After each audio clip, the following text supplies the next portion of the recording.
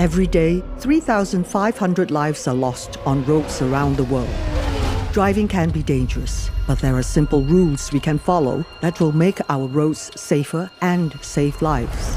Slow down for kids. Don't text and drive. Always pay attention. Obey the speed limits. Stop when you are tired. Never drink and drive. Check your tires. Rules keep us alive. Your life is in your hands. Respect the rules.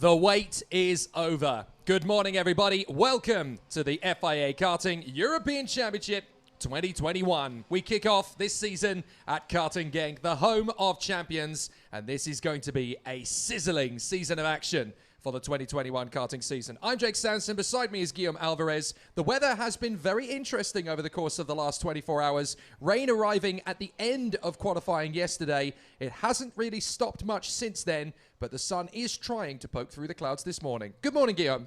Good morning, Jake. Good morning, everybody. Bonjour à toutes et tous. Goedemorgen, iedereen. Welcome to the home of champions. Once again, we're back. We were not gone very long. Thank you once again very much for tuning in wherever you are in the world. This is the prime event on the planet of karting. This is the FIA Karting European Championship. The best young drivers in the world. 1730 here in the home of champions of karting, Genk, close to 200 entries, a fantastic participation. And as you said, the weather has been playing with the nerves of the drivers and the mechanics ever since the week started here. A lot of practice taking place already on Thursday or on Friday as well yesterday before the qualifying sessions. And those qualifying sessions indeed were perturbed as well by some rain spots, especially some of the contenders in the senior class didn't find themselves too comfortable with the rain coming up in the fastest lap. But we'll get back to that in a minute. As you can see, the first grid of the day is being set at the moment, as we're going to have a total of 20 races today, 20 qualifying races. We have a total of 27 races all throughout the weekend. And after qualifying yesterday, the second crucial step for all those young drivers is about to start in those very tricky conditions. As you can see, the drivers have put on the wet compounds for the race coming up. The MGA tires, of course, for all both categories. Yeah, the rain has pretty much ceased around the circuit. It has been dry-ish for the last 45 minutes or so. There's been little spatterings of rain hitting the circuit, but the track drains very quickly indeed around here, so it's not something that the drivers can really take for granted that it's wet at the moment, because over the course of the day, this circuit does drain very quickly, and it is mid-May, so it's slightly warmer, of course, than it has been in the previous weeks. So the track will drain of water very, very quickly, and so those wet tyres could change to slicks at a very critical point in the day. We may see a few tactical strategy decisions over the course of the morning. From the warm-up sessions earlier, Will McIntyre was fastest in his group for numbers 201 to 227 ahead of Rashid Al-Daheri of the United Arab Emirates, Ian Eichmans, Jan Pichu and Harley Keeble. In the second session, Augustin Bernier was the fastest out of the blocks for Max Orlov, Zach David, Tom Breiken, Lucas Samolisto and Maxon Verbruge. He's been going very well all weekend, actually, has Maxon Verbruge. Anatoly Kavalkin was fastest in his group. Tim Gerhards ahead of Renaud Francote, Joel Bergstrom, Kirill Kutskov and Benjamin Silvesterson. And then in the most recent of the warm-up sessions, Keanu Blum, the wild card, right up there on the top of the timesheets for the fourth warm-up session. Thomas Stolchemanis, Jaden Teen, Max Schleichenmeyer, Tom Kalender and Adrian Maliero. Interesting that from the top six of all four of those warm-up sessions, the man in pole position and the reigning world champion, Freddie Slater, not in the top six of those warm-up sessions. That doesn't mean much as far as he's concerned. He'll be there fighting from the front end of the grid alongside Andreas Cardenas, who will be the man in pole position, the 237 on the inside line. Freddie Slater will be there on second position on the outside line. A very tricky position to start from here in Genk, because that first right-hander is very open on the way in, then tightens on the exit. So it's going to be a very interesting start procedure for the competitors. They're just waiting for the last 3 or 4 karts to come in from a rather disappointing warm-up session for 3 of the senior drivers. Their race is coming up later on, of course, but now we're getting ourselves underway for the first qualifying heat of the day, and it is B versus D for the groups. And so let's talk you through the grid. It's Andrés Cardenas and Freddie Slater on the front of the grid from Maxime Verbruge and Enzo Deligny. Jan Puchu and Maxim Rem from Jaden Teen and Julius Dennison. Oscar Wirtz and August Turbo. Tigran Bonatian and Nasha Tunion. Then Leon Hoffman, Marcus Sater. And then we have Edgar Anpiligov and Shimo Zhang.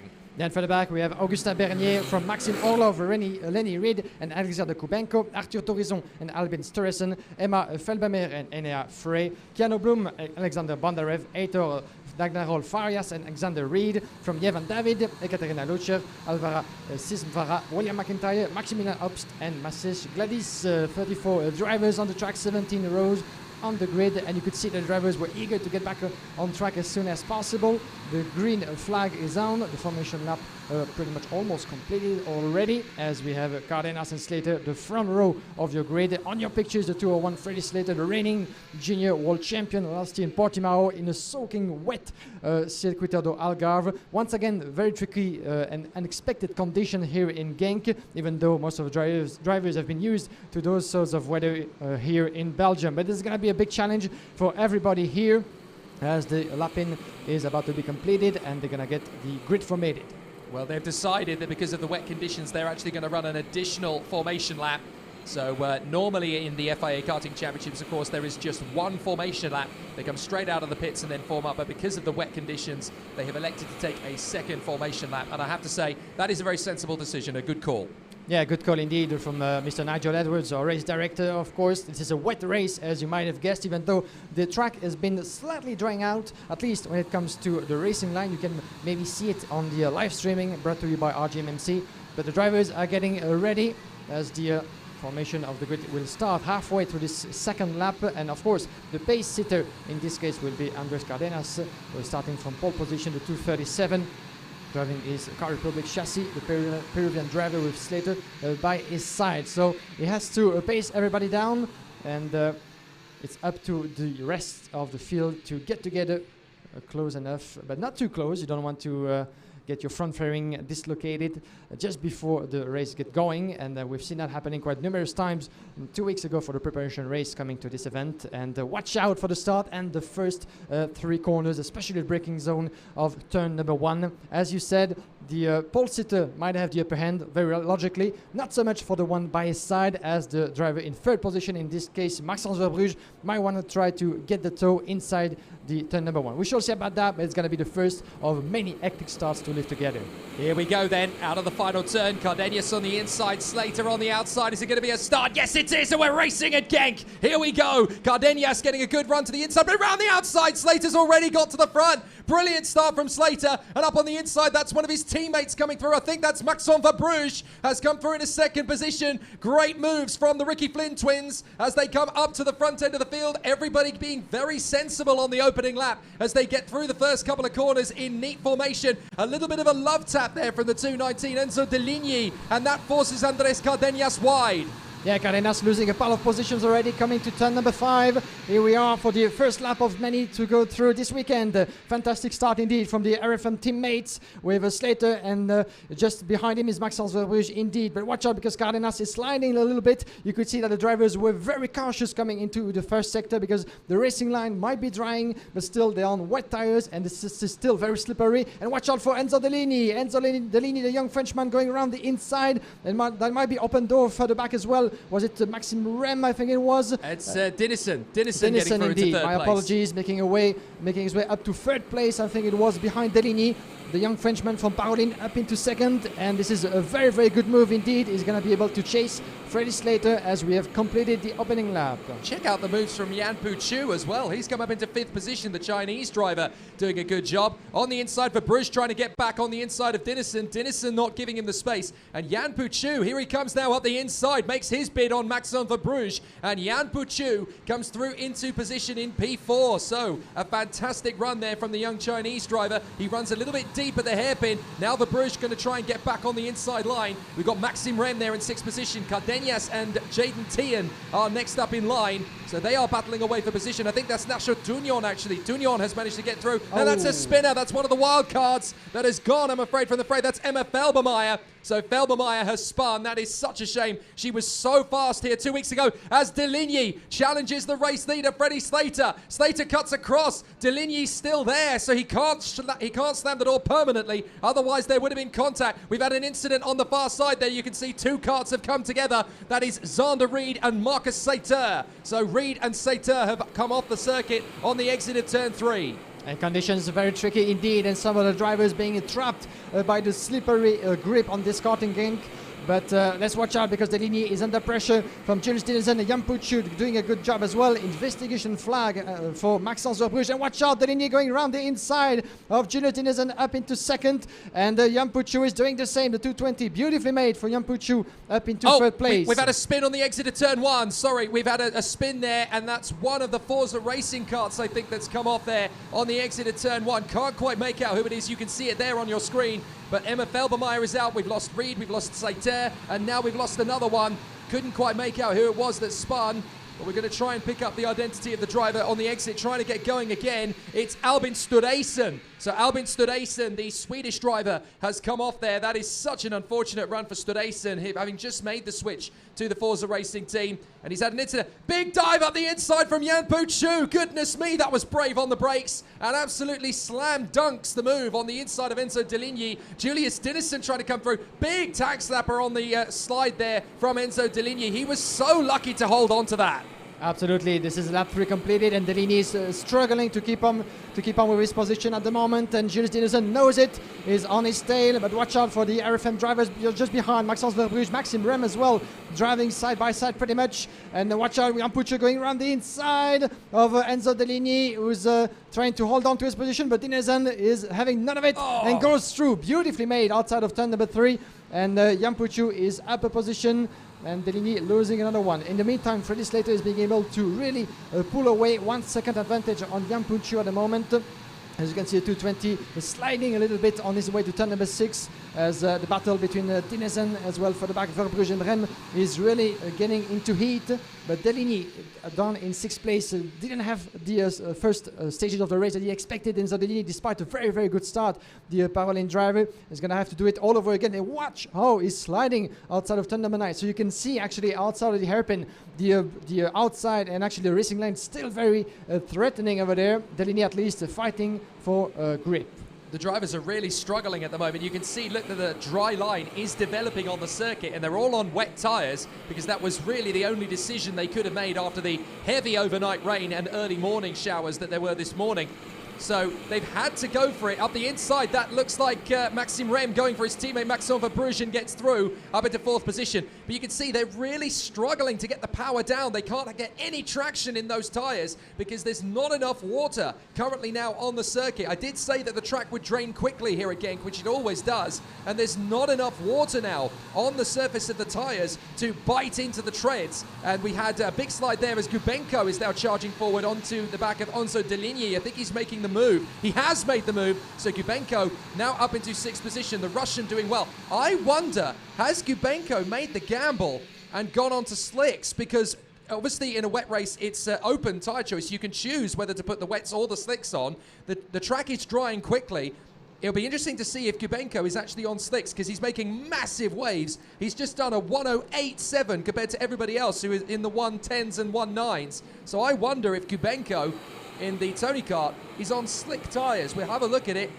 No, he's on wets as well. So he has managed to just basically find better sense of the feeling on the tarmac than other drivers. I thought he was on slicks there, making the gamble.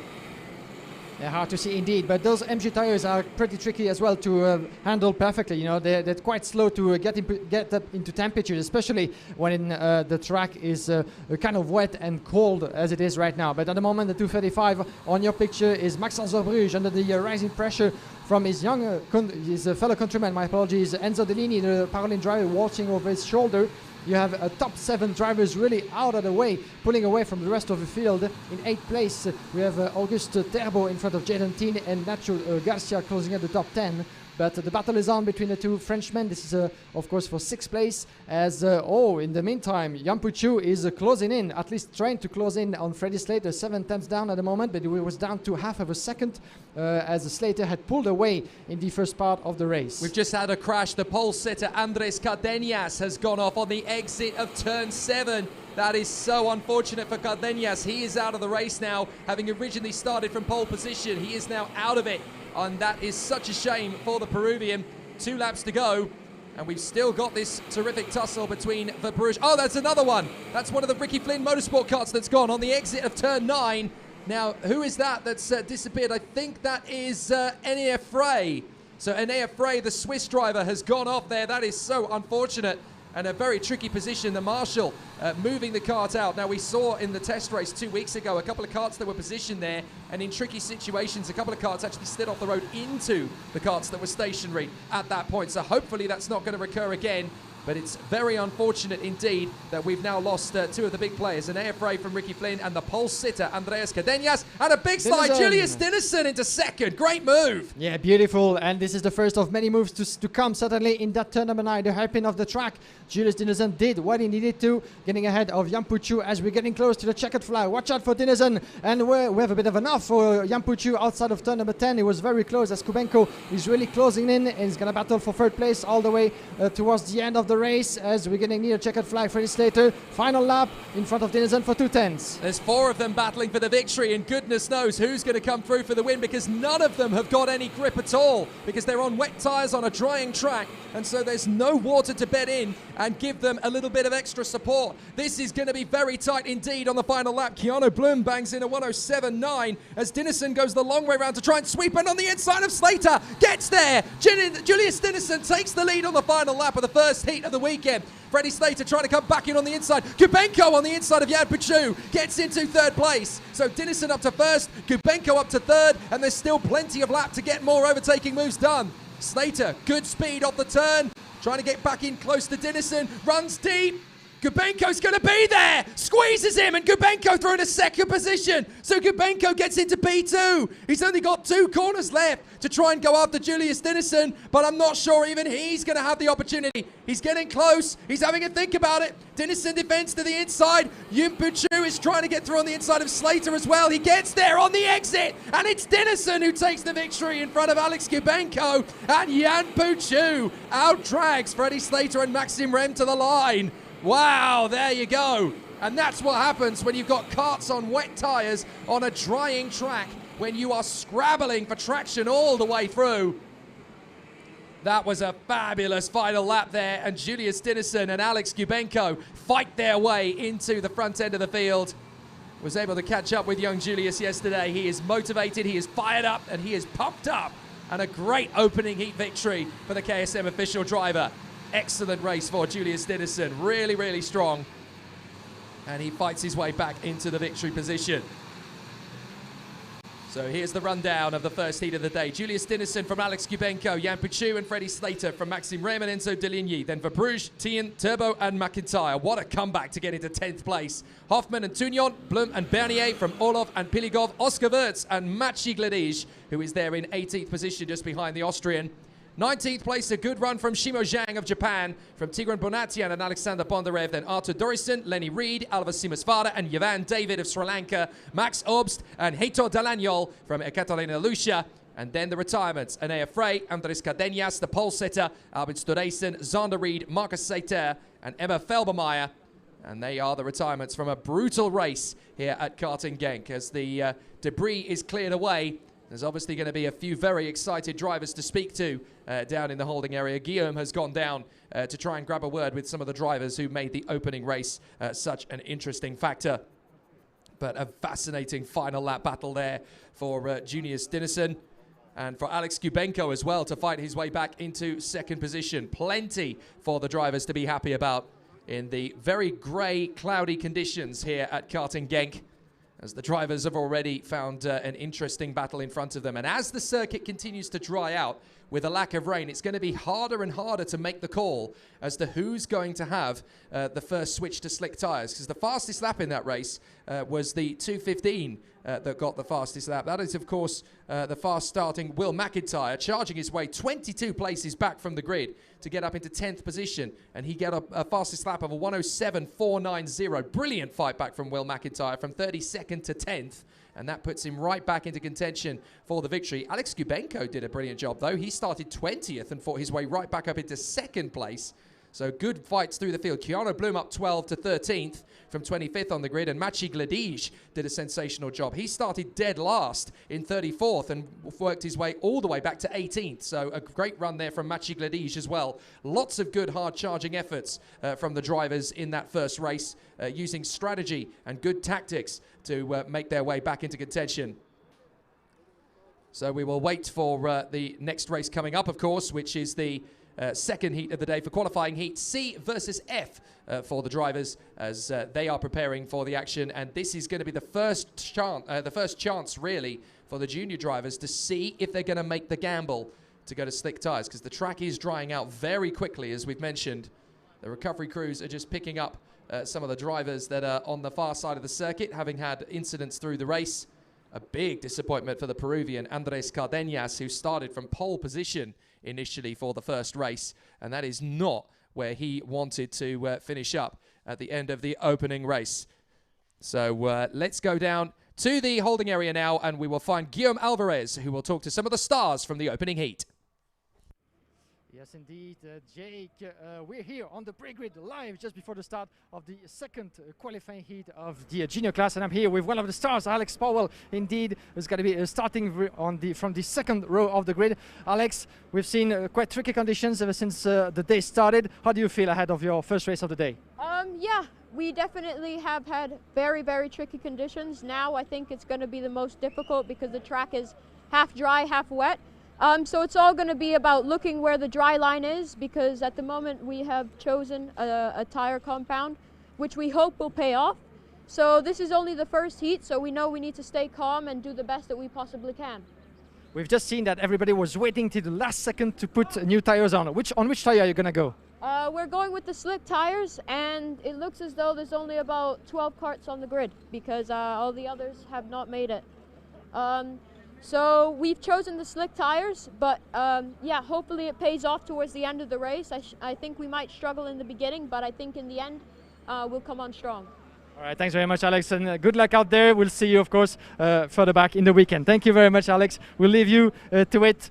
Good, interesting information, Jake. Half of the grid apparently just was able to make it through, as the others are letting be through on the pre-grid at the moment, just behind me. But there was a bit of a tussle because the drivers were waiting until the very last second to put on maybe new tires. And as you've heard Alex Powell say, he's going to go on slick compound for this race. That means that the track is drying out, and most of the drivers have taken a decision to change compound for this next race.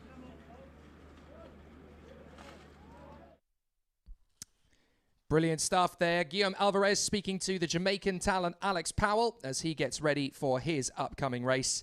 And we're going to have some very exciting battles to come through the remainder of the day. So much to talk about here at Karting Genk. It's been 6 months since the World Championships at Portimao in Portugal. And the drivers are basically returning to a very similar weather condition, considering what they were treated to in Portugal last time. The drivers getting themselves ready to head out onto the circuit once again. Great to see so many of you watching along on the live streams back home, wherever it is that you are. Still under COVID-19 regulations, of course, as we are. So we still can't welcome spectators to these events. But hopefully time will give us the opportunity to do that as we move forward in the future. And it's still great to have your patronage as you watch from back home, as safe and sound as we hope you are. So it's going to be an interesting one. We've obviously had a fascinating opening start there from Julius Dinesen. You just heard from Alex Powell, who was talking there to Guillaume Alvarez just before the start of the second heat of the day. Alex will line up third position on the grid with pole position going to the Singapore star, Dion Gauda, who will line up in the 224. Lining up in position, Lucas Samalisto is going to be next up in position. So the competitors are obviously running to the front end of the field. Now, interestingly, I'm looking at the front end of the grid there, and obviously you've got Lucas Samalisto on the inside line, and Dion Gauda in the outside line. I wonder if they've had an interesting change between the two of them there, because I assumed that it was going to be Dion Gauda to the inside line and Lucas Samalisto to the outside. Maybe he feels that that's going to be a better position to start from. And actually, looking at the tyre choices of the competitors down in the top 6, they have all gone for slicks. In fact, the majority of the field seems to have gone for slicks. They seem to have seen the first race and gone, do you know what? There's not enough grip out there for wet tyres, and the rain has stopped. So from their point of view, it's time to go slick tyres. Pretty much everybody there at the front end of the field, and I'm trying to look as far back as I can through the field, they all seem to have decided, you know what? We're going slicks. So an absolutely fascinating decision there in terms of strategy, because obviously the first race saw everybody on wet tyres. Now they're on slicks. So the mechanics have obviously made the decision to get themselves ready for the start of this one. Pole position then Dion Gauda, Lucas Samalisto second, and the Ricky Flynn driver there to the right of your picture has clearly decided to go for the outside line of the start. And I think that's tactical, because the drier racing line is going to be on the outside of the corner. So he has actually made a tactical decision to take that outside line, which I believe you're allowed to do at the front end of a field. If you've got pole position, you're allowed to make that call. Alex Powell, second row of the grid alongside Hugo Heroin, and they are together there on the front row of the starting grid. And then we've got David Walter, Matthias Ferreira, Dimitri Matviv, and Jan Pierzerowski. But this is a fascinating transition point in the weekend now, as the drivers have decided to make the switch to slick tyres. So the next race, OK Junior qualifying heat, C versus F, and the racers are heading to the circuit. Dion Gauda taking his position on the outside of the front row, not the front, on the inside. Lucas Samalisto second from Alex Powell and Hugo Heroin, David Walter and Matthias Ferreira, Dimitri Matviv and Jan Pierzerowski, Tim Gerhardt and Miguel Costa.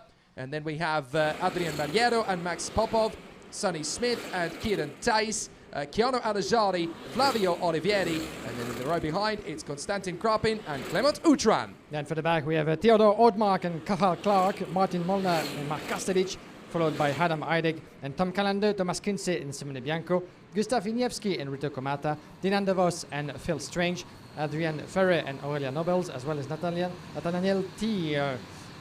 As we have once again 37 drivers on to the track, as one of them is unable to start, or a late start for 260 on your track, who hasn't come out yet. This is Mark Kastelic, the Forza Racing driver, seems to be in a bit of a trouble at the moment, but will he be able to make it onto the track for the two formation laps, as his mechanic is trying desperately to get the XP chassis going, but mechanical problem, I'm afraid, for Mark Kastelic, who won't be able, at least by the look of it, to join the rest of his drivers. Oh, and one driver off, actually, on your screen. This is a 275 of Martin Molnar, actually, who had a bit of a scary moment over there, putting the tires up to temperatures. And as you've seen, Jake, and everybody, of course, tuning in, switch of tires from wet to slicks, and you didn't see this on camera maybe, but there was a bit of a heated moment between the competitors making their way onto the pre-grid, as everybody, that's part of the game, isn't it? Everybody was waiting for the last second on which tires, which decision to make about the tires, and so in that case, everybody wants to get in as fast as possible, and you could see actually that the first drivers were going onto the track, were starting their kart, and the rest of the field wasn't even on the pre-grid, at least completely. So very, very tight timing. Yeah, you can see on the picture on your screen there the drying line that's developing, and there is still some patches of water on the circuit. It is still quite damp in places, so these drivers making the switch to slick tyres for the start, because it is the fastest route, but only if you're on the racing line, which is why Dion Gauda has elected to start from the outside of the front row rather than the inside of the front row, because the pole sitter can dictate which side of the racetrack they want to start from. Everybody else has to stay from their normal positions, but the pole sitter can choose to switch, and so he's gone for the drier line, which is on the outside of the circuit rather than the inside. Normally, you want to be on the inside line on a dry track, bolted to that inside line, because the first corner is the right-hander. But on these situations, the outside line is faster. He watched Freddie Slater off the start in the original heat and thought, you know what, that outside line is quicker. I'm going to go for that one, thank you. So they come out of the final turn. Gauda. Oh, that's an off before we've even started. That's one of the parallels, I believe. So one of the parallels off before we've even got going, and that has given us a false start. And that's somebody flying off there. That looks like Hugo Heroin, I think, just getting spat out there. And it's actually the Birolot that's gone off on the first lap. That's Aurelia Nobels, the Brazilian. So she has had a problem there on her way to the starting grid. And that's the problem we have. We're on slick tyres and everybody trying to go for the start. But Aurelien Nobles is desperately trying. You see, these karts are not a button. You have to push start it. And unfortunately, it's a very tricky skill, especially for a junior, because you've got to have such intense upper body strength. It is not easy to get these karts push started. Normally, the drivers get help from the mechanics to get that start. The engine won't actually move unless the kart is moving, so you have to push start it. And so many times you have a spin and the engine cuts out, you can't get going again. And unfortunately, of course, once you get on track, you cannot get any assistance from the outside, from any marshals or officials on track. This is forbidden by the rule book, actually. So those drivers have to get the engine going again on their own, which is very difficult indeed. And I'm afraid this won't be the case for Aurelien Nobles. At least we haven't seen her back on track, or maybe she was able to join. We'll keep you updated about that. But in the meantime, the field is going for another try to get the start of the second race going, with Dion Gouda very smartly switching positions on the outside of the straight, making his way onto the outside of turn number 1 on the faster line. And we have one of the Birla, the 260, no, two further back as that's another one. That's the 290. 290, in fact. Unfortunately, who that is? That's Theodore Odmark. So Theodore Odmark now in trouble. He's trying to get going again, and he has managed it. And we are racing up to the first corner. Great start from Dion Gouda into turn 1. Right in behind him, the 283. That is the Cosmic of Hugo Heroin. And there's contact already. Well, 2 or 3 carts going off and spinning wide. One of the Sodis getting going again. That's the Ward Racing. That's the 204 that's gone off towards the back there. That is Max Popov. That's a big name. And we've lost 2 more. The 279, the 280. Clement Outran and the 279 in there as well. That is Kieran Ties. Oh, and 2 more 21. right in front of us. That's the 281. So that is a problem for the SP Motorsport machine. That's Tim Gerhardt. Big names are falling from the wayside early on. Goodness me, they are dropping like flies. We've lost David Walter as well. So we've lost Walter, Gerhardt, Popov, Thijs, and Clement Outran. And now we've lost Tim Gerhardt as well. My goodness, they are absolutely plummeting around this circuit. Big names falling everywhere. What's happening with yellow flags all over the place for the start of this qualifying heat. But watch out, of course, but the drivers making their way onto the straight. 1 lap completed. Let's have a look at the classification with Dion Gouda leading for 4/10 of a second in front of Lucas Amalister, 1-2, still unchanged. And Matheus Ferreira, Hugo Erwin in 4th, in front of Alex Powell, dropping 2 positions down to 5th. In front of Dimitri Matveev, Adrian Sune, Sonny Smith, Miguel Costa, and Jan Pirowski. That's for your top 10. On your screen is Dion Gouda, the pole sitter. Actually, he made the right choice by switching his position on the outside of on his way to turn number 1. That paid off. He's leading the field at the moment, but just for 1 lap completed. And watch out, because the further back, Amalister and Ferreira are already much in the mix, putting the pressure. They know, because they're from the same team, Car Republic, they have to work together. And unfortunately, the 260, was it Mark Kastelic? Yeah, indeed, who was in trouble before getting going at the start of the race. It seems to be, by the look of it, that he will be able to join the track, as his mechanic was able to get his engine going. Yeah, they may as well, because even if he finishes a couple of laps down, we're losing karts hand over fist. If he can just cross the finish line and complete the race, even if he's 2 laps down, he'll still get a relatively competitive midfield position if other drivers keep dropping out. So for Kastelic, he may as well get going and join the rest of the field at the back. He may as well just keep pushing on. Dion Gouda in front of Lucas Samalisto. His teammate is there in 3rd, Matheus Ferreira. Alex Powell going well. He's just set the fastest lap. And here is Alex Powell here as he makes his way to the inside of Ferreira. Ferreira holds that inside line as they go through 5. Down the motorway straight and up towards turn 6. This is where the flip-flops are on the far side of the curb. And that's where Joe Turney lost his pole position yesterday. They just tag those flip-flops, and that's what causes problems. You can't hit them because that is a track limits violation. So you've got to be so careful to stay off them. And in these reduced grip conditions, that's harder than ever. Absolutely, and from the picture on screen, it looks easy, that particular turn 6, but when we actually walked onto the track, this is so narrow, almost like a chicane, that particular corner, so very, very difficult for the drivers to get it wrong going into the turn. But at the moment, everybody seems to be doing a pretty decent job, and Dion Gouda is being catch up by Samalisto in 2nd place. Watch out, we're going to have a 4-driver battle, Ferreira and Powell closing in as well, just less than a second, as Samalisto is very threatening outside of turn 2 and 3. Dion Gouda doing a good job sliding, but not hitting the curb, because those curbs are still quite slippery compared to the racing line, drying very much. as Konstantin Krapin is the fastest on track, 59.79. Let's see where is the 2:06 further back in the classification, is in 12th place, as you can see on the left of your screen. But Dion Gouda is doing the job, but very, very difficult, of course, to get a good pace, to be consistent with the pressure from behind. Whatever it was that caused the incident for Theodor Odmark, he's off again. There he is. You just saw his kart there to the side of the road. Theodor Odmark has come off again in almost the same place that he did before the start. And unfortunately now his race is over. So we've got Dion Gouda just a whisker in front of Samalisto, Ferreira and Powell, third and fourth. In fifth, it is Hugo Heroin from Adrian Maliero. Then behind, we've got a three-way scrap between Sonny Smith, Dimitri Madviv and Keanu Alizari as they battle away in the top 10. And in 10th place, it is Jan Piezarowski in front of Miguel Costa and Tom Kalenda, who is up 12 places to P12. Great start from Tom Kalenda, who is up from 24th to 12th. Then it's Konstantin Krapin, Adam Hideg of Hungary, Simone Bianco and Gustav Wisniewski. These four are absolutely bolted together as Dimitri Madviv sets the fastest lap at 57.6. That's how quick the circuit is drying out. They have gone from 59s to 57s in the space of a couple of laps. So it is very close indeed in terms of lap times, but the track is drying out rapidly. So this has been a bit of a problem for a few drivers, but the switch to go to slick tyres was definitely the right call. The right call indeed, as they gained more than 10 seconds in lap time from the first race that we've seen just earlier. And the sun is coming out in Genk on the home of champions, so that might be a good sign of better weather conditions to come. But the slick tires are on, and the pressure as well on the shoulders of Dion Gouda, the Rekefin Motorsport driver. 244, watch out because Samalisto might want to try to go on the inside, lining up himself, but is not going through quite yet into turn number 2. All doors are shut, and in the meantime, Ferreira might be actually faster than his teammate, 58.2 for Ferreira in third, 58.3 for Samalisto. So pretty much the same lap time for both Car Republic teammates. And Samalisto is the one in the best positions to go for first at the moment. But Dion Gouda is going to have a hard time defending, as we just went past halfway through this qualifying heat, getting near the checkered flag.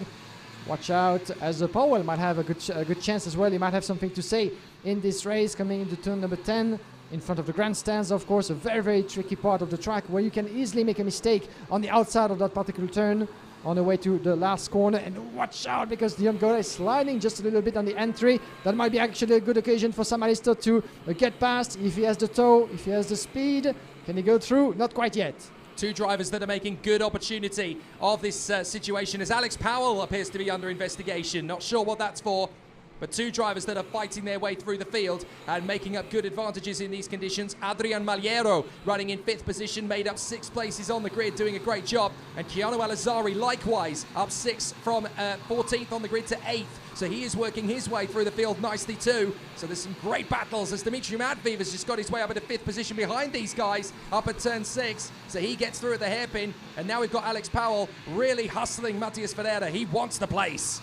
He wants the place indeed, and maybe in that particular turn, grandstand turn, shall we call it, just behind the podium. Not happening quite yet, as the drivers are about to get into the last lap. As Ferreira is watching over his shoulder, Alex Powell is very much on his tail, just less than 0.2 of a second. The last lap coming in, Dion Gouda, Samalisto, 2 drivers for 1 win, and further back as well. The battle for third is heating on. Lucas Samalisto still swarming around to try and get the moves on Dion Gouda, but Gouda protecting the inside line quite nicely. Alex Powell there in 4th position behind Matias Ferreira, and they are starting to stretch out a little bit. Keanu Alizari bangs in the new fastest lap as he tries to close up on Hugo Heroin. That's a 56.422. Very quick times indeed now. Brilliant from Keanu Alizari. He's actually the fastest on the track by about half a second, so he's really finding the speed in the DPK Alonso karts. But Dion Gouda is holding on for dear life here. Lucas Samalisto is right behind him, and he knows it. He's hanging on to that inside line. He gets on the curb, which is still a little bit damp. It gets the kart squirrely. Holds to the inside line again. Samalisto right underneath him. They're going to come up to the final turn. Gouda protecting the inside line. There's only one dry line. They all want to take the victory, but it's going to be stalemate. Samalisto tries to get in on the exit, but it's going to be Dion Gouda. He holds the position, and he holds the victory from Samalisto, Ferreira, and Powell. Less than half a second covering the 4 of them at the flag. But Dion Gouda very smartly, very wisely opens his account with dexterity and skill from the front. An excellent run from the young man from Singapore. Dion Gouda absolutely mastering these tricky conditions as the track dries, making the choice to go to slick tyres, making the choice to start on the outside of the front row rather than the inside, and it pays off beautifully as Dion Gouda for Ricky Flynn Motorsport holds the advantage by less than 1/10 of a second at the flag. But that's what you got to do to get the bacon brought home. An excellent run from Dion Gouda. He wins in front of Lucas Samalisto and Matthias Ferreira, Alex Powell and Dimitri Matviv, Adrian Maliero and Chiaro Alazari from Hugo Heroin, Sonny Smith and Jan Piezowski. Tom Calenda and Miguel Costa from Konstantin Grapin and Adam Hideg. Simone Bianco in front of Gustav Wisniewski. Then Dinan Divosh, who climbed his way up through the field. Martin Molnar in 18th ahead of Flavio Olivieri and Adrian Ferra. Nathan Tai and Thomas Kinsey from Max Popov and Cahal Clark. Phil Colin Stringer and Rito Kamata. And then, of course, we have the retirements, and there were many of them. Theodor Odmark was the one that happened during the race. And then before the race even really got going, we had David Volter, Tim Gerhards, Kieran Thijs, Clement Utran, Mark Kastelich, and Aurelia Nobles, all out of the race before we even completed the opening lap. Very tough stuff indeed for the drivers. I think Mark Kastelich, I do believe, was able to get underway, or at least tried to, but was not able to. So let's head down to the pits. Guillaume Alvarez is there, and I wonder who he's got to talk to. It's going to be an interesting conversation with Guillaume Alvarez. Back on the pre-grid indeed, Jake, as we're just waiting for the next race to start, and then we have one of the local heroes, Ian Eijkmans, one of the local drivers here from Belgium. Of course, Ian, good to see you, good to talk to you, thank you. How do you feel? Because those conditions, as a Belgian driver, you're very much used to those tricky, changing weather conditions, but how do you feel in Genk just ahead of your start? I feel confident for the race. I already practiced a lot this weekend on these conditions, half wet, half dry, so I will try to make the best for the weekend and for the race. What is it like as a Belgian driver to compete on your home soil in such a prestigious competition? It's really special because I already do the testing here for 9 years, and it's my first race on this track. So it's really special to drive here on my home track. Absolutely, good feeling, good talk to you. Of course, all the best. We'll catch up with you later on. We'll leave you to it. Ian Eijkmans, of course, driving for the Cosmic Racing Department, and we'll follow closely. Back to you, Jake. Great to hear from Ian Eijkmans as he battles his way from the front row of the starting grid. I wonder how he's going to go in his opening heat. The man he starts alongside is the pole position sitter from yesterday's time qualifying session, Akshay Bora. We caught up with him to find out how his qualifying lap went on.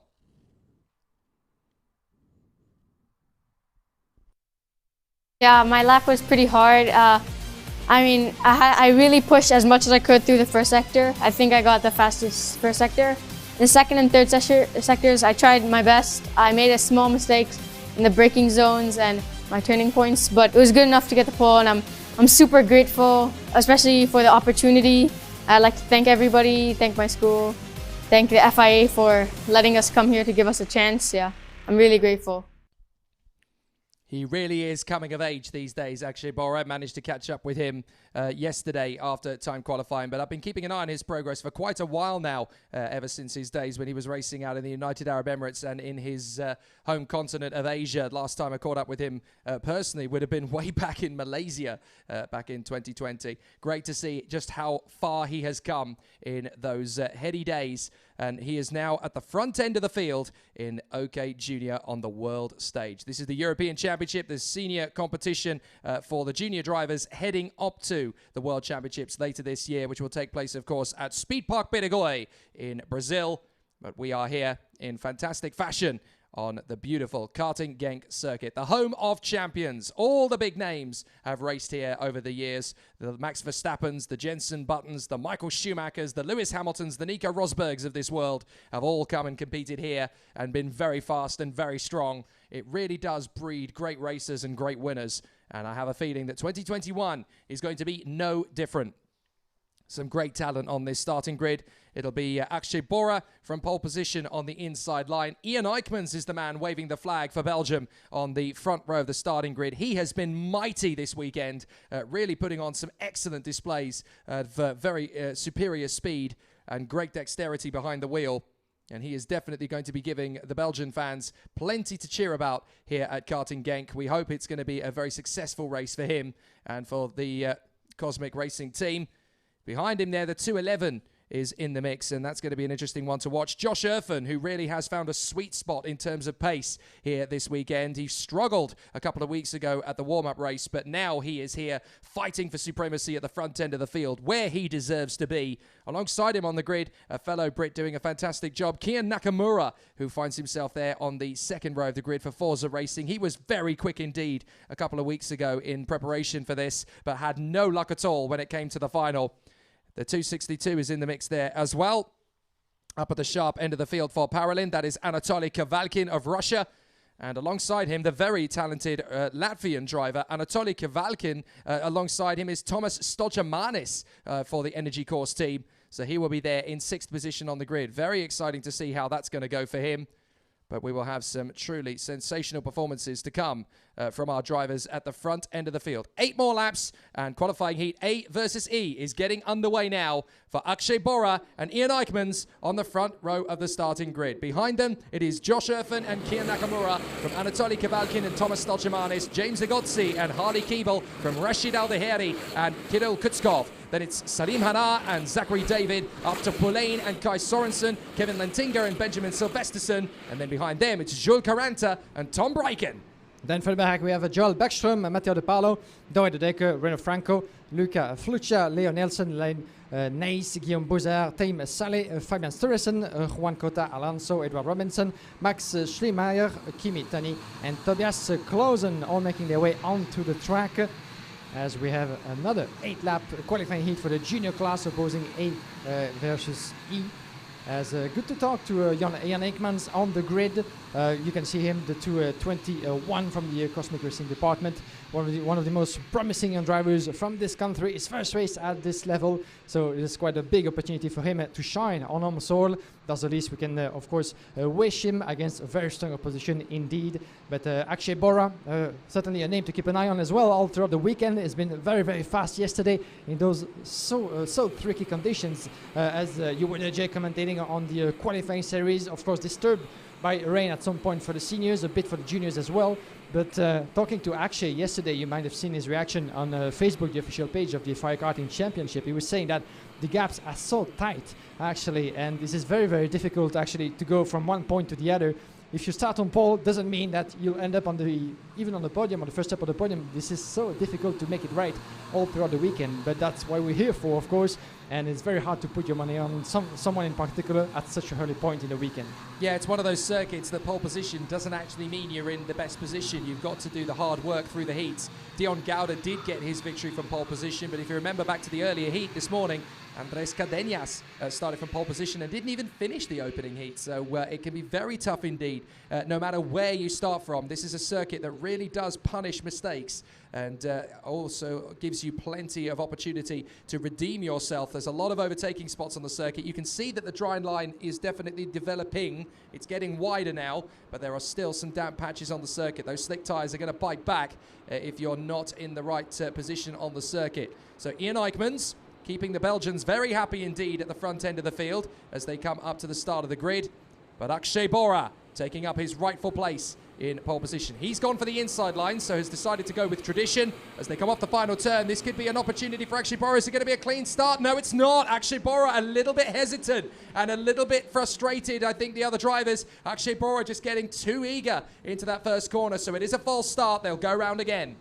Yeah, one more warm-up lap, shall we say, but this is actually getting heated for the drivers. That's not what they like to do, and as well as for the drivers, for the car themselves. The longer you stay at such a low pace, and the harder it gets actually for everybody on track, and they're eager to get going, but they're not allowed quite yet. So the pressure is rising as well as all on those young shoulders of the junior class of drivers between 12 and 14 years of age, of course. But Akshay Bora and Ian Eekmans and Josh Hirfan, you can see the two Car Republic teammates just in front of each other. This won't be, of course, the starting order coming to the grid, but the drivers getting their tires up to temperatures. Those are MJ compounds. And as you might have heard, we were supposed to have Bridgestone this season, but a late change meant that the Brazilian provider will be with us for the entirety of the season in 2021. So those drivers didn't have much time coming to this particular event to get used to those tires compared to last year. But especially on those conditions, that's another challenge put on the shoulders. You've got to remember the situation as well for Akshay Bora. This is the first time he's started from pole position in a qualifying heat in the FIA Karting Championships. So from his point of view, he's obviously a little bit nervous. He wants to hold on to his position. He wants to get the best possible start. So he wants to form the karts up. He wants to get the best possible exit, which he'll do now. He'll try and floor the throttle straight out of it. He has been a little bit hesitant, actually. So this time it might be okay. Yes, it is. We're racing. So down to the first corner. Akshay Bora drifts back onto the dry line. Everyone tries to get that decent grip on the outside line. Ian Eichmann's a little bit close to Josh Erfan, and they both drift wide. So they've lost a big amount of time. One of the Forzas going off there on the far side, and it started raining. It has started raining, and they're all on slick tyres. The rain is absolutely pelting down here just as the race gets underway. It's Nürburgring 2007 all over again, and the karts are spinning all over the shop as they come up towards turn 6. We've lost one of the wild cards. That's one of the Ward Racing drivers. It's the 499. That is Leo Nielsen who has come off, and I think we're going to get plenty more doing the same thing. The rain is coming down heavily. There's the 493 that's gone off. That is Time Saleh, and Gilles Caranta has gone off as well. The rain is absolutely pelting down, and I would not at all be surprised. Oh my goodness, there's cards going off everywhere. No, we need to stop the race. Oh my God. We need to stop the race here. Oh dear, oh dear. I think Very it's time to stop the disturbing race. image. So we're going to go red flags, red flags. There's just no grip at all. And understandably, the karts come down to the braking zone. There's absolutely no traction. So the karts have to come straight into the pits, and they will change to wet tyres. Look at that! Oh my well, God! It looks as though everybody's pretty much getting out of it. It looks worse than it is because obviously there are karts just cannonballing into crash barriers. Yeah, hopefully everybody's okay, but by the look think of it, all the everyone's drivers okay on there. their feet, so But that's a good my thing. Goodness. But that was a scary moment, wasn't it? That to catch this live, actually, doesn't happen quite often. Well, but, somebody there with discomfort. One of the Cosmic drivers has gone in pretty hard. I think that might even be Ian Eichmann's that went in. So it's the 285 that got in there, actually. So that is Arthur Poulain. So Arthur Poulain with some discomfort. I think Douay de Decker has actually got a little bit of a back moment as well there. So obviously the kart's going in very hard indeed. And to be honest, it was a very, very tricky situation. They've come down to the braking zone, and the trouble is you hit the brake and it's rear brakes. So the front of the kart is just still traveling to the corner. And if you hit the brakes, you're on slick tyres, you've got absolutely no grip at all, and you hit the back brake and the wheels stop travelling, so you're just skating to the scene of the accident. Absolutely, you become a passenger of your own machinery. Actually, that's what happened for all those unfortunate drivers. But the red flag indeed, as everybody just went back into the pits. We shall wait for further information, of course, about when we will be able to go once, of course, the track is cleared and everybody is being taken care of. But that was certainly a scary moment. Hopefully everybody is okay, but the rain keeps on falling in the meantime, like really an invited guest, shall I say, as we were expecting the track, and everybody, I'm sure in the Parc Fermé on the pre-grid, everybody was hoping for the circuit and the racing line to keep on drying out, but this isn't the case at all, and we're gonna actually have to switch back to wet tires. Very much a wet race, and this is part of the game, isn't it? But Belgium really has a tricky weather this year. It's not the first time, of course, in Genk that it happens, but once again, putting the nerves of the drivers and the mechanics really under pressure. Now we've got this situation where the drivers are running in. You can see all of the karts there. Goodness me, there's about a dozen karts there that have gone into the barriers. The marshals are going to work and getting it all sorted out. Now we've got this queue of drivers that are running from their karts through the pit lane. And they are actually making their way back to the pits because their spare kart, their wet setup kart, will be there waiting for them. So as long as they've got that kart in the holding area ready to go, they'll be able to restart. But there's a good collection of drivers. Just look at the damage. Look at that, yeah. Absolutely Oh, and some terrible. of them, especially the 203, had his Yeah, two front wheels really broken in the That's the process. 3 karts there at least that are not going to ever race ever again. So very bad problems there for several drivers in the field. So the race has been red flagged. The drivers are making their way back to the pits to get their karts started again. So while they're doing that, there's obviously going to be a few minutes while we're waiting for that. So one of the drivers we got to speak to yesterday, who is not racing this weekend, but could be racing in a few weeks' time from what we were hearing about. Many people will be wondering about about the whereabouts and happenings of Lorenzo Traversanuto, the two-time world champion who won the title in 2018 and 2019. Last year, he had a very stunted campaign. This year, he's back in the paddock. He's here. He's ready to race, but not in the OK category. He was telling me about it yesterday, and this is a fascinating insight into a double world champion and what he's up to this weekend and what he's up to in a few weeks from now. It's a beautiful thing to do. Now, apart from driving, I'm full packed with my program, the schedule this year. So I'll be still driving. I'm doing some KZ, and the speed is looking good. I lack some experience also because I'm driving a bit less than I would love to, but it's beautiful to help the guys and the kids in Paralin. I'm actually following 3 drivers there, Enzo Delaney, Guillaume Bouzard, and Jesse Carrasquero in the senior. It's beautiful to see their improvements and their progress, because I thought, for myself, as I was always driving with my dad since I was 3 until I was like basically 15, which is an age now where drivers are already well developed. It wasn't easy for me because I had to learn all I learned in the years all by myself with my dad, and it took me a long time, and I was always when I got that experience, I was like, I wish I knew these things earlier, and that's what I want to try to channel into these kids, and especially the mentality. Apart from the driving style, which with training and approach you can always improve it, is really the mentality and the mindset when you're into a racing weekend, the things to make a difference compared to the normal driver, let's say, because at the end here you're in the world level, so all the drivers give their best, they're all training so hard, so at the end the difference is made in detail. That's what I want to teach to these kids, and the results are going in the right direction, and it's a role that, even though it's kind of painful sometimes to see them driving and I'm standing outside, I'm loving it.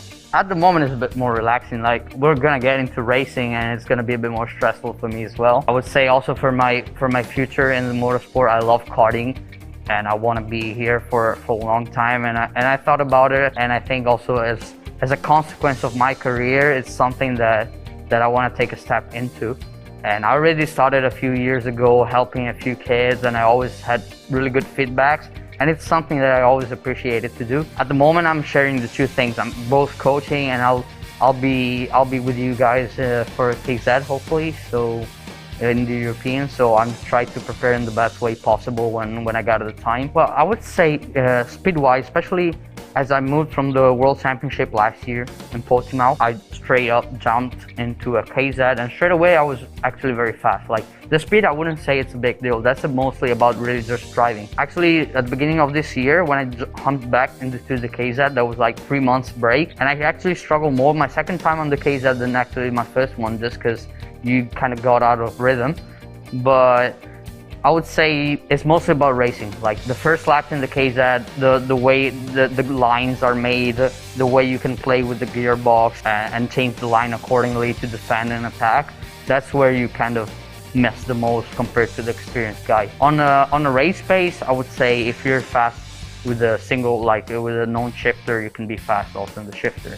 Yeah, well, I also have very beautiful memories around here in the years, and I remember, and it's probably going to be the same this weekend. There's going to be probably a lot of rain, dry, and storms, because here the weather changes so fast, and it's really, since it's a long weekend with so many drivers, you have basically over 100 drivers in the categories. It's going to be really long, and they just gotta be super consistent to be at the front. Even when I won the Europeans here and the European Championship in 2019, I basically didn't win in any heat. It was just about bringing it home in the top places. You just got to score the points and then just bring it home and get the best out of the final. That's where you scored the most of the points. In the heat is really about being always at the front, not committing any mistake, because in the moment you start in the back, it's game over. You know, the gaps are so close that basically one heat mistake is gonna cost you the weekend.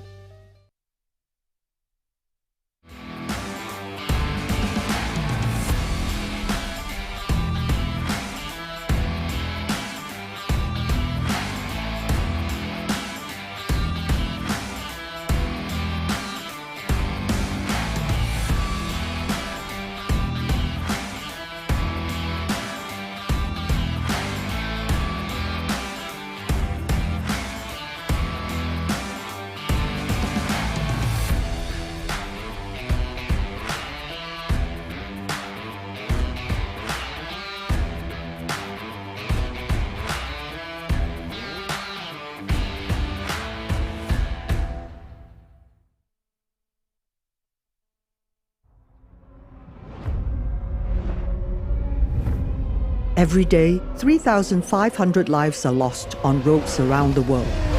Driving can be dangerous, but there are simple rules we can follow that will make our roads safer and save lives. Slow down for kids. Don't text and drive. Always pay attention. Obey the speed limits. Stop when you are tired. Never drink and drive.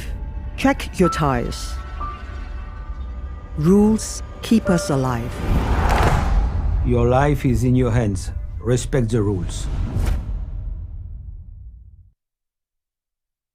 Welcome back to Karting Genk, the FIA Karting European Championship. For those who are wondering why we're not racing, we're under red flag conditions after a big crash on the first lap as the slick-tired runners, as they were all of them, were meted on the opening lap with a thunderous rain shower. It just hit at exactly the worst moment for the drivers who were getting up to speed on slick tyres. A multitude of karts heading into the barriers on the grandstand turn. Fortunately, it looks as though everybody seems to be okay. I'm certainly not getting any word of any further ramifications.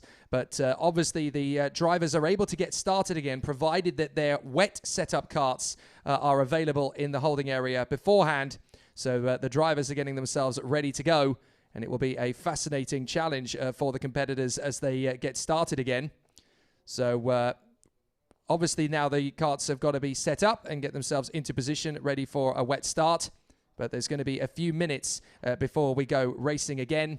And it is a very tricky situation now as the race is going to be restarted, we are told, at 10:50 local time. 10:50 local time. So that is a good 10 minutes or so from this point. So we've been informed that the race is going to restart at 10:50, and obviously it is 10:40-ish local time now. So we've got about 10 minutes to wait in position. So I think they might actually be accelerating that and moving it slightly forward, thinking about it, because there is a lot of frantic activity down in the holding area now. It was announced a couple of minutes ago that the race would restart at 10:50, but they may well be bringing that forward, provided that the safety procedures have all been carried out. It was a nasty-looking accident. And unfortunately, we can't give you replays of the footage as they happen here this weekend, but a fascinating situation and terrible battles from the opening lap of that race. It really was quite nasty to observe, but fortunately everybody does appear to be okay, which is the main thing. And obviously the safety of the drivers is paramount above everything else. A nasty opening lap accident which saw everybody... now the signal is being given for 1 minute. So we were told that the drivers were going to be waiting in line for 10 minutes. In fact, they managed to get going earlier than that. So that's good news, actually. I thought we were going to be waiting around for quite a long time. But in fact, no. The race is going to restart very soon indeed. And the karts are being fired up, or at least they will be fired up because they have to be push-started, of course, ready to get going again. So an interesting start under wet conditions. Now, the interesting thing is it was a very heavy rain shower that hit the circuit on the opening lap for drivers on slick tyres. They've all gone to the wet setup. They've all gone onto wet tyres. But interestingly, the rain has stopped again. So we're going to have a similar situation at the end of the race. Oh, that's a non-stop for Agozzi. Agozzi's not starting. So that could be a real problem if Jules Agozzi can't get started. Hopefully they will be able to get him going this time. And the 207 is on track. Thank goodness for that. So Jules Agozzi, oh, careful. Somebody losing their tyre pressure monitor there.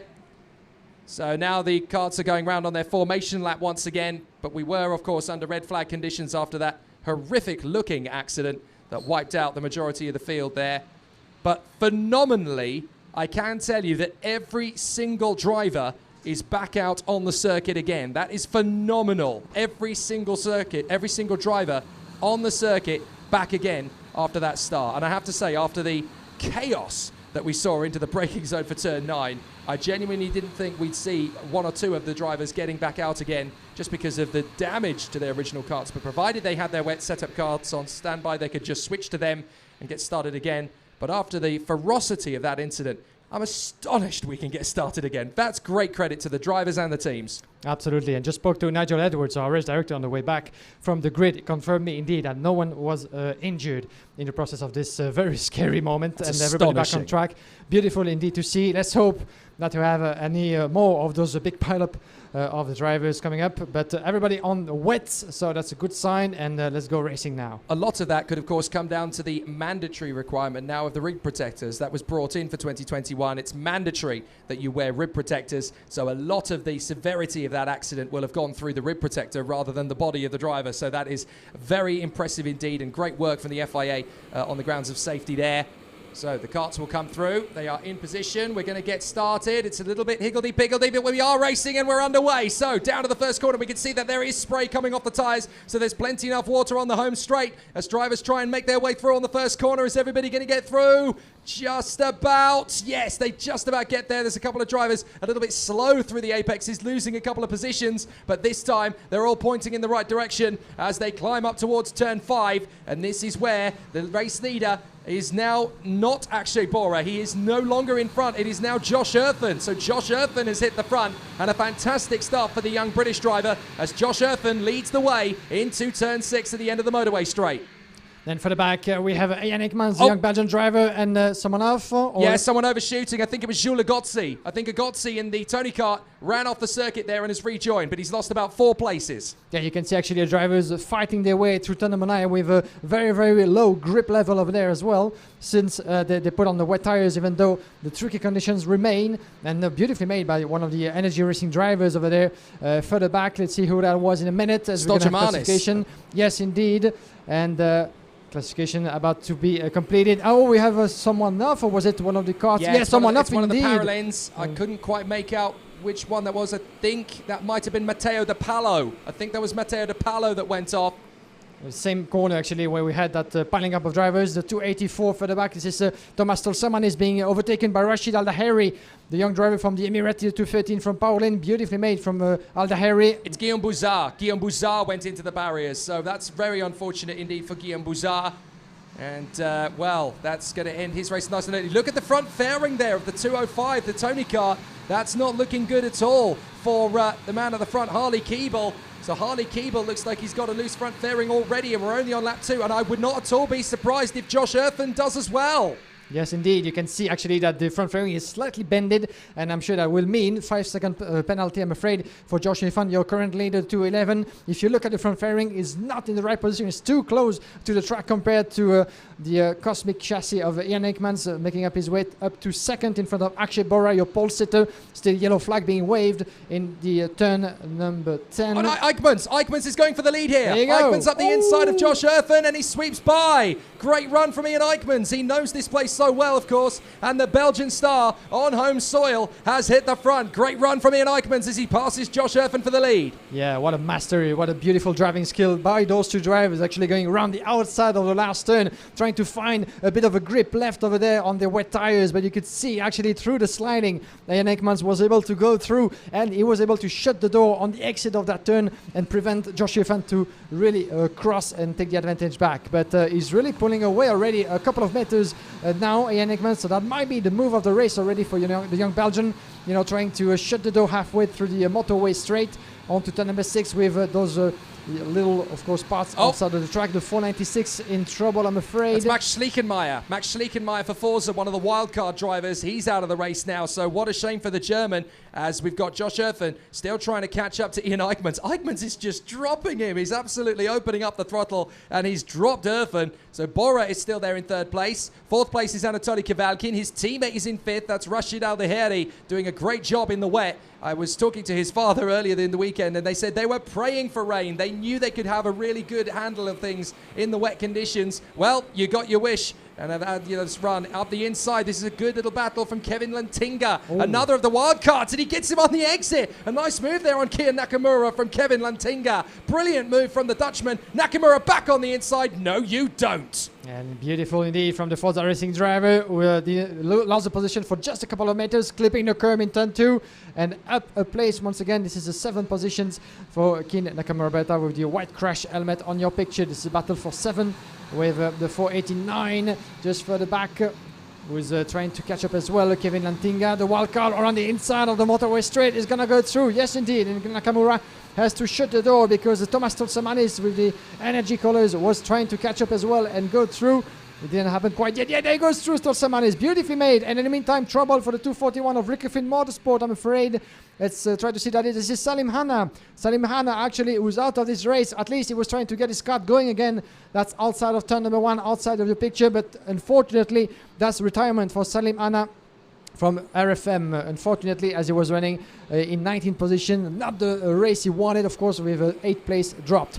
Back in positions as we have the 203 fighting for places. This is Akshay Bora under the pressure of Kavalkin and Aldaheri. Rain coming down again now, so it's getting very heavy again here at Karting Genk. So the drivers are at least on the right tyres, but they're really going to struggle because they've had a couple of laps with not a lot of rain falling and the track drying out. So that will have made the tyres very hot and could have worn some of them tread out already. So this will be very tricky actually. Now that the rain has come back, it has come back heavier. So in normal circumstances, the wet tyres would be a brilliant option, but because they've already had 2 laps on a drying track, that's going to cause them a lot of difficulties because the tyres will already be really hot, and even running on the wet tyres, if they've got reduced grip and a lack of surface rubber that they can play with, that's actually going to hurt them on this slippery surface. They've got to keep their wits about them now, these juniors. Ian Eichmann's out in the lead, 1.3 clear of Josh Erfan, with Anatoly Kavalkin and Rashid Aldaheri, the 2 Paralin teammates, now up to 3rd and 4th, having got past Akshay Bora. And look at Rashid Aldaheri, full of confidence in the Paralin as he now charges after his Russian teammate.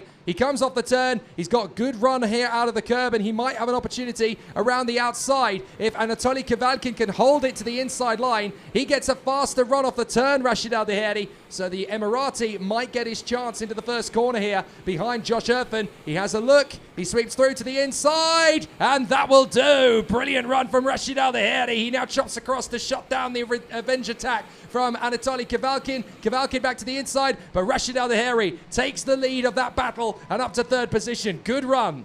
Yeah, slight push on behind from behind Kavalkin, who wasn't able actually to take the position back, but Kavalkin is going to try again. This is the penultimate lap of this qualifying heat, but Aldaheri is upper positions in 3rd. Ian Ekman still leading the way, 1.9 second advantage on Josh Erfan. So what a race from the young Belgian, and you can see actually Aldaheri moving his body from side to side actually to increase the grip of his car through the corner. So beautiful skills indeed. That's what you need to do in those conditions. Josh Erfan up for grab actually in 2nd place as is getting close. Aldaheri 7/10 of a second on the last lap. Let's have a look as they make their way into the last sector.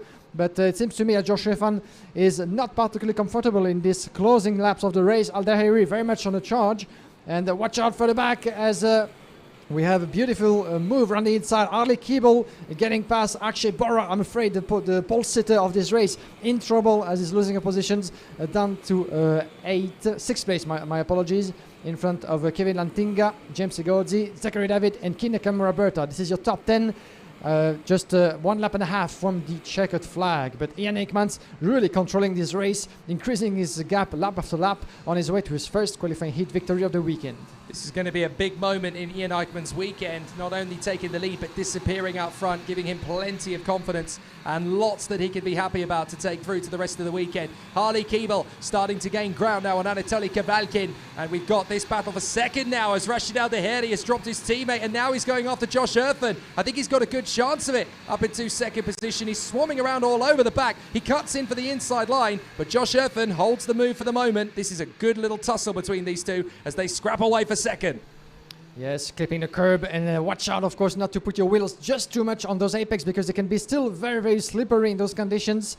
But at the moment, Josh Erfan is really keeping everything in place in 2nd. Aldaheri still want to try, of course, he has 1 lap, 1.3 kilometer to go to try to grab that 2nd place. And at such a early point of the weekend, this is important. Of course, you need to collect the results, the points, and the confidence on his way. And he goes through into number 1, beautifully made from Aldaheri up into 2nd. The last possible moment to make the move, and Rashid Aldaheri catches Josh Erfan completely unawares. Thank you for that, mate. You left the door open. I'm going to take it. Thanks very much. Brilliant run from Rashid Aldaheri. That is genuinely the last possible moment you can make that first corner move, and it was absolutely beautiful. Stunning overtake. So now Ian Eichmans is too far ahead for Rashid Al Daheri to catch. But Eichmans, look at how much curb he's using to try and control the car, as that is the 285 out of the race. That is disastrous for Arthur Poulain. He was the one caught up in the first lap incident on the original start, and now he's gone again, unfortunately. But this man, his teammate, Ian Eichmans, dancing his way to the victory here at Karting Genk. Absolutely loving life in the lead of the race here as the Cosmic splishes and splashes its way through each curb and each apex, and Ian Eichmans just keeping it nice and tidy. Plenty of speed, plenty of gap behind him, and Ian Eichmans opens his account for the weekend with a victory, and he's very happy indeed about it. That will do nicely. Rashid Al Daheri in a fighting second place, and Josh Erfen in a valiant third place as well. Great racing in the wet here at Karting Genk. Ian Eichmans checks out and heads the field in phenomenal style from second on the grid. And yet again, we prove only twice out of the 3 races so far, I should say, the pole sitter has not won the race. So pole position is not everything. You've got to have steely nerves and you've got to have good intellect out here on the circuit to make it work in your favour. And Ian Eichmans and Rashid Al Daheri proving just how well it can be done. So Ian Eichmans with the win in front of Rashid Al Daheri, Josh Erfen and Anatoly Kavalkin, then Harley Keeble and Akshay Bora. Kevin Lantinga doing well in 7th ahead of James Igotzi, Zachary David 9th and Joel Bergstrom in 10th. Then Kian Nakamura and Kai Sorensen, Thomas Stalchemanis and Kirill Kutskov from Lucas Flusha fighting his way back, Ben Silvesterson, Tom Breiken and Matteo De Palo. Then in behind is Gilles Caranta from Renault Frankfurt and Leo Nilsson, Tame Saleh and Due De Decker from Len Nige, Tobias Clausen, Juan Cota Alonso and Kimitani from Fabian Stureysen and Arthur Poulain. And then the retirements, Edward Robinson, unfortunately, along with Arthur Poulain, Salim Hanna Hernandez, Max Schleichenmeyer, and on the first lap, we also lost Guillaume Bouzard of the Paralon Motorsport team. Well, phenomenal race action so far. Down in the pits, Guillaume Alvarez is there, so let's see who Guillaume Alvarez is ready to talk to ahead of the first OK qualifying heat. I'm with the fastest names on the grid. We're switching from the juniors to the OK class. Luigi Coluccio is with me, driving for Cosmic. Luigi, quite tricky conditions that we're going to have on track. And what can you tell us about what you have experienced so far? This is not really what you're used to in Italy, definitely, but this is Belgium. This is going to be tricky, isn't it? Yeah, it's going to be tricky. This is a difficult condition. I will try to do my best. The speed is looking good, so let's see what we can do. This is the only thing I can say. Where do you think on this track you can maximize those conditions? You know, because this is quite a tricky track as well, very fast. Yeah, it's a very fast track. We use very big sprocket, so we don't know. I try to stay more to the inside to not take some rubber, and that's it. We shall see if this strategy is going to pay off. Thank you, Luigi Coluccio. Good luck out there, of course. Back to you, Jake, as it's still very much raining here in Genk. The drivers from the OK class are getting ready behind me, as we're going to have Rafael Camara, Luigi Coluccio as well, starting from the second row of the grid. The OK class coming up with the first qualifying heat of 8 races for the senior class today. Merci, Guillaume. You can see, obviously, that the weather conditions have deteriorated a little bit now. It is raining, not as hard as it was, but now at least it is steady and consistent rain. So we're going to need wet tyres for at least, I would say, probably the next 2 to 3 heats. The drivers obviously agree with me because they've got exactly the same weight and the wetsuits are, of course, on. So now it's time for the OK race to get underway. For qualifying heat, C versus E. And right from the start, we have big names. It's the first time in the FIA Karting European Championship that we do not have a reigning champion on the starting grid in the OK Senior category, because the last few champions have all gone on to different campaigns and different tasks. So it's a very interesting race. It's a complete open playing book. There is a European champion on the grid, but he was the European champion in junior last season. And that was, of course, the American Yugo Chukwu, who took outright pole position after the Tony Kart factory driver Joe Turney lost his pole position yesterday for clipping the flip-flops on his particular lap. So an absolutely fascinating situation. So an absolutely amazing battle for the competitors. It will be a really exciting run.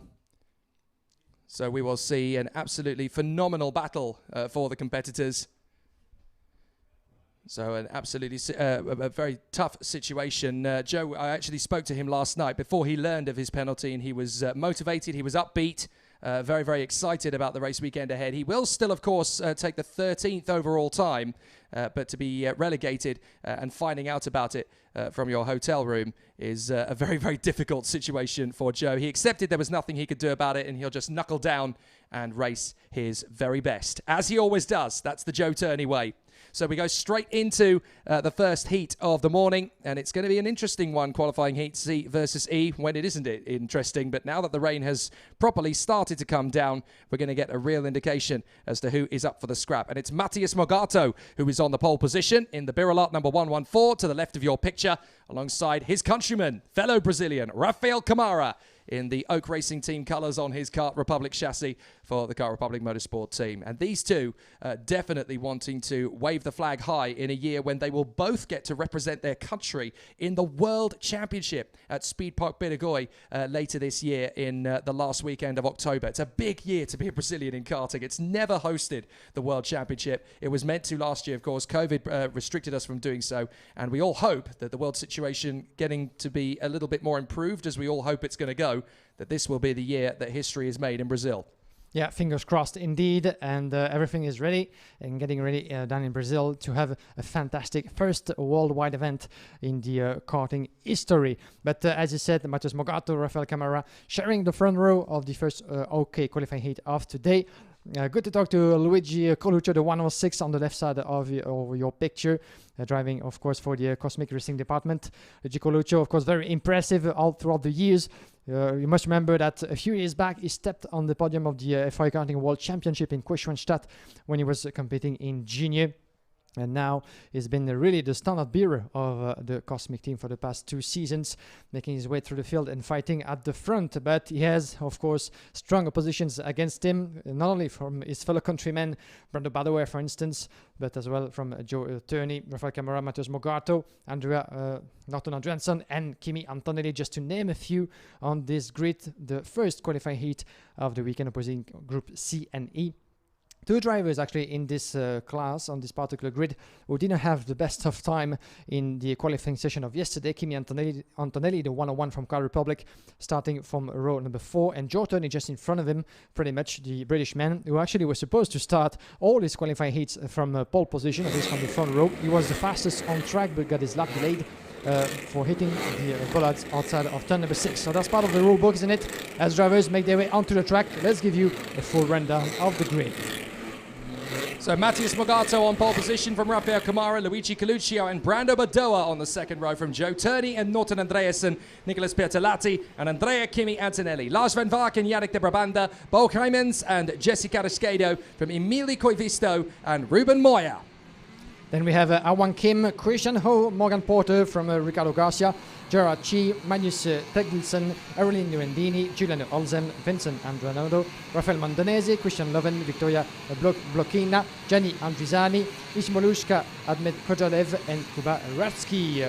The grid is complete with a total of 29 drivers making their way onto the track. Hopefully all 29. Yes, it seems to be the case, as we're going to have, of course, once again 2 laps.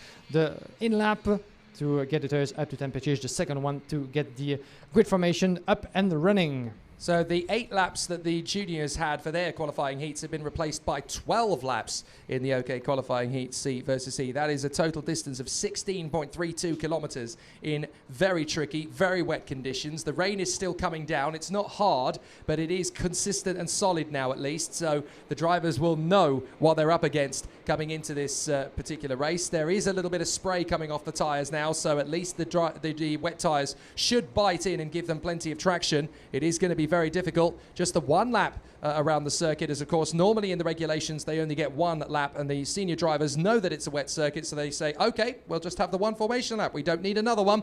And obviously the juniors decided for all 3 of their races they wanted a second, but the seniors, they obviously have a bit more experience behind them. So Morgado and Camara, the 2 Brazilians, come off the line and they will go down the tram lines. Is there going to be a clean start? Yes, it is. We're racing, and already Coluccio is assisting Morgado to the first corner. No problems at all for them to hold the inside line, and up the inside Coluccio's going to try and snatch it from Morgado. He can't quite get alongside. Now he does, and snatches the way through. A little bit of a love tap from the 2 of them, and round the outside Coluccio is going to keep his second position. Great comeback as a spin from the 143. That is unfortunate for Gerard G. So G has had a problem there on the opening lap. Morgato comes out wide of turn 5. Everybody trying to knit their way through without incident. And down the straight, is Coluccio going to have a run at Morgato? How did he save second place? That's great driving from Coluccio. Great driving, and he's on his way to first, certainly, with turn number 9 coming up on the inside, just before the braking point. There he goes through. Watch out for Matheus Morgato, who fights back and take first position again. And Luigi Coluccio in the process might actually lose more than second with Rafael Camara, who was very, very close outside of turn number 9 to make up a position as well. Oh, it seems to be very, very slippery on the way to turn number 10, just outside, just behind the podium, sorry. Watch out for Coluccio because he's lining himself up. Maybe trying to go around the outside, certainly, of Matheus Morgato in the last turn. We've seen Rafael Camara do that a couple of times 2 weeks ago for the preparation race on the outside of that particular corner. It's not happening quite yet. 1 lap completed and the battle is on. Coluccio in second. He likes those conditions, even though it's from Italy. Italy, the land of sun, of course, while Belgium is very much like Britain, the home of rain. But it doesn't seem to bother Luigi Coluccio that much, as Camara is really on a very, very strong pace. Just 1/10 between those two, and Morgato is really trying to get some grip outside of the turn. But and unlike Coluccio, who's going around the inside, clipping the curb to shut all the doors because Camara is behind and he's going to go around the inside on his way to turn number 6. Can he actually make it through? That's going to be very tight indeed, and Coluccio is forced on the outside and up a position for Camara. What a move. Amazing racecraft. Oh, and up the inside, Joe Turney trying to get through on the inside, and he's got there in a spin from Turney. Turney spins, and so does Bertolatti. The rest of the field has to avoid them, and I think Turney's been clouted as he comes through. Surely Turney has got damage, so is Bertolatti, and another one has spun with them there. That's the 187 that's gone around in with them. I'm afraid that's Magnus Tekilson. So big problems there then on the opening heat for the OK Seniors as Turney spins, and that is one of the Birolats that's gone around. That is Ismakuja Akhmadkodjiav. So the Uzbekistani has gone off there. So what a problem for Ismakuja Akhmadkodjiav. There he is. He spun the kart, and he seems to feel that there was some kind of contact by the look of it. But he's out of the race, a shame, and it looks like there might be an issue there for Ruben Moya. The 110, I do believe, has got an issue with the front fairing, and that's not a massive surprise in a field like this. There goes Lars van Vark up the inside. He takes the position. We've got 2 more karts that have come off there at turn 1. Sorry, 1 more kart that's come off at turn 1. Can't quite make out who that is. Joe Turney has got going again. He is down at the back of the field. 160. There it is, the 160. So that's Christian Lurven. Lurven. So Christian Lurven in trouble, trying to get going again. Back to the front, and Camara takes the lead from Morgato. What a start of the race that is, and Camara up the positions, taking the lead for the first time this weekend. But Matheus Morgato, can he actually keep up the pace and stay on the tail of the Brazilian driver, his fellow countryman? That's going to be Brazil against Brazil into this first qualifying heat of the weekend in the senior class. And while they're battling, those two are really pulling away from Bo Eyemans. Actually, in the meantime, beautiful race from one of the wild cards on this track, the 198. Bo Eyemans from the Netherlands, actually, who made his way up to third. As we're going to have a quick look at the classification. Look out for actually a Dutch driver, Eyemans in third, actually, who got past Luigi Coluccio. And further back, we have the battle between Morgan Porter and Norton Adriansen, the 104 of CV Performance Group. Porter really doing a good job at the moment, as he's climbing, you'll never believe this, 12 positions. 12 positions made up by Morgan Porter, and as a result, confirmation of his pace is the fastest on track in 62.17. 12 positions made up to a 5th place, and maybe some more coming up because we're only getting started. Well, Morgan Porter has always loved the challenge of rain. He loves getting himself stuck in and battling for positions. Luigi Coluccio is the next target for him to overtake. I'm baffled that Coluccio is still in the top 5 after all of the flotsam and jetsam he's had to dodge in the opening tours. What a disaster for Joe Turney. He now finds himself in 25th position, 24th now as Christian Lurven retires.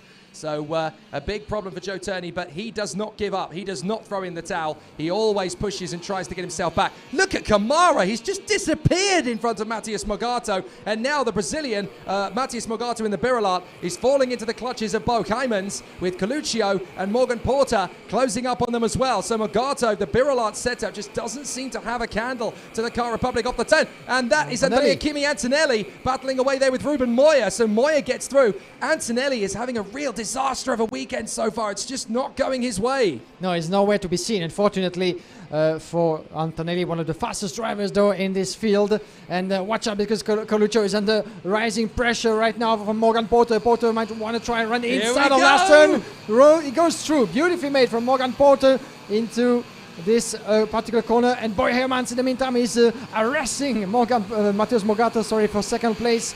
And beautiful to see from Hermans, the wild card clipping the curb in the inside for second place before turn number 9. So Bo Eyemans from the PDB Racing Team, a familiar name in karting world, of course, for Peter De Bruin. And it's good to see that one of the wildcards, it's so early in the weekend, being able to tackle the expected favorites of this class. So good job from Bo Eyemans.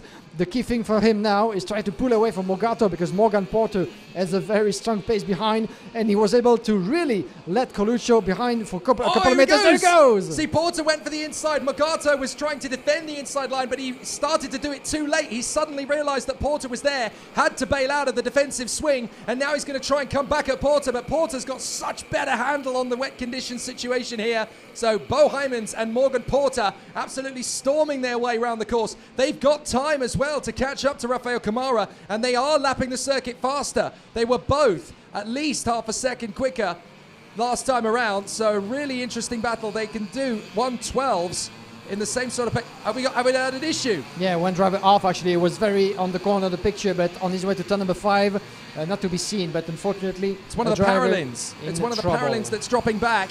So that's a good spot there, actually. I couldn't quite make out who it was, but certainly somebody. I think it's Jesse Carrasquedo.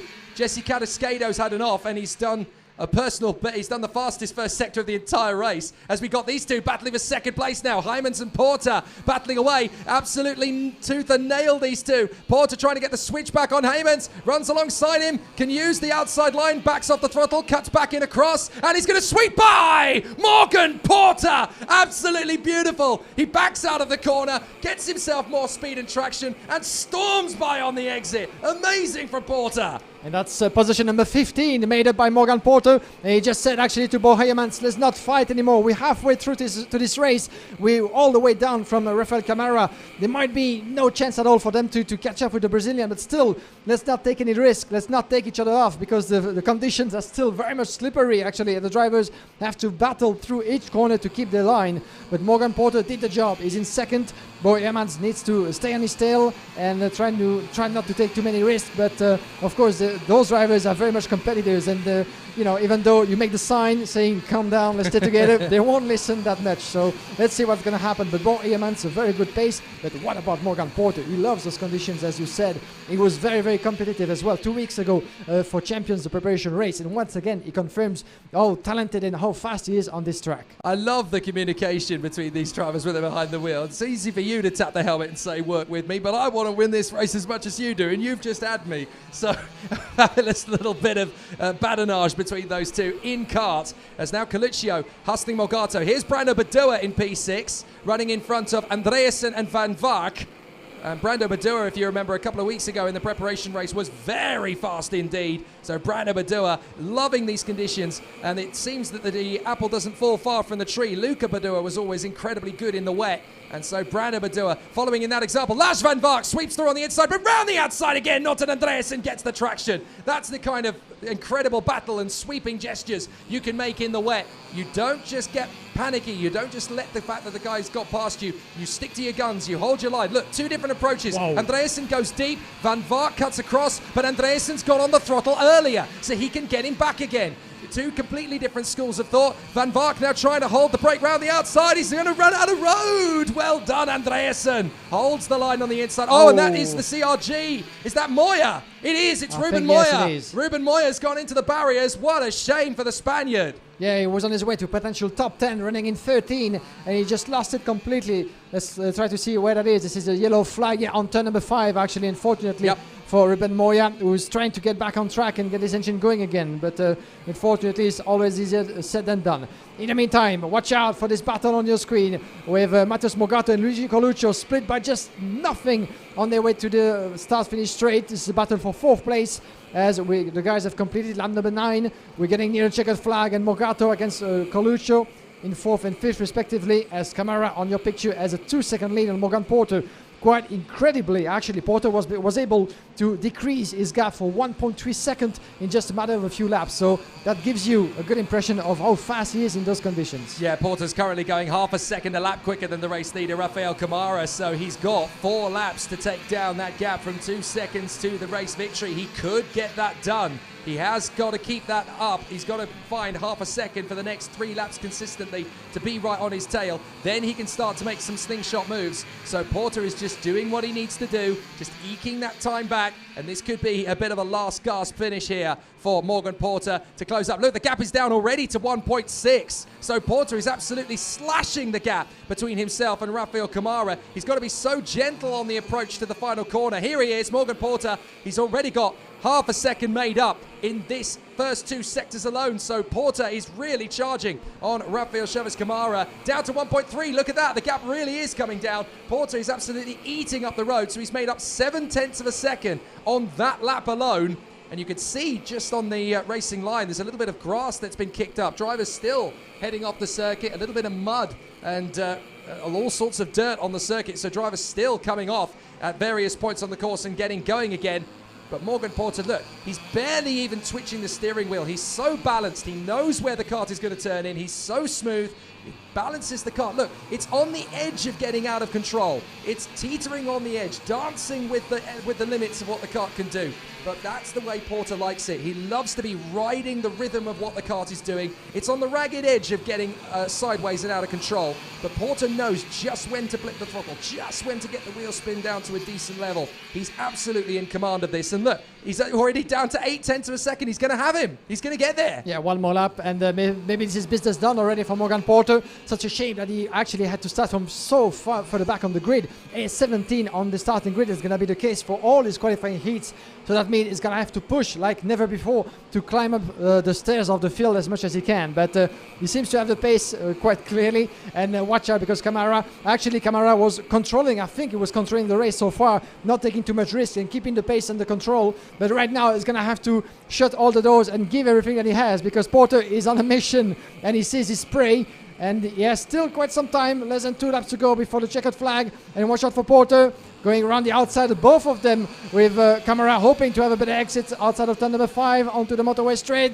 Porter is going through into number 6, the braking zone. Yes, he does. Beautifully made. And no defensive driving from Camara. He saw that coming, actually. There was no point, at least too much fighting at such a early point in the weekend. It's better maybe to lose a victory but keep a second place than just take each other off in that particular procedure. The second that Porter, he's tapping his helmet to Camara, just think sensibly. That isn't even work with me now. That's, I've got you. And you know I've got you. I've absolutely had this race. Brilliant run from Morgan Porter.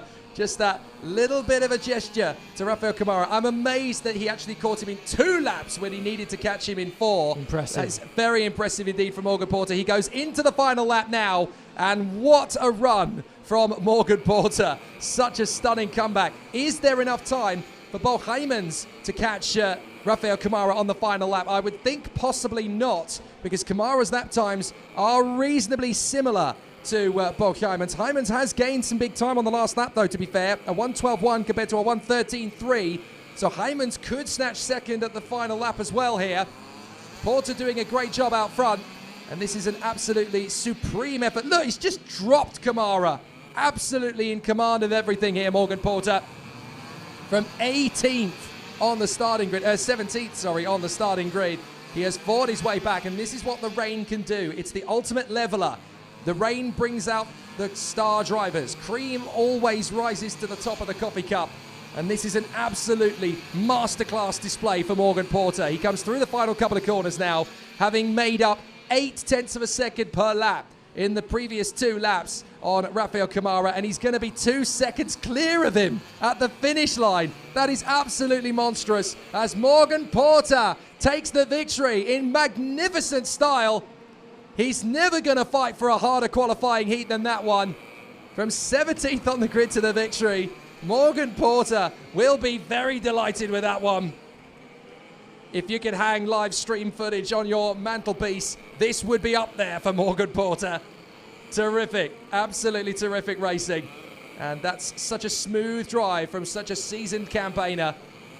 It's amazing when Morgan Porter comes to town. You know you've been beaten by the best on his day. And an excellent run. 1.8 seconds clear of Rafael Kamara. He was 3 seconds back from him about 4 laps ago. That is astonishing. So a great run from Morgan Porter. Rafael Kamara second from Bo Heijmans and Matthias Mogato. Luigi Coluccio and Lars van Vark doing well in P6 from Brando Badua and Yannick de Brabanda. Giuliano Hodsem and Norton Andreasen from Christian Ho and Riccardo Gratia.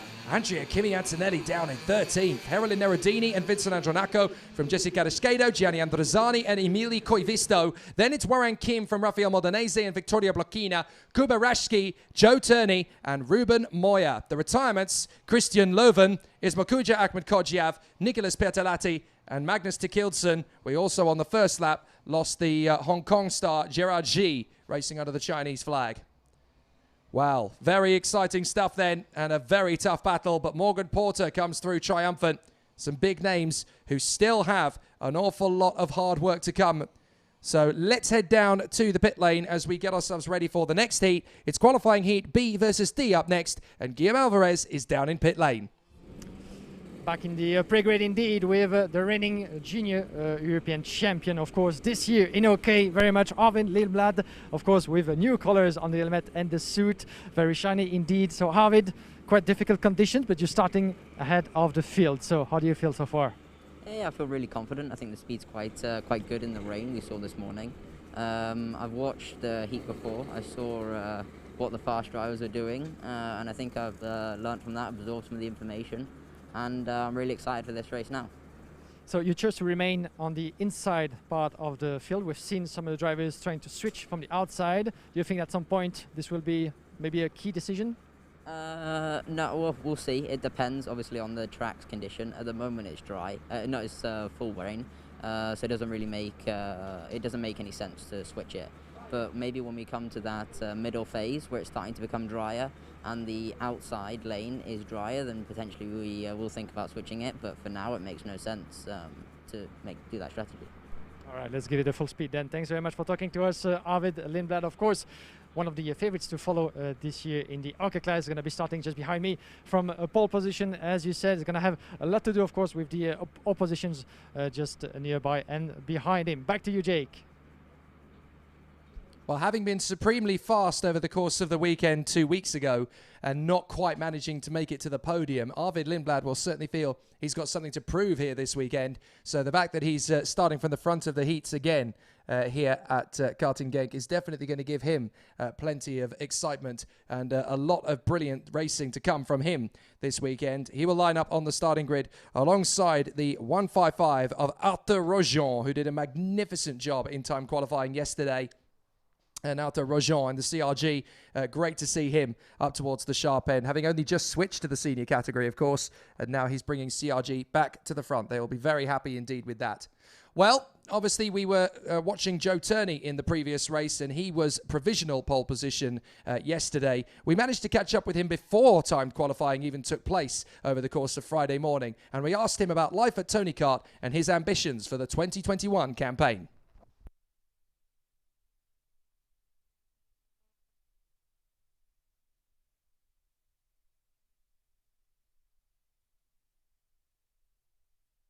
Intense, a lot of races. We started back in February, so all the way until now we've been testing, racing, so yeah, quite an intense preparation for this championship. It's good, it's a nice wide track, quite flowing as well. It suits the OK very well as well.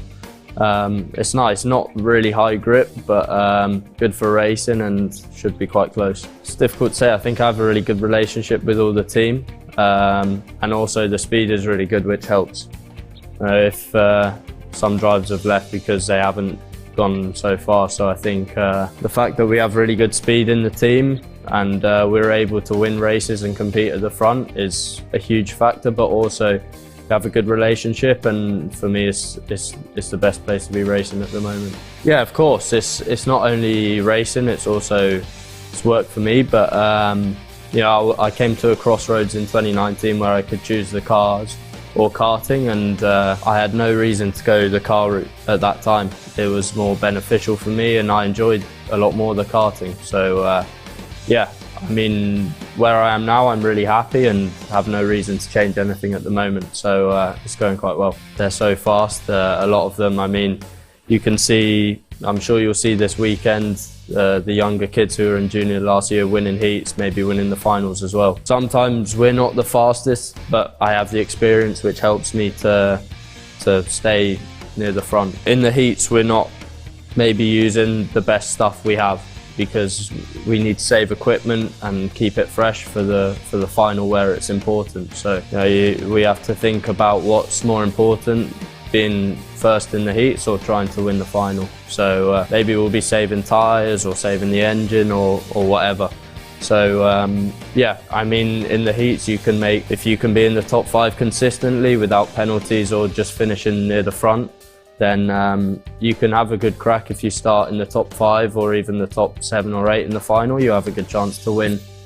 So it's important to do that. Time to go racing again here in the FIA Karting European Championship. It's OK qualifying heat B versus D. Arvid Lindblad and Arthur Rojon on the front row of the grid from Andrei Zhivnov and Timur Kucharczyk, Ariel Elkin and Martinius Stenshon, Marlon Hernandez and Ivan Dominguez, Bruno Del Pino and Rintaro Sato, Jennis Savico and Rasmus Jutsemis from Artem Sevrukin and Karol Pazovic. Then we have Igor Chepil and Sandro Holzem, Hugo Besson from Marius Christiansen, Jose Antonio Gutierrez from Eduardo Villa, Roman Andriolo from Nathan Schaap, followed by Sebastian Gravlin, Frederick Listrup, Joel Mesh, Kasper Hagman, Cenya Phoenix, Arthur Chabat, and Frederick Lund. 29 drivers making their way onto the track as it stopped raining as for now, as the racing line is going to start slowly to dry out. Of course, we are still a long way from having the track completely dry. As you heard, of course, Arvid Lindblad talking to us on the pre-grid. He said it's still a bit too early, of course, considering the track conditions to make one or two decisions about switching starting grid positions and stuff. But one thing is for sure, everybody is still on wet tires, as it seems to be the case.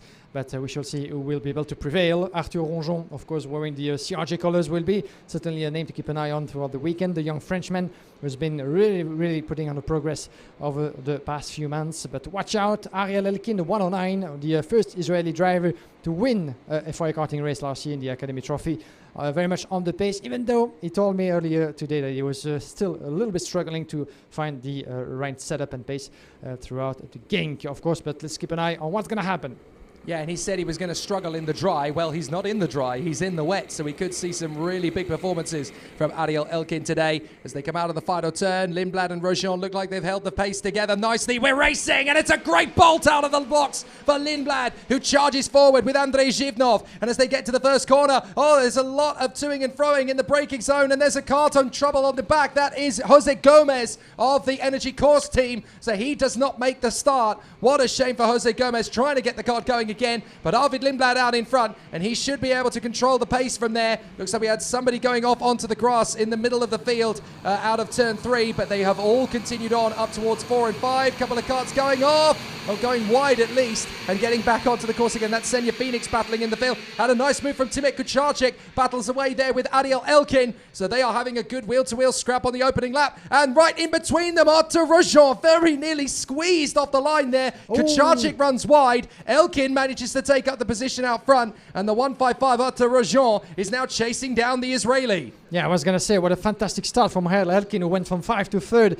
into the first corners, but he's having to battle a lot with Kucharczyk, Zhivnov, as well as Arthur Rojon dropping a few positions. CRG driver making up already, getting past Kucharczyk, the 130, who's fighting back around the inside of the last turn. But watch out for Rojon. Beautiful battle to close this opening lap. And Rojon, with the CRJ colors, is taking 4 positions back.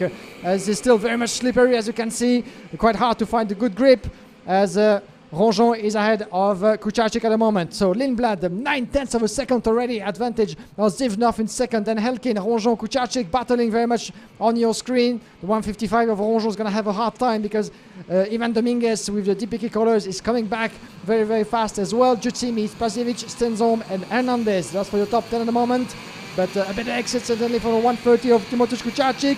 But who's unable quite yet, or maybe can he go through turn number 6? Beautifully made from Kucharczyk, who forces Rojon out. And watch out, because Dominguez might want to take advantage on the inside, clipping the curb. They're 4 side by side already, and pretty much as mechanical problem for Frederik Lindstrup on the way to turn number 9. What a battle that is. We have 5 drivers, even more in the same picture, battling for positions. Fantastic. Pazovic dives on the inside of Rojon, gets the place. Now here comes Ivan Dominguez, the Portuguese. He slices up the inside, and Martinez Stenshorn round to the right-hand side, diving in for the inside. Here comes Artem Severukin. He wants to get a piece of this as well. Run wide from Stenshorn. Now backs dive on the inside of the CRG, and here comes Severukin. Dives in on the inside of Rojon. Rojon on the switchback counter-attack. Brilliant race driving from them. And the 136 in there as well. Eduardo Villa, the Italian, trying to get in on the inside line. Now goes side by side. Tucks back in behind Rojon. Rojon commits to the inside line on Severukin. Is he going to get the traction off the turn though? Yes, he does. But round the outside, it's still Severukin who holds it from Rojon. I love watching these guys in the wet because you've got so many different appreciations and different interpretations of where the racing line in the grip can be found. Different drivers have to be comfortable with the different lines they choose. Oh, a big slide there on the curb. Goodness me, that was dicey with death for Rojon. As round the outside, a big mistake from Martinez Stenshorn. He slides in behind Eduardo Villa. And up the inside, Elkin gets the move on Zhivnov for second. Good move from Ariel Elkin into second position then. And that is a great run from the young Israeli. Plenty of speed and commitment from him, and he runs in second place. He said in the dry, I'm really going to struggle, but he's in the wet. He's in his element. Yeah, definitely good pace indeed from the VDK Racing drivers. We just said to Zhivnov, let's stay with me, let's stay together, let's try to decrease the gap and catch up with Arvid Lindblad, because the Red Bull new protege is really pulling away at the moment, 1.8 seconds. Let's have a look at the gap as we have on picture. This is further back as this is Pazovic, wasn't it? Karol Pazovic indeed in 6th place, but watch out, the 1, 2, 3 switch of position, wasn't it?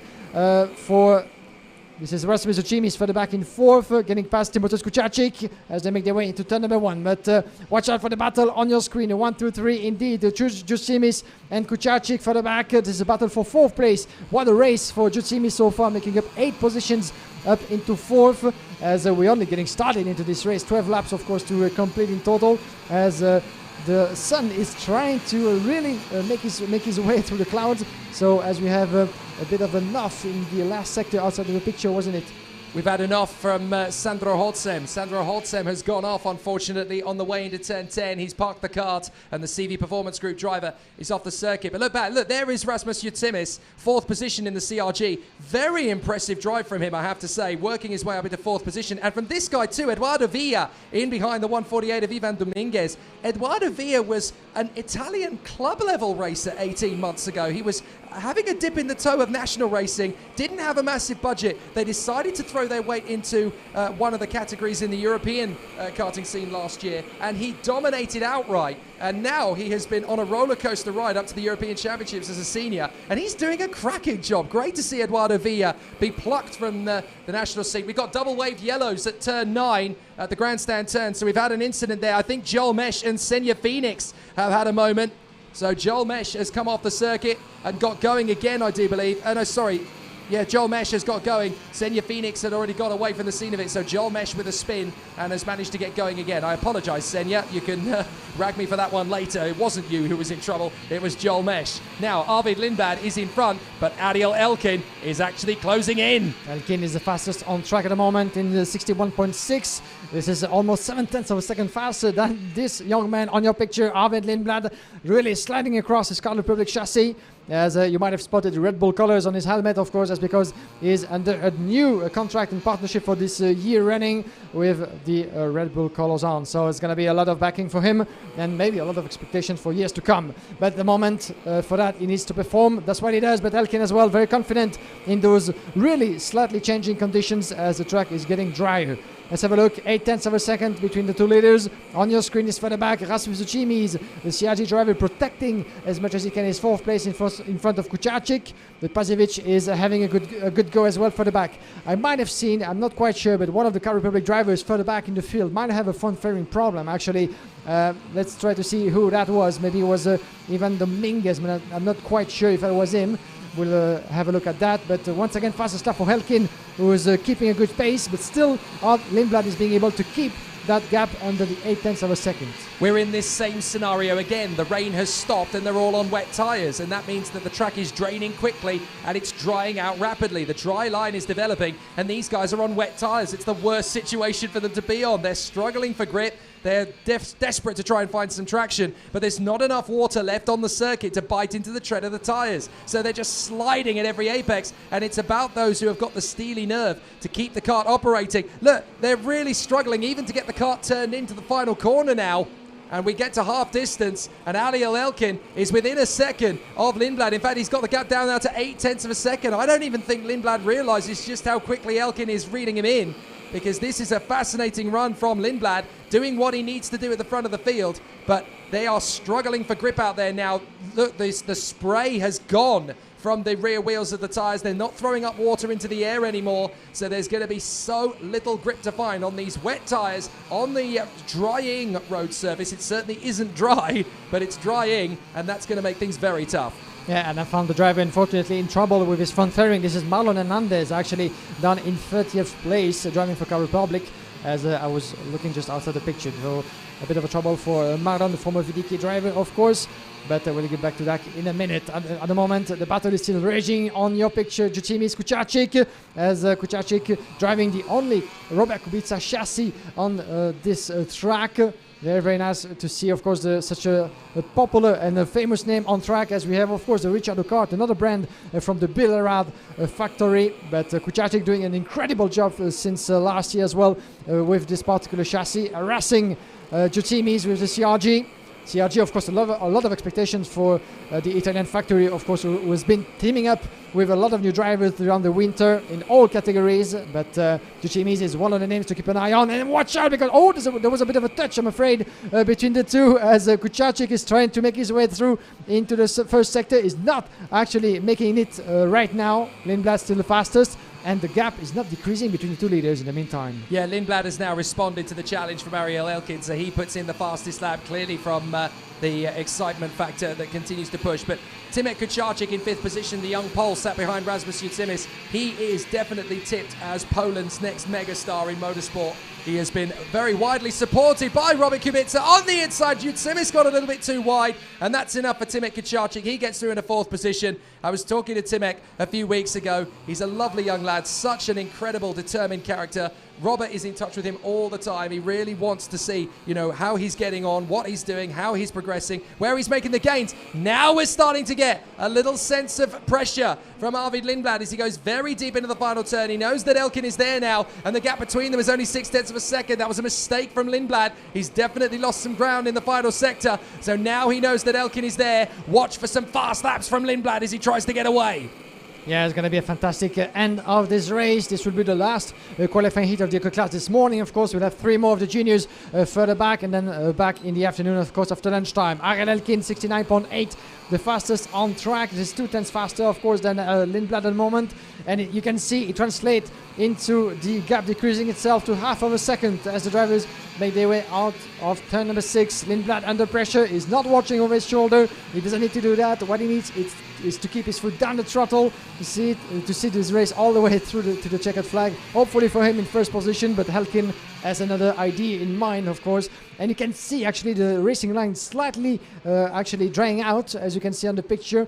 Not so much at the moment, but more and more, of course, in the coming minutes as the rain seems to be out of this place, at least for a moment. Let's see about that. But you can see the different racing lines as Lindblad was going around the inside.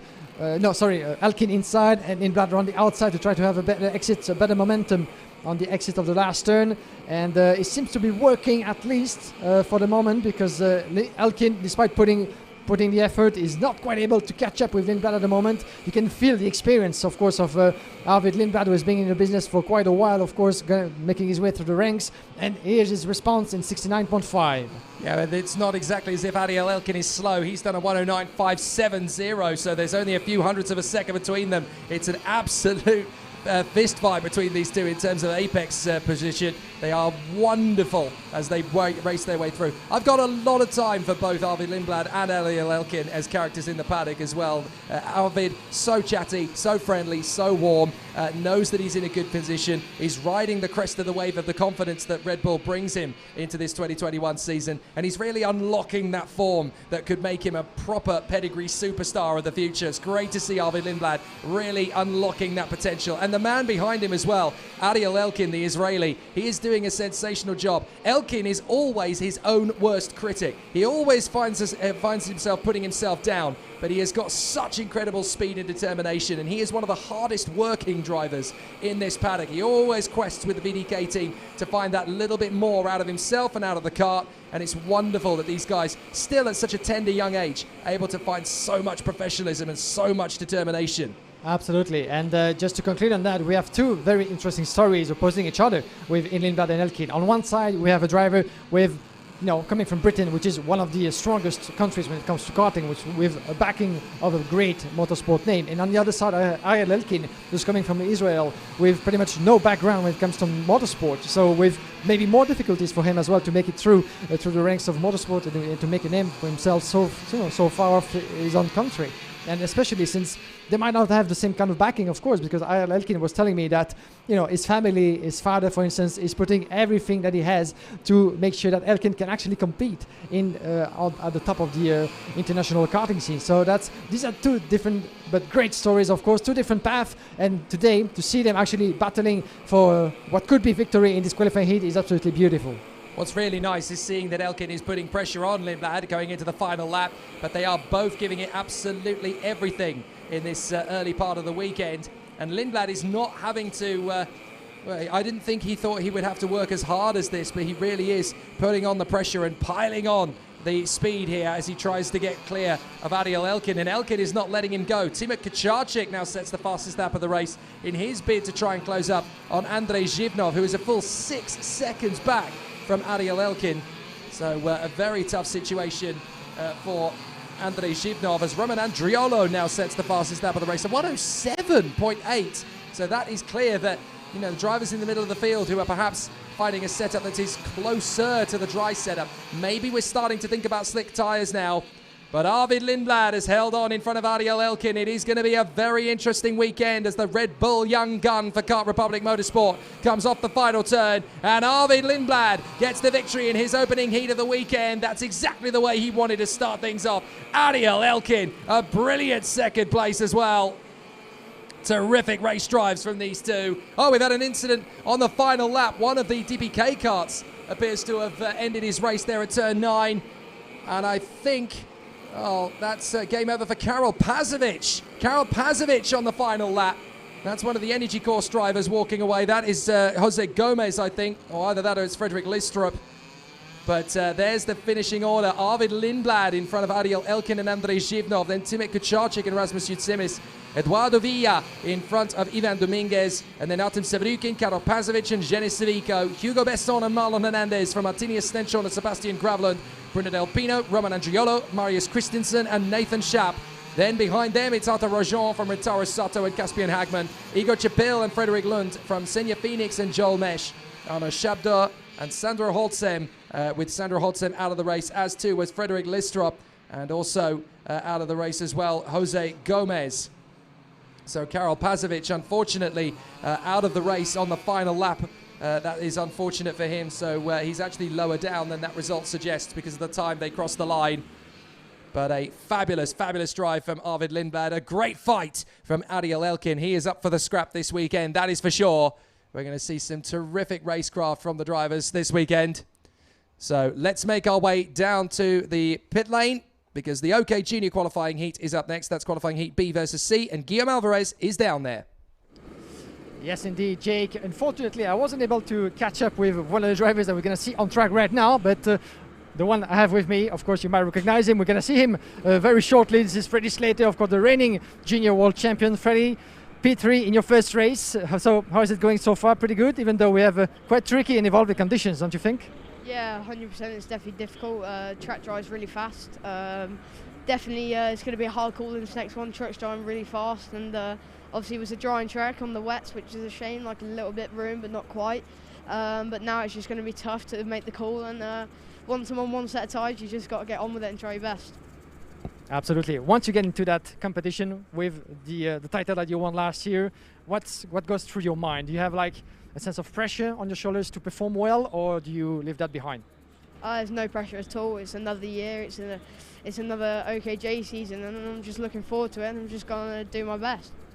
All right, fantastic. Thanks for talking to us, Freddie Slater. We're going to see on track, of course, just after this qualifying heat, but let's the drivers do the work right now. Back to you, Jake. Thank you.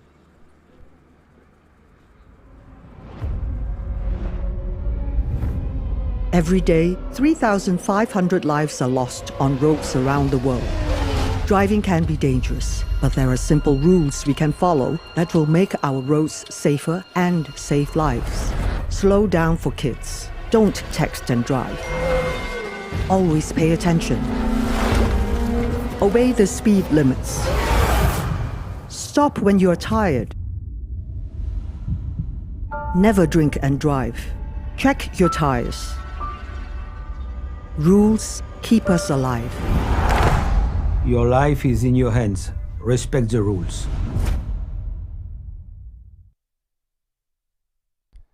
So back to the juniors it is then. Great to hear from the world champion from 2020, Freddie Slater, doing a very similar job in 2021 to what he ended on in 2020. But the game has changed slightly because there are more drivers to race against, and it's obviously very close-knit. The sun has come out here at Karting Genk, but the drivers all still in the juniors thinking that wet tyres is the way to go. Andres Cardenas of Peru has a chance to fight his way back at the front of the field once again. Alongside him, it is the young man from Singapore, Dion Gouda, who opened his weekend with a victory earlier on in the day. Maxime Verbruge and Alex Powell will be there on the second row of the starting grid from Jan Puchu and David Walter, who had an unfortunate incident in the first heat of his weekend. So there's plenty still to come from the youngsters here in the FIA Karting European Championships, and we will see plenty of that play out here this time. Andres Cardenas in pole from Dion Gouda, Maxime Verbruge and Alex Powell from Jan Puchu and David Walter, Jaden Teen and Dimitri Madvi from Oscar Wurtz and Tim Gerhardt, Tigran Bonatian and Adrian Maliero, Leon Hoffman and Sonny Smith, Edgar and Piligov and Keanu Alazari, Augustin Bernier, Konstantin Krapin, Lenny Reed and Theodor Odmark, Arthur Dorisson, Martin Molnar, Emma Felbermeyer, Adam Hiedeg, Keanu Blum and Thomas Kinsey from Heto Delaniol and Gustav Wisniewski, Javan David, Dinan DeVos, Alva Simasvara, Adrian Ferrer, Max Obst and Nathan Ty. That is your grid for qualifying heat B versus C in the OK Juniors. It's a little bit drier now and certainly a little bit more pleasant than it was. The sun trying to poke through, but there's still very patchy cloud over the circuit. You were just out in it, Guillaume. It looks a little bit warmer out there, but it still looks like it's trying to make its mind up. Absolutely, getting just a tiny bit warm indeed, but we're not out of the woods yet when it comes to the weather, especially here in Genk. But yeah, it feels all right. It feels all right at the moment, and you could actually hear Freddie Slater talking about confidence in those particular conditions. The racing line is getting drier by the minute, so this will be, of course, this will be giving plenty of opportunity and space for the drivers to really get the best out of themselves in those particular qualifying heats. So we have 3 more junior qualifying heats to go before the break of lunchtime. Then we'll be back for more excitement, of course, this afternoon. But the first one here to come up with Andres Cardenas and Dion Gouda starting alongside each other. They've all got wet tyres on at the front end of the field as well, which is very interesting because the track is drying rapidly. So I think a few of these guys may have made the wrong call. If anyone at the back of the field has decided to throw the dice and go for slicks, they may be rewarded after about lap 4 or 5. Let's see if we go racing. We don't go racing. No, it's a false start. So that is interesting as well because that means they'll go around one more lap. Now, not only is that going to obviously give them a little bit more adrenaline rush, but if there is anybody on slick tyres towards the midfield, this is to their advantage because if it doesn't rain again, then they're on slicks. The track has got another formation lap to dry out, which gives them a little bit less time to panic. They can just get through the first couple of laps and not be in too bad a frame. But look, there's no spray coming off the tyres. There's a good chance here that those on slicks could actually have made exactly the right call here. Absolutely, you know, this is the kind of gamble that you need to take in those conditions in order to get the best results possible. And we had the Gustav Wisniewski, the 238, who was in a bit of a trouble, unfortunately, further back. He's still on track, but he's going to have a lot to do to catch up with the rest of the field. He still have less than half of a lap to do so, but he was starting from further back on the field. But yeah, let's keep an eye very, very close on the different pace throughout the upper part of this field, considering the different sort of tires that the drivers have put on. But will we see an advantage from someone, one of the gamblers within this field with maybe slick tires on? We're going to have an answer, of course, coming up in this 8-lap race. And yeah, we shall see that in the opening stages, I'm sure. But maybe some of the contenders on wet actually compounds might find themselves not so comfortable as planned. I tell you what, if I was starting 28th or 29th on the grid... Oh, there's been a pile-up on the way to the start! There's been a pile-up on the way to the start! That's not good at all! We've got 3 karts that have gone in together.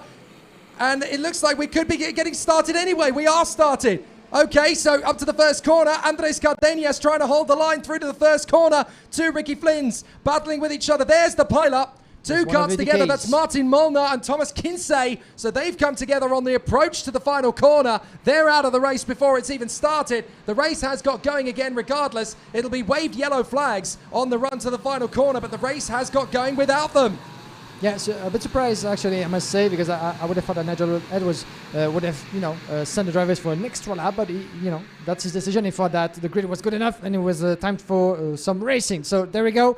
And in the meantime, the 2 karts and the drivers have been taken care of, and the track is clear in the last part of it. So no worries at all as the drivers making their way into the last sector. And there's a change with Dion Goda taking back first position, with Andres Cardenas losing 2 places in the process. And watch out, the 220 over there. This is a Yampu Chu was very optimistic about going onto the curb. Oh! And there he goes around the outside. He's being pushed on the exit of the pit lane over there. That was very tricky, wasn't it, for the 235 or Maxence Verbrugge, one of the teammates of Dion Goda.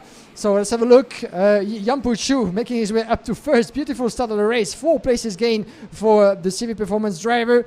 Further back, this is Maxence Verbrugge on your screen, battling for second place with Cardenas just behind him. And Dion Goda losing 3 places down to 4th. Looked to me like there was a nudge from Yampu Chu to get the move on Maxence Verbrugge and drift him over the curb and running wide on the exit curb. So I think Maxence Verbrugge will be feeling quite aggrieved about that one. Here is Yampu Chu getting back on the inside of Andres Cardenas because he slipped down the order once again, and Maxence Verbrugge is now back in front. So Cardenas down to 3rd behind Yampu Chu, but Maxence Verbrugge has got back into the lead of the race, and from his point of view, that is where he wanted to be. So Verbrugge has managed to get himself back in a position. I think Yampu Chu had to let him go there after that move. He knew that there was going to be a comeuppance for that one, so he's had to let him go. As Verbrugge leads. Oh, and more problems. That's Emma Felbermeyer for the 2nd race in a row. Emma Felbermeyer in a spin there. There was certainly someone else involved. I don't know whether there was contact, but Emma Felbermeyer spins around, and she is having a nightmare weekend. She's got amazing speed, but she's got no fortune at all. Yeah, it's quite unfortunate indeed, as we can see the battle on track. The 294 was involved. That was Ty getting past his teammate Dorisson, I think. On his way to turn number 6, indeed. Quite unfortunately for Emma Felbermeyer, another retirement for her into this qualifying heat. In the meantime, Maxence Verbrugge, 7/10 of a second, trying to increase his gap on Yampu Chu. These other 2 drivers leading the field so far after almost 4 laps completed into this race. This is the lap number 3, into this qualifying heat. Verbrugge, Yampu Chu, Cardenas, Goda, Alex Powell, the young Jamaican, trying to chase young Goda, the pole sitter of this race. Very close indeed, coming to the turn of the grandstand. Then further back in the field, we have Malero, Walter, Gentin, Dimitri Madvev, and Tim Gerards closing at the top 10. Watch out for Powell. He's going to go around the outside to have a better momentum on his way to the start-finish straight. Still a bit further back, of course, to try to catch up with Dion Goda. As you can see, the driver starts sliding across the start-finish straight in order to find more grip. And that gives you a good sign about the drying racing line at the moment. But so far, so good for Maxence Verbrugge, the fastest on track, 62.8, and beautifully made by the 250. This is Walter David getting past Jetten in the 490 for 7th place. I think we've got a couple of drivers who are starting to emerge now on those slick tyres, because there are some big lap time gains. Yavan David has just gone fastest of all in the 3rd sector, a 19.497 from him. And Nathan Ty is carving his way through the field just behind him as well. I wonder if there are a few drivers that have decided to roll the dice and go for slicks, because most of the ladies in the field are on wet tyres. There goes the 490 again, Jaden Tehan. This battle between him and David Walter just will not abate. And they are having a terrific squabble. And Biligov is now up to 9th place from Dimitri Madvev. But if anybody did go for slicks, I couldn't see if anyone did or not. But if anyone did decide, you know what, slicks is the way to go, they have been absolute geniuses, because there is very little There's very little grip to be had anywhere on the circuit if you're on wet tyres. And up the inside, that's Powell trying to get his move on the inside of on the inside of Gouda, and he gets there into 4th position. Maxime Verbruge up front, new fastest lap, but it's a 1:02.2. Those lap times are coming down dramatically. Yeah, and you can see the top 4 being really stretched out ever since the race got started. We're halfway through the qualifying heat. The distance of this race, 2.3 seconds between Verbruge and Jan Puchu. Cardenas further back, Powell making his way up to 4th with Gouda just on his tail. So this is going to be such a little battle to keep an eye on until the checkered flag. But good job from Alex Powell with the Car Republic chassis, of course.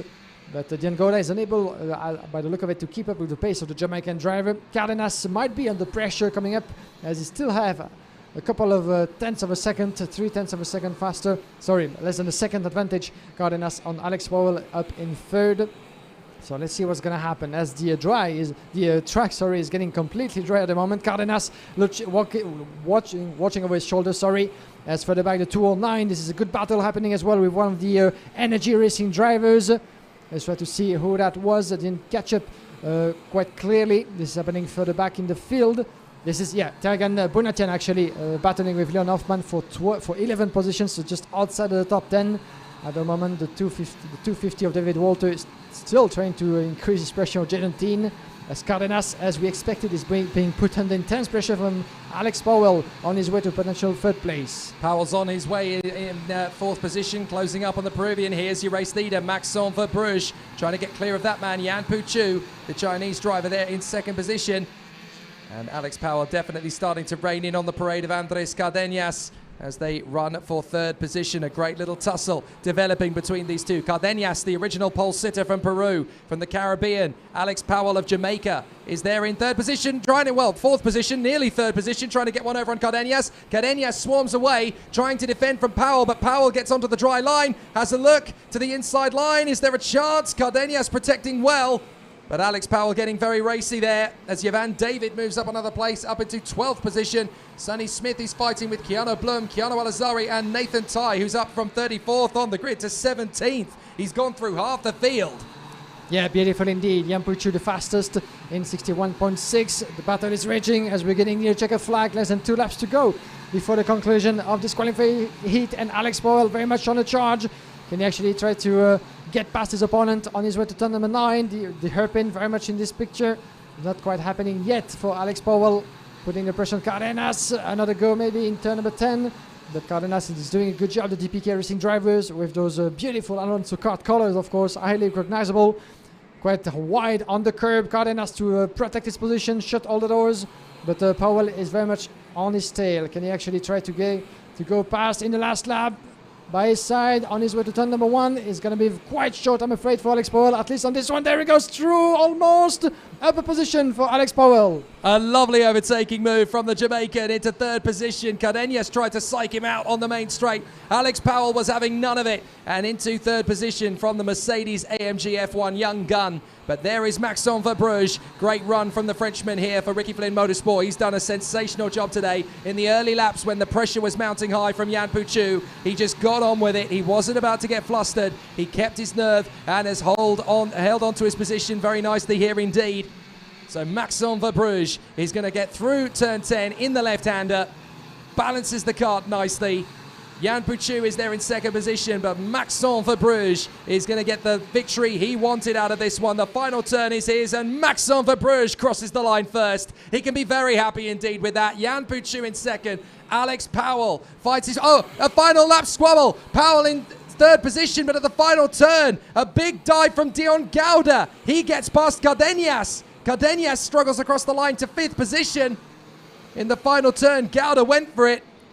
So a big move, and Maxime Verbruge knows nothing of it. He's out in front, having checked out. So Maxime Verbruge in front of Jan Puchu, Alex Powell and Dion Gouda. Andres Cardenas and Edgar Anpiligov from Jaden Teen and Adrian Mariero, David Walter and Dimitri Madviv. Yvan David in 11th ahead of Leon Hoffman, Tigran Bonatian and Sonny Smith. Keanu Blum, Keanu Alazari, Lenny Reed and Nathan Tai up from 34th on the grid to 18th. Arthur Dorisson and Tim Gerhardt from Oscar Wirtz and Gustav Wisniewski. Adam Ideg and Augustin Bernier from Alva Siemensvara and Max Obst. Konstantin Grapin and Theodore Admark.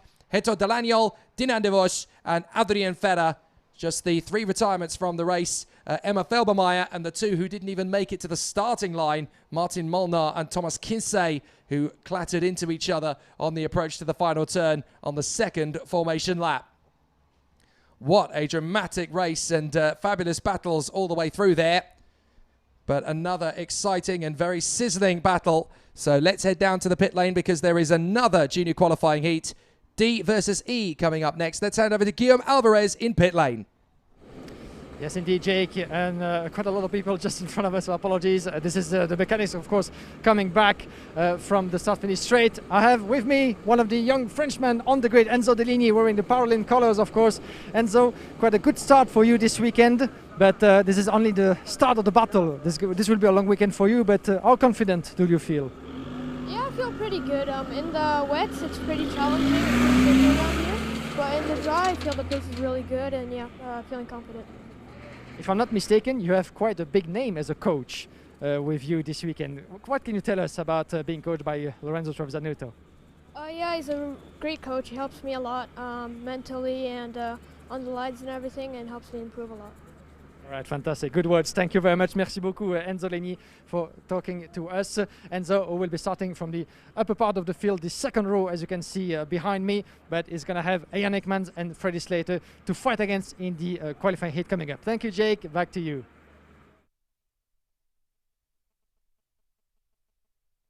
Well, very exciting battles so far, and great to hear from the front of the grid there with Guillaume Alvarez.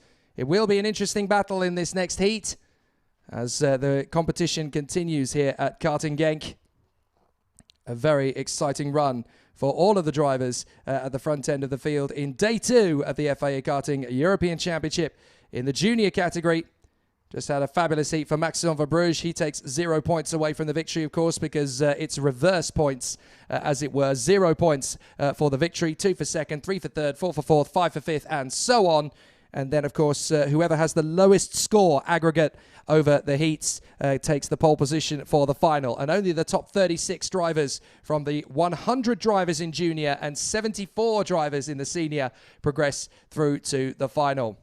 It's Freddie Slater on pole position for this one, in front of Ian Eichmans, Enzo Deligny, and Kian Nakamura Berta. Before the weekend really got underway, when we were in free practice yesterday, we caught up with one of the drivers you've just seen out on circuit, young Oscar Wirtz we spoke to yesterday. Let's see what he has to say.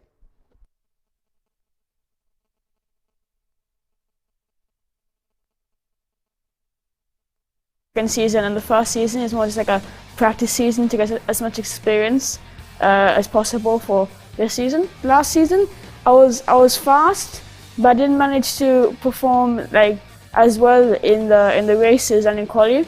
But now I managed to, so my qualifyings are getting better, and after every race my results are getting better and better. So I'm looking forward to the European Championship, and I think I can do really well this weekend. This is like the highest competition, and in karting it doesn't get much higher than this. So I think it's best to be in this field with these competitors, and so yeah, I think this is the best for experience and competition. You can say there's a bit more pressure because you need to perform more, but I don't really feel I don't think about that because then it would mess up my weekends. If I'm like, okay, I have to do a good result, then I don't think that'd be good. I've never had like a world champion team boss before, and he's really kind and works with you and tells you where to improve. And if you have like onboards, he would look at the onboards. He's not that type of person to give you like much compliments.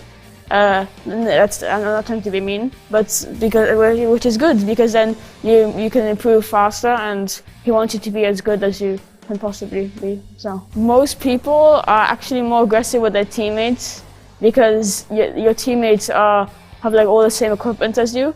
That's the person you most want to beat. You can't be bashed around because me at the beginning, I used to, because I'm working on this, but if I get like pushed around, everyone just like sort of targets you, and then like you're like a bit of like an easy target for people.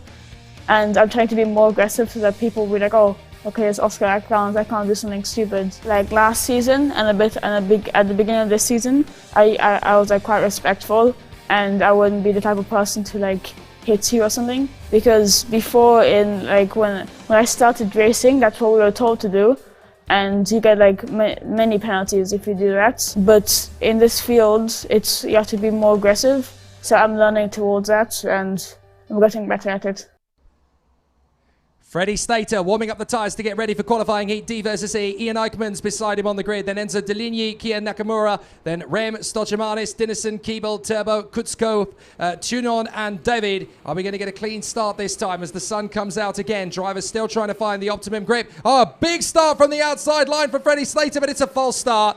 I kind of saw that one coming, to be honest, because they weren't quite in position, so that gives us a chance to run you through the grid in full detail. Freddie Slater and Ian Eichmann's on the front row of the grid from Enzo Deligny and Kian Nakamura-Berta, Maxime Rem and Thomas Stochamanis, Julius Dinesen and Harley Keeble, August Turbo and Kirill Kutskov, from Nacho Tunion, Zachary David, Marcus Sater and Kai Sorensen.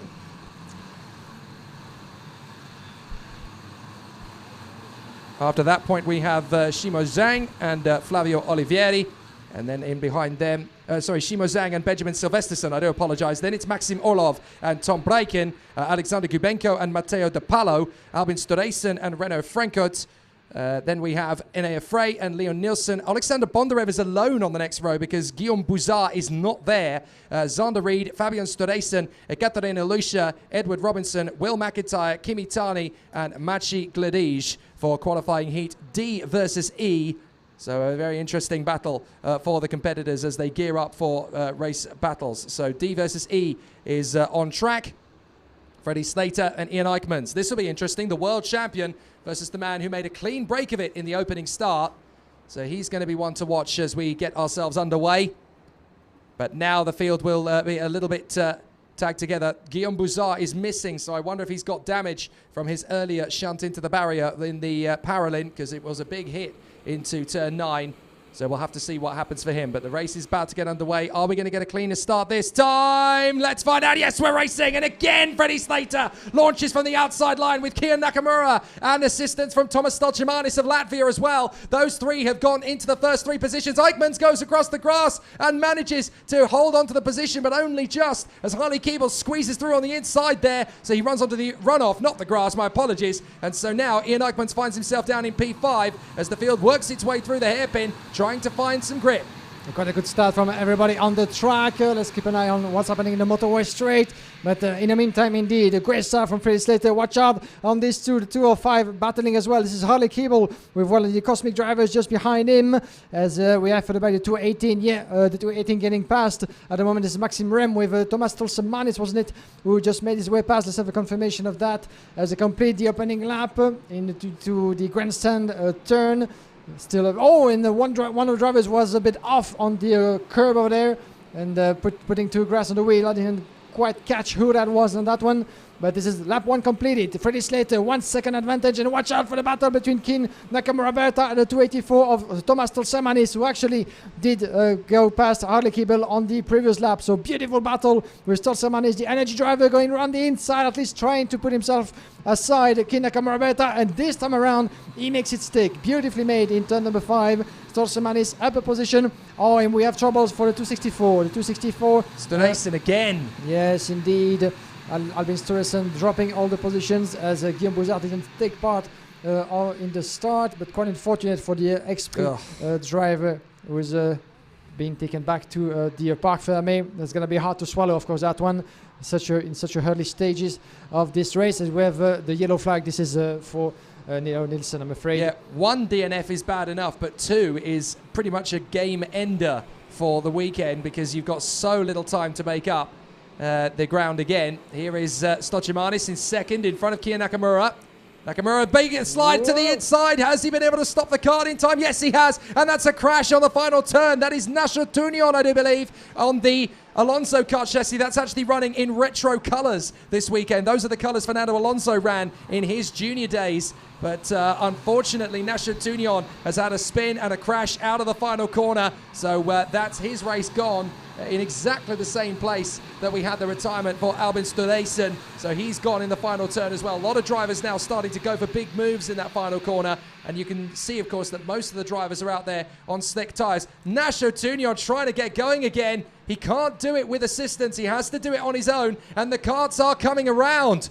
So Nacho Tunion, this is not sensible. He needs to get out of the kart here, really. Has he got going again? Well, that's not the best position. My goodness. Yeah, that was tight, wasn't it? Not the best position to find yourself in, but it was able to get going. But well, he's got to obviously try and figure out if the kart is actually usable, because if he's had any damage to the rake, or potentially there could be an issue with the axle, all sorts of problems. But Nacho Tunion won't find that out unless he gets going again, I suppose, from his point of view. He has, I'm amazed he's got going again, and fair play to him for keeping going and keeping a steely nerve, because you never know what's going to happen. Slater with a new fastest lap in front of Nakamura and Stojamadis. Stojamadis still trying to get his way into the top three. He's still there in third position for the moment. Ian Eichmann's fourth position. Then Keeble, Dinesen, Sorensen, David, Durbo, Gubenko, Orlov, Rem and Deligny. What a difficult start to the race for Enzo Deligny. He's just gone backwards from his initial third place start. Was looking really strong in the opening phases of the weekend. Oh, two more up at turn 6 of the hairpin. So that's one of the Kart Republics that's gone. That's the 248. Zachary David, I'm afraid. It is Zach David. Who was actually running for 8th position finish potentially in this qualifying heat, and actually got together with another driver. Is this Renault Franco? I think it is Franco. Yep, yeah, it's Renault Franco. And I just spotted Nacho Tunion making his way back into the pits. So Nacho Tunion has lasted one lap, having recovered. But I'm afraid his race is run as I suspected it might be. But at least he tried. Freddie Slater, 2 seconds clear of Kian Nakamura-Berta, who's battling with Thomas Stolchamanis of Latvia. Then in fourth, it's Eichmanns. Then we've got Keeble in front of Sorensen, Dinesen, Durbo, Gubenko, Olaf, Rem, Deligny, Saito, Kutskov and DePalo. A brilliant little scrap. There is the 276 being wheeled away. It's under Reed. That's under Reed. So he was up in the top 20. So a big problem for the American. He's gone off at turn 1. Yeah, and that's a lot of retirements in this race already, as we're getting past the halfway point into this qualifying heat. Watch out for Stolsamanis in third place at 284. He might want to go for the move on Kian Nakamura-Berta. He has the space to do it because Ian Eichmann's the fastest on track, and still 56.4.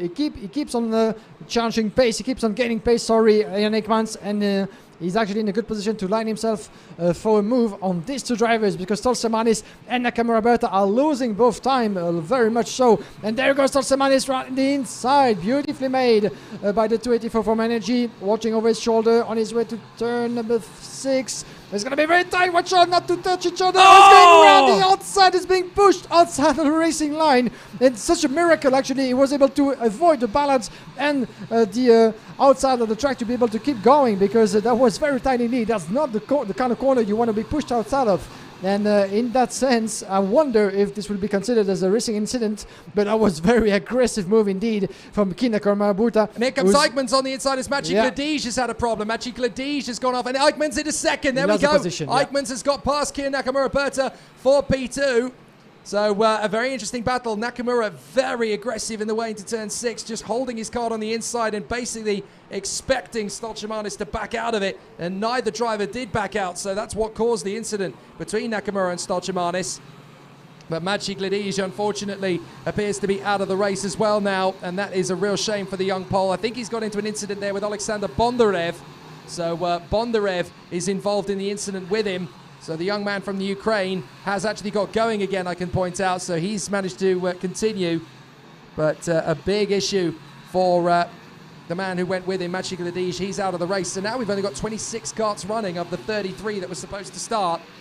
So Freddie Slater out in front of Ian Eichmanns. Eichmanns again running up at the sharp end. The leading two drivers in the race have managed to get into their positions again. The man on the charge is Alexander Gubenko. He's got his way up into 10th position. A crazy heat, this one. All sorts of things going on. But Freddie Slater is out in front. 2 seconds nearly clear of Ian Eichmanns. And that's the position he wanted to be in to the finish line.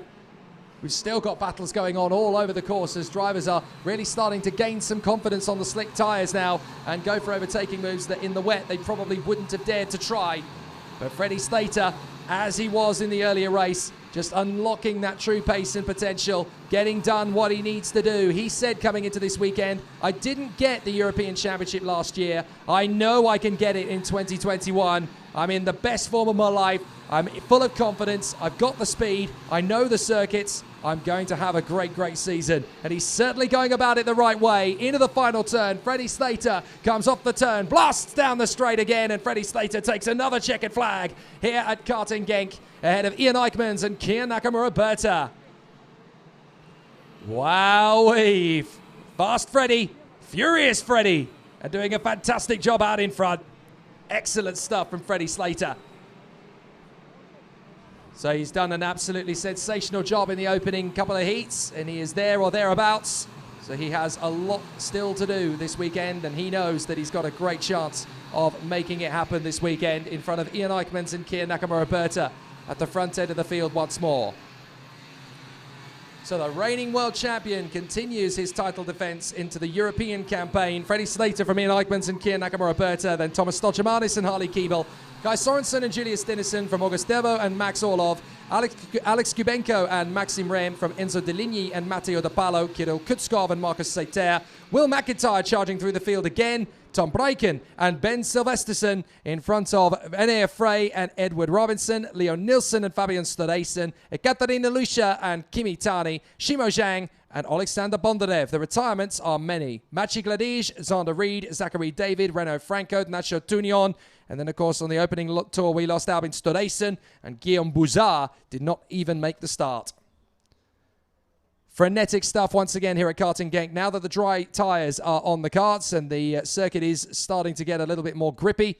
So we're going to start to see the fast pace of these karts once again. The next race is qualifying heat A versus F of the junior category, and it will be the last race before the lunch break.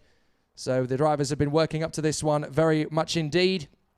An exciting and very, very skillful battle from the competitors thus far. And we're definitely starting to see some majestic wheel-to-wheel battles now for the drivers. So let's get ourselves down to the pit lane once again as we get ready for the final race before the lunch break. Guillaume Alvarez is down in pit road. Yes, indeed, Jake.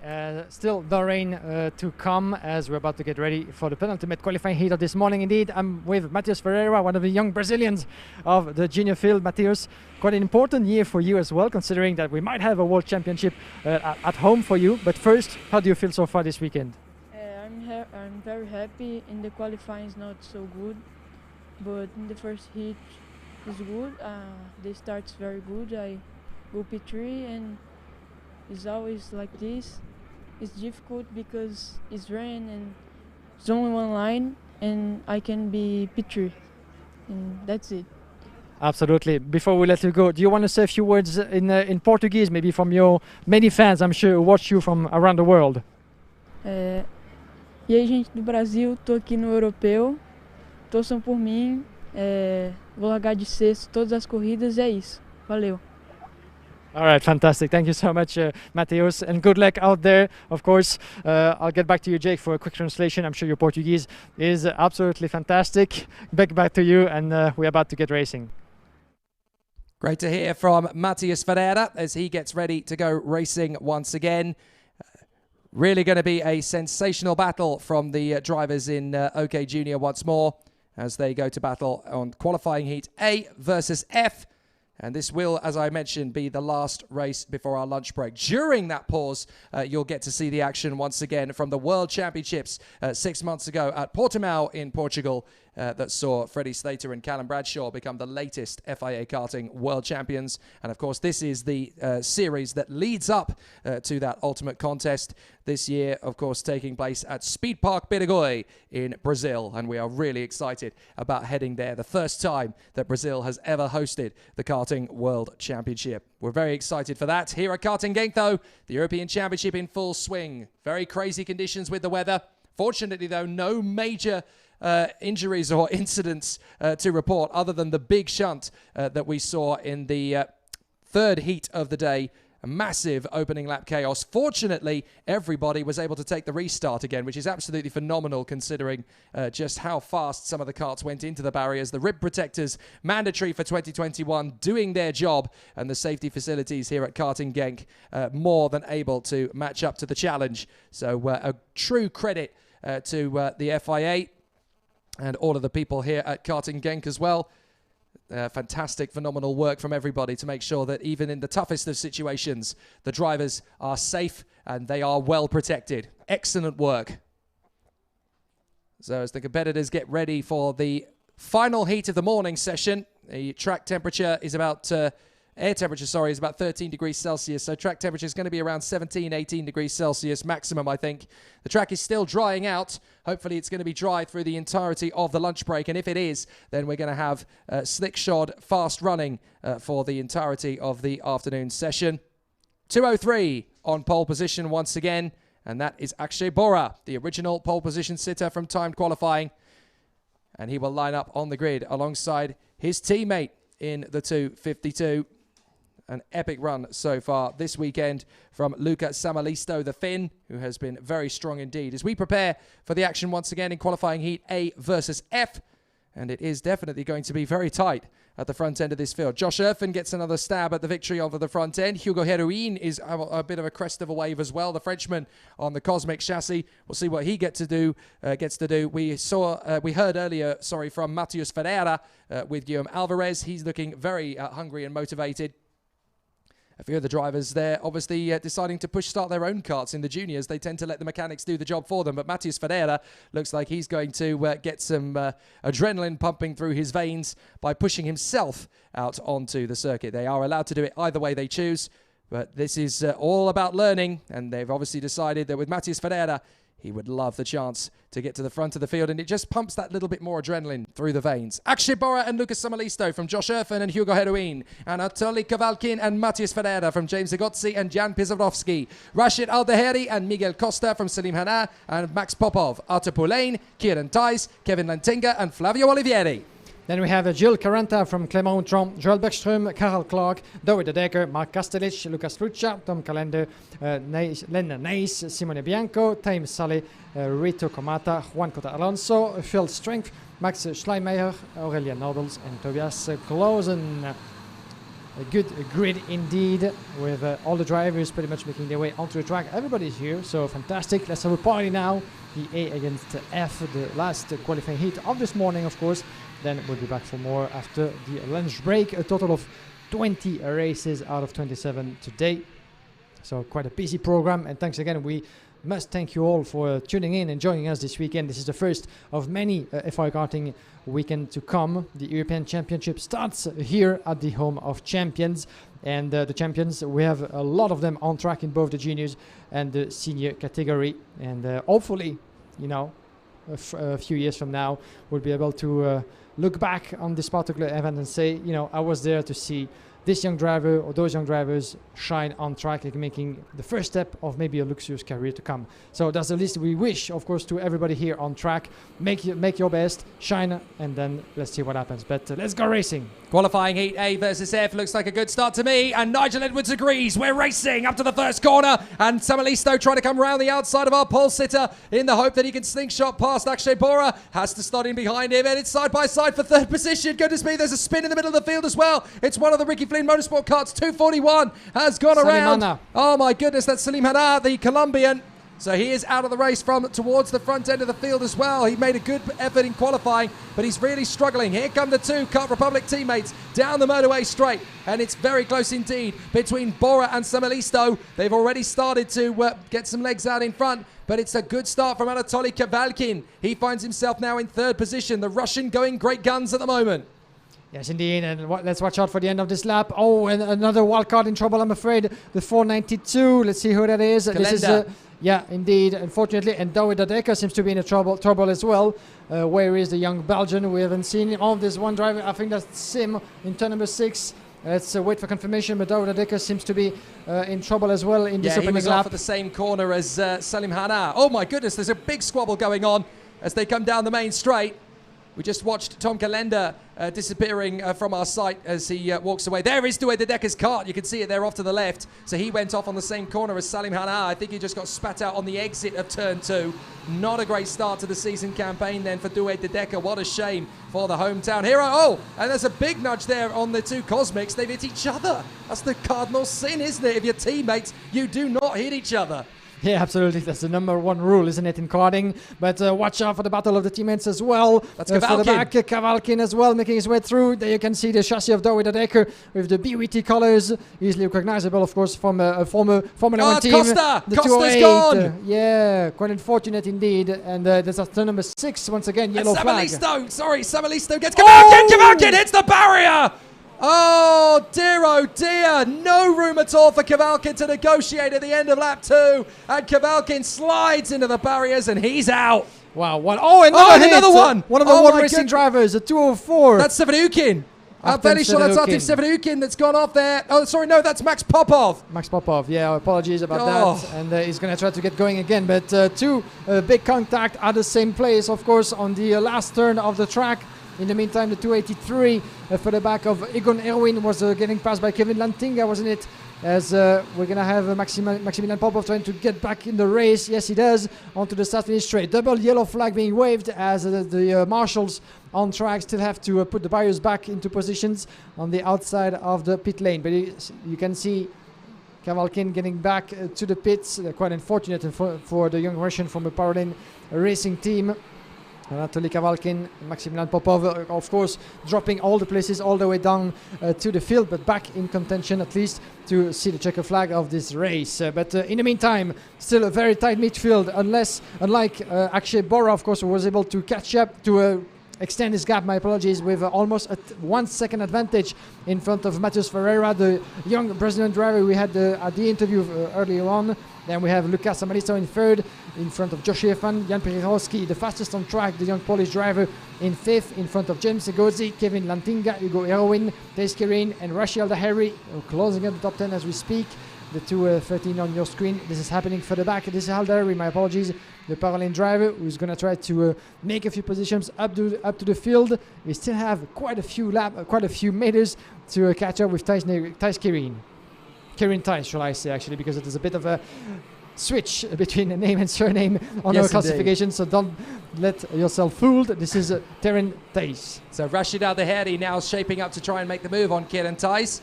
If he gets an opportunity, the Dutchman hanging on to it, but Rashid Al Daheri on the inside line. Not a lot of room to squeeze by, but he makes the gap open up. And Rashid Al Daheri gets through, having set the fastest lap of the race as well. So Al Daheri on the charge once again. He really is lighting it up in the Paralin. Check out the top 4. They are all Kart Republic Motorsports. Bora, Ferreira, Samalisto and Josh Erfen having a terrific run in the top 4. Pizarowski is there in 5th place from Egozzi. And then we've got Lantinga, the wildcard, doing a sensational job this weekend. Yeah, definitely. One of the names to keep an eye on, that's for sure.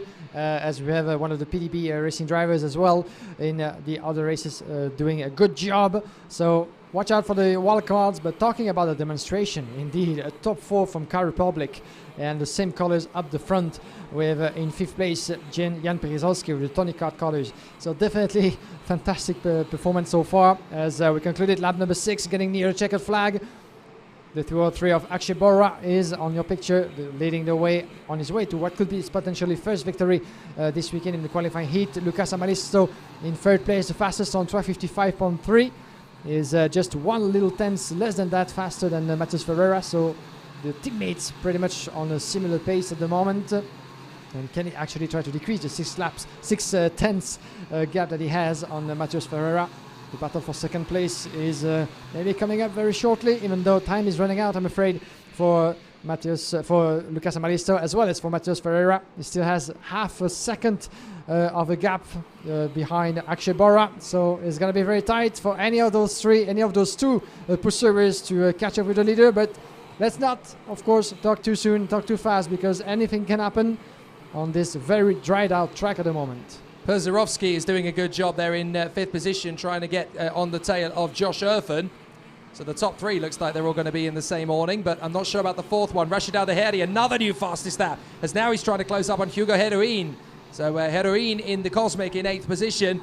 Kevin Lantinga in 7th ahead of them. Egozzi is ahead in 6th place. Then Perzerovsky is up the road in 5th position. And then we've got the quartet of Kart Republics. Dino Chiesa must be smiling all the way to the awning at the moment. Akshay Bora, Matheus Ferreira, Lucas Amalisto and Josh Erfen doing him and the boys proud. Absolutely. Talking about Dino Chiesa, it doesn't matter, if his own team, Kart Republic Motorsport, wins, because his chassis is pretty much, the majority of what we can find in both of the fields. So whatever happens, if it's not his team, it will be at least his chassis who might end up on the podium. So I think that whatever happens, Daniel Chiesa will always be smiling, and he's such a charming guy, isn't he? Yes, indeed he is. Warning flag for Simone Bianco.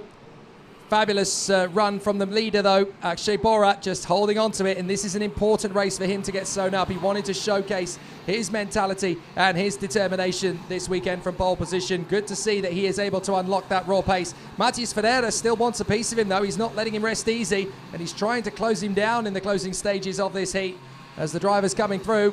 But Akshay Bora is not going to crumble under the pressure. Not now he knows that there's a great victory in the offing. Into the right, up towards the left. And Akshay Bora running a sensational run here as he keeps in front of Ferreira and Samalisto into the final turn, through the right-hander, back on the power, and Akshay Bora gets the victory. Fantastic run. Matias Ferreira second, Lucas Samalisto third, in front of Pisarovsky. He snatches fourth on the final lap from Josh Earthen, so he makes it to fourth position. A good run in the end from Pisarovsky to finish it off in fine style.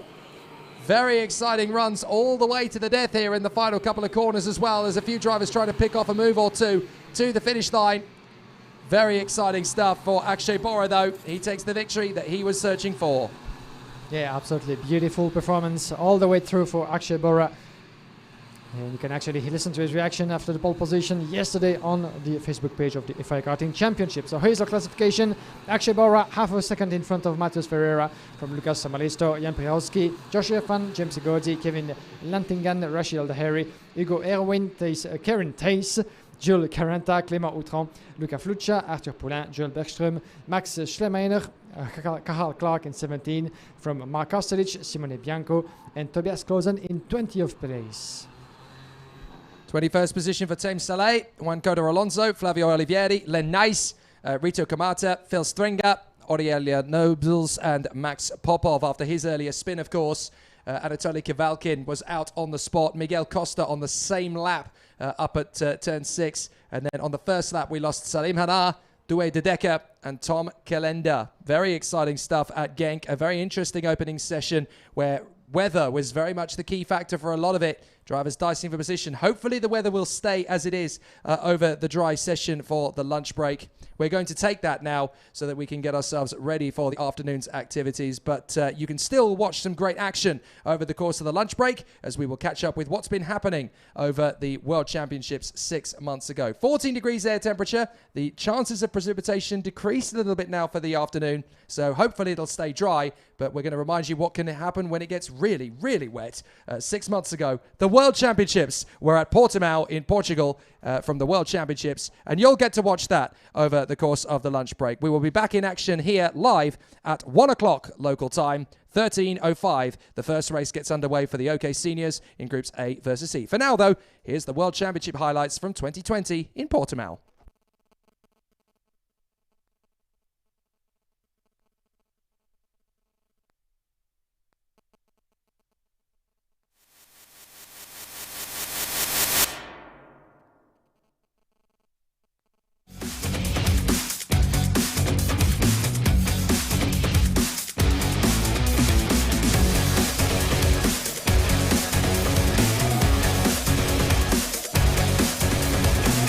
The World Championship for karting in the OK Direct Drive category for junior and senior racers is finally upon us, as the field descends on Cartódromo Algarve in Portimao, Portugal, just 2 weeks after Formula One returned to this incredible country.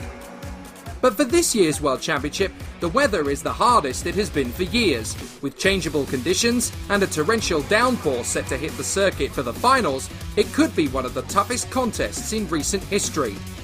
Will Lorenzo Travasanuto triumph for a third year, or will we see a new face on the top step of the podium? And who will be the new kid on the block, adding their name to the Junior World Title Roll of Honour? There's only one way to find out.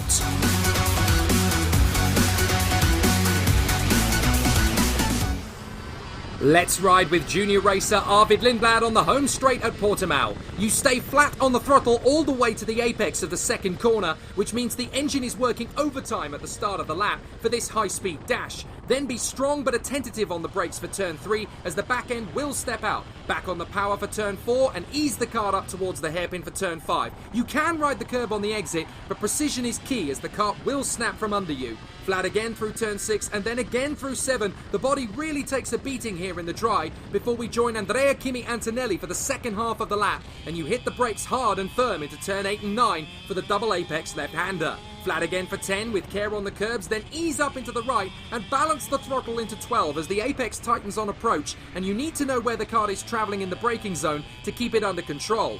Careful for the next 2 left apexes as you're on the power, and then the final 2 right-handers are uphill and aggressive on entry and exit. A wonderful circuit in the dry, but in the wet it really will bite back with a vengeance. A perfect location for the World Championship. Well, actually we are here in Portimão for the World Championship of OK and OK Junior. It's just an amazing track. Many drivers here to participate. Definitely I'm really looking forward that it will be a very nice races, but also a very nice championship, looking for all of these COVID problems that we had.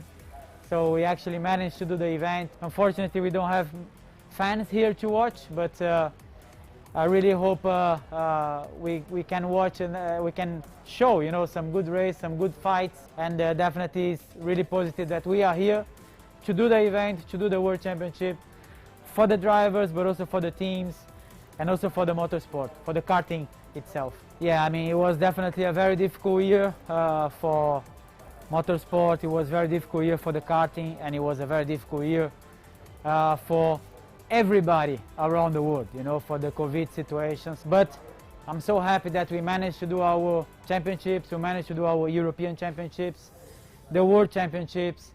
We managed really to, you know, thinking about some change for the future, some improvements. Also looking all of these problems that we had. Definitely have some good ideas, you know, for the future as well. Try to making karting better, cheaper, but also competitive, and also you know, the best situation for all of the drivers, for all of the kids, and for all of the categories. So definitely for the difficult situation that we had, he also gave us some good ideas for the future. Well, it's fantastic to be here in Portimão. You know, I was here 2 weeks ago for the Formula 1 race. I'm impressed, number one, by the facilities, but even more impressed so by the performances of the drivers on track. Very proud to be here, you know, despite all the difficulties, and I would like to thank the teams, the drivers, the partners, everyone in my team as well for making it possible, and so it's a fantastic experience, very happy. Well, you know, karting is where it all starts. I guess that's very obvious. We are lucky to have Felipe Massa as a president in the Karting Commission, who is pushing us a lot, who is explaining also to us internally a lot about the importance of karting. We are very happy also to work with James and his group, RGMMC, who is you know, doing a fantastic job knowing the world of karting from the inside out. And what we can do is we can establish the framework. We can we give financial support, obviously. We want to make sure that people understand that karting is, you know, the key for people to start. We want to discuss costs. We had, in fact, just a meeting to identify ways of how to reduce the cost for the participants. We are discussing but also strategic topics now, how to promote karting better in the future. How do we reach out to the people in the leisure karting area? How do we, for example, develop new competitions, new disciplines like we recently did for the motorsport games with karting slalom. It is very important for us, and we are very happy to see that there are so many young talents from all over the world participating and racing for the World Championship title.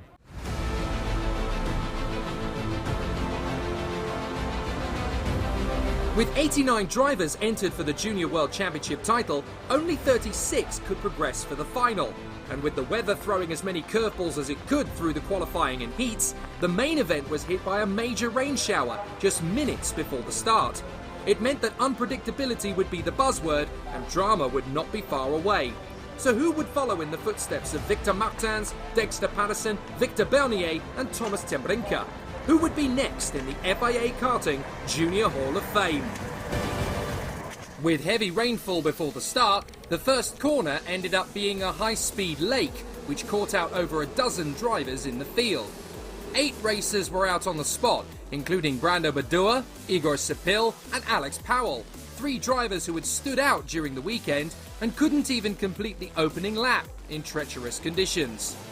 As the marshals quested to clear up the chaos, the race continued on, with Freddie Slater storming into the lead ahead of Christian Ho and the fast-starting Harry Burgoyne Jr. But with a large quantity of karts to clear away, a full-course yellow was inevitable. Evan Giltaire was one of the few fortunate drivers able to recover and continue on. So having scored podiums up to that point, but not yet a win in FIA Karting, Freddie Slater was looking good for his maiden win and in the World Championship Final 2. By the time the race was ready to commence again, Conor Zilic and Matteo De Palo had joined Sonny Smith, Dion Gouda, Matthias Jakobsen, Keanu Elajari, Maxime Verbruge and the original trio on the sidelines. Those still running were expected, no pun intended, to sink or swim out on a very tough track. Controlling the pace of the field and keeping heat in the tyres was more important than ever, and visibility was a precious commodity. But fortunately, only pride was hurt in the various incidents around the circuit. When the race restarted on lap 4, Slater made good use of his advantage to stretch a gap to Ho and Burgoyne Jr. Arvid Lindblad wasn't prepared to wait around and began an exciting duel with Maceo Capieto early on, which the Brit would emerge from triumphant. And he was just getting started as he made his move on Yuga Chukwu, whilst behind him, Capieto was running out of road. Ho seized his chance to pass Slater for the lead, but the young Englishman didn't become flustered and picked his moment to correct the manoeuvre instantly. The Singaporean tried again, but Slater was ready to retaliate once more, taking the opposing tactic to the Sauber driver at every turn. The moment's hesitation from Ho was enough to give Burgoyne Jr. a chance to pounce, and the Scotsman was now up to second in his maiden FIA Karting weekend. By the time Ho made another bid to take second, Lindblad had caught them both, so now there was more urgency to make a clean pass and storm clear. He was able to move back into second, and despite Lindblad moving up to third, Burgoyne claimed the place back from his teammate immediately. The Kart Republic teammates were now inseparable, as both drivers insisted that they were the man to take the fight to the leaders. And as they banged wheels in their quest for third, a frustrated Lindblad was becoming impatient. No real surprise, as they were now being caught in turn by Tuukka Tarppanen in the Tony Kart. And having missed out on the European title, the Finn was pushing hard to claim the world crown. Eventually, Lindblad found the overtake on Burgoyne Jr. and made it stick, whilst their fellow Kart Republic racer Matthias Ferreira's dream ended against the tyre barrier. Behind the leaders, there was plenty of drama. Nikola Tsolov was able to make a clean sweep past European champion Yuga Chukwu. But as the rain continued to fall, several drivers would be caught out, including Spain's Bruno Del Pino. The Tony Kart star would eventually recover, but he would drop to the back of the field, with no time left to gain his position back. Yuga Chukwu was now locked in a duel with Rashid Al-Daheri, whilst Capieto and Ariel Elkin were trying to get involved too, which created a heart-stopping moment for the quartet as they found a slowing Del Pino, who had run wide and only just managed to get out of the way in the nick of time. Capieto stepped up the attack and made his move on Al-Daheri, whilst up ahead, Lindblad's determination finally paid off as he bagged second position from Ho. The Singaporean wasn't prepared to surrender, and a forceful elbow from Lindblad was the only thing that stood between Christian Ho and second position. Tsolov and Yuga Chukwu were still joined at the hip in their battle further back, but it would be the Bulgarian that made the overtake and held the position. Just watching the differing racing lines between the two drivers demonstrated that there is no perfect racing line in these conditions, only what feels right for each individual competitor. With time running out, Al-Daheri made his bid for the American and made his own move. As the leaders entered the final lap, Lindblad took his first opportunity to snatch the lead from Slater and grabbed it. But patiently, Slater made his move back in the middle of the lap, and Ho ran wide in his eagerness to grab the lead himself. In the final two corners, Lindblad made a desperate lunge for the lead, ran wide and unsuccessfully tried to squeeze Slater out of the final turn. But Freddie Slater kept his foot in, held his nerve and clinched the Junior World Championship in emphatic fashion. A front-fairing penalty post-race stripped Lindblad of a deserving second-place finish, so it would be Tuukka Tarppanen and Harry Burgoyne Jr. who were elevated to the podium. Beyond the finish line, a race-long battle between Max Dodds and Alfio Spina ended with a post-race spat that ended a sensational comeback from the Englishman and a weekend of frustration for the Italian.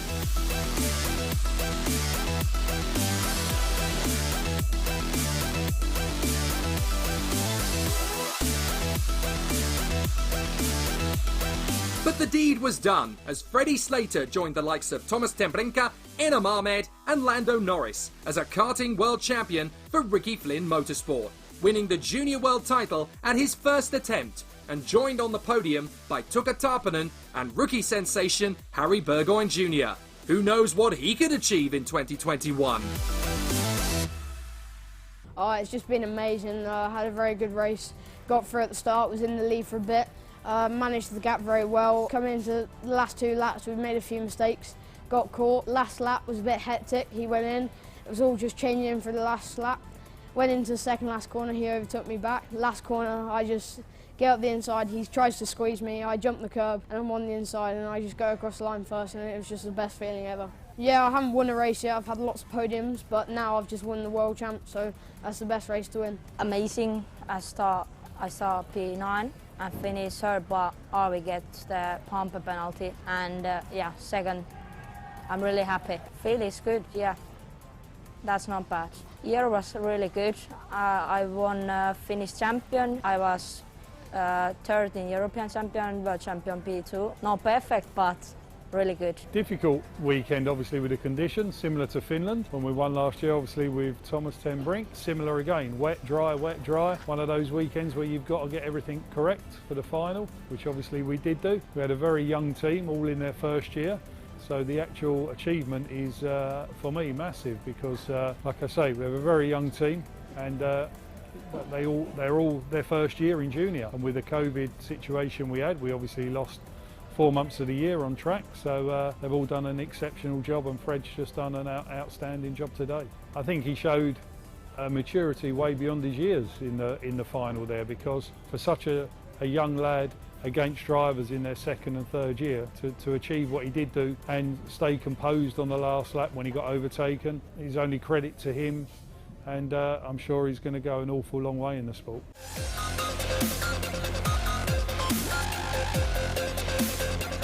For the 74 competitors, there were mixed emotions. Some were heading into the World Championship for the first time with eyes wide open. Others knew what to expect and wanted to find that extra special magic to take them to victory. For the likes of Pedro Hiltbrand, Danny Curl and Lorenzo Travazanuto, it was about trying to claim the world title back, to feel that raw emotion all over again. But only time would tell if we could see a new champion or a familiar face on top of the world. The weather played its part again at the start of the OK final, as Callum Bradshaw made the best start ahead of Taylor Barnard, and chaos reigned behind them, as once more drivers couldn't stay on the road, with the likes of Alex Dunn, Matthias Mogato and Lorenzo Patrese all being part of the first corner melee.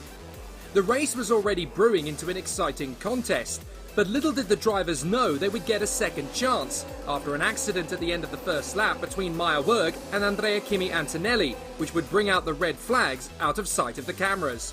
Neither driver would restart, as Antonelli would suffer a broken leg and Werg's kart would be too badly damaged to continue.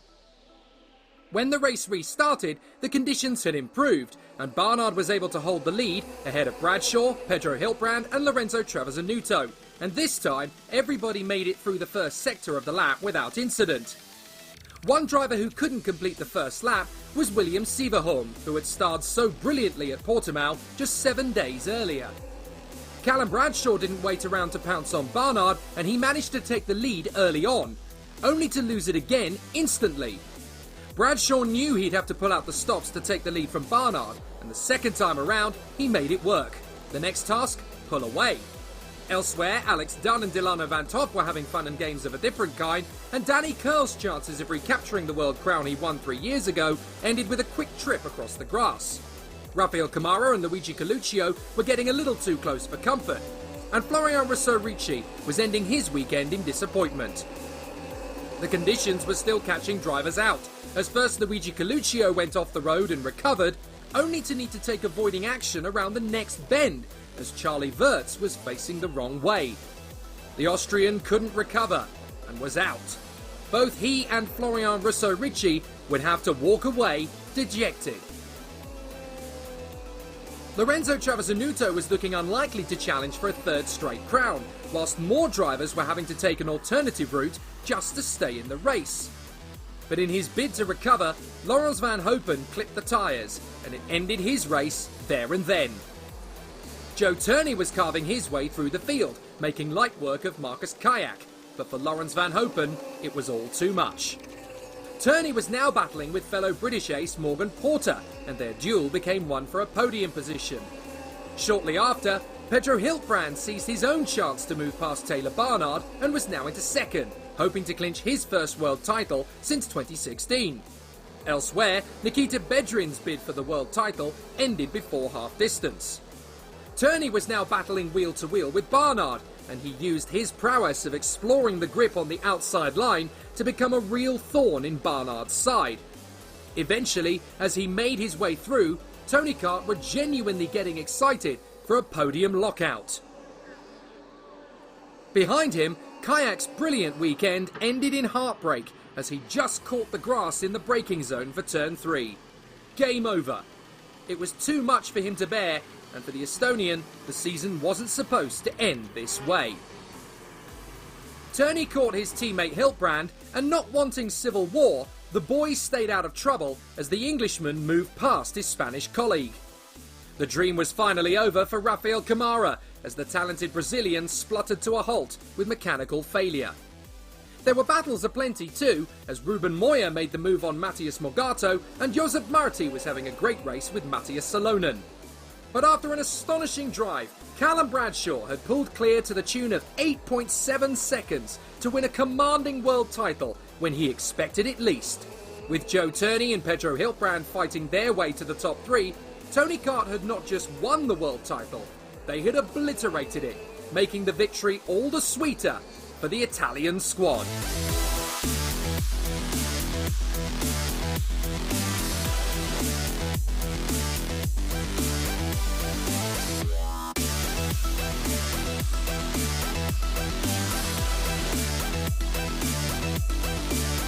Green and white reigns supreme on the podium, and after Tony Kart's first Senior World Championship win for 8 years, it's the start of a party that could last for weeks. A former world champion returns to the podium as Hiltbrand claims third. Turney lives up to his promise to fight back from the midfield after qualifying to become a worthy runner-up. And Bradshaw swept all before him to become the 2020 World Champion.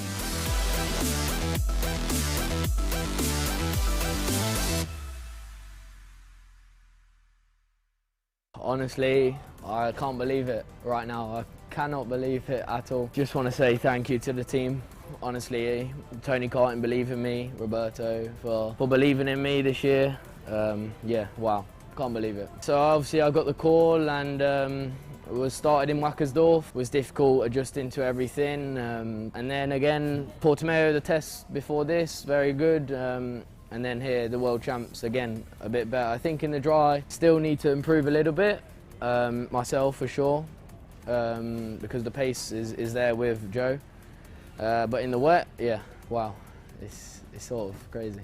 The restart, I hope Andrea's okay. It looked like quite a nasty crash, but I hope he's okay and my wishes are with him. But obviously, yeah, I was leading at that point. So then the restart again, got a good start again behind Taylor, and then thought, well, I got to make the move because I was really fast. And then yeah, just had my head down every lap, same line, and yeah, the gap, couldn't actually believe it in the end, the gap, but yeah. I'm really happy to end where I did, considering where we qualified. I think I was 30th overall after qualifying. Started in a hard position for the heats and was behind on tyres, ended up 8th starting for the final.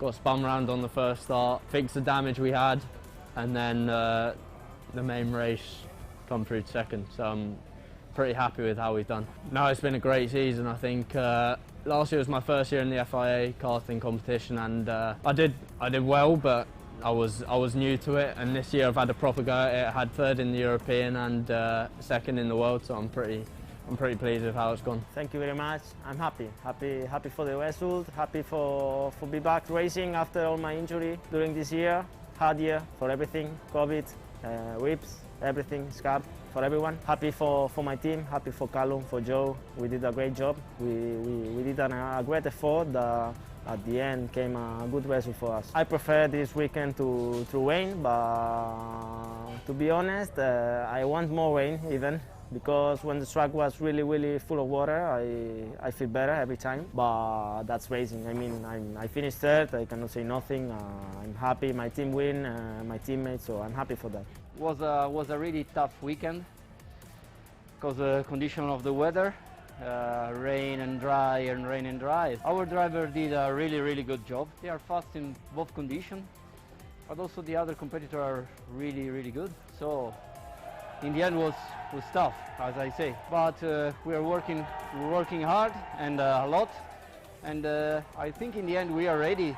We are ready to fight. With Callum, we are fast on the first parts of the race when it was dry, almost dry, and fast also when it was a rain. And also the other two guys that start behind him, so Pedro and Tourney. After a difficult start, they are coming, and after they arrive and they fight a little bit together, but for us it's really big result. First, second and third is amazing.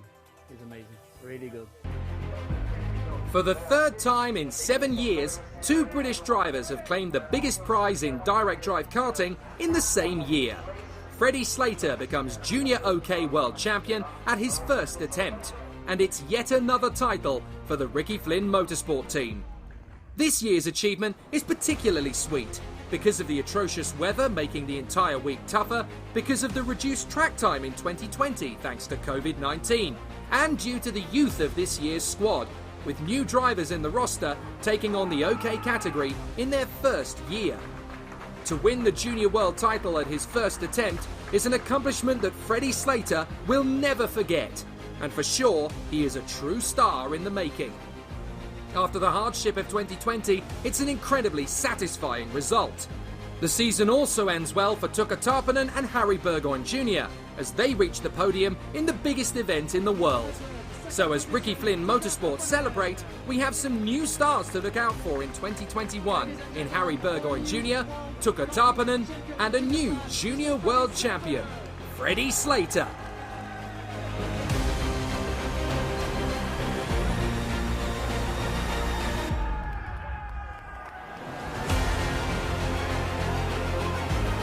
In the OK category, it's third time lucky for Callum Bradshaw, who after only a few short weeks with Tony Kart has become World Karting Champion. But it's an emphatic achievement for Tony Kart too. Their first OK World title, their first World Championship crown in senior since Flavio Campaneschi won in Macau back in 2012. And with Joe Turney and Pedro Hiltbrand sharing the podium, it's a Tony Kart top 3 lockout. The perfect way for one of the sport's most prolific names to return to the top of the world. It's not just victory, it's pure domination in a manner rarely seen in such an ultra-competitive sport. The 2020 season has finally come to an end, and despite the trials and tribulations of COVID-19, the racing has reigned supreme and finished on a high note. Next year, we'll do it all again and continue to prove that nothing can stop karting being what it remains. The ultimate test of world motorsport and pure racing on the ragged edge. But as some celebrate, some begin the work all over again, as the next season has already begun. 2021 is just around the corner, and karting never sleeps. So until the spring, when the European Championship begins again, it's time for the boys and girls in green and white to celebrate in style. From Portugal, we say obrigado e adios.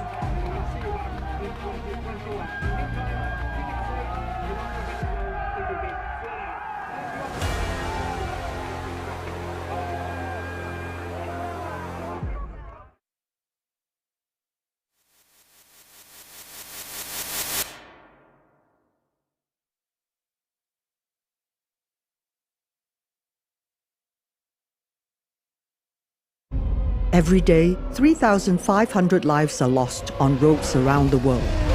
Driving can be dangerous, but there are simple rules we can follow that will make our roads safer and save lives.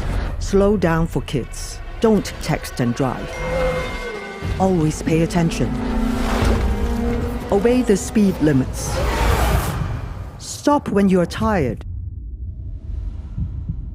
Never drink and drive. Check your tires. Rules keep us alive. Your life is in your hands. Respect the rules.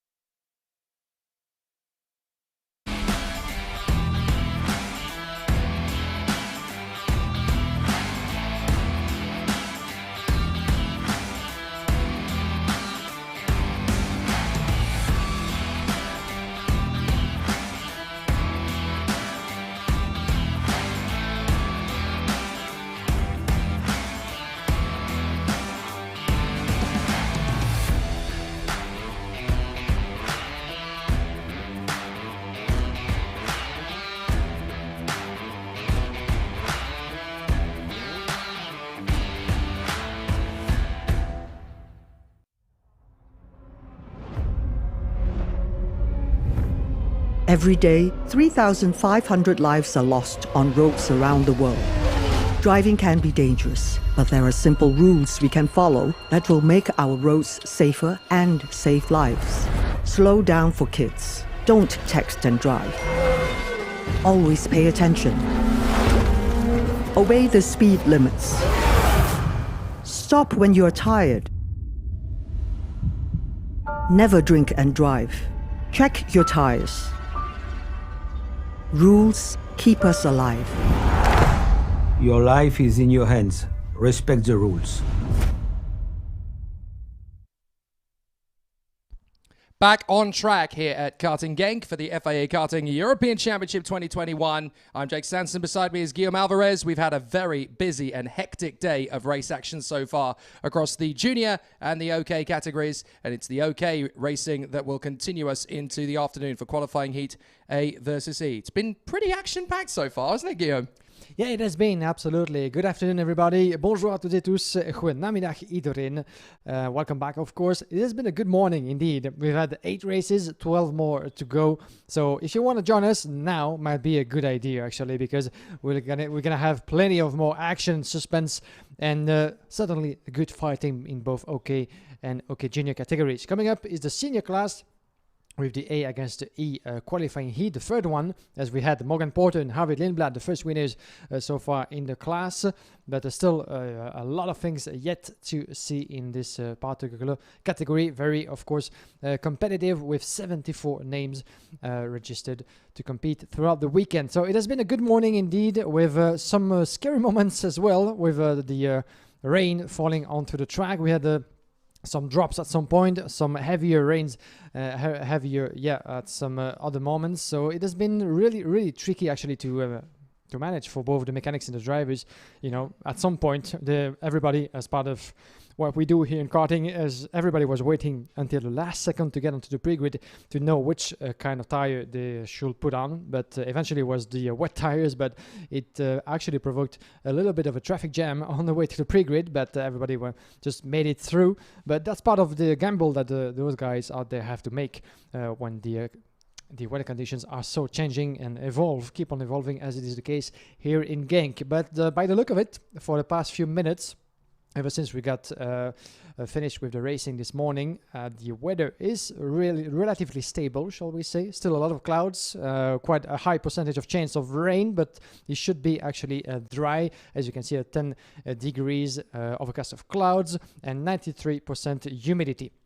So we shall see what's going to happen, but the track is very, very much dry at the moment. So we're back on slick tires for everybody in both classes.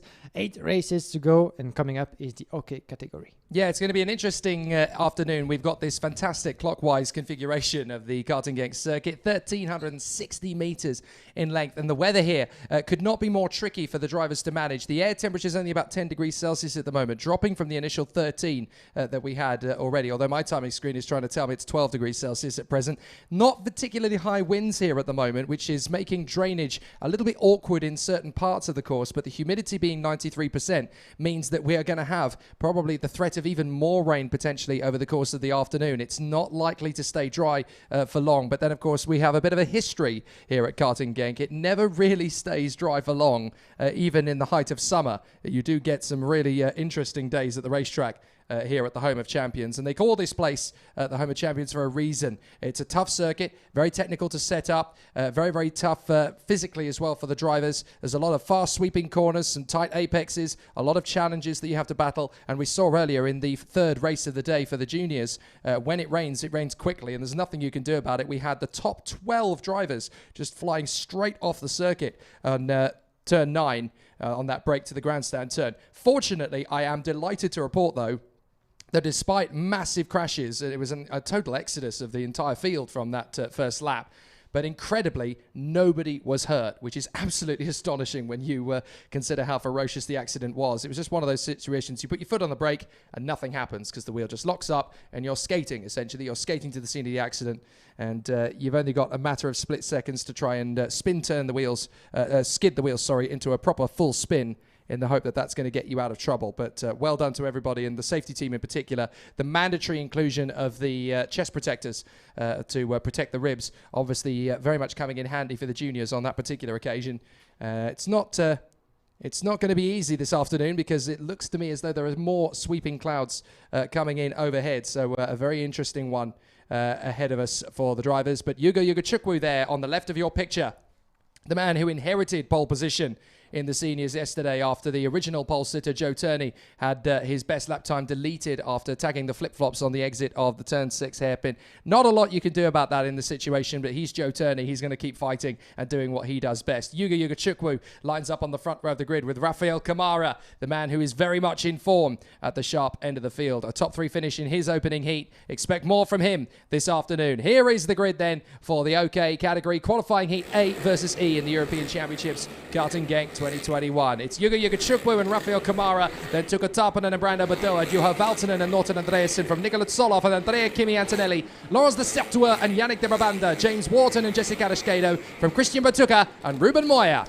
Then we have Evan Gilter from Christian Ho, Nicola Lacorte and Ricardo Garcia, Alfio Spina from Magnus Tigelsen, Magnus Longvins and Julian Olzem, Lucas Malek, Rafael Mandanese, Florian Rossorici, Victoria Blokina. We have as well Ruben Wang Toyip as well, and Ismoluya Nicola Neff and Luca Inderhoff closing up the top 29 drivers here making their way onto the track. And Christian Ho seems to be in a bit of trouble. You can see the Car Republic driver. That's another one of them. Nicola Lacorta, my apologies. That's Nicola Lacorta, yes. Yeah, Nicola Lacorta indeed. I missed a line on that one. But Lacorta, the 157, being pushed back on the grid. Christian Ho is very much onto the tracks. We have 28 of the 29 drivers making their way here to warm up the tires. Hopefully Nicola Lacorta will be able to join them very shortly.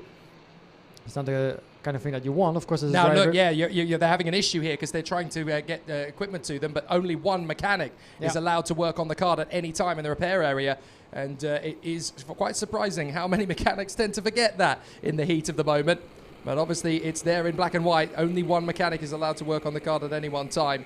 So that's obviously up for interpretation from some of the teams by the look of it. Let's go racing. Yuga Chukwu straight to the first corner.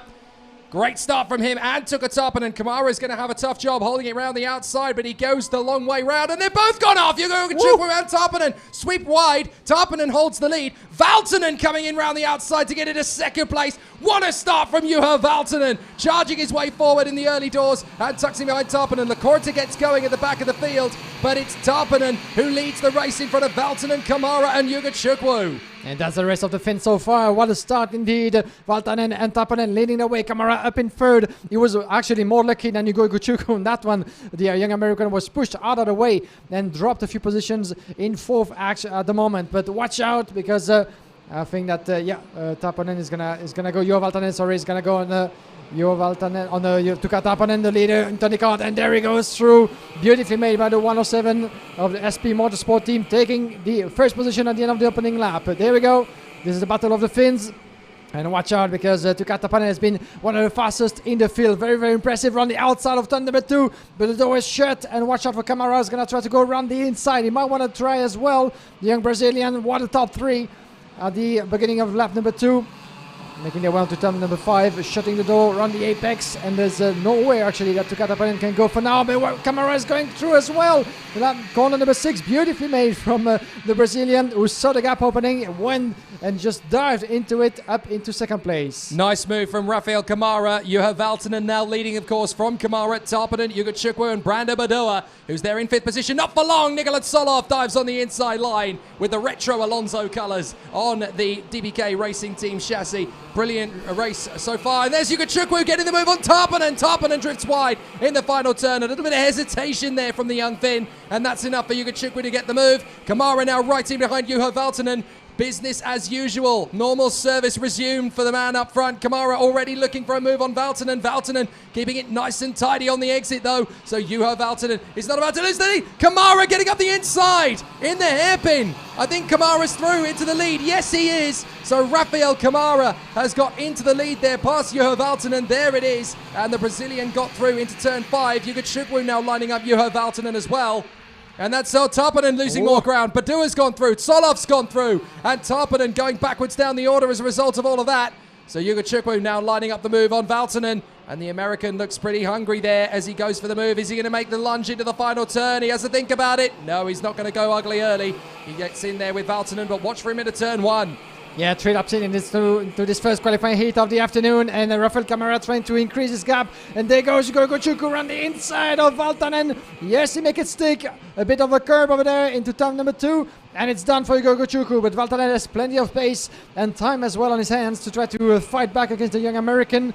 Yuga Chukwu, as a result, the fastest on your track, 53.5, and that allowed him actually to get past Valtonen, but the Finn still very much on the pace and in the tail of the young American, and those two actually really getting themselves out of reach from Nicolas Solov in 4th place. Then we have Brando Badoa in 5th in front of Antonelli, the 2 young Italians trying to make up for some positions that they lost in the opening stages. 2 positions gained for Antonelli.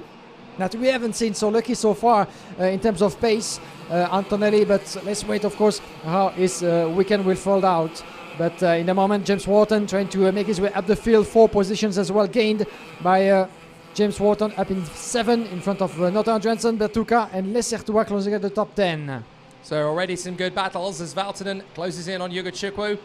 Nicolas Solov in P4 in front of Brando Badoa and Kimi Antonelli. There's Solov closing in on them, and that's Antonelli. A very late move there on Brando Badoa. Gets the move. Whoa. And up into 5th position. That was a lovely pass there from the Mercedes AMG F1 young gun. Brilliant work from Andrea Kimi Antonelli up into 5th position. Past Brando Badoa, son of the Ferrari test driver Luca Badoa, who was such a great Formula 1 character for many years. But Brando looking to carve his own story. And there's more Formula 1 flavour behind him, because that's James Wharton, part of the Ferrari Drivers Academy in the Paralin. So there's an absolute flavour of world-class motorsport here up at the front end of the field as James Wharton, the Australian, now hustling Brando Badoa down the main straight. Yuga Chukwu up in the lead though. The young driver backed by McLaren is now setting off after Rafael Camara, the young Brazilian, who is doing a fantastic job in the lead of the race. But Nikola Tsolov on the DPK racing kart in the old vintage Fernando Alonso colours. He now sweeps up the inside of Juho Valtonen and gets through. So the Bulgarian Lion is through into third position past Juho Valtonen. And the Finn is going to try to fight back. The one we will see trying his hand on gearbox classes for the later this season. Now having a hard time fighting against Nikola Tsolov for third place. But in the meantime, look out for Igor Chukwu. He's trying to get clear, at least get clear of the rest of the field and get close. And beautifully made from Just Wharton. Just got past Brando Badoa further back. This is a battle for 6th place. And Wharton just went on the inside of Badoa into turn number 10, clipping the curb on the outside. It was very, very tight indeed. But Badoa is going to try to fight back against Wharton. There he goes through the young Italian, taking actually Norton Andrensen with him. The World Racing driver just went through as well, making up a position. And Wharton going from 6 to 8, unfortunately, after such a very nice move put together. But it's all down to 0 once again for Wharton. He's going to have to fight back. That's Antonelli. He's got past Valtonen. Antonelli now in front of Juho Valtonen, having just set the fastest lap. So Kimi Antonelli now in 4th position. He's worked his way through. Andrea Kimi Antonelli in P4 now, chasing after Nikola Tsolov. So there is a real spice of excitement up at the sharp end of the field. Looking back to the battle further back, this is Badoa and Andreasen, who are now in front of James Wharton. Norton Andreasen very much carrying the mantle for Ward Racing, left over by Dino Beganovic a couple of seasons ago, and leading the team to greatness. Norton Andreasen in 2021 doing a fantastic job, the young Swede, as he pushes on through to the first corner. Just look how close it is in the midfield still, as drivers still working their way through. Tuukka Tarponen has dropped all the way down to 14th. What has happened to the Tony Kart youngster? Yeah, that's quite a surprise indeed, considering the pace that he's had so far on this track. But Tarponen having a really hard time at the moment defending himself. 11 places dropped all the way to 14. I wonder what happened over there. Maybe an off or a bit of a contact that we missed on track. But certainly there will be a reason behind the very, very hard race that Tarponen has had so far. In the meantime, let's keep a close watch on the top three. Camara, Igor Chukwu, Tsolov just in the same picture with Antonelli and Valtonen trying to keep up as well. Still, 0.7 of a second for Antonelli in 4th place. I'm afraid he's still at some laps left on his hand for the young Italian to catch up. But Tsolov is very much on the charge, and there he goes through, run inside of Igor Chukwu in turn number 1. Beautifully made. We had it coming for the past 2 laps, and Tsolov really, really on a charge, and it was clean and neat from Nikola Tsolov. Igor Chukwu might want to try to do the same, lining himself up into the motorway straight, but still a couple of meters left. Missing, for Igor Chukwu to try to fight back, at least for now. But Tsolov very much on a very, very strong pace. Let's have a look. Last lap for Nikola Tsolov in 52.8, 52.9 for Rafael Camara, who might start to feel a bit of a trouble behind him because Tsolov is very, very close. Nikola Tsolov really with a point to prove here, getting past the European Junior champion from last year, Yuga Chukwu, and now setting off after Rafael Camara. They must have absolutely nailed the tyre pressures because look at Tsolov. He's hustling Rafael Camara down the straight. 9 laps done, 3 to go, and Tsolov could make the launch into the first corner here. He's not quite close enough on Rafael Camara, but Nikola Tsolov definitely on the pace here as the young Bulgarian Lion is charging forward on the DPK Racing Team Alonso Kart chassis in the vintage Alonso colours that they are running for a few of their drivers this week. They've got 2 liveries this week, the modern traditional Alonso Kart Racing colours for DPK Racing, and they're also using a vintage Alonso livery that he used as a junior way back when in the 90s. But here is the battle between them, and Kamara's starting to go defensive now on Nikola Tsolov. He knows that the Bulgarian is there. Yuga Chukwu having to be defensive as well for Antonelli. 2 battles here, 1 for first, 1 for third. Tsolov looking like he's going to try and shape up Kamara into the final turn. He has a look, and he's going to launch onto the inside line, and Tsolov takes the lead. Antonelli takes third. Side by side, though, back on the inside. Kamara retakes the lead. Wow, beautiful. That's one of his favorite corners, that's for sure. We've seen him actually pulling out fantastic moves throughout the past 2 weeks as well in the preparation race. Once again, he just had a better exit into the last turn onto the straight. And as a result, watch out because Tsolov is losing momentum. And there goes Antonelli through in turn number 5 up into 2nd. And actually, that might be the start of some trouble, I'm afraid, for Camara because Igor Chukwu is just behind in 4th place. So Antonelli just went through into the small gap opened by Tsolov. Tsolov is going to try, of course, to shut all the doors, but Ugo Guchuku very much on the pace, on the strong pace as we're getting near the checkered flag. But Kamara did the right move. He's pulling away, at least trying to pull away 0.5 of a second now in front of Antonelli as we're about to enter the last lap. His retaliation really has hampered his chances there, because now Tsolov has been backed into the corner from Antonelli, and Ugo Chukwu is still fighting fit. 1 lap to go, and these four having a sensational race. Can Rafael Kamara hang on to the lead of this one from Antonelli, Tsolov and Ugo Chukwu? They are having a sensational duel. Tsolov was leading the race for a brief second there, and just the momentum lost in losing the place to Kamara has given Antonelli a second wind. And now Antonelli is chasing down Rafael Kamara. He's absolutely charging. Can Antonelli close up on Rafael Kamara? They're in the closing stages of this race, and Antonelli may still have a chance. He's absolutely rapid compared to Kamara. Kamara's worked his tyres very hard. Antonelli's right in there, and let's not forget that Antonelli is on a bit of a comeback drive anyway. He's only got one chance now. It's going to have to be in the right-hander. What will Kamara do to defend? Antonelli's going to look. Kamara to the inside line. Antonelli tries, but it's not enough. Rafael Kamara is going to get the victory in front of Kimi Antonelli, Nikola Tsolov and Ugo Chukwu. Excellent racecraft from Kamara. When it looked all lost as Tsolov caught him and passed him, Kamara was straight back on the undercut. And I don't think that Tsolov was ready for the retaliation so soon. It upset his rhythm. Kamara stormed back ahead, and even though Antonelli was catching, there's nothing that can shake the Brazilian once he gets going. Rafael Kamara, sensational again. He is in the form of his life right now, Rafael Kamara, and this is a big build-up to the World Championships at Speed Park Piragoy on the 31st of October. Can he make it happen? Certainly made it happen in this heat. A great run from Rafael Kamara in front of Andrea, Kimi Antonelli and Nikola Tsolov. Ugo Chukwu and Juha Valtonen from Brando Badua and James Wharton. Elton Andreasen, Laurence de Sertois and Tuka Tarpanen back in 10th. Ruben Moya and Alfio Spina from Yannick de Brabanda and Christian Bartuka.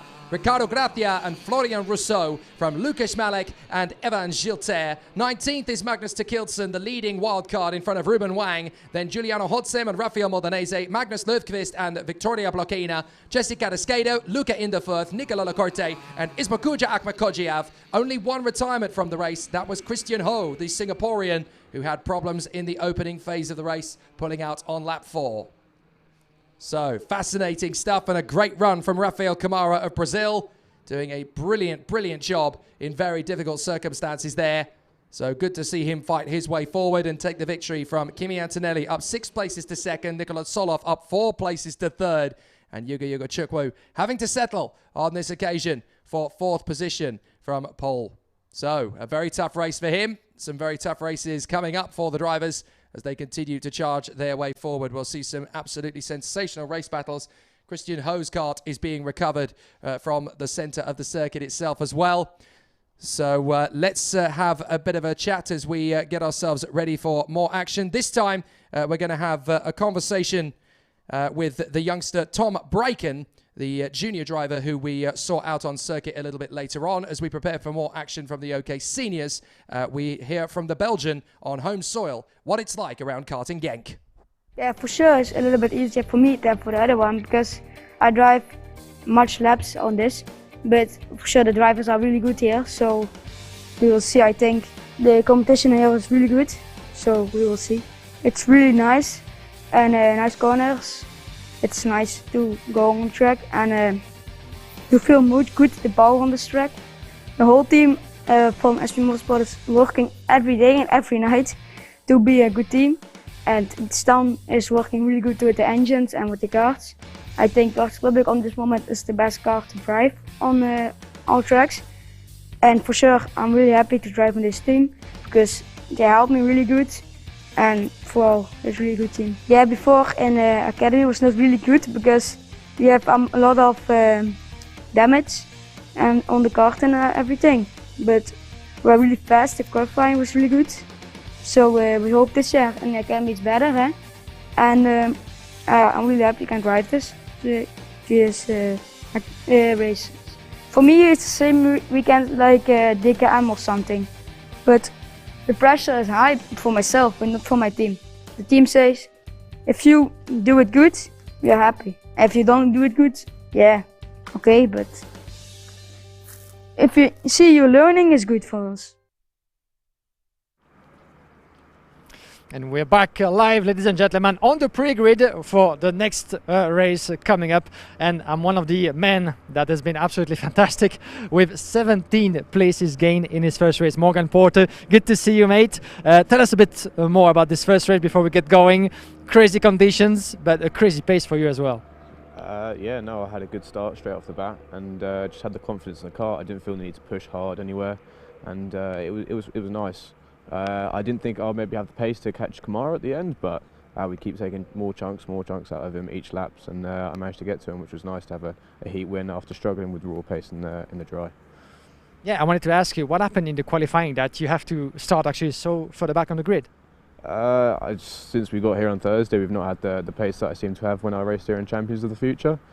But for sure the wet pace is there, as I've proven in the first heat, and just mixed conditions will be really nice for me this weekend. And we're trying to solve the issue in the dry, but it's very difficult. Talking about mixed conditions, we have actually some spot of rains falling, but you guys are actually all on slicks. Yes, all on slicks, rain clouds above, hopefully be another interesting heat. Interesting heat indeed, and our pleasure for us to follow, of course. Thank you very much, Morgan. We'll leave you to it, and good luck out there, of course. Thank you for talking to us, Morgan Porter. 17 places gained under the rain. Can you actually manage to do the same in what seems to be dry conditions, even though it starts raining just a little bit? But all the drivers were actually waiting until the very last second. But once the grid is closed, you have to get yourself on the pre-grid, and there's no more choices to be made. So everybody on slicks, that's going to be an interesting one. Always plenty of exciting talking points at Karting Genk. Great to catch up with Morgan Porter there, talking to Guillaume Alvarez, and there's definitely going to be some exciting battles from him today. We've already seen one, of course. He charged his way through from 17th on the grid in one of the earlier races to first position. Don't tell me we've started raining again, because I'm starting to see a couple of spots of rain on the camera lens there, looking into the holding area, because that really would be a very disappointing way to continue the action if the rain has come back. It's certainly getting very dark again over the circuit, and that is for sure. So the drivers are obviously going to have another nail-biting situation. We already saw one incident earlier in the day when the rain started to come onto the circuit, when the drivers were all on slick tyres. So essentially now the karts are on slicks again, because obviously the track is dry, but as the rain starts to fall, and you can see it starting to fall on the camera now, and it's starting to get heavier. Here we go again. Karting Genk once again strikes with more aggressive weather changes on the circuit. Now the big question is, how long is this rain shower going to last for? Because if it gets heavier, then they will have to delay the start of the race. So it looks as though that could be exactly what's happening. Now that the rain has started again, the drivers are obviously all on slick tyres. Their wet setup karts will be there. And is it going to be delayed? Is it going to continue? It looks as though they're going to be able to continue. If they've got a message that the start will be delayed, then it will be delayed. But obviously they have to wait for the official word before that happens. And at the moment, the rain is coming down once again, and it's coming down very hard now. Goodness me, the weather definitely intensifying now, so I have a feeling that this start is going to end up being an interesting one. The mechanics are obviously trying to force the issue. They want to make sure that there's no racing if the rain continues in this heavy way. One particular mechanic saying, no way, there's no way we can race with this. So obviously they've got a job to do as well, the mechanics. They don't want to spend the entirety of their day ironing out kinks and damages to side pods and axles. So I can see exactly where he's coming from. But it looks as though the race is going to go ahead. They're obviously senior drivers. Green flag flies, and they will start the race in these conditions by the look of it. So they have been given the signal, so away they go. Matthias Mogato and Arthur Rojon from Timek Kucharczyk and Luigi Coluccio.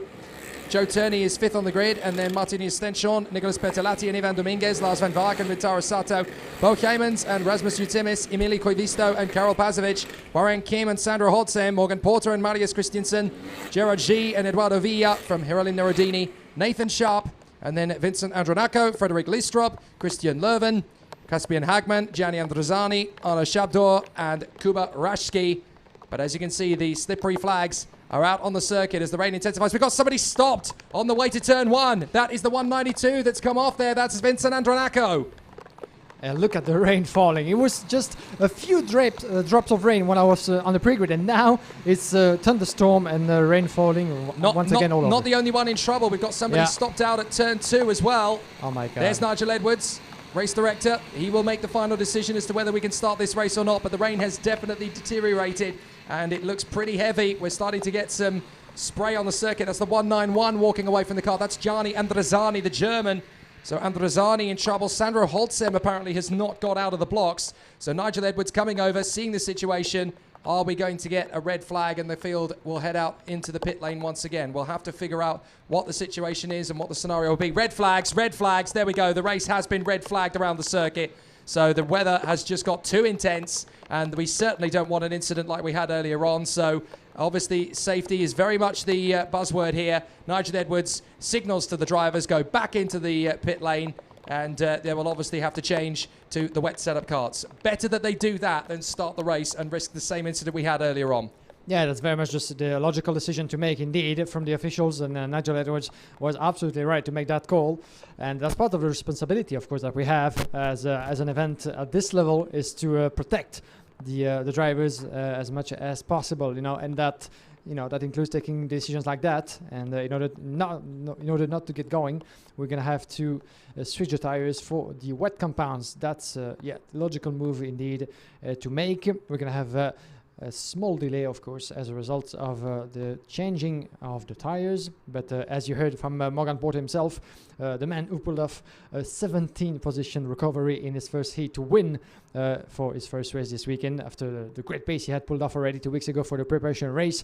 He was just saying to a microphone, this is going to be an interesting one indeed. And he was right about that, but I would have liked to see what those more experienced senior drivers are able to do in those conditions, but with not the right rubber on such a slippery track with such a heavy falling rain, this would be not the right call at all. So I don't mean to find this funny, but it has just stopped raining again. Yeah, absolutely.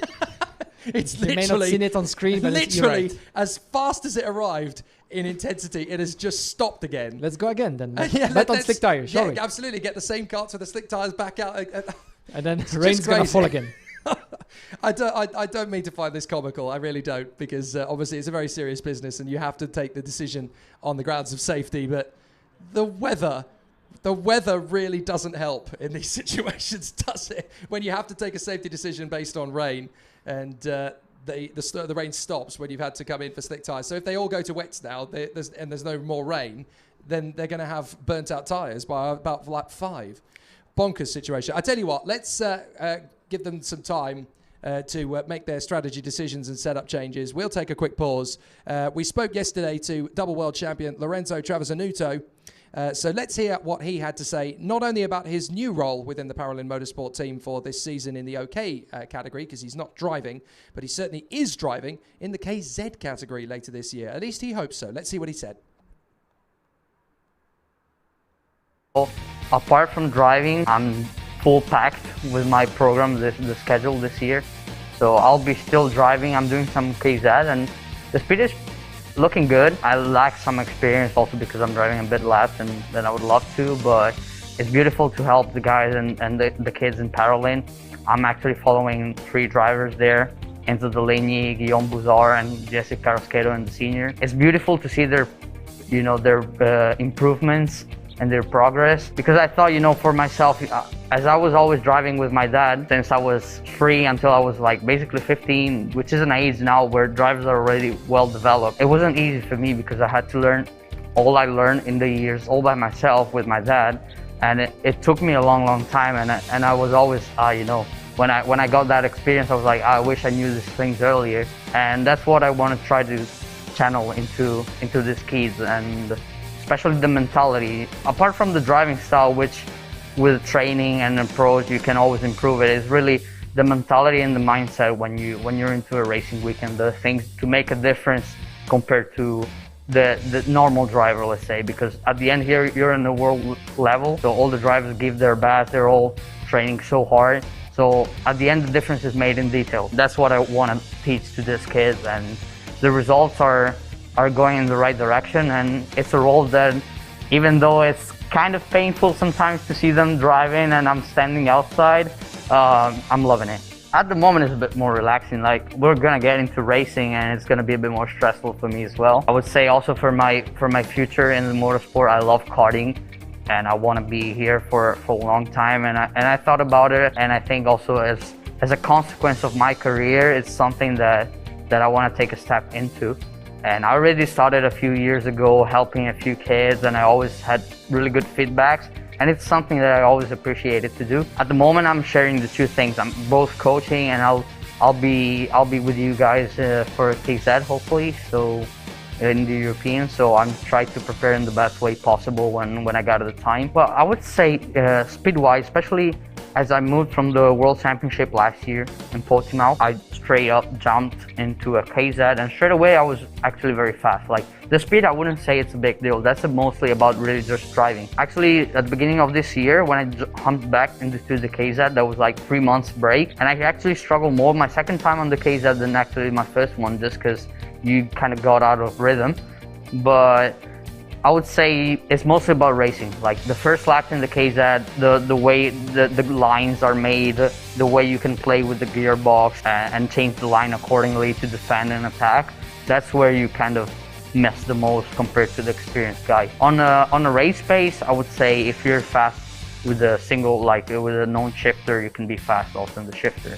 Yeah, well, I also have very beautiful memories around here in the years, and I remember, and it's probably going to be the same this weekend. There's going to be probably a lot of rain, dry, and storms, because here the weather changes so fast, and it's really, since it's a long weekend with so many drivers, you have basically over 100 drivers in the categories. It's going to be really long, and they just gotta be super consistent to be at the front. Even when I won the Europeans here and the European Championship in 2019, I basically didn't win in any heat. It was just about bringing it home in the top places. You just got to score the points and then just bring it home and get the best out of the final. That's where you score the most of the points. In the heat, it's really about being always at the front, not committing any mistake, because in the moment you start in the back, it's game over. You know, the gaps are so close that basically one heat mistake is going to cost you the weekend.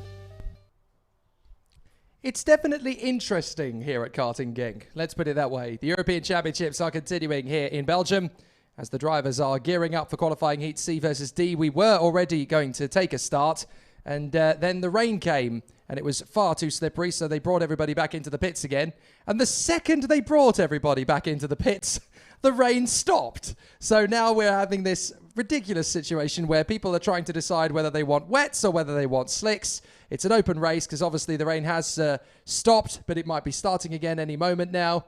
If I were at Hogwarts, I'd be thinking this is the work of Peeves. Seriously, this is absolutely ridiculous. There's some practical joker switching on taps in various different parts of the circuit here for the weather to come down and play silly games with us. It's getting a bit ridiculous. But that's karting Genk. That's the way the weather goes here. Definitely. And, you know, that practical joker either loves karting so much that he wants to see some fantastic racing and put up a bit of rain, or either he hates the sport and doesn't want it to keep on going. But I shall go for the first option because I find it very, very hard not to like what we see on track, especially with those youngsters battling for every position and every inch that they can find on track, which is, you know, we've said it and we'll say it again. This is certainly the closest racing you can get anywhere in the world. And when it happens on the highest level, you can actually add that to a very high level of competitiveness from everybody involved. So that's for us to really witness the beauty of the sport. And if someone above us doesn't like it quite as much, that's a shame, but rain is part of the game, isn't it? But right now it has stopped indeed. But until when? So let's see what's going to happen. But as you can clearly see, all the drivers are still on slick tires. That's interesting. So they've carefully considered what strategy option going with in this case, and by the look of it, I'm trying to actually have a closer look at further back on the grid. It seems to be that most of the drivers on this grid have chosen to stay on slick tires on what is a still drying track, but kind of slippery, but not as slippery as they would expect. Well, essentially the first 2 to 3 laps are going to be very, very tough indeed, but once it gets to about lap 3, lap 4, then the track is going to bite in again for the slick tyres. So it makes sense for the drivers to go for the long-term plan, but it doesn't change the fact that they've obviously come into the pits ready to change for the wet tyres, and then it stopped raining instantly. So now they're just basically second-guessing the whole way. But off we go. Now we're going to get racing, and hopefully the rain is going to stay away with enough time for us to actually get this race in, because at the moment, it's a bit of a debate. Let's put it that way. Karts go back out on circuit. Matthias Morgato and Arthur Rojon, Luigi Coluccio and Timik Kucharczyk, Joe Turney and Martinius Stenchon from Nicolas Pirtalati and Ivan Dominguez, Lars Van Vark and Rentaro Sato, Bo Heimens and Rasmus Jutsemis, Emili Koivisto and Karol Pazovic from Warren Kim and Sandro Holzheim. Then we have Morgan Porter from Marius Christiansen, Gerard Chi, and Eduardo Villa, and someone in trouble indeed. Lars Van Vark, and we've got the 191 there as well, so yet more problems for Gianni Andrezzani. So quite unfortunate. Let's get you to the end of the grid. Then we have Erlen Randini, Nathan Schaap, Anthony Benson, Andranako, Frederick Lindstrup, Christian Loven, Kasper Nagman, Gianni Andreazzani, Arthur Chabar, and Ruba Rasti.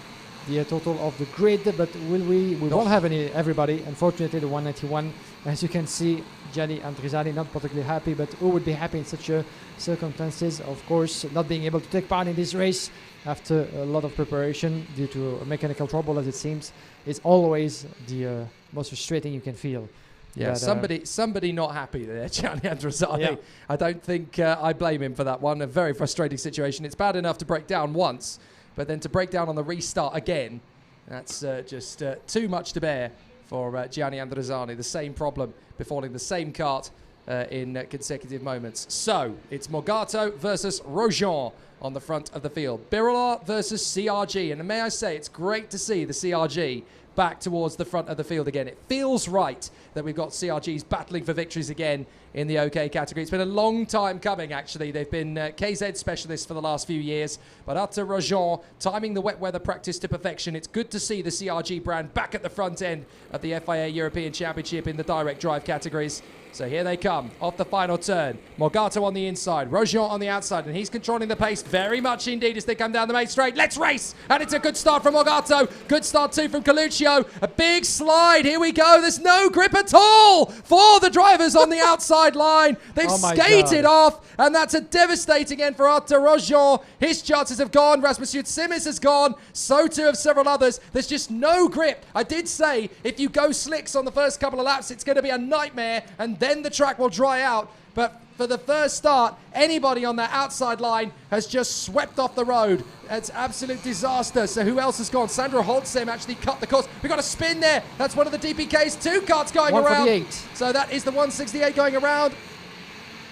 And we had, it was Ivan Dominguez actually is in trouble over there. The 166 as well involved. Let's see who that is. This is Kubaracki at the back end of the grid. But in the meantime, Luke was leading the way actually. Is that... Well, who's that that's come through to the lead there? That looks like one of the Kart Republics. That's Nicolas Pirtalati.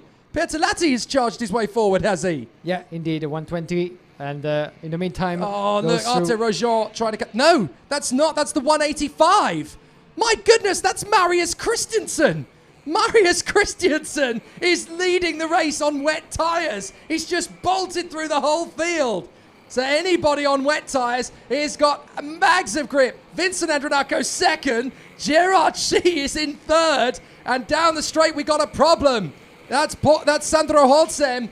He's having to slot back in because he missed half the circuit. That's why. So he's having to slot back in behind Bo Heimens. Then it's Morgato. So there's only 4 or 5 drivers that went on wet tyres. Everyone else went on slicks. So there's no grip at the start of this race at all. Yeah, and you can see the classification being put on its head. But once again, let's watch out. Let's watch out, of course, how the race is going to unfold. Because if there's no more rain coming up, indeed, the racing line is going to start drying up. Sorry. Yeah, the tide's going to turn, isn't it? The tires will be killed. So we might see actually the classification to be reversed once again. But I'm sure that those drivers secretly might pray for another rain coming up throughout the course of this qualifying heat. That will allow them, of course, to keep the advantage. But that's always easier said than done. And from theory to practice, there's always a gap. But incredible start of this race, actually, for the OK class. Let's have a look. The 185. Oh, 1, 2, 3 drivers. There's 3 of them. That's Morgan Porter. Morgan Porter's gone in. So is Nathan Schaap. And I think that's the 123 in there as well. That's Rasmus Jutsemis. 3 of them wiped out at turn 6. They can all just about get going again, I do believe. Morgan Porter, yes, look, he has got going again. Nathan Schaap is trying to do exactly the same thing.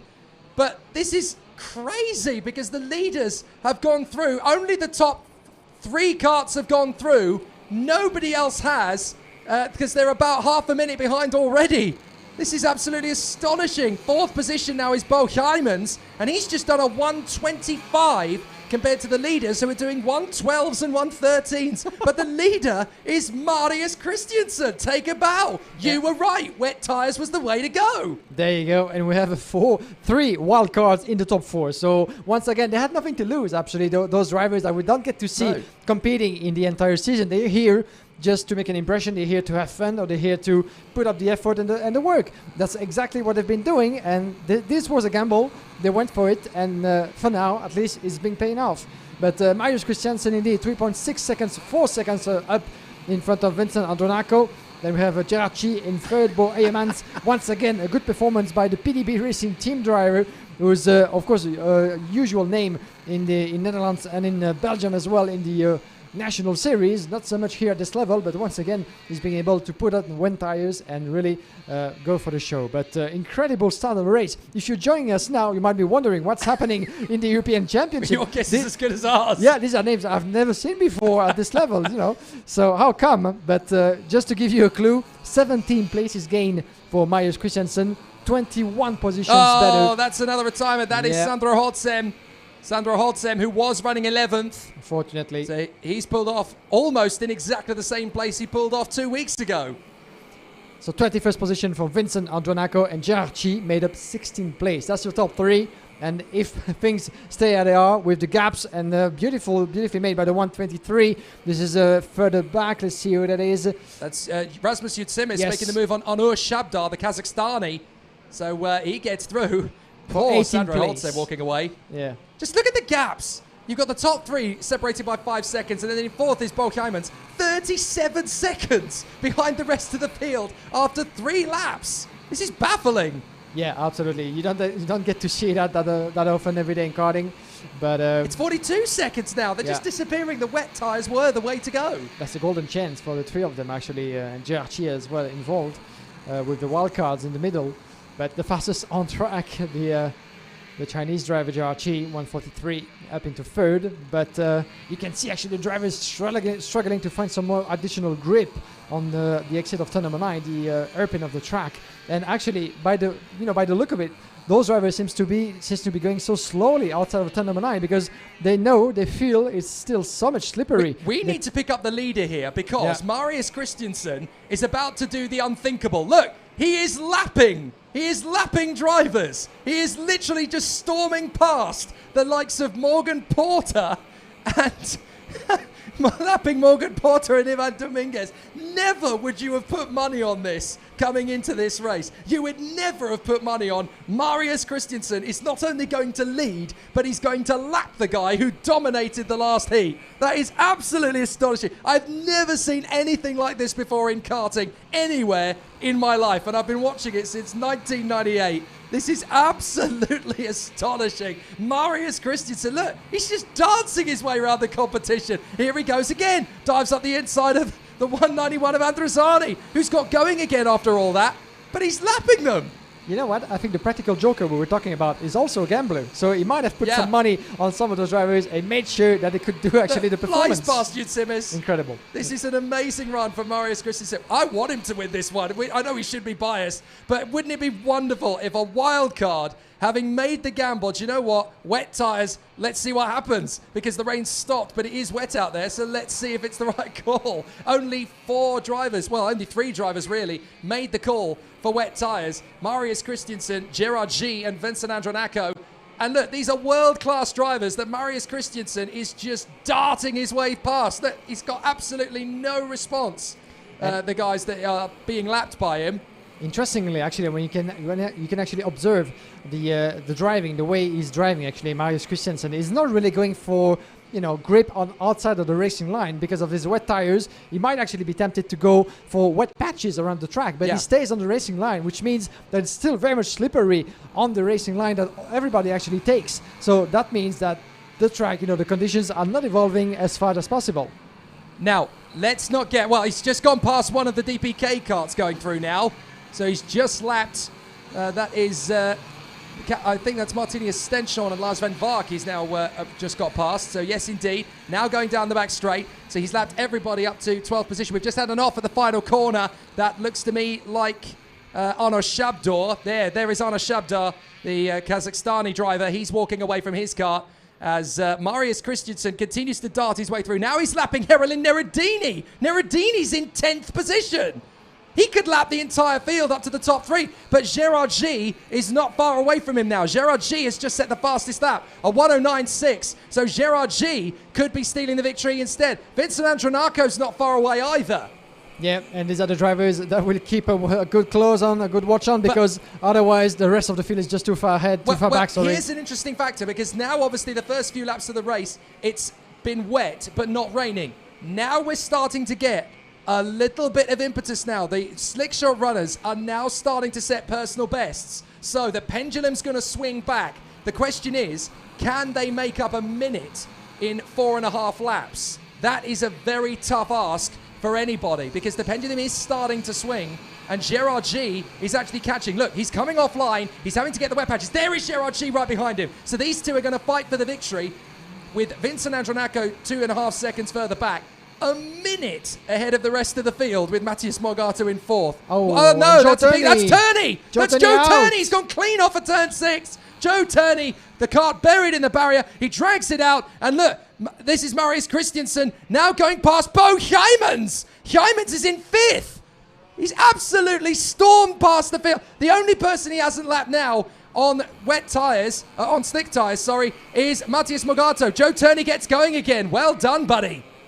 Yes, indeed, but quite unfortunate turn of events for Joe Turney, who hasn't been lucky since the start of this weekend. But look at the way he's going. Bo Heimans can't figure out who's lapping him and who's overtaking him. He tried to get out of the way, lets Gerard G through, and then manages to repass Timur Kacharczyk on the exit. And that traffic. The leader's crashed! The leader's crashed into the back of Morgado! Marius Christensen mistimes the move! I don't believe it! Marius Christensen hits Matthias Morgado trying to lap him and has crashed. I don't believe it. The chance to win in the most unbelievable circumstances possible has gone from Marius Christensen. He should be able to get going again and retain the podium, but the chance for victory is gone. Can you believe it? Oh, can you actually Marius. believe this? He just needed to time it a little bit more patiently, and now his car is stranded on the road. He can't get going. Marius Christensen, the victory was his. He had it, and now it's for Gerard G to claim in front of Vincent Andronaco,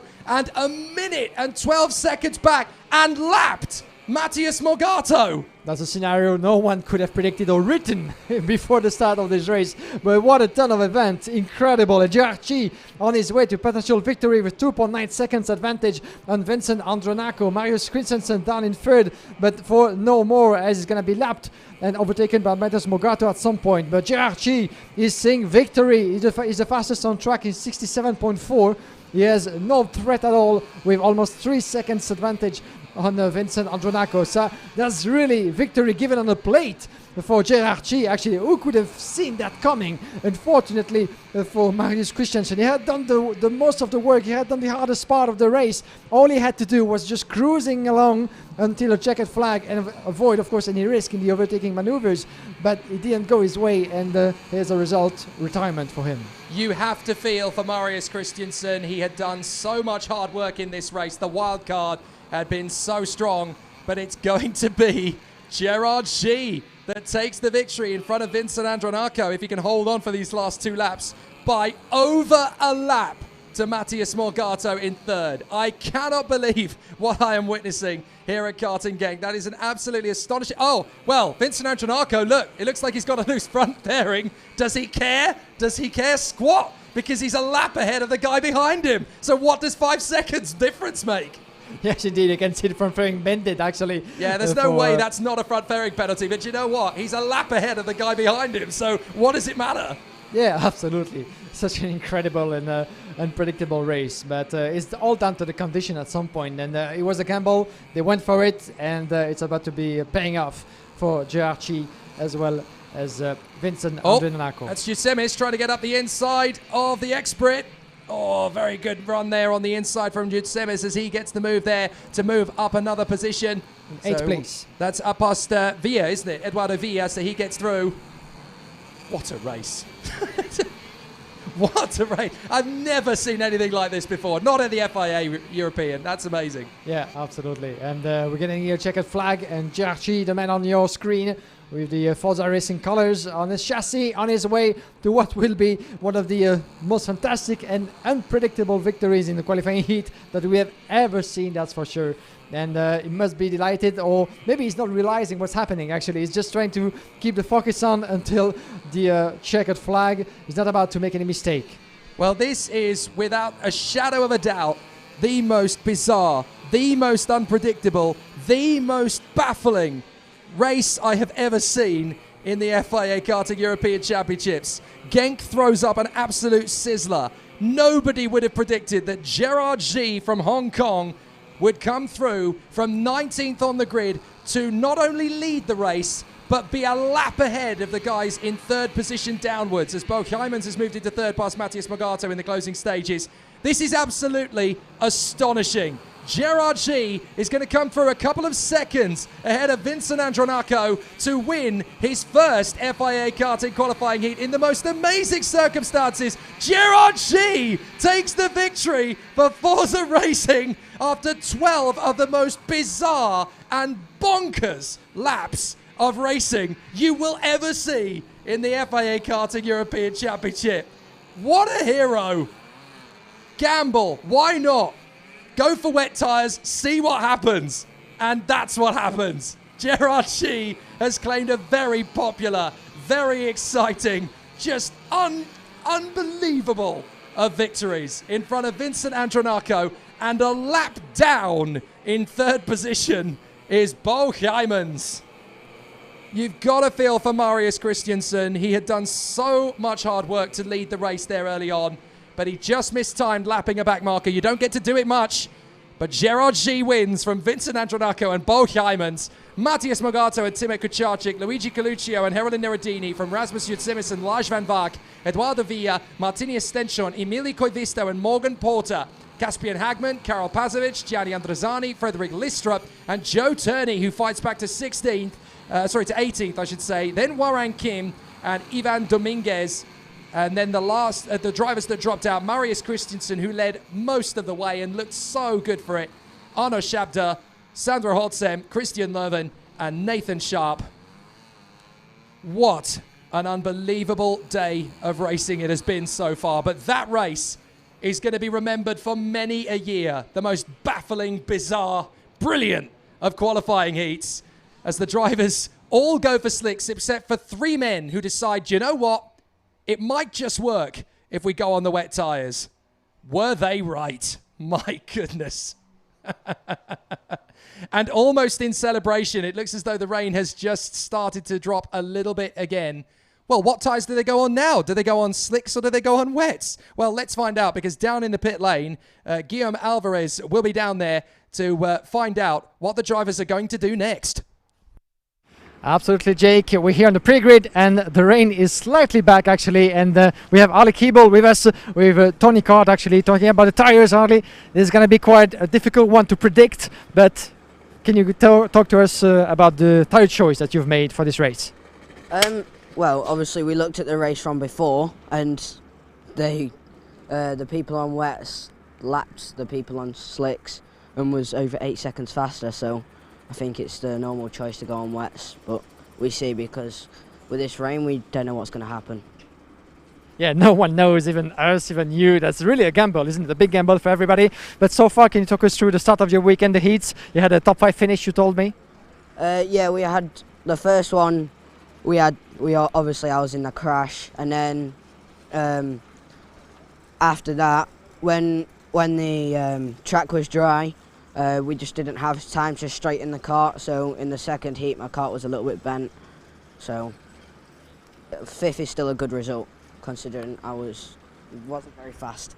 All right, all the best to you. Let's see what happens, of course, and good luck out there in those tricky conditions. And the rain keeps on coming, actually. It's getting a little bit stronger. And as you can see behind me, actually, some of the drivers, as Ali Keeble, went for the wet tires, which seems to be, by the look of it, the safest tire choice you can have, but some of them actually went through the grid with some slick compounds on. So let's find out about what's going to happen. Back to you, Jake.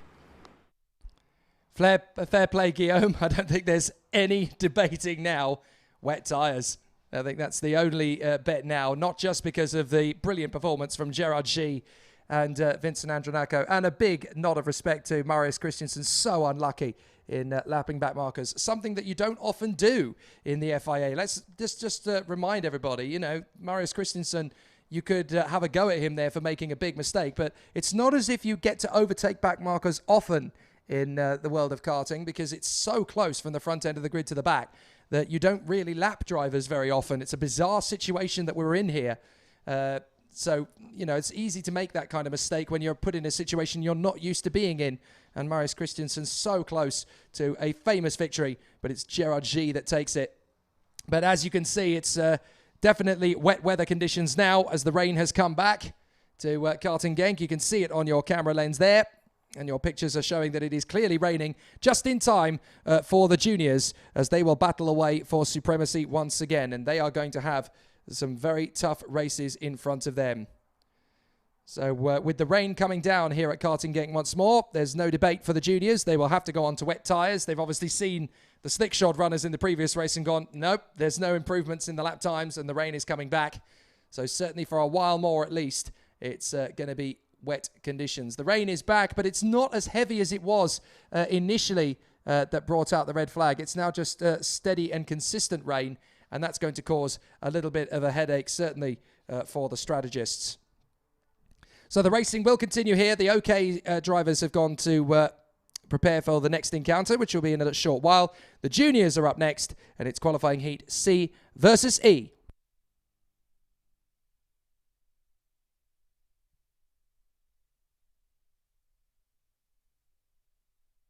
Every day, 3,500 lives are lost on roads around the world. Driving can be dangerous, but there are simple rules we can follow that will make our roads safer and save lives. Slow down for kids. Don't text and drive. Always pay attention. Obey the speed limits. Stop when you're tired. Never drink and drive. Check your tires. Rules keep us alive. Your life is in your hands. Respect the rules.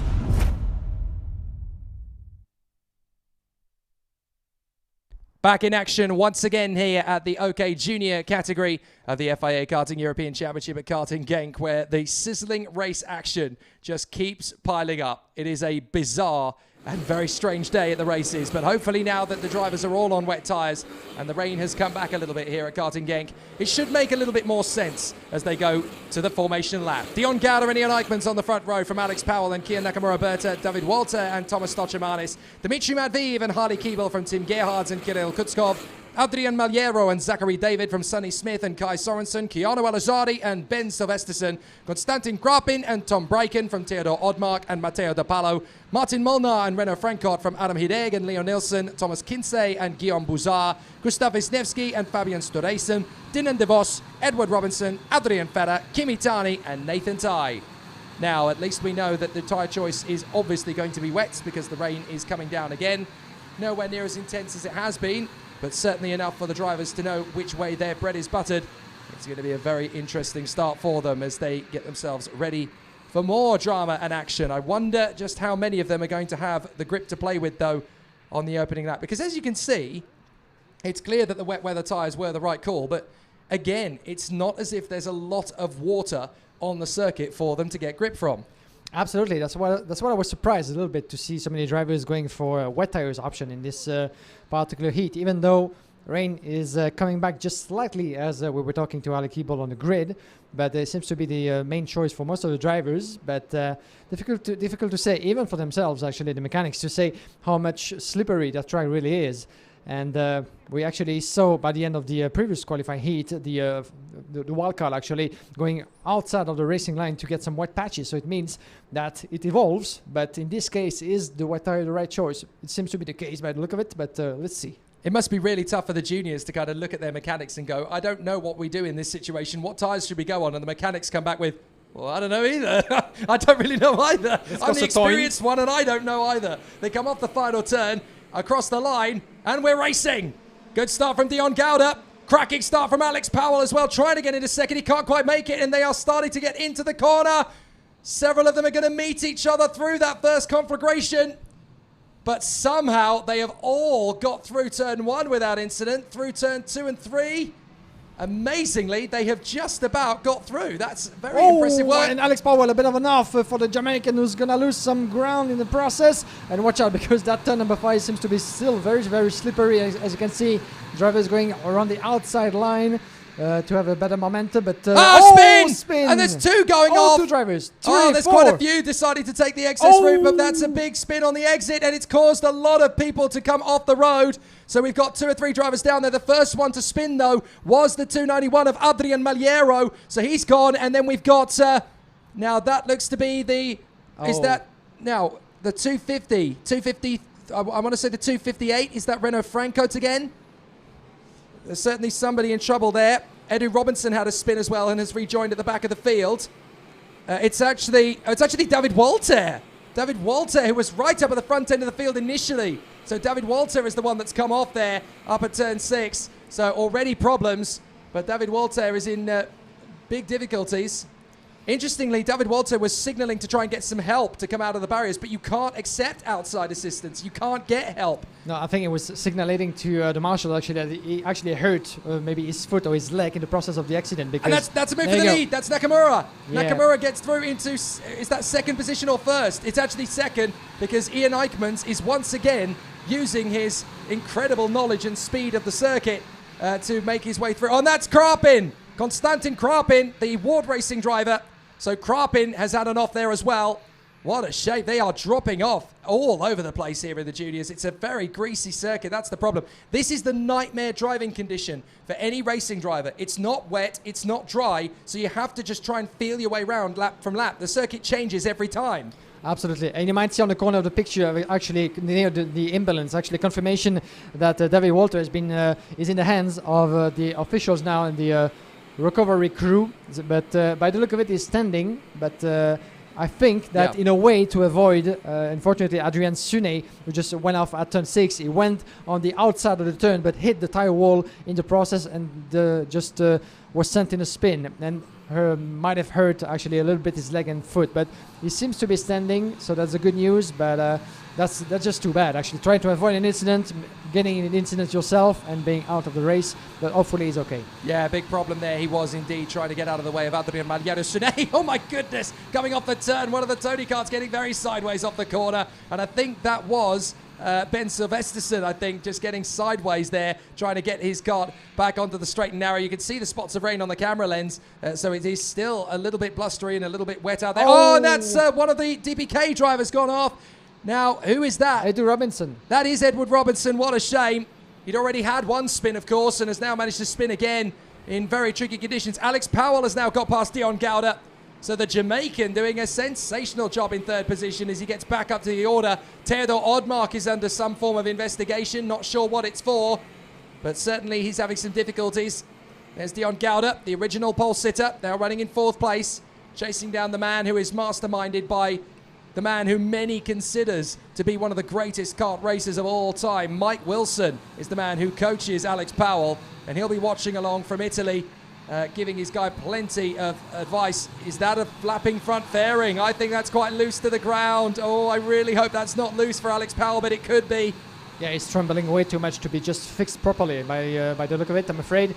We shall wait for confirmation, of course, before pointing the finger, but as a result of the opening laps, maybe a contact actually that went to that situation. This is the thing, we can only see it from our camera position, we can't see it from down in the pit lane, and that's where you get the obvious mark of distinction. But the trouble is these front fairings, they do run very close to the floor, but there's usually just a little whiff of a gap between fairing and floor that you can visibly see. The difference there you can see in Ian Eichmann's kart, and then the difference with Alex Powell's. You can see there's a couple of millimeters too close to the floor for my liking, and I wonder if that's just where the cutoff is. But now you've got Ian Eichmans having been caught by Kia Nakamura-Berta. Now Nakamura-Berta is very strong indeed in wet conditions. He knows this circuit well now, having learnt it over the last couple of weekends. He's going to make his bid up the inside. Eichmans runs wide. Nakamura-Berta squeezes him. We know that Nakamura-Berta gets those elbows out, and he's always very, very aggressive in terms of the defensive move. So he has made sure that Eichmans has to back down out of it. Kia Nakamura-Berta assertive into the lead. Yeah, it was a very courageous move, wasn't it? A big defensive as well. But Nakamura just had the job done and is leading the way halfway through this qualifying heat. So Kia Nakamura-Berta, Ian Eichmans under the pressure of Alex Powell just behind. Just 0.3 of a second between those two. 1 minute. There's more. Oh, That's the 281 that's gone now. So that is Tim Gerhards. Gerhards has gone. He was up. Yeah, he was up in the top 10, so a big problem there for Tim Gerhards. As Alex Powell now has the run on Ian Eichmans. Here he comes. Has a look for the inside line. Is he going to have enough grip? He actually goes the long way round, then cuts back to the inside. Lovely from Alex Powell. Absolutely sensational. Eichmans is going to try and get him back on the switch, though. Excellent retaliation from Eichmans. Brilliant racing from these two as Ian Eichmans and Alex Powell absolutely race for it. And they are absolutely level pegging in terms of the determination and ruthlessness of their maneuvers. And it's starting to rain again. The rain is back, and it's going to mean slippery conditions all the way to the checkered flag, and a lot of driving skills for the drivers. Oh, we had another spin. Watch we out. had a Birolart go clean off the road at turn 1. I think it's Theodor Oddmark who has gone straight off. There he is. And that looks to me, yes, it is the 290. Theodor Oddmark. He went clean off at turn 1 and actually ended up on the run to turn 5. He'd gone so far forward. So you can see how heavy the rain is now there on the camera lens. And look at the marbles that are coming off the tyres when they get too hot as well. He went on slicks, and that's why he decided to make the gamble for slick tyres. And he got it wrong on this occasion, just the way the others did in the OK Senior race. A big lunge forward from the 248. We've got a good charge forward from Zach David. David trying to work his way through the field now in the midfield to make up some places. Kia Nakamura-Berta still leading from Eichmans and Powell.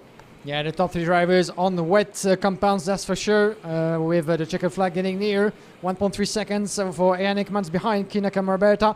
On your picture, 243, this is Kai Sorensen, the young American, getting past his teammate from Forza Racing, the 256, wasn't it? That's Sonny 216, Smith. my apologies. Sonny Smith, indeed, for 5th place. So Kai Sorensen up positions with Zachary David further back with the Cars Republic colors. Oh, David going a bit wide in turn number 5. I think it might be he's on wet tires as well. But still very, very tricky conditions to manage for those young drivers of the OK Junior class. Look at them sliding into the turn number 6. Beautiful driving skills put together over there. But now the mission is to see it through until the end of this race, getting near in one piece, of course. Well, this is always very challenging when every lap the circuit has changed dramatically. Kai Sorensen now getting well clear of Sonny Smith and Zach David. Zach David from the Philippines, used to these changeable weather conditions from his native Philippines, one of the stars of the Asian circuit. And now Kirill Kutskov, another man who knows his wet weather very well from Russia. Kirill Kutskov trying to make his move. There's the move from Zach David, and Kutskov on the inside gets the lunge as well. So they both catch Sonny Smith out there and manage to get the overtaking move down the main straight as Kia Nakamura-Berta is on the final lap, but being caught by Ian Eichmans again. Eichmans is back for more. He knows the circuit better than Kia Nakamura-Berta does. He grew up not far from here, remember, Ian Eichmans, so he knows what this circuit will do in changeable conditions. He knows where to find the grip, perhaps a little more than Nakamura-Berta does, but Nakamura-Berta has already shown himself to be pretty ruthless under pressure. So Eichmans is going to have another go. Into the right-hander, sweeping through. Eichmans is challenging. Kia Nakamura-Berta relenting as he holds on in the braking zone. Gets the car travelling wide. Eichmans has another chance. He can get on the throttle just the tiniest bit earlier than Kia Nakamura-Berta and get some of that gap down to the braking zone for the grandstand turn. And Ian Eichmans is right there with Kia Nakamura-Berta, hesitating, a little cautious. He needs to hold the inside line. Eichmans is going to have a look. He goes round the high side, then cuts back in for the inside. Ian Eichmans alongside Kia Nakamura-Berta. They rub wheels, and Ian Eichmans takes the victory. Brilliant. Ian Eichmans snatches the win on home turf. That superior knowledge of his home track wins through for Ian Eichmans. Boom! What a win! Right at the last corner, right at the last lap. And that'll do nicely for Ian Eichmans. Oh, masterful. Absolutely masterful from Ian Eichmans. And he's enjoying the slowdown lap as the rain properly comes down. I know this place as if it were my back garden. You can't use your elbows on me. I've got the skills to pay the bills. Ian Eichmans with a victory in front of Kia Nakamura, Berta and Alex Powell, Kirill Kutskov and Kai Sorensen, Dion Gowder and Zachary David from Sonny Smith and Matteo De Palo, Harley Keeble in the top 10, Tom Bryken, Gustav Wisniewski and Adam Hiedeg from Leon Ilsen, Renaud Frankot and Guillaume Bouzard, Keanu Alazari in front of Benjamin Silvesterson, 19th is Martin Molnar in front of Thomas Kinsey, and then Kimi Tani and Dinan De Vos, Nathan Tai, Adrian Feder, Fabian Storesen, Thomas Stolchemanis, and the man who got the tyre choice wrong, Theodor Odmark on slicks. Then the retirements, Tim Gerhards, Dimitri Matviv, Edward Robinson, Konstantin Krapin, David Walter, and Adrian Maliero. Well, this is an absolutely phenomenal battle, and it's getting better by the race. So let's go down to the pit lane where Guillaume Alvarez is getting ready with the drivers as they approach qualifying heat B versus F. Yes, indeed, Jake. Back in the pre-grid with a winner already this weekend, Maxence Verbruge, the young Frenchman. Maxence, good to see you. Alors, raconte-nous un petit peu ton début de week-end. Déjà, une victoire pour toi. Des conditions pas toujours faciles. Comment est-ce que tu appréhendes ici? In qualify, it was good. I finished P2 in my group. In general, I finished P8. It's good. And today, I take the first hit. I finish 10 because I have 3 seconds of penalty. And the second hit, I start P3 and I finish 1. It's good. Yeah, it is good indeed. And what kind of tire did you choose for this race? Because it's still half and half, 50-50, huh? I think wet tire, yeah. Wet tires. But it's not new because before, when I finished 1, it was a little bit dry and rain. Yeah, it's good. All right, we shall see about that. Thank you very much, Maxence. Good luck out there. Maxence Verbruge, a little Frenchman, actually former VDK drivers, who's made a lot of improvement, as you might have heard with his English. Actually, fantastic to hear from Maxence Verbruge, both in his modern language and in English, of course, thanks to Ricky Flynn Motorsport. Back to Jake as we're getting ready to get started.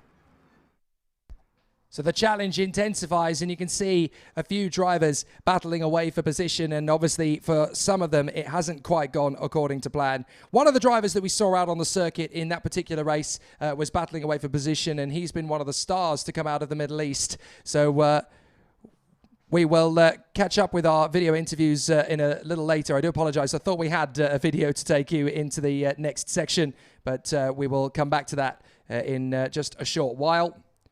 But you can see there just the amount of drivers that are coming a cropper in these wet conditions. Again, it's because essentially the race drivers, I've talked to them about this on many an occasion, and you'll hear this from kart racers an awful lot. They want it to be one of the two extremes. They want it to be bone dry or absolutely monsoon wet. They do not want it to be these current conditions where it's kind of a little bit of a split between the two. It's dry in places, it's wet in places, but it can't quite make its mind up. This is the worst possible driving conditions for any race driver because you've only got one of two choices of tyre. You've got full slick or full wet. You don't have an intermediate compound, so you basically just have to choose which tyre you feel best on in that moment and hope it's the right choice. And that choice can change in the case of a couple of seconds. So it's not particularly easy for the drivers to get it right. And it's even harder for the mechanics to get it right because they've only got previous experience when they were racing to take into it. And the problem is the sport adapts every year. It changes every year. So you kind of have to hope that you've got a feel for it, but it's not easy to get that strategy call right. So it's an absolute minefield for the drivers out here at Karting Genk as the weather keeps changing.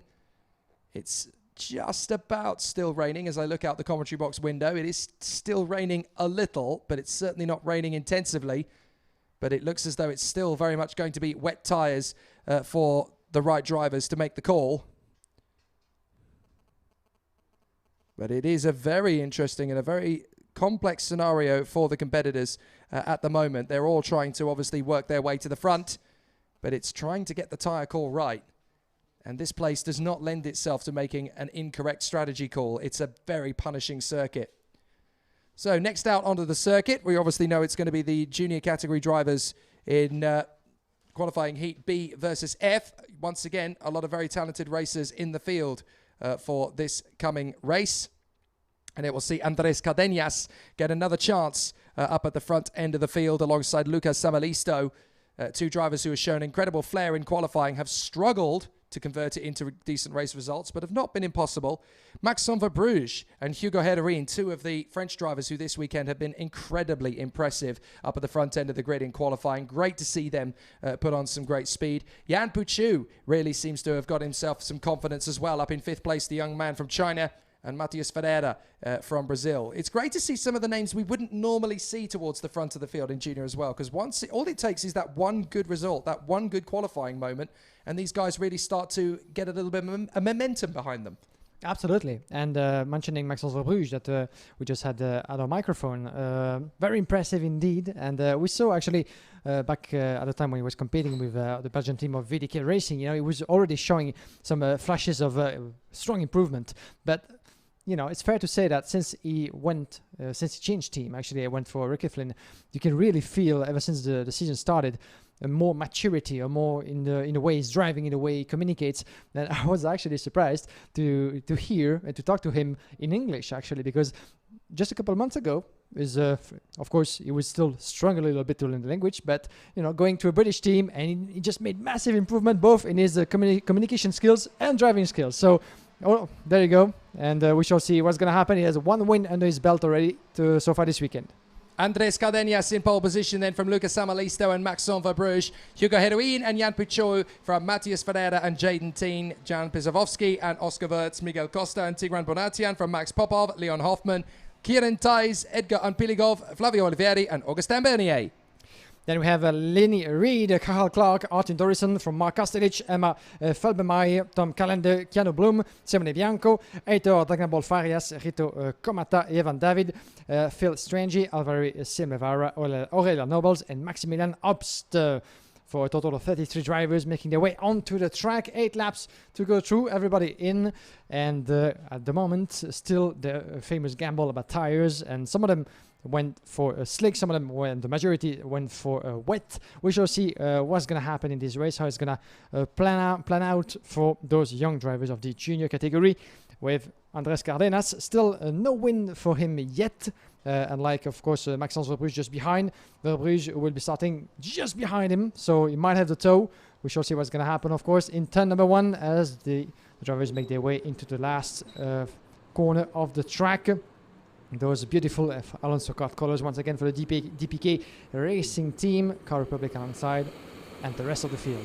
Here we go. Cardenas on the inside, Samalisto on the outside. Is it going to be a good start? It is, and away we go to the first corner. Cardenas leads away. Second is Verbruge. He gets through onto the inside line, and Yan Puchu is trying to go with them. Mechanical problems on the way to the pit lane is Phil Strenger, the German, but the rest of the field is knitting their way through turn 1 and 2, as hopefully everybody's going to get through without incident, and certainly for our race leader, it is no problem at all this time for the Peruvian Andrés Cardenas. Finally, he gets a good run from pole position. He's been building out to... Oh, one of the Birolats going clean off the circuit into the middle of the road there. Couldn't quite make out who it was, but certainly one of the Birolats in trouble towards the tail end. And, well, that was a very nasty little moment for one of them. As he stormed through, couldn't quite pick up who that was, unfortunately, as it happened right in the middle of the pack. So here is Andrés Cardenas. Finally, he gets the chance to lead from the front. Then for the back, the rest of the field, and the top 4 getting extended indeed into turn number 10. Maxence Verbruge making his way up to second as we're about to complete the opening lap of 8 into this qualifying heat. So good start indeed for Maxence Verbruge, the young Frenchman with 1 victory under his belt already, and chasing for another one maybe. Let's have a look at the gaps. As they come across the start finish straight. Cardenas 3/10 on Maxence Verbruge. Then we have Lucas Amalisto further back in fourth, tenths of a second, but third position. And watch out, the 491 beautifully made around the inside. This is happening further back. This is Keanu Bloom actually getting past Kieran Thijs for 15th place. There's Karen, shall I say? But here they come, clipping the curb. The 212 happening further back as well. Run in the midfield. Who was that actually? That's the Bloom 212. again? Yeah, Bloom again. Yeah, sorry. We haven't seen him quite yet so far into this weekend, Keanu Bloom, as he was so strong 2 weeks ago for the preparation race. But still some margin to go through. On your picture is Maxence Verbrugge being chased at the moment by Lucas Amalisto. There's a battle for second. Verbrugge holding his positions outside of turn number 9, looking over his shoulder. A bit of a gap, just a few meters ahead of his opponent, and he's getting close to Cardenas. So here we come. Here's the battle for first coming up. Verbrugge has no time to lose in this one because he knows that if he don't get actually the move done, he will actually be overtaken by Samalisto just behind. So this is now or never for Verbrugge. Here's the opportunity into turn 1, I think. Verbrugge might get the chance here on Cardenas. He goes for the slide, has a look on the inside. They're tripping over each other nearly. And here comes Samalisto to try and come through on the inside line as well. He'll go round the outside of Cardenas to get in a second position. Cardenas keeps his foot in, but Samalisto has the grip. Amazing. As Verbrugge takes the lead, Samalisto takes second. Cardenas doesn't quite know what hit him.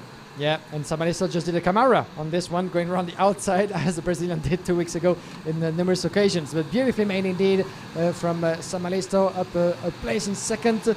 And Cardenas is going to have to fight because there might be more trouble on the way. Matheus Ferreira in 4th place, putting the pressure. Oh, we got a spin Portuguese. at turn 6. Sorry to cut across, Guillaume. We've got a crash at turn 6. Someone facing the wrong way up at the hairpin, as up the inside of Cardenas comes Ferreira. So Ferreira gets into 3rd position, but we've got a spinner on the way up the turn at turn 6. So someone has faced the wrong way, and I think it's Tigran Bonatian. So Tigran Bonatian on the energy course, he is out of the race. That is a shame. And he was running up towards the top 20. There is Tigran Bonatian. He's spun away and out of the race. What a shame for the young Russian, who is making a bit of a name for himself here in the FIA Karting paddock. A good job from him so far over the weekend. Good solid debut, but it's not been good enough, unfortunately, to get him to the end of this heat. Maxence Verbrugge, now he's in front. He's opening up the taps, and now he's got some pace, and he's going to try and check out Charlie out in front of the rest of the field. Yeah, and just further back, we have a 3-driver battle almost side by side. Goodness me, I know what you mean there. It's taking our breath away in here in the commentary box. My apologies for that. That doesn't happen very often to either of us. But that was the 283, as I was saying further back. Hugo Hérouin under the pressure of Maximilian Popov, Jan Perelski, and Augustin Bernier as well in the mix, making up 8 positions. Augustin Bernier with the VDK driver, VDK Racing colors, up in 9th place in front of Flavio Olivieri. But the battle is raging as well. Jan Puciu getting ahead of Cardenas, and the Peruvian losing another position, I'm afraid, to Jan Puciu, making his way up to 4th. And Cardenas is going to have a lot to do because he seems to be struggling on the pace. But lucky for him, the gap behind him is quite enormous, shall we say, with more than 4 seconds in front of Maximilian Popov. Well, very interesting run so far from Maxence Verbrugge in front of Lucas Samalisto, but Samalisto is only 4/10 of a second behind him now, so there's not a lot to choose between the Matheus Ferreira setting the fastest lap of the race in front of Jan Puciu. Here we go. Samalisto really starting to put pressure now, using the wider line, the wet line, if you like, to try and close up on Maxence Verbrugge, and he is definitely making some big gains. Jan Puciu in 4th position behind Matheus Ferreira. Look at the squabble over the curbs there from Maxence Verbrugge. It drags the kart through the corner. And we've got an issue there, I think, between 2 of the karts further back down the field. I think we had an issue for Flavio Olivieri, who's lost some places there in the middle of the mix. Came across the line in 10th place, but he has been caught out with, I think, with his teammate, actually, Heitor Delagnol. They were both going quite well. Olivieri in 10th position, Delagnol down in 19th, or at least was. So some problems there for Olivieri. He's gained a few of the places back that he lost. But now they're back on the main straight, and you can see that Ferreira is under some pressure now from Jan Puciu. On the inside comes Chu. Is there going to be a move? Oh, a black flag for Tom Calenda. Now, he was shown the technical flag a little while ago, so he's clearly gone past it for 3 consecutive laps, and that's unfortunate for Tom Calenda, so he will have to report to the pit lane, and that will effectively end his race. That is a shame. That's a shame indeed, as he had the pace up into 14th place with 10 positions made up since the start of the race. But black flag indeed, as the I can see why, actually. Technical flag. You can actually see it from a distance. His rear bumper is actually flailing around behind him. So that's why Tom Calenda has actually been given the black flag. Well, it's why he was given the technical flag, but he's ignored it 3 times. So unfortunately, now having passed the racetrack, the start-finish post 3 times, and not seen the command, he has to be black flagged. So it's a shame for Tom Calenda. But unfortunately, rules is rules. We'll try and pick him up. He's currently running Tom Calenda in the 492. There's the move from Jan Puciu. He makes the bid on Samalisto and gets into 2nd position. Good move. Yeah, good move indeed. On his way to 2nd, and still the black flag being shown to Tom Calenda, who is yet to come out to come into the pit. So Verbruge, 2.3 seconds on Jan Puciu, making his way up to second in front of Sam Alisto, then Matheus Ferreira, Cardenas. The 225 on your screen is Matheus Ferreira trying to catch up and get past his opponent and teammate from Car Republic. And Sam Alisto is going a bit wide on the entry on turn number 5. That could be the opportunity actually for Matheus Ferreira to get past, even though no touching, at least between teammates. Let's try not to make a mess out of this battle. But Ferreira is on the pace, and yes, around the inside in turn number 8, just before the breaking point of the hairpin. So beautifully made, clean and neat from Matheus Ferreira, going up a position in third in front of Sam Alisto. Rain stops, sun comes out again. So it's time for the racers in the next heat to scratch their heads about tyre strategy yet again. Maxime Verbruge still out in front of Jan Puciu. Chu is 1.8 seconds back, so almost certainly now Maxime Verbruge has the run to the victory. But Matheus Ferreira, having got past his teammate Lucas Samalisto, now trying to check out and get well clear. But there is Maxime Verbruge. On into the pits comes Tom Calenda. He's just looking down at the car to see what the problem was. I actually think his chain guard came off, so that will be why he got the technical flag there. There's an amazing squabble, an absolutely monumental, titanic scrap in the lower positions as the drivers are battling away for supremacy in the lower categories. Down the main straight, we've got an absolute squabble going on as Maxime Verbruge is just trying to keep it nice and tidy together up at the front. Some amazing scraps lower down the field as we've got all sorts of weaving and diving, but it's a good run from Maxime Verbruge, who holds the lead of the race in fine style. And a really good battle, a good duel for position. Oh, we've had a spin up at turn 5, and a cart has buried itself in the barrier on the final lap. But Maxime Verbruge has taken the victory out of the final turn. He comes now in fine style. Maxime Verbruge gets the win in a brilliant race. Second place for Jan Puciu. He closes to within 1.5 seconds, but that's not enough. And Maxime Verbruge seals the win in front of Jan Puciu, Matheus Ferreira, and Lucas Samalisto. We had a crash on the final lap. It was Hugo Heroin, I think, the Cosmic driver, that buried itself in the barrier up at turn 5. So Hugo Heroin sadly out of the race on the final tour. And that is very unfortunate indeed, as drivers still coming through to cross the line and get those final positions that they were in towards the final end of the race. But another solid drive and a good effort indeed from Maxime Verbruge. So an excellent drive, a really good result as well for Maxime Verbruge. He takes the victory in front of Jan Puciu and Matheus Ferreira, Lucas Samalisto and Andrés Cardenas from Augustin Bernier, and Jan Pisarovsky, Kiana Blum and Max Popov ahead of Miguel Costa. Heitor Delaniol fighting his way back to 11th in fine style ahead of Lenny Reed and Jeroen David, Edgar Piligov and Leon Hoffman ahead of Jaden Teen and Flavio Olivieri. Clement Outram in 18th ahead of Arthur Dorison and Alva Simasvara. Rito Kamata and Mark Kastelich from Emma Felbermeyer and Simone Bianco. Max Obst, Cahal Clark, Oscar Wirtz and Kieran Toys ahead of Aurelia Nobels. And Hugo Heroin was the last one to have an accident on the final lap. Tom Calenda obviously given the black flag after several technical flags shown. Tigran Bonatian and Phil Strenger were the two other retirements from the race. I gather that the medical team are just running over to Hugo Heroin to make sure that he is okay, because he's obviously gone quite a long way into the barriers at that final corner. And you can see his kart there on the exit of turn 5. There's still a little bit of raindrops coming back. In fact, the rain has returned to Karting Genk. Just as the drivers might have been starting to think about slick tyres, they're going to have to think about wets again, because the rain has come back once more. Despite the fact that it's sunny in places around the track, it's also raining around the track in places. So yet again, the weather jokers are having an absolute field day here at Karting Genk as we prepare for more race action out on the circuit. So we are going to have the OK Junior category. So qualifying heat A versus D is getting underway very shortly. So Guillaume Alvarez is down there with the OK Juniors. And this is quite a tricky situation once again, as the sun is here with us, but the rain keeps on coming back. Rachel Dahiri, you're with us, the Pauline driver. How has it been for you so far? There's a bit of a struggle, I think, when it comes to tire choice once again. Yeah, it's quite difficult because we only have one chassis due to the first race, and yeah, we're trying to make the decisions fast because we don't have that much time. And yeah, the weather doesn't make it easy because it always changes, and yeah, it's quite hard, but we'll try to do our best. Absolutely. Can you talk us through your weekend so far, how you feel on this track in those conditions? I know quite difficult to find a balance. Yeah, so in the dry we're not that bad, it's good. The qualifying we were able to qualify 7th in our group, which is good. In the rain we've been able to be also quite fast, so for us it's the same thing. It's just depending on the weather, but for us it's mostly the same. So yeah, we just do our best on what we have.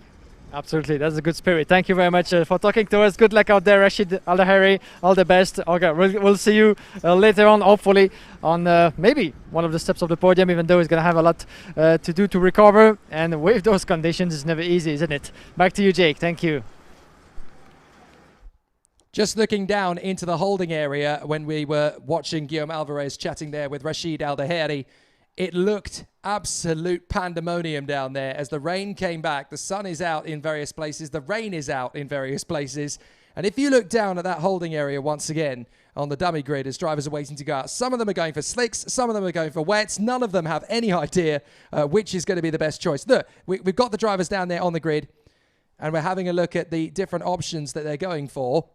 You can see just the difference in communication and the difference in the differing views of the drivers as they get ready for qualifying heat A versus D.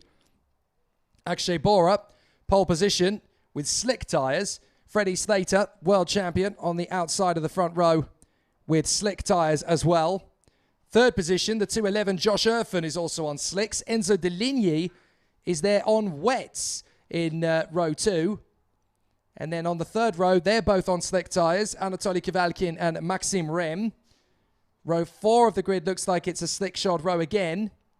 But what if, just what if Enzo Deligny has made the absolute masterclass call here as rain comes down in various parts of the course? If it is still really slippery out there, then all Enzo Deligny essentially has to do is get through the first 2 or 3 corners without incident, and he has the most grip.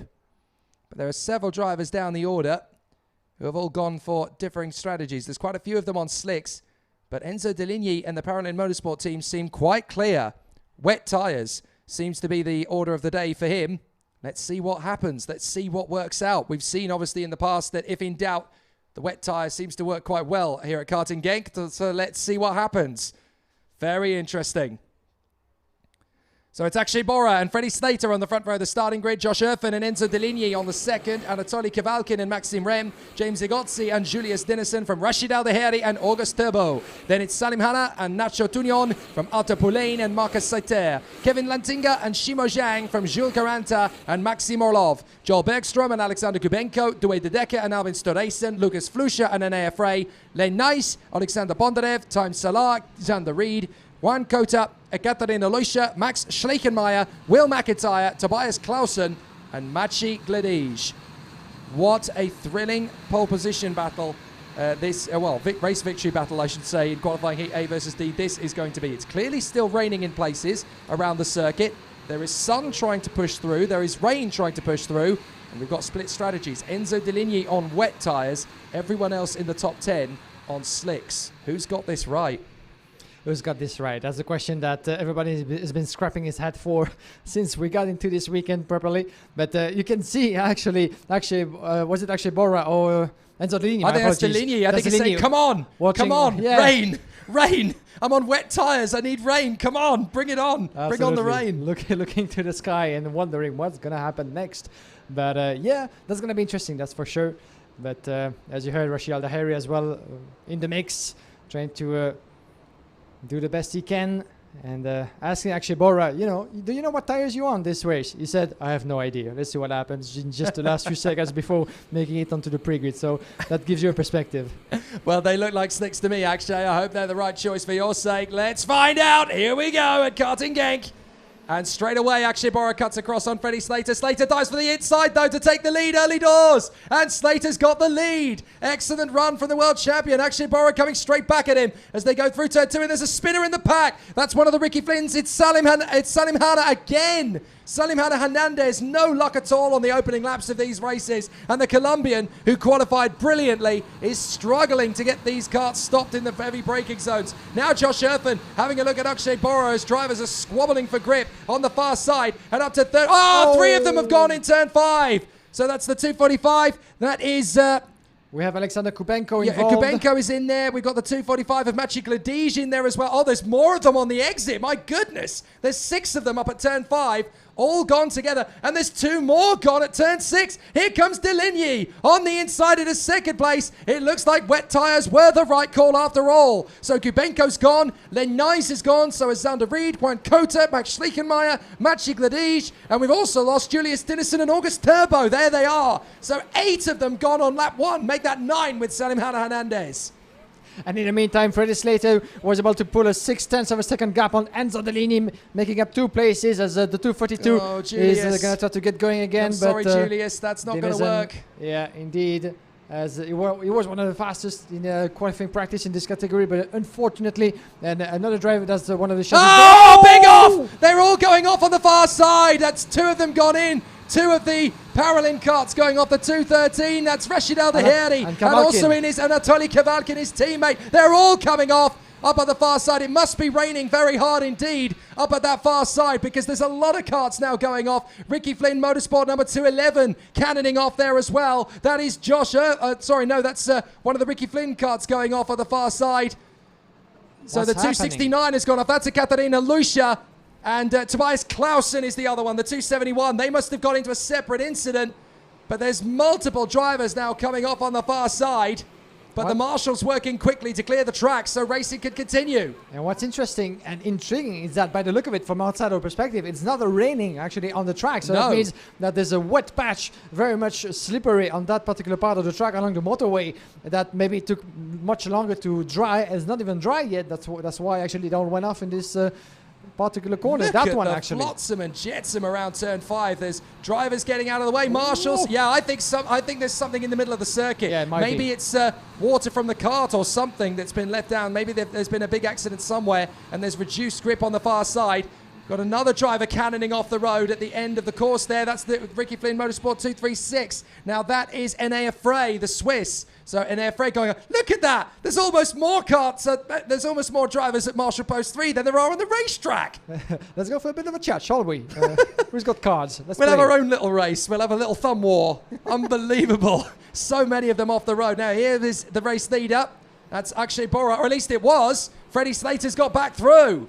So Freddie Slater and Akshay Bora fighting for the victory. Where's Enzo Deligny? He doesn't have the grip I thought he would in the wet tyres. Look, he's really struggling. Erfan's got through. Tugnon's got through. Egotzi's through. And so too is Maxime Rem. They're 4 wide off the exit. Egotzi trying to try and slot through. Maxime Rem takes up the lead of the chase. My goodness. What a race that is, halfway through this qualifying heat, and at the moment Freddie Slater is doing what he needs. He pulls away as much as he can in front of Akshay Bora. In the meantime, the 211 of Josh Irfan just had the upper hand, and watch out for the 207s happening for the back. Jim Segozzi, they're going past the 285. This is my apologies about the 285. Arthur Poulain, the young freshman from the Cosmic Racing Department, who just lost a position, the 5th position to Egozzi, and he fights back in turn number 9. Beautifully made, but watch out because he's being put outside of the track, clipping the curb and losing the place once again to James Egozzi, the 207 from Tony Kart. Oh, and my word. What a picture. What an image that is, actually, to see all those drivers. That is 9 of them all down there watching the race action at one corner. That's astonishing. We have 21 drivers still running out of the 34 that started. 13 retirements after 3 laps. We've lost Gledij, Schleichenmeyer, Kota, Reed, Nij, Kubenko, Hanna, Terbo, Dinissen, Clausen, Lucia, Al-Daheri and Kavalkin. And I think Albert Stodaisen's gone now as well. And here's a driver on your screen you just saw that we haven't seen so much yet is Dawood Adeker with the pink livery of BWT. He actually made up 12 positions up to 9 for the back on your picture, but here's the 207 of James Segozzi making his way into turn number 6, chasing for further position. This is Arthur Poulain just in front of him. Once again, the 2 battling for a top 5 as Slater is really pulling away, increasing his gap of 2.8 seconds at the moment on Akshay Bora. Josh Irfan in 3rd, Maximum is 4th. Then we have those 2 drivers on your screen with Poulain, Egozzi.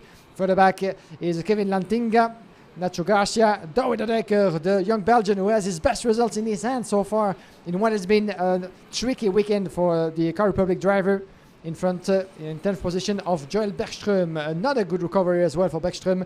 9 positions made and 10 positions made until before since the start of this race. I think it's raining heavily on the back straight. That's why we're getting so many karts struggling for grip through the hairpin. It was raining certainly a couple of laps ago on the back straight. I don't know if it was raining anywhere else on the circuit, but you've got to remember that most of these drivers were on slick tyres. As coming into the pits yet again is Will McIntyre. He just cannot believe his luck, as McIntyre once again is denied a victory, denied an even challenge for the victory on this occasion due to more mechanical maladies, and he is in the pits. That's just 20 of them left now from the 34 that started. This is the craziest, well, it's one of the craziest races of the lot. I almost made it go past the OK race from a little earlier on. That was definitely the most baffling, but certainly in the number of retirements, there are more retirements in this race than I've seen in many a race over the course of the weekend.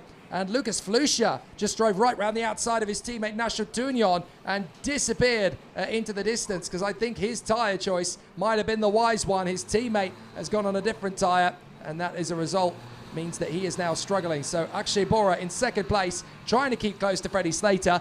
Nice chance, but Slater's already gone. And beautiful performance by Arthur Poulain, actually, the young Frenchman, the fastest on track, with 8 positions recovered up to 5th for the Cosmic driver that we haven't seen yet so far into the upper part of the field. So once again, you know, the bad luck of some can actually bring good luck to some others, and that's one of the reasons why Poulain, of course, putting up the pace, is so far up the field. So good to see him there. Let's hope that he will be able to capitalize on that momentum. But on your picture, getting near the end of this race. It's raining heavily again. It's raining heavily again. They've got to be so careful on the last lap. Freddie Slater's got to be so cautious. He's on slick tyres, don't forget. And the rain is intensifying on this final lap. So this is going to be the toughest race of the weekend, surely, for Freddie Slater to win. Possibly even tougher than it will be in the final. He's got to get the kart slowed down for a start. Very cautious through turn 5. Really, really wise thinking for Freddie Slater. He will feel, of course, that the rain is getting heavier. He's just got to be so careful. Tiptoe his way round on the final lap. The battle for second has tightened up between Bora, Irfan and Maxime Rem. So there could be a change or two for second and third. But this is so delicate for Freddie Slater. Now, remember what happened earlier in the race. He's got to make sure he's got enough pace and grip in the car to slow it down for the grandstand turn. He does indeed get round through turn 10.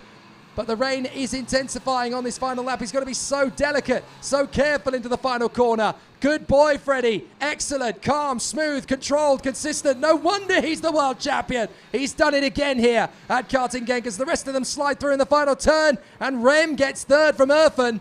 Just at the end, Akshay Bora gets second. Maxime Rem hangs on for third just as the heavens open a little bit more.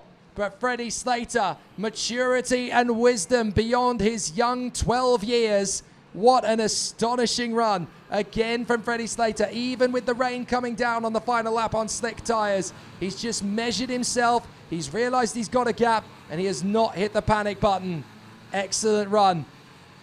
Been watching Freddie Slater for many years now, first in Britain, then in Europe, and then in FIA.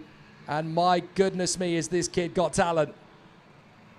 So Freddie Slater in front of Akshay Bora and Maxime Rem, Josh Irfan and Arthur Poulain from Kevin Lantinga, James Igotzi and Douwe de Decker, Joel Bergstrom and Lucas Flusha in the top 10 from Jules Caranta and Nacho Tunion, Alexander Bondarev and Time Salah, Anaya Frey and Enzo Deligny from Maxim Orlov, Shimo Zhang, Marcus Saiter and Albin Studayson. They were the only finishers, 20 of them. Will McIntyre, out. Anatoly Kavalkin, Rashid Al-Daheri, Ekaterina Lucia and Tobias Clausen, out. And then the following drivers were out before the first lap was completed. Julius Stinnison, August Thurbo, Sanim Hanna, Alex Gubenko, Len Nice, Zander Reed, Juan Cota, Max Schleichenmeyer and Maciej Gladij. Baffling stuff. Crazy race. And Karting Genk, once again, bites back. Goodness me, look at all the karts that are being collected from turn 5. They all went off in the same place. Heavy rain on the back straight, I think it was, that took out so many drivers from the field, all of them on slick tyres, of course. But fascinating that the rain didn't really give Enzo Deligny the result he would have wanted starting the race on wet tyres. He came home 16th. So slick tyres were the right choice for those who were able to keep them under control in the opening laps. There were a few of them that couldn't. So a very strange scenario, but Freddie Slater takes the win from Akshay Bora and Maxime Rem. So the adjustment now, we will take our focus back to the OK Senior category while the drivers are getting themselves under their own steam back to the pits. We will head down to pit lane and we will chat to Guillaume Alvarez as they prepare for the next battle in the OK category. Back to the OK class indeed, as the rain is back as well with us. And once again, let's scratch your heads about what kind of tires we're going to put on. James Wharton, good to see you. Talk us through your weekend so far. A good result before in the race. You're starting 11. How will it be this time? Yeah, I think up to me. I just go out, whatever tires are on, I just do the maximum. Had a good qualifying yesterday, had a good heat this morning on slicks, so hopefully it slicks again and we just keep moving forward slowly. But now the rain's coming down heavier, so I think we're going to end up on wets, but it doesn't really matter. I just go out and drive because I'm not the mechanic can do it. Absolutely. So with Parolin, can you talk us through your partnership with the team? Of course, the backing of Scuderia Ferrari with that beautiful badge on your suit. How's it going for you this season? What are the plans, the ambitions, the program? Yeah, like this season is going pretty well at the start, but we still need a lot of work to do to be able to fight for the winning positions. So now we just keep our head focused and keep going forward. All right, fantastic. Good talk. Thank you very much, James, and good luck out there, of course. James Wharton, back to you, Jake, as we're waiting for the drivers to make their way onto the track. As you can see, waiting very, very long until the last second with hopefully the right choice of tires. That is a bizarre sight, isn't it? When you're looking into the holding area, the dummy grid, where they're going to the grid, and there are no carts in there waiting because the mechanics are basically waiting to the last possible second to make the tyre choice, because they've obviously got to choose between slick tyres and wet tyres, and they've got to make that in the fraction of a second before the gate closes, so nobody has gone through. The problem is you've got to get through that gate with the time to get onto the starting line. So a very interesting situation. Now, earlier on in the day in the juniors, we watched a youngster from the United Arab Emirates, Keanu Al-Azari. We caught up with him over the course of yesterday to see how he's been preparing for his 2021 season campaign in Europe. I really enjoy this track. The grip is really different here, and the corners are like spaced out well, and there's a lot of overtaking opportunities, and there's a lot of corners which are like really different to most tracks, which I really enjoy. And yeah, I'm just gonna hope for the best this week. We'll see how it goes. My target for the moment is to be within the top 10 battle throughout the season, and just show my speed that I have and do my best always. It's easier, of course, because I have more experience than the rest. But there's still obviously a challenge because everyone is really close this year, and there's some really good battles throughout the field, and everyone is like just really close. So like, of course, the people moving up this season, they're still on the pace, so it's not as easy as I think it would be, but it's still a really, really good battle that we're gonna see. Of course, I was able to learn tracks, which helped a lot. And when everyone has the same equipment, you can truly see their speed. Same kart, same tires, same engine, everything. So it obviously helped a lot. And I gained some race experience within like battles and everything. Quality strategy, practice strategy, everything that we can test. It obviously helps a lot for the driver. And yeah, it's just a really great experience, and it helped me quite a lot. The atmosphere is really nice within the team. We work together really well, and we respect each other as well. We always push to do more. We build our own engines, we do everything we can, and we try a lot of things, and to be honest, it's going really well. 2 weeks ago I was P11 in the final. We had the speed, and it was just, yeah, really great. You'll see some great fights for sure on track, and you'll see my speed as well.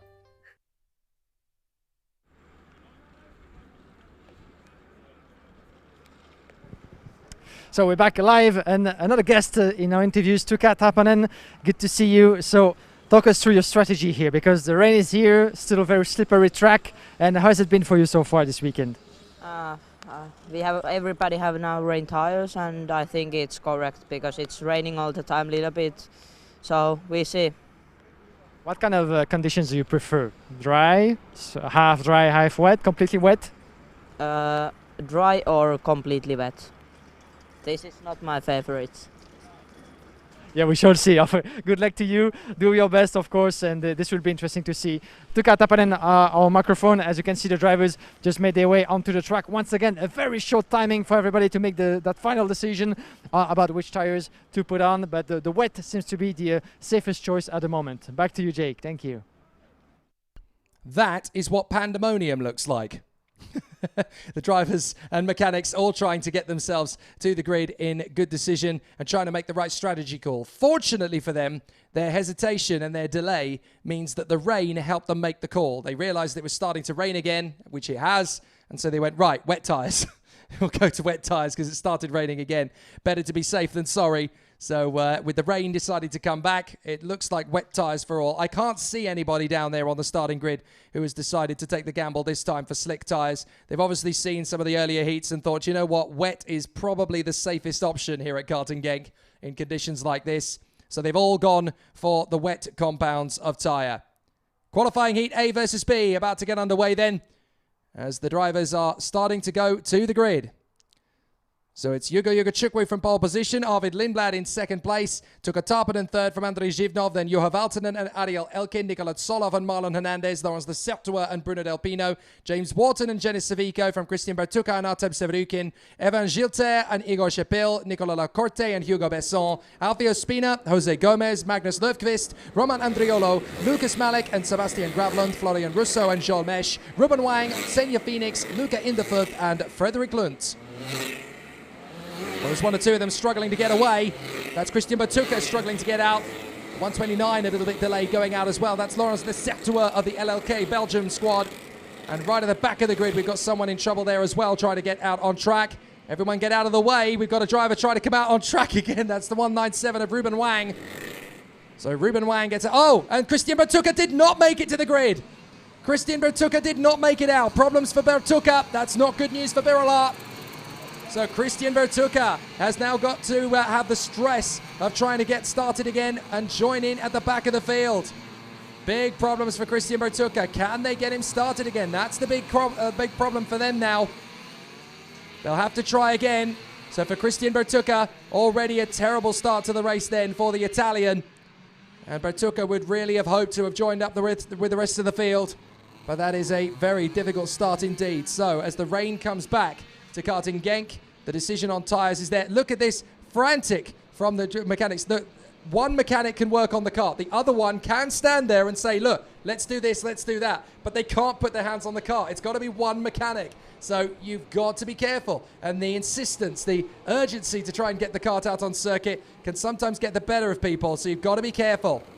So the KR Motorsport teammates on the front of the grid are ready. Hugo Chukwu on the inside line, Arvid Lindblad on the outside line, and Hugo Chukwu's made a beautiful start. Away we go, down to the first corner, and Hugo Chukwu launches forward. Lindblad has got decent grip on the outside by the look of it. Tuukka Tapanen trying to squeeze around the outside. They both drift wide onto the runoff area, but it looks as though, oh, spin for Hugo Chukwu! Hugo Chukwu spins! The pole sitter, the American, has gone, and Arvid Lindblad is in the lead. Oh Hugo Chukwu spins it away. Now, I don't know whether there was contact to force that. If there was, it was between teammates, but Hugo Chukwu is in dire straits, and he can't get started. Hugo Chukwu is enraged. Yeah, hitting his wheel in rage indeed. Poor Hugo Chukwu. That's quite unfortunate. Into the second corner of this race. The first lap, unable to battle against the rest of the field. And this will be retirement. The first one for the young American, the reigning European champion of the junior category, of course, making his way up to the senior this year round. But quite unfortunate turn of event for Hugo Chukwu, who's going to have a long way back to recover. And watch out for Ariel Elkin, beautifully made, the 109, sliding through the last corner of the track. This is lap number 2 completed. Let's have a look at the gaps. Arvid Lindblad, 1.1 second already in front of Juha Valtonen, Tuukka Tapanen on our screen. Ariel Elkin getting overtaken by James Wharton. Beautifully made, and watch out, Elkin. This is further back, my apologies. This is the 129 of Laurence de Certua, who is battling as well under the LLK colors. Laurence de Certua doing a good job run in the turn number 5 under the pressure of James Wharton. The young Australian under the pressure, of course, as well from the rest of the field. Watch out, the defensive driving from Lecertua, who is having none of it, actually. He wants to stay in that position, want to protect what is. And this will be very, very tricky, of course, for Wharton and the rest of the field with Zivnov, Gilter, Hernandez, and the others to try to get past. But good defensive driving over there in the motorway straight. Watch out, because we have a couple of drivers in the mix, and that could become ugly if one goes too aggressive on that one. But let's have a look at the gaps as well. Once again, Lindblad all the way up in first position. But further back, Valtanen, Taponen, Ariel Elkin in fourth. And watch out, because James Wharton is going around the inside, at least trying to go around the inside of Lecertua. It's not happening quite yet. Lecertua is still defending quite a lot. And there he goes, the Australian, around the inside of turn number 1. He made that stick quite beautifully, up in position into 5th place. Goodness me, that looked like Andrei Zhivnov trying to force the issue on the way through past Laurens Lecertua. He has to back out of it. But Lecertua, who knows this place very well indeed, will have so much grip. Well, I say that, but he runs wide, and then Zhivnov gets the place, and there's a technical problem for Bruno Del Pino. He is having a terrible transition from junior to senior. Bruno Del Pino, who stepped up to the senior team in 2021 for Tony Kart, and he is really struggling at the moment, Bruno Del Pino. It's just not going his way at all, as Arvid Lindblad leads Juha Valtonen and Tuukka Tarponen from Ariel Elkin in 4th place, and the rain is coming back. It's starting to rain quite heavily out there now, just as well with most of the field on wet tyres. But Tuukka Tarponen now battling with Ariel Elkin. These two raced against each other last year, and they're back against each other again as Elkin gets a good run off the turn. Tarponen tries to keep the door firmly closed on the young man from Israel. And as he dives on the inside, Ariel Elkin's going to get the run into 3rd position past Tuukka Tarponen. Nicely done. Ariel Elkin is having a brilliant weekend at Karting Genk, and Tuukka Tarponen cannot respond. Yeah, you can feel actually that his good results have given him wings to really make his way through the field in this doing so really with a good and a fantastic pace once again shown against Tuukka Tarponen. So brilliant race so far, brilliant weekend from Ariel Elkin, making his way up to 3rd, and you can see that he's actually testing a grip on his way to turn number 6. It's still very slippery, and the rain is back. The rain falls very strongly, much strongly than before. So it's going to be once again a challenge for all the drivers to make it through. And watch out, because Elkin is going around the outside. Is having a wider line in turn number 9. But Tuukka Tarponen wasn't able just quite yet to take advantage of that. But that's the first sign maybe that those conditions are going to become trickier and trickier. And that's watch out, Lecertua out in turn number 6. Unfortunately for the young Belgian, who was having such a good run so far into this race. And he got trapped actually on the way to turn number 6. What a shame for Laurens Lecertua. He was being quite aggressive in terms of his defence, but unfortunately he's ended up in the barriers at turn 6. So Lindblad leads, Valtonen 2nd, Elkin 3rd from Tarponen, Zhivnov, Wharton, Hernandez, Savrukin, Savico and Gilter. And we've got this great little tussle now for P5 as Zhivnov is being caught by Wharton and Hernandez. We got a problem out of the final turn for the 158. That is the VDK of Florian Rousseau-Richie. So he's out of the race. Look at the rain coming down now on the back straight. Arvid Lindblad is out in front and in his element as he runs to the lead of the race. Valtonen, Elkin and Tarponen giving chase, but settling into a rhythm, because in the wet, you really have no choice but to just settle in. At least now they're on wet tyres that have not cooked to a crisp, because the rain is coming down now and they will finally have some decent grip out there. At least it will come in a couple of laps or so once the tyres really start to bite in. But the rain is getting heavier by the second, and this is the torrential rain we were expecting at some point over the course of the weekend. Now it looks like it's here to stay for at least a few minutes. Yeah, definitely. And by the look of it, Arvid Lindblad, he's having quite a good fun over there, leading the race and pulling up a strong gap, 2.9 seconds, even more now. 2.9 seconds still. And Juha Valtonen keeping the second positions away as well from Ariel Elkin. So unless something happens to any of those 3 drivers, the top 3 will remain so until the checkered flag. Tuukka Tarponen in 4th place in front of Andrei Zivnov, James Wharton in 6th, followed by Marlon Hernandez, Artem Severkin, Evan Gilter, Jenis Civico Espona closing at the top 10. And Frederik Lund is having a fantastic race as well in 13, with 17 places gained since the start of this qualifying heat. So once again, you can see that from the entirety of the field, some of the drivers are having a much better time, feeling way much comfortable in this condition than others. But the driver on your screen, and one driver off. It's a Birelart. Birelart indeed. I think that is Luca Inderfuth, I think the German's gone off the circuit. Bruno Del Pino has been given the black flag. He has passed the technical flag 3 times, and so he will take the black flag. That is unfortunate for Bruno Del Pino. His race is now run. No, it wasn't. It's Igor Chapil. That's Igor Chapil, one of the stars of junior last year. He's made the move up to senior this season, but Igor Chapil comes off the circuit. That is such a shame for the young Czech. And so he is now out of the race for Berolard. What a shame. And we're halfway through this qualifying heat. Lap number 7, and the rain keeps on falling very hard on the home of champions right now. And this is a struggle for all the drivers on track. At least the drivers remaining still 28 on this 1.3 kilometer circuit. On your screen, the 107 of Juho Valtanen from SP Motorsport. The team owned, of course, and run by KZ driver Stan Pex, brother of Juri Pex, of course, the famous Pex brothers in the karting world, winner of numerous events. And SP Motorsport has been really putting on the effort and gaining on momentum for the past few seasons in gearbox and direct drive classes. And talking about Juho Valtanen, he might actually make his way to gearbox classes later on this season. Well, wouldn't it be fantastic if the Pex brothers lined up as teammates with Juho Valtanen? What a super team that could be in KZ when we get to the European Championships for Gearbox later this year. And it would be very tough to bet against the likes of the Pex brothers and Valtanen in the same squad. That would be pretty mighty. We may see a changing of the guard in the Gearbox category in 2021. We know already, having heard that Lorenzo Trevisanuto is hoping to be on the grid in Gearbox as well. I imagine with Paralin. But we haven't heard anything to the contrary, so we'll have to wait and see. Here's Ariel Elkin down into the braking zone as he runs in 3rd position behind Juho Valtanen, having got past Tuukka Tarponen and now getting away. The rain is getting so heavy that now it's causing a bit of an issue for our cameras. They're trying desperately to hang on to it, but it's the rain is almost horizontal in places, as the wind is starting to pick up a little bit now as well. So this is a real struggle for the drivers, but also the organisers running the event. Here is Valtanen coming towards us, and look, as he brakes, the kart wants to snap first to the left, then to the right, as he tries to get the kart slowed down. But even in the wet, with wet tyres, you don't have a massive amount of grip to play with. You've got to be so respectful of where the kart is travelling, where the apex is carrying the kart, and there is so much to learn when you're behind the wheel of a kart in the wet. It's my favourite conditions, actually, in the wet weather, because you learn so much about real driver skill in the wet, perhaps even more so than you do in the dry. Yeah, you could actually see Juho Valtanen on his way to turn number 10, putting his car slightly sideways on his way to the apex, not touching the apex quite well, but interesting driving skills demonstrated by those drivers. You were mentioning Lorenzo Trevisanuto just briefly.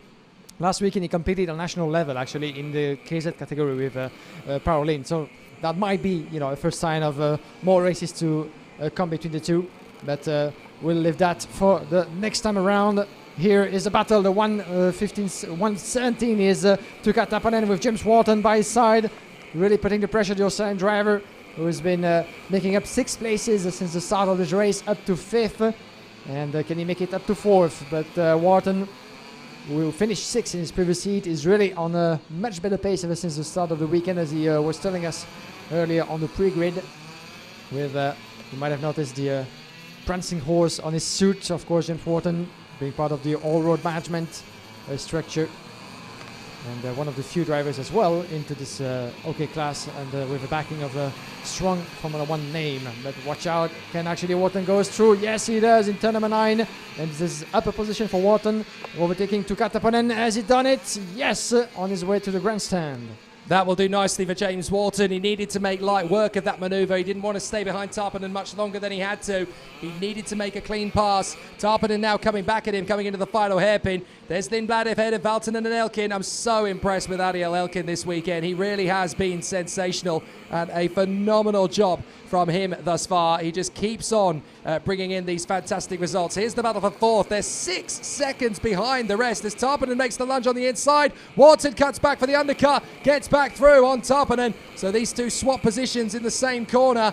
Very tough, very exciting stuff indeed, as Tarponen continues to throw everything he can at James Wharton. They duel for 4th position. Marlon Hernandez is in 6th place now in front of Andrei Zhivnov and Evan Gilter. A lot of French and Russian talent towards the front end there. You've also got Artem Sevryukin in 9th position. Nikolai Solov, after his impressive run earlier, he is struggling in these conditions now in 10th position in front of Frederick Lunt, who has come up from 30th on the grid to 11th. What a run from the young man from Costa Rica. Yeah, what a run indeed. And Joel Mesh as well for the back, the 196, one of the wild cards in the field. 14 positions gained as well. So beautiful performance from some of the names that we didn't quite expect coming to this weekend to shine in the upper part of the field. But that's why those tricky conditions are made for, to allow the drivers, the most comfortable in those, to really make their way through the field and really give it a go. So Lindblad, 4.1 second at the moment. Still no sign of trouble for the Vice European champion of the junior category. And we came close to seal the World Championship title last year as well. Finished 5th on track, 2nd on track and 5th in classification. But on his way to another qualifying heat victory so far for Arvid Lindblad, demonstrating how much pace he has, and a bit of a front-fairing trouble for one of the Parolin drivers in the field over there. Didn't quite catch up who that was, but we're getting near the checkered flag. Lindblad, Valtanen, Ariel Elkin, this is your top 3. And you can see already the drivers having a good look at what's happening on track. But considering the conditions, I think this is... that's a big one. Is that Tarpanen? Is that Tarpanen that's got in place there? Yes, I think it is. Oh my goodness, Tuukka Tarpanen has binned it up towards turn 6. And that is a big shock for the Finn.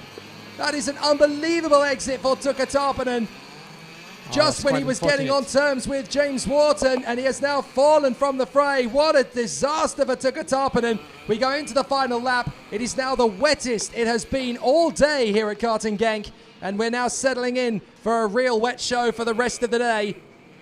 But Arvid Lindblad is coming through for the victory in front of Juho Valtanen and Ariel Elkin, trying to hang on to it to the finish line, but this is such a tough race now for the rest of the drivers. It's so slippery out there, and it's only getting wetter and wetter all the time, but this is what the drivers love to do in the wet conditions. So Arvid Lindblad in the lead in front of Juho Valtanen and Ariel Elkin. James Wharton on his own now to a certain extent in 4th place, trying to get clear of Hernandez and Gilter, who are scrapping over 5th position.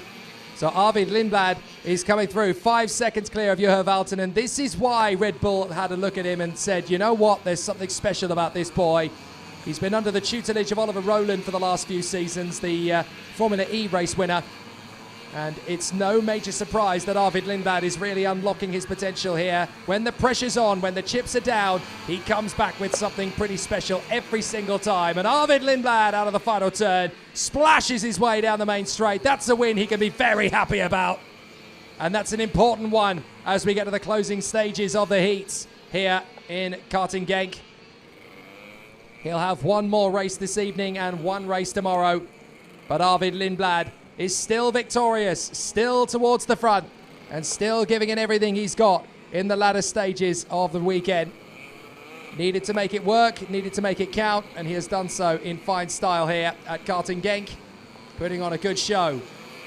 2nd place for Juho Valtanen, 3rd place for Ariel Elkin. 2 very strong drives there as well, as Laurens de Sertua is lapped by Arvid Lindblad as they come home. So Laurens de Sertua is not even quite going to complete the full race distance. So Lindblad, Valtanen and Elkin, what a top 3. Wharton in 4th place from Evan Gilter, Marlon Hernandez and Andrei Zhivnov from Nikolai Solov and Hugo Besson, Frederick Lunt and Christian Bertucca, John Mesh and Artem Sevryukin, Sebastian Gravlund and Lucas Malek from Alfio Spina, Magnus Löfqvist and Ruben Wang in 18th. Then it is Janis Civico in front of Nicola Lacorte and Bruno Del Pino. Then Roman Andriolo, Jose Gomez, Senja Phoenix, Florian Rousseau, and Laurens de Sertua. With the retirements, Tuukka Tarpanen, Igor Sepil, Luca Inderfurth, and Hugo Chukwu on the opening lap. He's spinning out. And Tuukka Tarpanen, look at the damage on that kart. That's a big job for the Tony Kart team to repair, ready for the later race, especially if it's going to stay wet for the rest of the day, which it looks like it could well do. That has really compromised Tuukka Tarpanen's weekend. the Finns his first European battle. Well, down in the pit lane, we've obviously got the next battle coming up, qualifying heat D versus E. So let's see what Guillaume Alvarez has found for us down in the pit lane. Yes, Jake, and it's as you can see, it's soaking wet here on the pre-grid, and I'm here with the European reigning champion, Andrea Kimi Antonelli. Good to see you. What a weekend this is so far. The conditions, we've been through those, of course, very difficult. Can you talk us through your performance so far and how you feel on the track? Yeah, so it's really strange weekend because as you can see, the weather is changing pretty quickly all the time. Like last it was dry and now it's wet, so yeah, it's really unpredictable. But yeah, we've been really strong so far, especially on the dry. We can still fix something on the wet because it's the condition where we're struggling more. But yeah, I'm looking good for this heat. Well, remember, sadly, of course, the incident that you had last year in Portimao, the World Championship. So I want to ask you, how's the leg, how's the feet, and how's the recovery? Because you got back on speed quite quickly. Yeah. So I get back to race pretty quickly. But yeah, the leg is okay. The problem still is a bit the foot, still hurting a bit when I'm pushing a lot. But yeah, every time it's getting better. So these are the good news. All right, good news indeed. All the best to you, and be careful out there, of course, as everybody here. Thank you, Andrea Kimi Antonelli, the reigning European champion in this very class, of course, on his way to a potential world title before we know what happened. But he's on a charge, back for another season, and with a lot of ambitions, as you have heard, even though the conditions, once again, are getting trickier and trickier by the minute.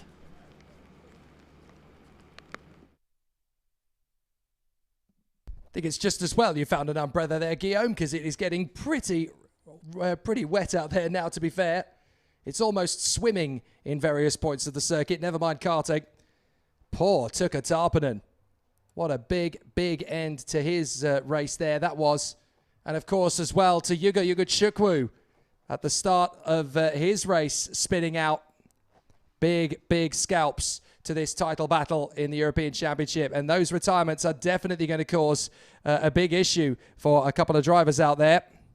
So while they're being cleared away, let's talk to one of the drivers we spoke to yesterday after a brilliant build-up to the race weekend. He's just had a fantastic drive. Israel's Ariel Elkin had a lot to say about his chances in 2021. I was training physically and mentally to this season. It was a really big step, especially in Adria when I was in the OK Senior engine for the first time. I felt like it was a lot of power and I needed to learn how to control it. So yeah, it was pretty difficult, but step by step I'm improving and I'm ready to show good results. Driving a senior car, it's much more difficult because you have softer tires, you need to take care of the tires, and also you have a lot of power, so you need to be really careful with the throttle. And of course the level of the drivers is really big, it's incredible. Compared to OK Junior, it's much bigger. You have here incredible drivers who are in OK Senior, I think, more than 10 years. And when you're stepping up from the OK Junior to the OK Senior, it's really big step in the level. I'm really happy to represent Israel. It's my country and I love it.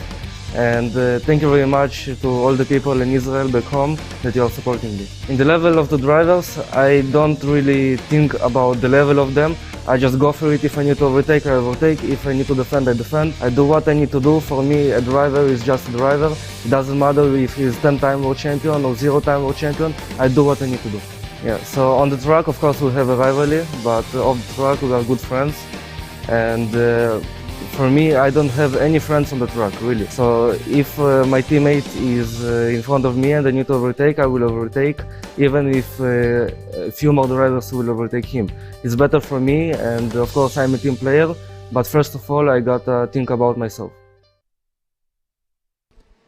So qualifying heat D versus E, it's going to be a very interesting one as Arthur Rojon goes wheel to wheel with Rafael Kamara, Timet Kucharczyk and Brando Badoa, Martin Stenshorn and Norton Andreasen from Ivan Dominguez and Andrea Kimi Antonelli, Rintaro Sato and Yannick de Brabanda, Rasmus Utsemis and Jessica Rashkedo, Karel Pazovic and Ruben Moya. Then we have Sandro Olsen, Christian Ho from Marius Christiansen, Ricardo Garcia, Eduardo Villa, Magnus Terrelsen, Nathan Schaap, Julian Olsen, Frederic Lipsup, Rafael Mondonesi, Kasper Agman, Victoria Blokina, Aramir Shabad, and Ismoil Ahmedjadjov in the last row of the grid. 28 drivers making their way onto a soaking wet karting Genk at the moment. This is the worst conditions indeed, and thank God we had the umbrella to get that interview done with Andrea Kimi Antonelli that you just heard on your screen. Good to have some news, of course, from Kimi Antonelli, and good to hear that he's recovering very, very fast indeed, getting back up to speed as it's shown already throughout this weekend. So this is going to be a tricky one. 12 laps to go through D against E, the qualifying heat of the OK senior class. And you can actually see the drivers already complaining a little bit or asking themselves, okay, in what order should we go through this one? But will this be a first successful attempt as the 165 is further back actually trying to catch up? Here we go, up to the first corner. And that is Timur Kucharczyk holding his own to the first corner because Rafael Kamara and Arthur Rojon. Oh, a spin there. That is Brando Badoa. The 126 has gone off at turn 1, so Brando Badoa spins. Arthur Rojon, I'm not sure what happened to him, but he was certainly down the order because he wasn't on the front row of the grid. There is Arthur Rojon at the back of the field, spinning his way through. And we've got more spins as drivers are struggling to get themselves through the first few corners.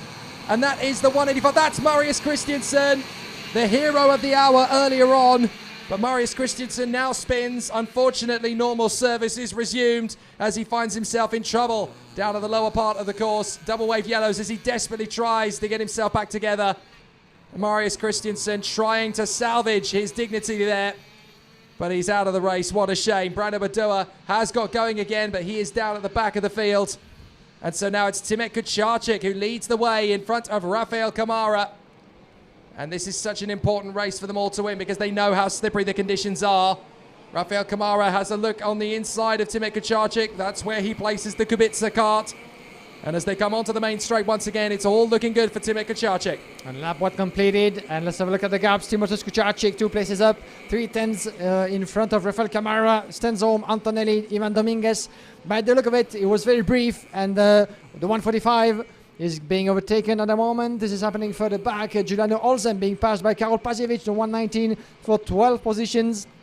But I think it was very brief, but I think that Ivan Dominguez had a bit of a push.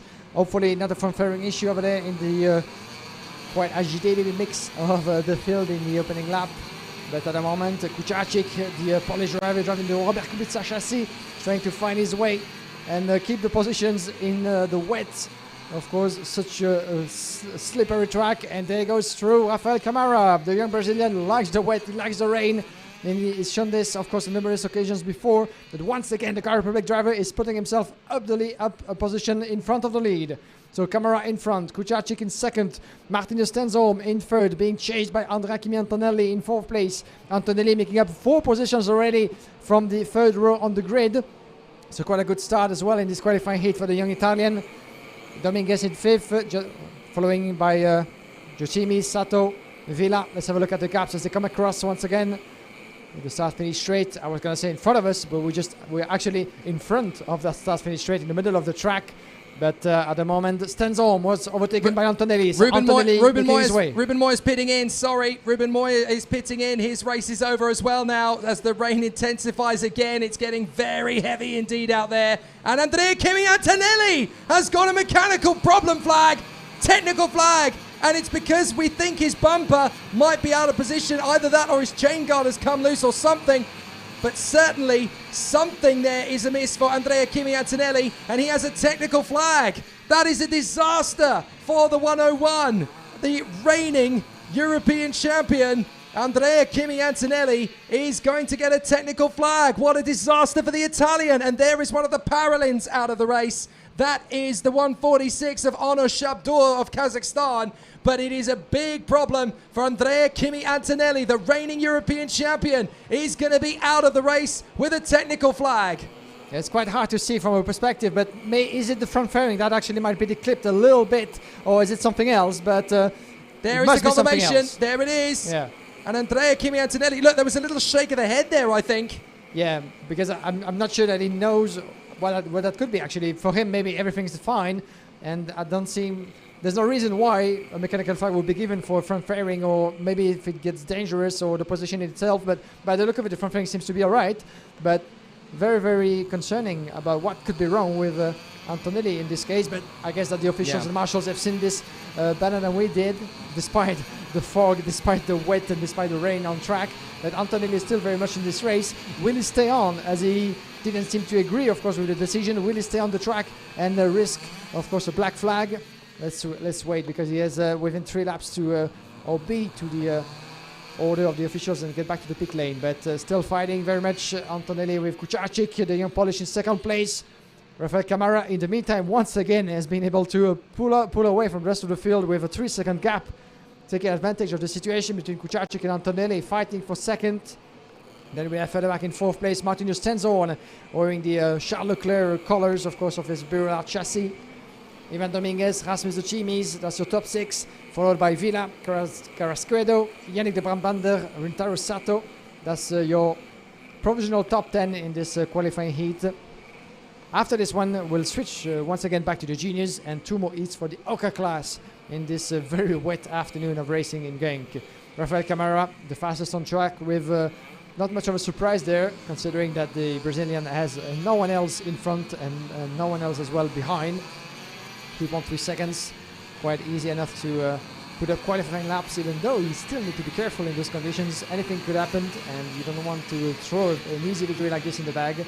We're still keeping an eye on Andrea Kimi Antonelli, because he keeps on going to this race, as he just, in the 165 from Birlart, unfortunately, he's going to have to retire. Can he get back? Yeah, this is indeed Ajmikat Joaev, unfortunately, who was dropping a couple of positions in the meantime, but he tried to get his engine going again, but he won't actually be able to join in this race. Well, so another retirement. Here comes Andrea Kimi Antonelli. Finally, he calls it day over. Wow, what a shame. We don't know exactly what the situation is for Andrea Kimi Antonelli. He won't know what it is either until he gets out of the car. But a very hesitant and irate Italian. Unbelievable. What a shame. And that really has caused him a major problem. This is going to have to be, the way things are looking, this could well be his drop round, because there's a struggle that he may even make it into the final at this rate. The European champion from 2020 may not even make the final. That is a stunning shock if that is the way it's going to go.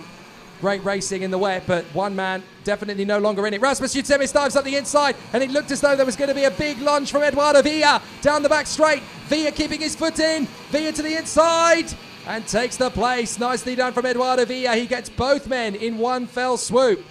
So Rafael Chavez Camara holding on in front of Timet Kucharczyk and keeping the lead. Nice job from him so far. Yes, indeed. Camara clipping the curve very smoothly. 4.3 seconds. Kucharczyk in second. Tenzon in third. Then we had the three-driver battle. Look at that! It's almost 3 side by side into turn number 9. Turn number 10, my apologies. And one of the drivers is being pushed on the curve on the inside of turn number 11. What a great racing that is. But in the meantime, I think that Jutimi has been able to get himself up from the rest of the field. Let's have a look at the classification and the order as they come across. The start finish straight. This is lap number 7 completed. Jutimi is up into 4th. The CRG driver in front of Villa. The Brabander, Dominguez, Norton Andriansen as well, dropping 2 positions in the mix.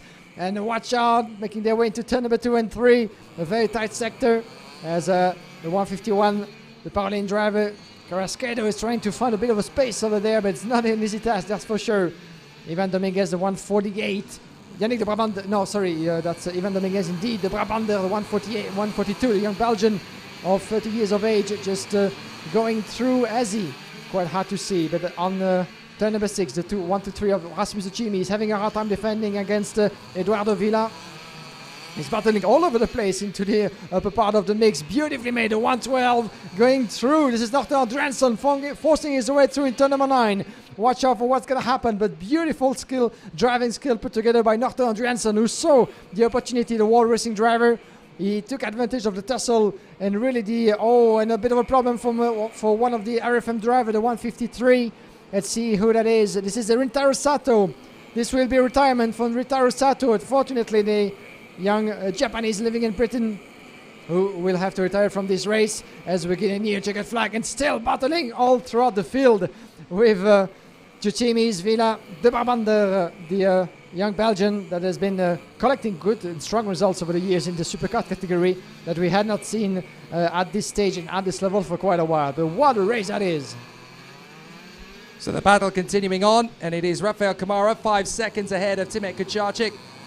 A brilliant fight-back from Martini Stenschel, the Norwegian, finally showing the flashes of brilliance we've been hoping to see from him over the course of this first weekend of the season. We're on lap 8, and the lap times have plummeted because of the wet weather conditions. 1 minute 12s and 1 minute 13s. At least now there is no debate over what tyres to choose, because the rain is here and it's here to stay for a while longer. So it's absolutely no question. Wet tyres are the way to go for the rest of the day. Looking good though for Rafael Chavez Kamara with 4 laps to go. And Stenschel is getting up alongside Kucharczyk and sweeps past him on the run to the final turn. I just saw that out of my commentary box window. Look back, and it's Stenschel now in second. There he is. So Stenschel has stormed up past Kucharczyk. I don't think Timek even realised he was going up behind him. Yeah, absolutely. Good move indeed, put together by Martin Stenschel, who's been impressive all the way from the FIA Karting Academy Trophy, of course, making his way to Charles Leclerc by Lennox Racing Team. The new team, of course, 1 year old, led by Jordan Lennox-Land. And a good way. Oh, and Kucharczyk is out. Timothy Kucharczyk is going out in turn number 5. What just happened for the young Polish drivers? Dropping all the places, at least still in third place, dropping all the momentum he had patiently built upon. And unfortunately, not only momentum, but places that Timothy Kucharczyk is going to lose throughout the end of this race. He's being overtaken left and right. What just happened for the Robert Kubica driver, who seems to be in a bit of a trouble mechanically, I'm afraid, as he's dropping positions after position. Was it a mechanical issue or a mistake on his own? But as a result, Timothy Kucharczyk is dropping positions after position, even outside of the top 10. He is currently in 11, 12 positions at the moment, as he was fighting for a podium, at least in a way to say a podium in this qualifying heat. So what a shame for Timothy Kucharczyk. Yeah, I wonder if just going off the road has caused some kind of mechanical problems. He's peeling into the pits. Timek Kucharczyk is now out of the race in the same way that Andrea Kimi Antonelli was just a short while ago. So Antonelli out, and now we also have out of the race again. Oh, hang on a minute. I say that Andrea Kimi Antonelli is out of the race. He had a technical flag. He came into the pits, and he's been able to restart again. So Andrea Kimi Antonelli is still going. He's rejoined in 18th position. So whatever it was they did, they obviously came into the pits, they checked it, he's got back in. It's raining, so he's still got a chance to make up some places, especially with quite a few of his rivals dropping out of the race. So that doesn't happen very often when you get a technical flag in FIA Karting. You don't often rejoin the circuit because for most of the time your race is over. But Andrea Kimi Antonelli showing that strength of character and that wisdom of foresight. There he is. Look, he's been into the pits, he's figured out whatever the technical problem is, and he's gone back out again. And he's in 18th. That's not a bad place to be considering. That's quite impressive indeed. And Rasmus Uchimi is the 153. Battling against Eduardo Villa, the XP driver, the 136. This is a battle for third. But indeed, from Antonelli, surprising comeback into this race, shall we say, for the young Italian. There's not a bad experience in this one. You know, you weren't going to hurt to be out there and put out the effort and getting more experience in driving in the wet. And watch out, because Eduardo Villa is really closing in on Rasmus Uchimi's. And while he's closing in on Uchimi's, Yannick de Brabander might try to do the same as well. As we're back with our leader, Rafael Kamara. This is the penultimate lap of this race, the qualifying heat of the OK class. D against E, and Kamara on his way to a astonishing victory with 8-second advantage on Martin Stenschel. Uchimi's on his way possibly to third, because Villa is still very close to the young Finnish driver. Then de Brabander, Paziewicz, Carrasco, Olsen, Andriansson, and Olsen, Girando Olsen as well. This is your top 10 as we're getting near the checkered flag of this very hectic qualifying heat. So there is the man running second, Martini Stenschel. Rasmus Uchimi in P3 from Eduardo Villa. And then, of course, you've got Yannick de Brabander, the very experienced Belgian who knows everything there is to know about racing in the wet at this circuit. He's done it so many times before. That's why he finds himself up in the top 5 on merit, not by accident, as Rafael Kamara is on the last lap of qualifying heat.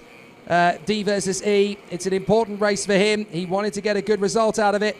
And in the 15th race of the 20 that we are running today, he is doing an absolutely fantastic job. So a brilliant run here from Rafael Chavez Kamara, doing a fantastic job. Martini Stenschel in second position from Rasmus Uchimi and Eduardo Villa. So an absolutely sensational battle for the competitors. The treble one, Rafael Kamara, doing a great job for the Oak Racing Team colours on the Kart Republic Motorsport squad. And he really is in his element out in front. He's extended the gap to 9 seconds in front of Martinius Stenchon. Real cream and quality always seems to rise to the top. We've had another couple of retirements recently as well. Rintaro Sato and Ismakuja Akhmedkodjiav have both pulled off the circuit. A real shame for those two. But it's a victory for Rafael Kamara, and a commanding one as he comes out of the final turn, having done a brilliant job all the way to the checkered flag. He takes it, and Rafael Chavez Kamara continues his brilliant run here at Karting Genk.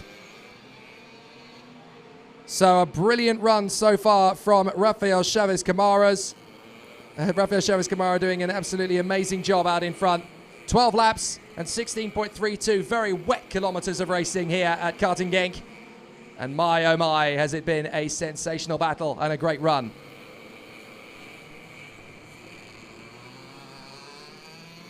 So a sensational race for Rafael Chavez Kamara. Martinius Stenchon second, and Eduardo Villa snatched third position in the final lap in front of Rasmus Utsimis. The Italian once again picking off rivals and taking names. Oh, we've had a shunt on the final lap. We've had a kart come off into the barriers at the start-finish line. Rasmus Utsimis fourth behind the top three. Yannick de Brabanda and Karol Pazovic. Jessica Descado and Sandro Hodsem. Giuliano Hodsem and Norton Andreasen. Christian Ho and Nathan Sharp. Ivan Dominguez and Ricardo Gratia. Brando Badoa and Andrea Kimi Antonelli. 16th after all that. Rafael Modenese and Caspian Hagman. And then we have Victoria Blokina in behind at 18th place, from Arthur Rojon and Frederic Listrop. I think we had Rafael Modenese going into the barriers at the end of the race there. So Modenese, yeah, it is the 116. Rafael Modenese's car has had a shunt on the way to the finish line. Timi Kucharczyk, Rintaro Sato, Ismakuja Akhmedkodjiav, Arno Shabdor, Ruben Moya and Marius Christiansen all out of the race. But as you can see there, a bit of a moment for Rafael Modenese at the end of the race. He's gone into the first marshal post. And that is unfortunate for him. So he's had an accident there on the start-finish line. So there's a few things to clear up, but down in pit lane, Guillaume Alvarez is going to be there as we get ready for the final round of junior heats, and it'll be heat B versus E. Let's see who Guillaume Alvarez has found. My day, Jake. I found Andres Cardenas. Good to see you, Andres. You're going to be starting from pole position in this race once again. Can you talk us through your weekend? Good performance, though you're still waiting for this first victory. Maybe this one coming up. Yeah, we got very good feelings from this race. With the pole that I did in my group, I feel very confident about this. Also, the team is very good, DPK Racing, thanks for all. And yeah, just feeling great, and let's see how this can go. I think that this can go very well. Absolutely, hopefully for you. One last word, you're having some beautiful colors on your suit and your card, the colors of famous Fernando Alonso, of course. What does it feel like to be driving with those colors and this name on your suit? It feels amazing, knowing that you have all this team that is very good, like I already told you. It's fabulous for me. Fantastic, good words, good talking. Good luck out there, Andres. We'll leave you to it, and we'll see you around, of course, hopefully later this weekend. Thank you, Andres. Have a good one out there, Andres Cardenas. Still yet to win a race, more hopefully for him. This one coming up, as it's still quite raining a little bit, but everybody is on wet tires, that's for sure. Andres Cardenas just behind me with the DPK Racing colors.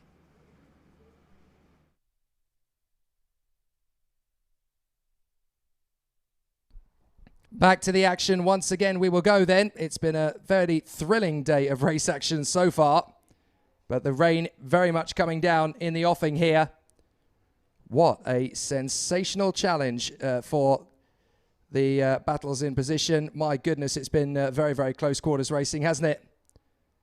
As the racing has been so intense up until this point. But it's only getting wetter and wetter as the racing continues. So let's go down into the running again. The juniors will continue. Let's have a word with the reigning world champion. We spoke with him yesterday, Freddie Slater, as he prepares for his 2021 season campaign. Definitely good preparation, definitely learned a lot with the track. Track's definitely changed since we've been back here. It's definitely got more grippy. Everything's changing all the time. Just the most prepared is to be when you're at home, train all the time, eat well, and just be as prepared as you can. I think just consistency is the main key to this championship. You've got 4 rounds when you need to do well, and the most consistent you can be, have high finishes, is the way you're going to win a championship. And if you have good rounds and then you have a bad one, you're going to struggle. But if you have consistent, I think that's the main key. There's no pressure at all. It's just kind of fully send it mode, try and go win this European Championship this year. Last year, unfortunately, I didn't quite get to win that, and that was a shame, but I think this year I'm definitely fully prepared to win that. Hopefully I can win the World Championships again, and that'd be great. No pressure at all, and just kind of got to get on with it and look forward to it. Yeah, I think being cautious is one of the main things in my head. Definitely got to be sensible, not take too many risks, because you need those points for the championship. It's hard to say when you go in the heats. It's just kind of try and work your way through, be patient. It's 8 laps, 9 laps I think it is, and it's just about being patient and just picking them off one by one. I think the main key is just to race well and just be sensible. So the battle will continue with 5 races still to go here in the junior battle. 3 races for junior and 2 races for the OK senior, my apologies. This is going to be the 16th race of 20 today. And already a very exciting and intense battle that the drivers have produced thus far. So we're going to see some exciting battles, that is for certain. The drivers will obviously want to give us plenty of entertainment for the remainder of the day. And so we will see plenty of drama and excitement for the closing races. So we've obviously got a little bit of time before the races get underway. These are the last races of the day. Each driver has 2 races still to contest before we decide the grid for tomorrow's final.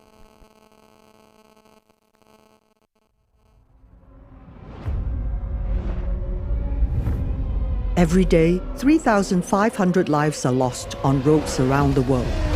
Driving can be dangerous, but there are simple rules we can follow that will make our roads safer and save lives. Slow down for kids. Don't text and drive. Always pay attention. Obey the speed limits.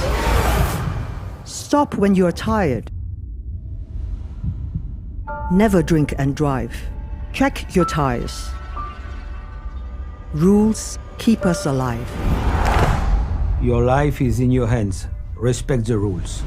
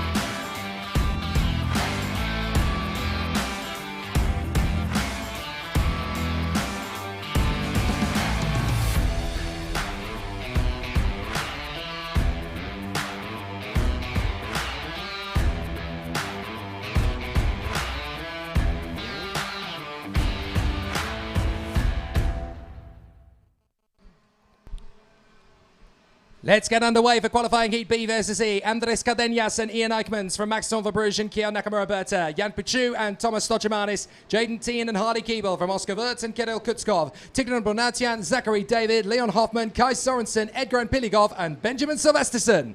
Then we have Augustin Bernier from Tom Braken, Lenny Reed, Matteo De Paulo, Arthur Dorisson, Renaud Franco, Hema Fulbemeyer, Leon Nilsson, Keanu Blum, Guillaume Bouzard, Heitor Fogdenol Farias, Fabian Sturrison, Jevan David, Edu Robinson, Alvar Simesvara, Kimi Tani and Maximilian Obst. All the drivers making it to the track.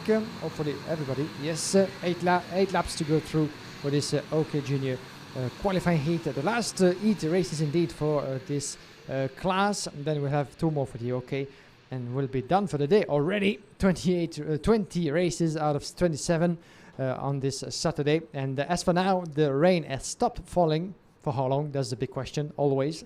But the track is very much wet, and the wet tires are on, certainly until the end of the day. If I don't see any progress or amelioration coming to the weather with the remaining races that we have. But Andres Cardenas, good to talk to him, full of confidence, of course, and hopefully he will finally get his hands on his first victory.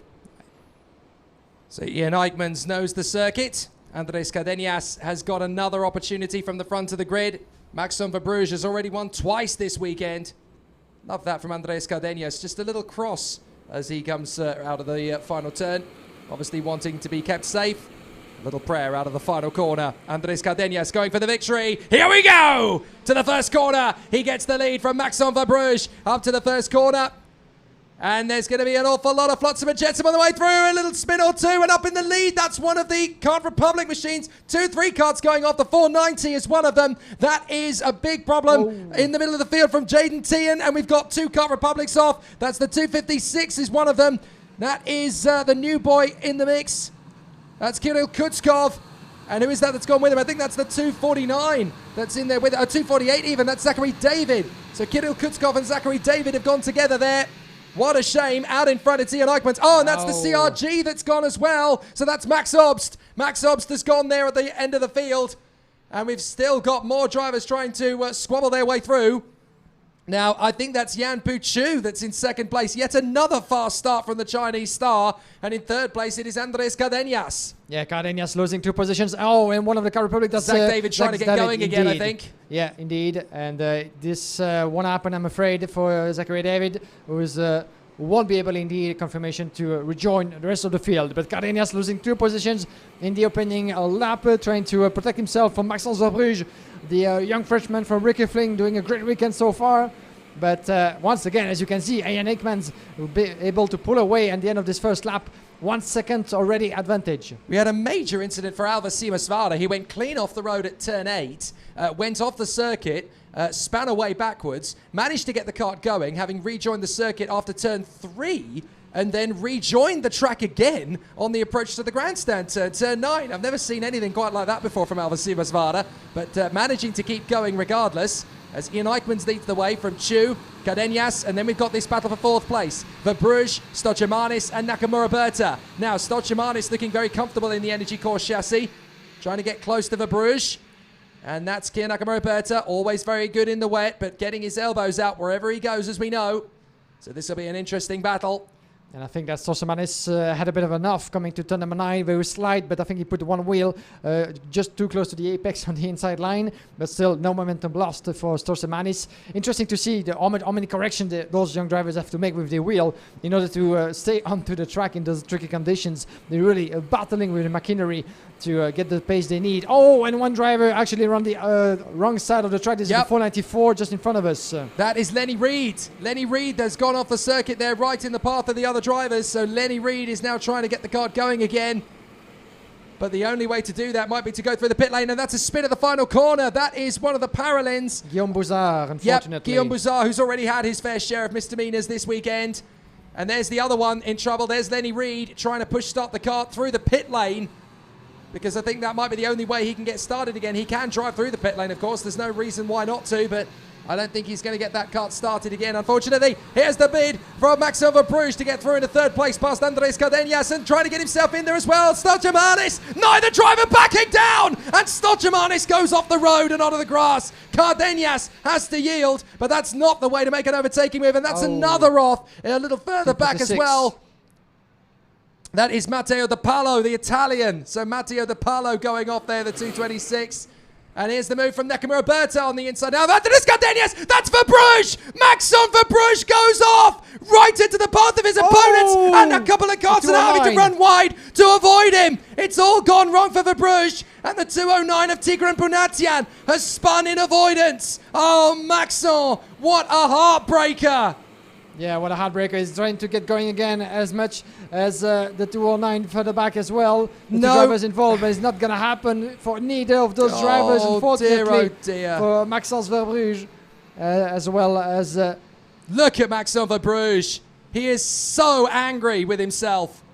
What a shame for Maxence Verbruge. He could not be more irate. Such an unfortunate incident. When you drop it, it's so easy to do. Oh, riding the rodeo there, Renault Francote. That was so close as he ran wide there on the approach to turn 5. He was lucky to get away with that. And look, the driver's coming right off the racing line there to get a lot more water into the tyres. Is that because it's stopped raining again? I think it might have done, actually. And so there's not a lot of rain coming down. And that means that they're having to get as much water into the tyres as possible. That might be why Max van Verbrugghe lost it. Yeah, actually just went sideways into turn number 10. Not often that you see that kind of mistake. Unfortunately, it just happens in those very difficult conditions. But quite unfortunate as well as a retirement for both Verbrugghe and Tigran Pignatan, who was actually surprised, of course, by the move, the unexpected move of Verbrugghe, and had no way to go, basically, in that corner. Back further up in the positions as we are another driver of one of the wild cards, the 498. It's Emma Felbermeyer yet again. Oh, poor Emma Felbermeyer. She's had brilliant speed over the last 2 weekends, but it seems that for her, when it rains, it really, really pours. Yeah, definitely. Ian Ekmans, the fastest on track, quite easily as well for the young Belgian, leading the way 3.5 seconds. Then we have in third place Thomas Storsemanis in front of Andreas Gardenias, trying to catch up as well with the pace. And further back, a beautiful battle with the 258. And this is actually Renault Frankot being chased by Oscar Wurz, Keanu Blum, Tom Braken, Augustin Bernier, Harley Keeble, all those drivers in the same picture. Watch out for Keeble. He's going to go run the inside of the 229 of Oscar Wurz, the XP driver, the son, of course, of Alex Wurz, former Formula 1 driver. They're doing a good job at defending, but in the meantime, the 253 was able to go through. This is Tom Braken from SP Motorsport. Braken, who knows this track, of course, one of the local heroes here in Belgium. And he was able to get past Renault Frankot. Tom Braken, Keanu Blum as well in the mix. Good battle. And this is happening for 7th place, 6th place as well, outside of the top 5. But Keanu Blum, a bit of a wide turn over there. Watch out. As a 229, Oscar Wurz is trying to shut the door.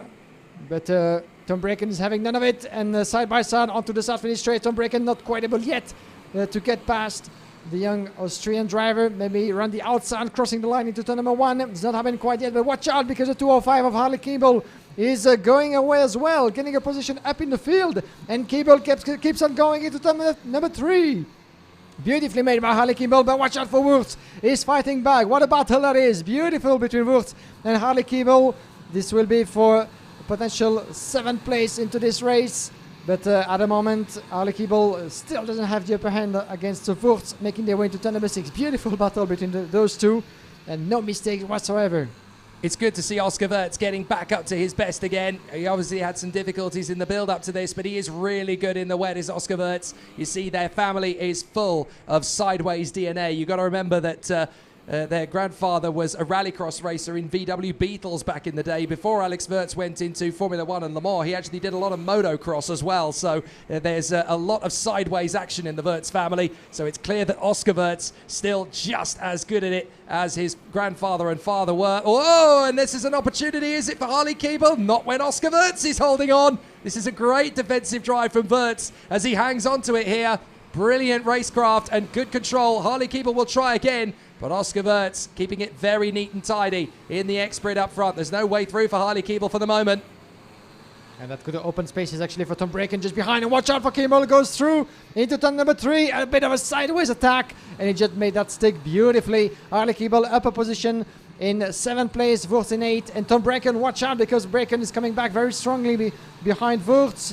Can he actually try to launch an attack on his way to turn number 6? With Wurz shutting the door halfway to the motorway straight. That's a defensive driving for Wurz, who's unable to keep up with Harley Keeble at the moment. Tom Braken can feel that, go around the 8th sign in turn number 8. And there he goes through Tom Braken, but watch out. Yes, he did beautiful as well from Braken, because at one point, if he wasn't ahead quite enough into turn number 9, Wurz actually would have been able to counter-attack, but he's actually having none of it. This is final lap of this qualifying heat, and here's your leader and potential future winner, Ian Ekmans. So a fantastic run then from the Belgian, who leads the way comfortably.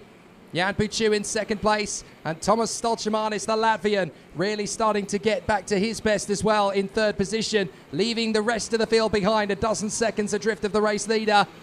The wet weather really playing its part here at Karting Genk, but you can see now that with the rain stopping, the drivers are actually having to come off the normal line and onto the wet parts of the circuit to put more water onto the tyres. So the circuit, again, drying out quickly. They need more rain if they want to stay on wet tyres for the rest of the day.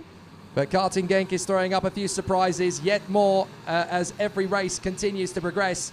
But Ian Ekmans has the knowledge around this place. He knows it so well, and he's able to make it work to his advantage as he comes through again. in absolutely fantastic fashion. A really good run as the drivers continue to be challenged by the flotsam and jetsam around the circuit, by the spins and the melee around the course. But it's a good victory and a good drive from Ian Eichmans, who does it again here at Karting Genk. And that's a great way to go into the evening for Ian Eichmans. Great job for him and a brilliant victory in front of Jan Puchu, the Chinese driver, and Thomas Stolchemanis of Latvia. A great run for the Belgian. Excellent job. And that will give him plenty to smile about this evening. So Ian Eichmans just picking up the water on the way into the pit lane, because you have to come offline to do that now that the rain has stopped. So Karting Genk still could have a few surprises left in it over the course of the rest of the final races. But Ian Eichmans now has a chance to take stock. He can be very happy with a pair of wins. He'll be one of the favourites going into the final tomorrow if he can just keep it together and get a decent starting position for the big show. Ian Eichmans triumphant once again here at Karting Genk from Jan Puchu and Thomas Stolchemanis, Andres Cadenas and Kia Nakamura-Berta, from Renaud Francote and Keanu Blum, Harley Keeble, Tom Breiken and Oscar Wirtz in the top 10. Augustin Bernier and Benjamin Silvesterson from Kai Sorensen and Leon Hoffman, Edgar and Piligov in front of Leon Nielsen, Alva Simasvada and Yavan David in 18th position. Then behind them, it is Kimitani ahead of Edward Robinson, Arthur Dorison and Fabian Storesen, Heita Delagnol and Lenny Reed from Emma Felbermeyer, and the retirements, of course, led by her. So Emma Felbermeyer, Maxime Verbruge, Tigran Bonatian, Matteo De Palo, Guillaume Bouzard, and then the ones who retired on the first lap, Jaden Teen, Kirill Kutskov, Zach David and Max Obst. A very tough day at the office for some, not as rosy for others. So a very tough battle for the drivers in OK Junior, but obviously there is more to come. We have 2 races left in OK Junior, 2 races left in the OK Senior category. The next heat out on the circuit is going to be that of Heat D versus F. But as you can see, there's going to be a little bit of a delay in the proceedings because there's quite a few karts to pick up around the circuit. We may not run quite to time today, but we will go down to the pits and have a word as Guillaume Alvarez has found another driver to speak to down in pit lane. Here's Guillaume. Back in the pre-grid indeed. I'm with Lucas Amalisto. Luca, you're going to be starting from the front row once again. Can you talk us through your weekend so far? How has it been for you on track in terms of result and confidence? I think the result is good right now because the heats are going good. I was P4, P3 and P2, so I hope we can do the same in the other 2 heats, and if we can do start like good position in the final and push for the podium maybe. Yeah, the podium might be inside. You have a couple of podiums, shall we say, in the heats, but the most important one is tomorrow, of course. And what do you think about the competition in itself, in the category, on track against your opponents? Or how would you describe the level? I think the level is right now good because there is like another rookies that is good that come in mini 16 to OK Junior. So I think the category is like the level is good for the category. Level is good. Okay, all the best to you. Thanks for talking to us. All the best in this race and for the rest of the weekend. Good job out there, Lucas Amalisto. On my left, we'll be starting from the front row of the grid alongside Freddie Slater, the reigning World Junior Champion, of course, on his way to a potential another victory here in the OK Junior class. Back to you, Jake. Thank you.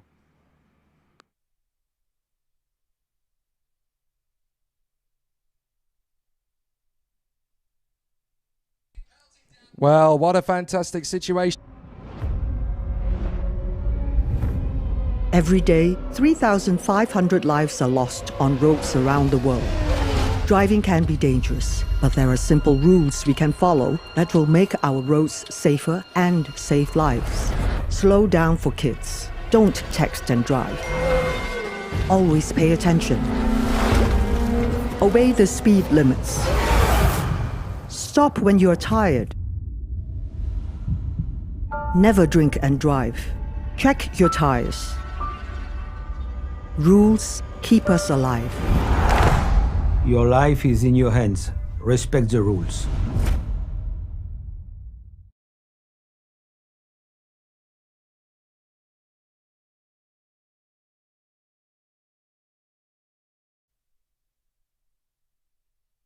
So back to the action once again. You can see that there's an awful lot of karts being recovered from the previous race. We had 9 retirements in total in that one. Max Obst, Zach David, Kirill Kutskov, Jaden Teen, Guillaume Bouzard, Matteo De Palo, Tigran Bonatian, Maxime Verbruge and Emma Felbermeyer all failing to finish the race in rather difficult circumstances, it has to be said. So difficult in that race because you have so many drivers trying to work their way through the field. There's Emma Felbermeyer and Maxime Verbruge. Very unfortunate situation for them. They wanted to try and gain some ground, but unfortunately on the 3rd lap of the race, they ended up spinning out. And unfortunately for Verbruge, his brilliant day is now severely compromised as a result of that little moment. So a very difficult problem for them as far as they are concerned.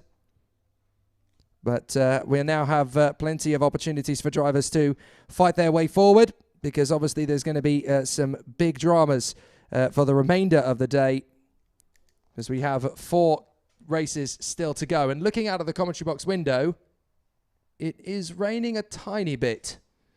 It is raining a little bit out on the circuit, so it has just started raining again, but it is very, very minimal out on the circuit. And as we saw at the end of that last heat, there isn't actually a massive amount of water on the circuit at this point, so getting grip is going to be quite tricky.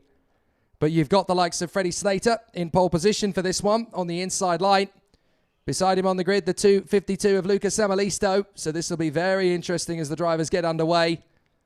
And the competitors are ready to be sent out onto the circuit for the final time today in these 2 groups, Group D and Group F. They will head out onto the race circuit ready for their last heat before the evening break. And for some of them, this could be their last race of the pressure up to the finals, because not everybody, I think, will... Oh, no, sorry, every group will race one more time tomorrow morning. It's in the seniors where some of them will end their race battle today. So the battle is on. Freddie Slater and Lucas Samalisto on the front row from Enzo Deligny and Hugo Hieroin, Maxim Rehm, Matthias Ferreira, Julius Dinesen and Jan Pesarovsky, August Derbo and Miguel Costa from Nasho Tunion and Max Popov, Marcus Seiter and Thijs Kieran even, Simo Zhang and Flavio Olivieri. Then we have Maxim Orlov, Clément Outram, Alexander Kubenko, Karel Clark, Albin Sturrison, Marcus Stelic, Enya Frey, Tom Calender, Alexander Bondarev, Simone Bianco, Alexander Reed, Rito Komata, Ekaterina Löcher, Phil Strengy, William McIntyre, Aurélien Nobles, and Maciej Gladys. 30 drivers on track.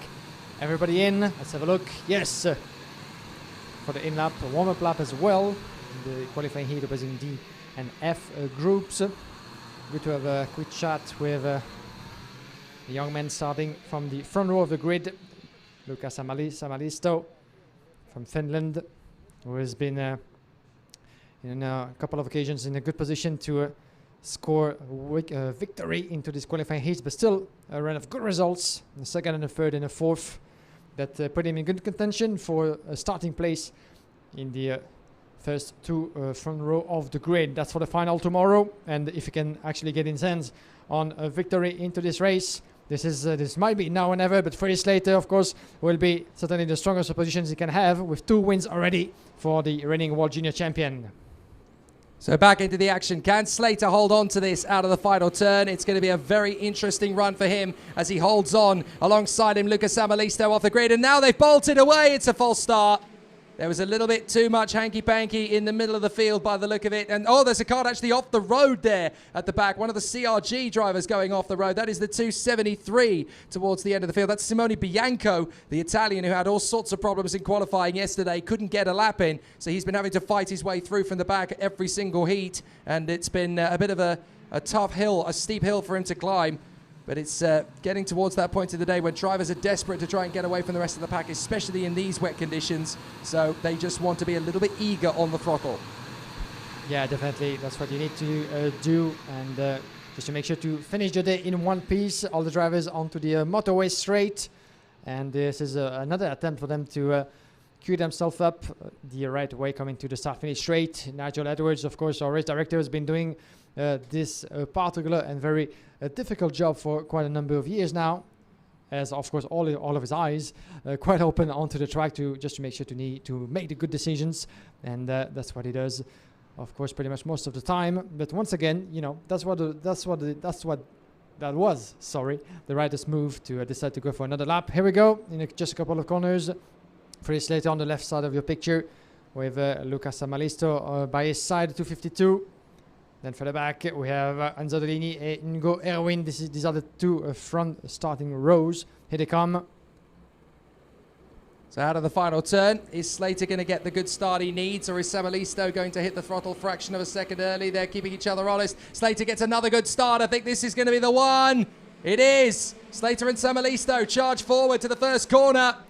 And up into the braking. Oh, so that's Slater running wide. Slater's gone wide at turn 1 and that's dropped back to second position. And there's karts coming off. A couple of them have gone wide. That's one of the Cosmics off. That's Hugo Heroin. And we got two spinners. That's Ekaterina Lucia and also Alexander Bondarev. So Alexander Bondarev and Ekaterina Lucia both going off the road there as the leader comes through. Lucas Samalisto in front of Freddie Slater. I don't think Slater was expecting to be in second place by this point. Lucia and Bondarev trying to get back on the road, but it's going to be to no avail. And in third place is Slater because his teammate has got through into second. That's Maxim Rem. So a good start from the German, Maxim Rem. And already things are getting heated. Julius Dinesen on the inside line there. Gets the run on Matthias Ferreira and moves up a position. So that's a good run from Julius Dinesen. Right in behind Slater, you've got Enzo Deligny, the Frenchman, who is doing a great job there on the parallel. Oh, the spin again! 260 from Forza Racing. Let's try to see the who that is. 260 that's gone, Kastelic, I'm afraid. Mark That is Kastelic. Kastelic yet again. So the Slovenian having a nasty day at the office from his point of view. So Kastelic is gone. Another retirement indeed from Kastelic, unfortunately, in this tricky opening lap. And here we go, let's have a look at the gaps, and quite significant for Lucas Amarista already in front of Maxim Rem. For his Slater, you can see 7/10 of a second. Slater in third, Deligny under the pressure of Deligny indeed. Oh, and the 245. No, not another one. Now that's Maciej Gledij. That's not for the first time today, but Maciej Gledij, the pole, he's actually come off out of turn 10. That is on the run to the final hairpin, I believe. So a big problem there for Maciej Gledij. The marshal is there on the scene, able to get him away, but Maciej Gledij walking away into the pit lane. Maxim Rem getting very racy already behind Lucas Samalisto as we're on the second lap here at Karting Genk. And it looks to me as though we've got Samalisto and Rem already starting up the battle. Freddie Slater just keeping a watching brief in third position in front of Deligny, Dinesen and Ferreira. Yeah, Slater needs to keep a watch, but not to let himself, of course, being carried away and for the gap not to open up just too much. But Maxim Rem doing a good job.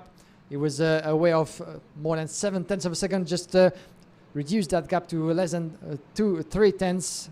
And there's going to be battle for first place coming up very soon. Can Maxim Rem already take advantage of good momentum outside of the last corner, clipping the curb, trying to go around the inside. Let's have a look at what's going to happen coming to turn number 1, because Slater has been able to keep up the pace in the last sector, still quite too far behind to launch an attack quite yet.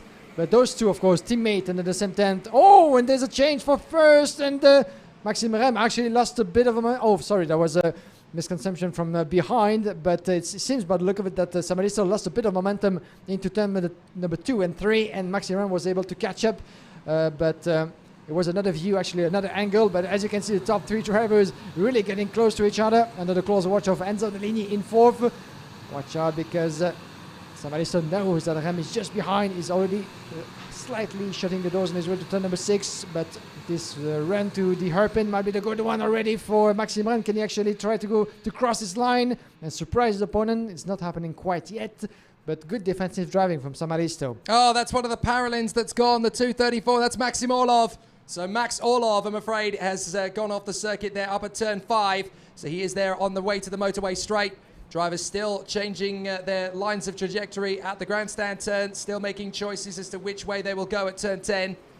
So an interesting battle for the competitors. They come out of turn 12, the final corner, and onto the home straight. Samalisto, Raymond Slater getting clear now of Enzo Deligny and Julius Dinesen. 6th place Ferreira, then it's Popov, Tunyo, Turbo, Pazovsky, Heroin, Frey, Costa, Zhang and Orlov. Although it was Orlov, of course, but then he had that spin. So Max Orlov rather sadly now down the order a little bit. And in fact, I think Maxim Orlov has managed to get going, but he is now down at the back of the field. And we've just lost one of the Birolats at the first corner. Aurelia Nobels, I should say, has gone off then. So Aurelia Nobels now out of the race as well. Freddie Slater sets the fastest lap on his way to chase down the 2 leaders. Samalisto and Rem still trading apexes and sector times at the moment. Maxim Rem looking fired up behind Samalisto. Samalisto a little bit clumsy on the curbs out of turn 6. And hoping for an opportunity as they come up towards 9, in through the left-hander. And on the run down to the grandstand turn 10. And this is where we might get a first sniff of an opportunity from Rem on the exit. If Samalisto gets the exit wrong, they get up towards 11. And in the wet, you can make a cheeky move on the inside of the left-hander, and that's what Rem tried to do, but can't make it stick. Goodness me, that was close. That was close indeed, and you'll never guess in a million years who's back at the home of champions. The sun is going through the clouds, and that might actually have the track drying out just a little bit, even though still very much slippery. But let's see how it will help the drivers or not. A move coming up into turn number 1, beautifully made further back. This is I think from August Turbo, wasn't it, on Maximilian Popov, the 225. This is Matheus Ferreira actually being overtaken by Maximilian Popov, the 204, beautifully made by Popov, upper position in 6 into the first sector. Maxime Rem, the fastest on track, he's still got some time to try to catch up with the leader. There they come on the motorway straight, less than 0.4 of a second. Then you can see already Samalisto playing a very smart move in this one. He's not shutting the doors way too soon, but he keeps himself on the middle of the track, halfway through the motorway straight, and actually that it doesn't give many options actually for Maxime Rem to go around left or right. At least he put himself in a better position. That's a defensive driving, that's for sure. But Maxime Rem getting close, and by the look of it, actually, Freddie Slater just lost a bit of momentum in the last 2 laps, quite not able to catch up with his teammate. I wonder if he pushed his tyres a little bit too hard there and is now having to cool them off a little bit with the rain having stopped. Obviously, the wet tyres, you've got to look after them when the rain isn't coming down on the circuit. Max Popov, good comeback from him, actually, after his earlier crash. So he's there in P6 and having a really exciting comeback drive as far as he's concerned. 27 karts still running on the road from the 33 that started, so 6 retirements. Orlov, Nobels, Kastelich, Bondarev, Lucia and Gledij. And a great run so far from Will McIntyre, yet again, charging his way back through the field. Alex Kubenko with the fastest lap of the race in 9th, but Will McIntyre has come right the way through to 13th position from way back in 31st on the grid. So he is doing an amazing job, Will McIntyre, to try and get back into the hunt. He's got incredible speed, we know that, but he doesn't have any fortune at all, and that's his biggest downfall, and it's not really something he can control a lot of the time. So here is the battle for the victory, Samalisto and Rem. So Rem closing up on Luca Samalisto. They come off the turn, and Samalisto again tries his luck up towards the braking zone for the right-hander. Rem is going to come from a long way back, and maybe this is where he's going to get the run up towards turn 12. They go into 11 through the left-hander. Rem looking very determined, but Samalisto looks poised and balanced in the lead of the race here. This is a very solid drive from Samalisto. Maxime Rem trying to force the mistake, and it isn't coming. Samalisto looking very solid and strong. Yeah, absolutely. He's looking over his shoulder to see the way the pursuers, the rivals are, but actually, he's been able to not only keep them at bay behind him, but increase his gap as well, close to 0.7 of a second already. So there was no wheel put wrong so far for Lucas Samalisto, who's got his best chance, and the fast lap is here to confirm. 64.2, the leader, increasing his gap and really showing confidence and pace all throughout this weekend, and not only this race, but the weekend in itself. So this is really the best opportunity that Lucas Samalisto has to grab the win and add it to his already strong results so far in the qualifying heats that might give him actually a very good starting position for the final tomorrow. We're not there yet, but Maxime Rem has other intentions in mind, that's for sure. And he just took back 0.2 of a second in the last sector. Watch out, because we're not done quite yet. Still a bit more than 1 lap to go before the checkered flag. Maxime Rem knows it.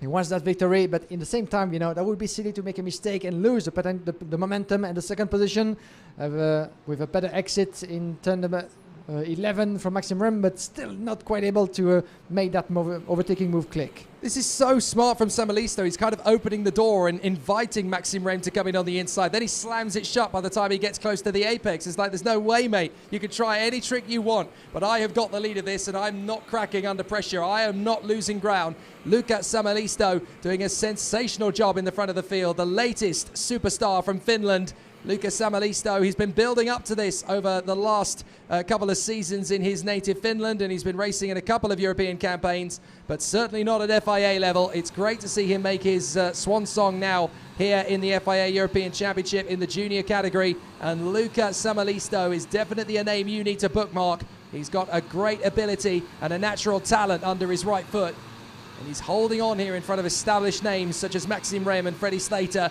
who of course is the reigning world champion But Luca Samalisto already starting to be a bit of a thorn in the side of many. He was fast in qualifying and he's super fast here, keeping himself in a very solid position. He's definitely a threat in the finals tomorrow if he can get a decent starting position on the grid. And with race drives like this, he's certainly going about it the right way. Maxime Rem may have one last chance to get through here on the inside of Samalisto. He needs a good exit, but Samalisto's got a better one. Luca Samalisto takes the victory, and what a drive it was. Excellent work. Maxime Rem in second place. Freddie Slater in third, ahead of Enzo Deligny and Julius Dennison.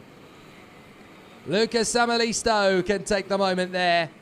An excellent job and a great victory. He can be happy with that.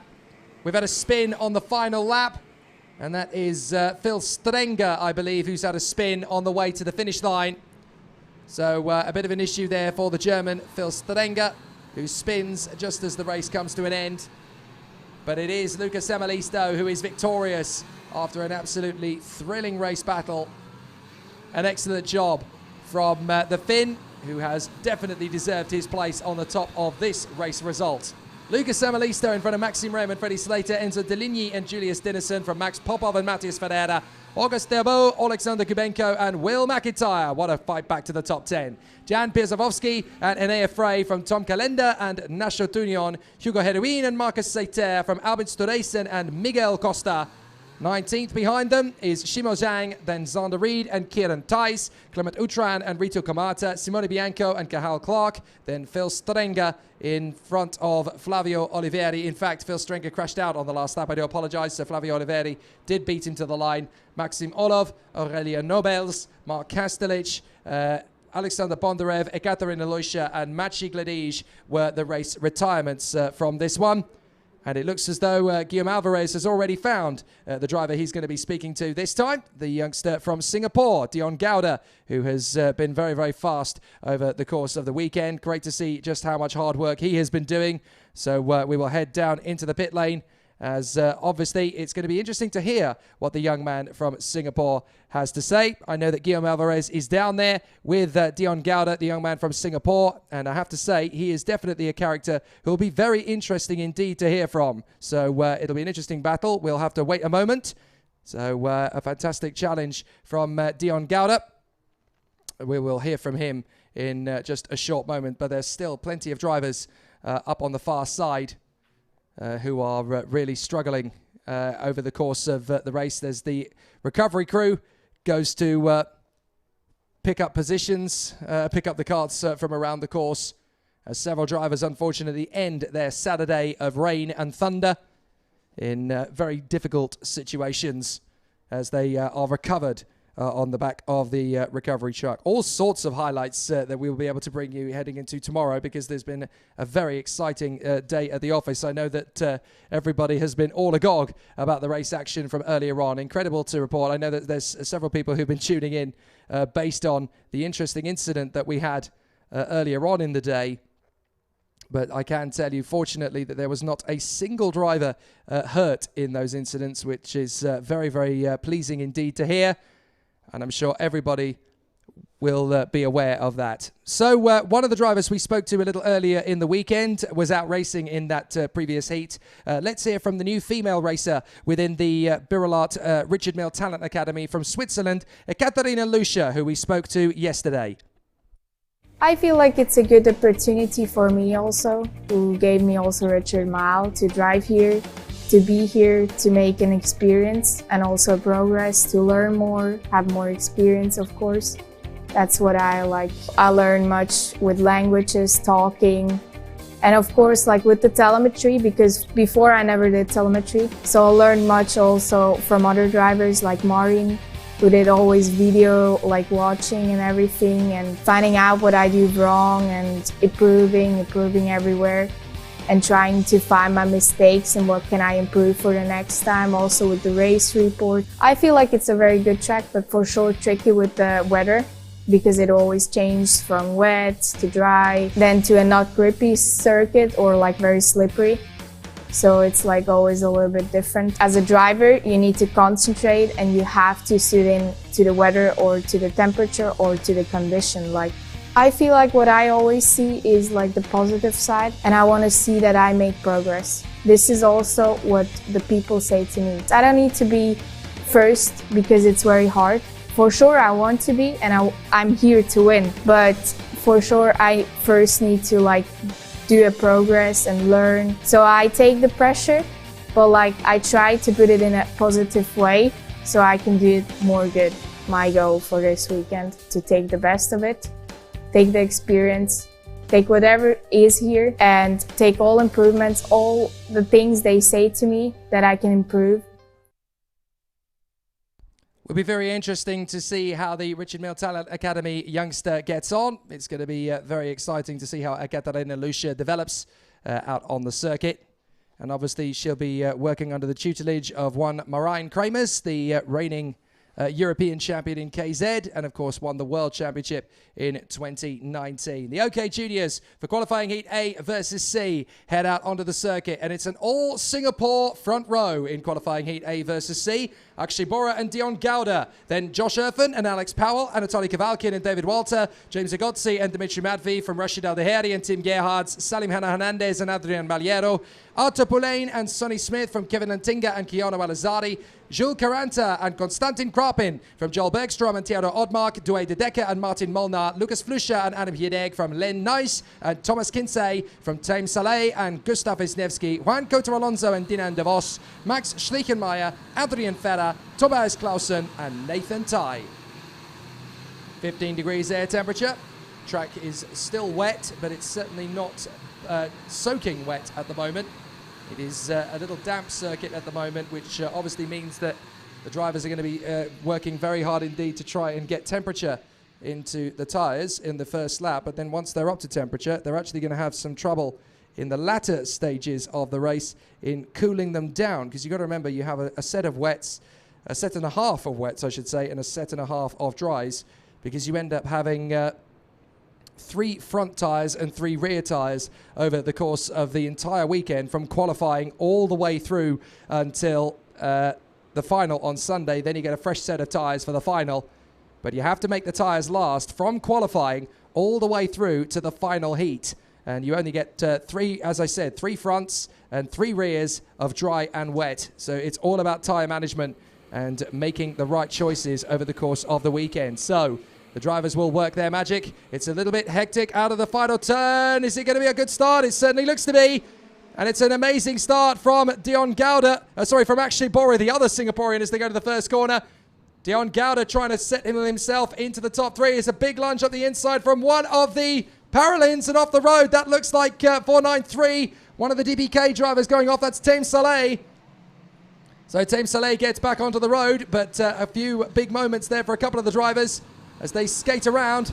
And the Paralins are racing 3rd and 5th. Douay de Decker getting himself into the middle of the field there as he gets a couple of choice manoeuvres. But Josh Erfen has got his way into 2nd position. And who is that in 3rd? I think that might be Anatoly Kavalkin in the 232 that has come through. No, my apologies. That is not Kavalkin. Yeah, it is. My apologies. I was right the first time. 262. And then it's his teammate Rashid Al Deheri, who yet again fights his way through up to the top 5. He is rapid in the opening lap.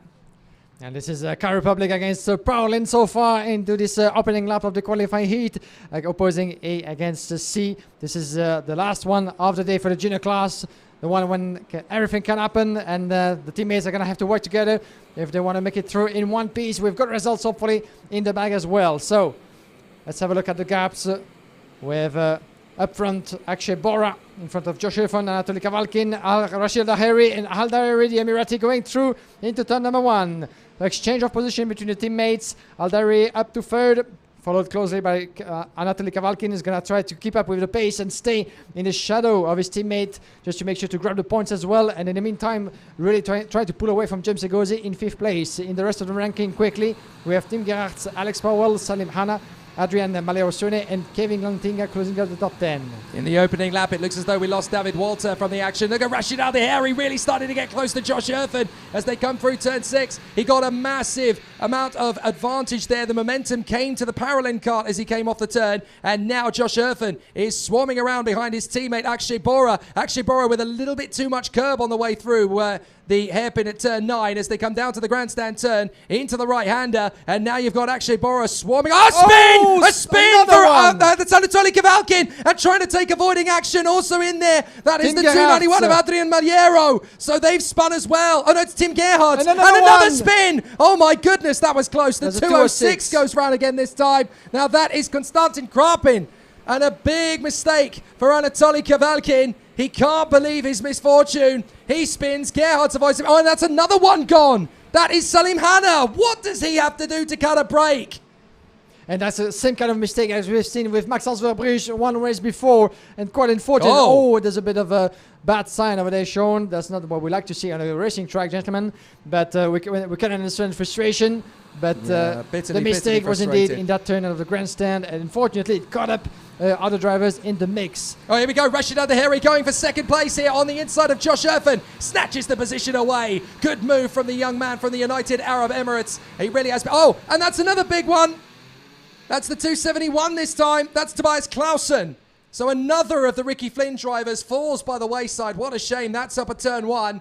So Tobias Clausen, who's been really trying to work his magic after a difficult qualifying yesterday, he now falls. And that's another one gone. That's Sonny Smith. Sonny Smith in the Forza Racing Machine spins off at turn 6. The conditions really are catching the drivers out, and that's what I keep talking about. When there's no rain coming down and you're on wet tires, and again, that is the 493. That's Team Saleh. So Team Saleh has gone around now.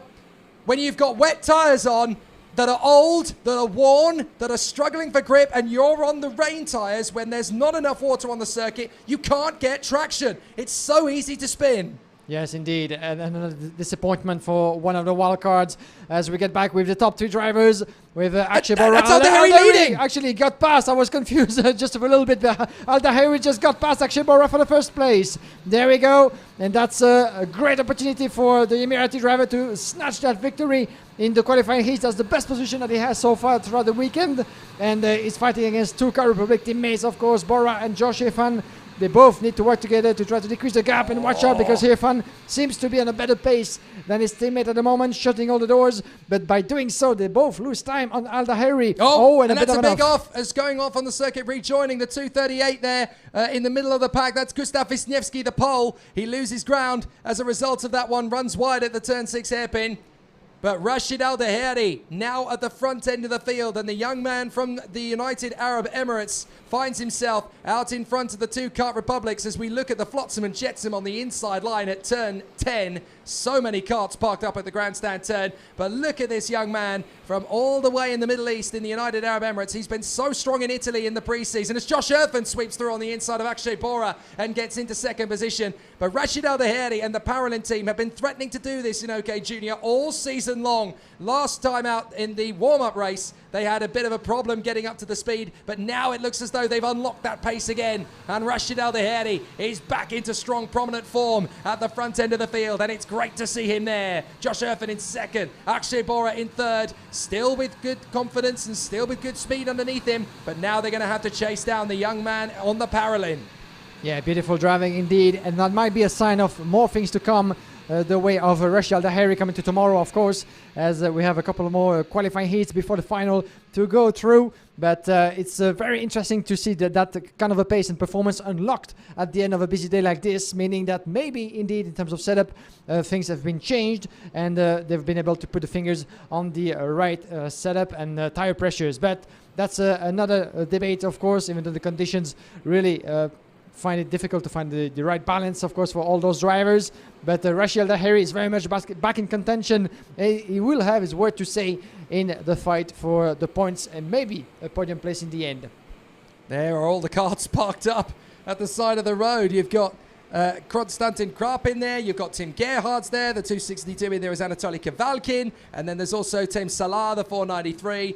And there are some very dejected racing drivers watching it all unfold, and they really didn't want to be sat there for the majority of this race. Josh Erfen setting the fastest lap of the race, trying to get back on terms with Rashid Al-Daheri, and James Zigotzi is running in 4th position. He's making up some time now as well in 4th position, trying to chase down the leading trio Adrian Maniero is doing a brilliant job in 5th position. He's worked his way back into contention, and Kevin Lantinga once again proving to be one of the stars of the show as one of the leading wildcards in the fray in junior. He really has been very exemplary over the course of the weekend, and I for one would love to see Lantinga find his way into the final. It's always great when the wildcards put on a good show, and he's been very strong. Definitely, and we've seen that happening on a couple of occasions so far this weekend. Another driver who's having a good run in this qualifying heat is Douwe de Decker, actually climbing 12 positions up to 9. And this will be a good reward as well for one driver that has been not so lucky so far throughout the weekend. 11 plays made up by Lukas Lucia as well, up to 12. 14 plays made up by Max Schillenmayer as well, one of the wildcards in the field, up to 17. It's changing 17 plays indeed. This is for the back, of course, as we're getting near the checker flag. On your picture is a 211 of Josh Irfan running in second place, 1.2 seconds of a gap behind Rashid Al Daheri.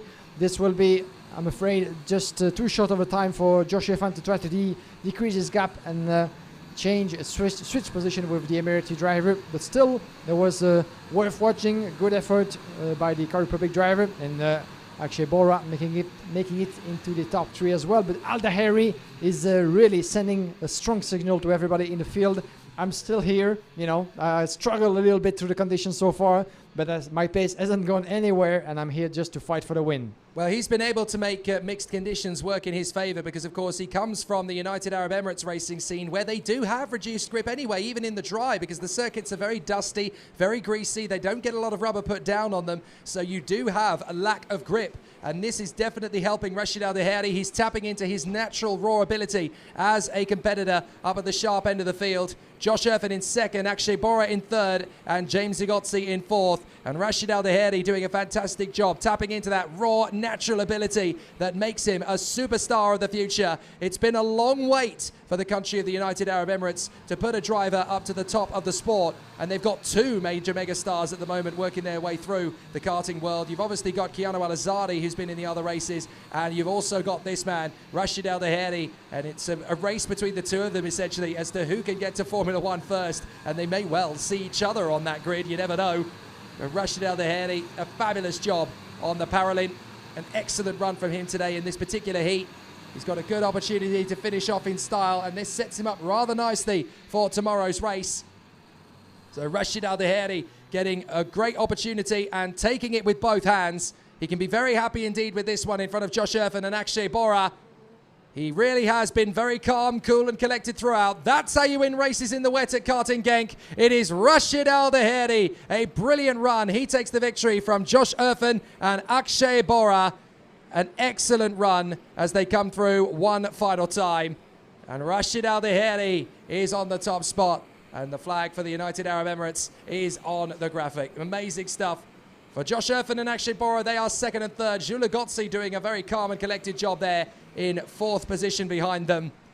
But there's a few names that are surging through to the front end of the field that haven't had the chance to do so thus far this weekend. So they have well and truly salvaged their weekends, or are slowly starting to at least.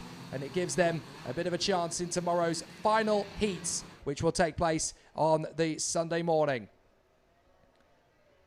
So Rashid Al Daheri takes the victory in this one from Josh Irfan and Akshay Bora. James Zigotzi and Adrian Maliado. Kevin Lantinga in a brilliant 6th ahead of Dimitri Matveev and Joel Bergstrom. Dion Gauda struggles to 9th ahead of Douwe de Decker. Lukas Flusha fights back to 11th in front of Jules Caranta and Len Nijs. Keanu Al-Azadi in front of Arthur Poulain and Max Schleichenmeyer. Adam Hideg and Nathan Tai, who's fighting back through the field. Alex Powell struggles to 19th in front of Martin Molnar. Gustav Wisniewski and Theodor Odmark. Thomas Kinsey and Juan Cota. Then Dinan De Vos. And the retirements: Sonny Smith, Tobias Clausen, Anatoly Kavalkin, Tim Gerhardt, Konstantin Krapin, Salim Hanna, Adrian Feder, Taim Saleh, and David Walter, who went off on the first lap. So a very dramatic situation for the competitors now. And we still have this confusing situation where the track is definitely wet in places, but it's not raining and hasn't been for a while.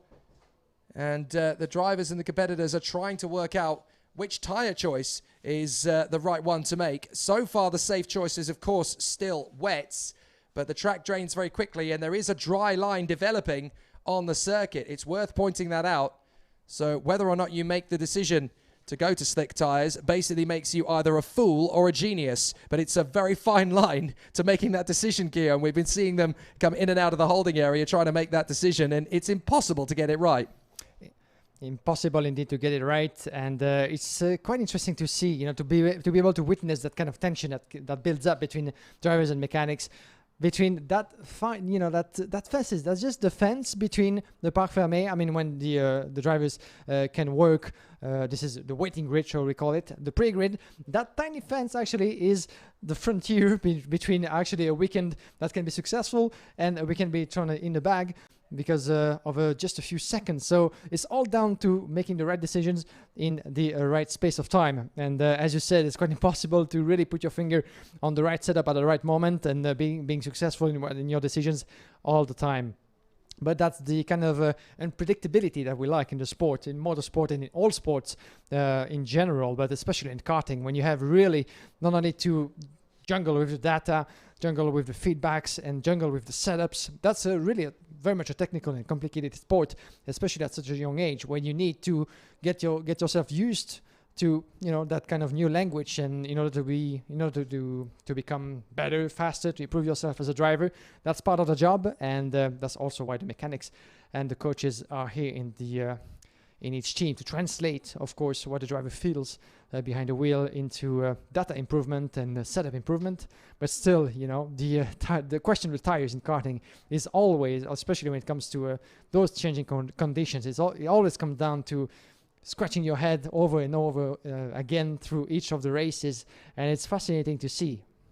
Still 2 races to go. They're in the OK category, and obviously it's going to be an interesting run now for the competitors as they start to get going. Just check out the layout of the circuit here. It's one of the most beloved in the karting paddock. They do love it round here. 1,360 metres in length, lots of overtaking opportunities, 2 reasonably long straights, and quite a few sweeping fast left and right-handers around the circuit. Lots of overtaking opportunities, especially in the damp conditions. But these last 2 senior races are definitely going to be challenging with an air temperature of 10 degrees Celsius. The clouds are still overcast, and they could break at any moment, as we've obviously found out multiple times today.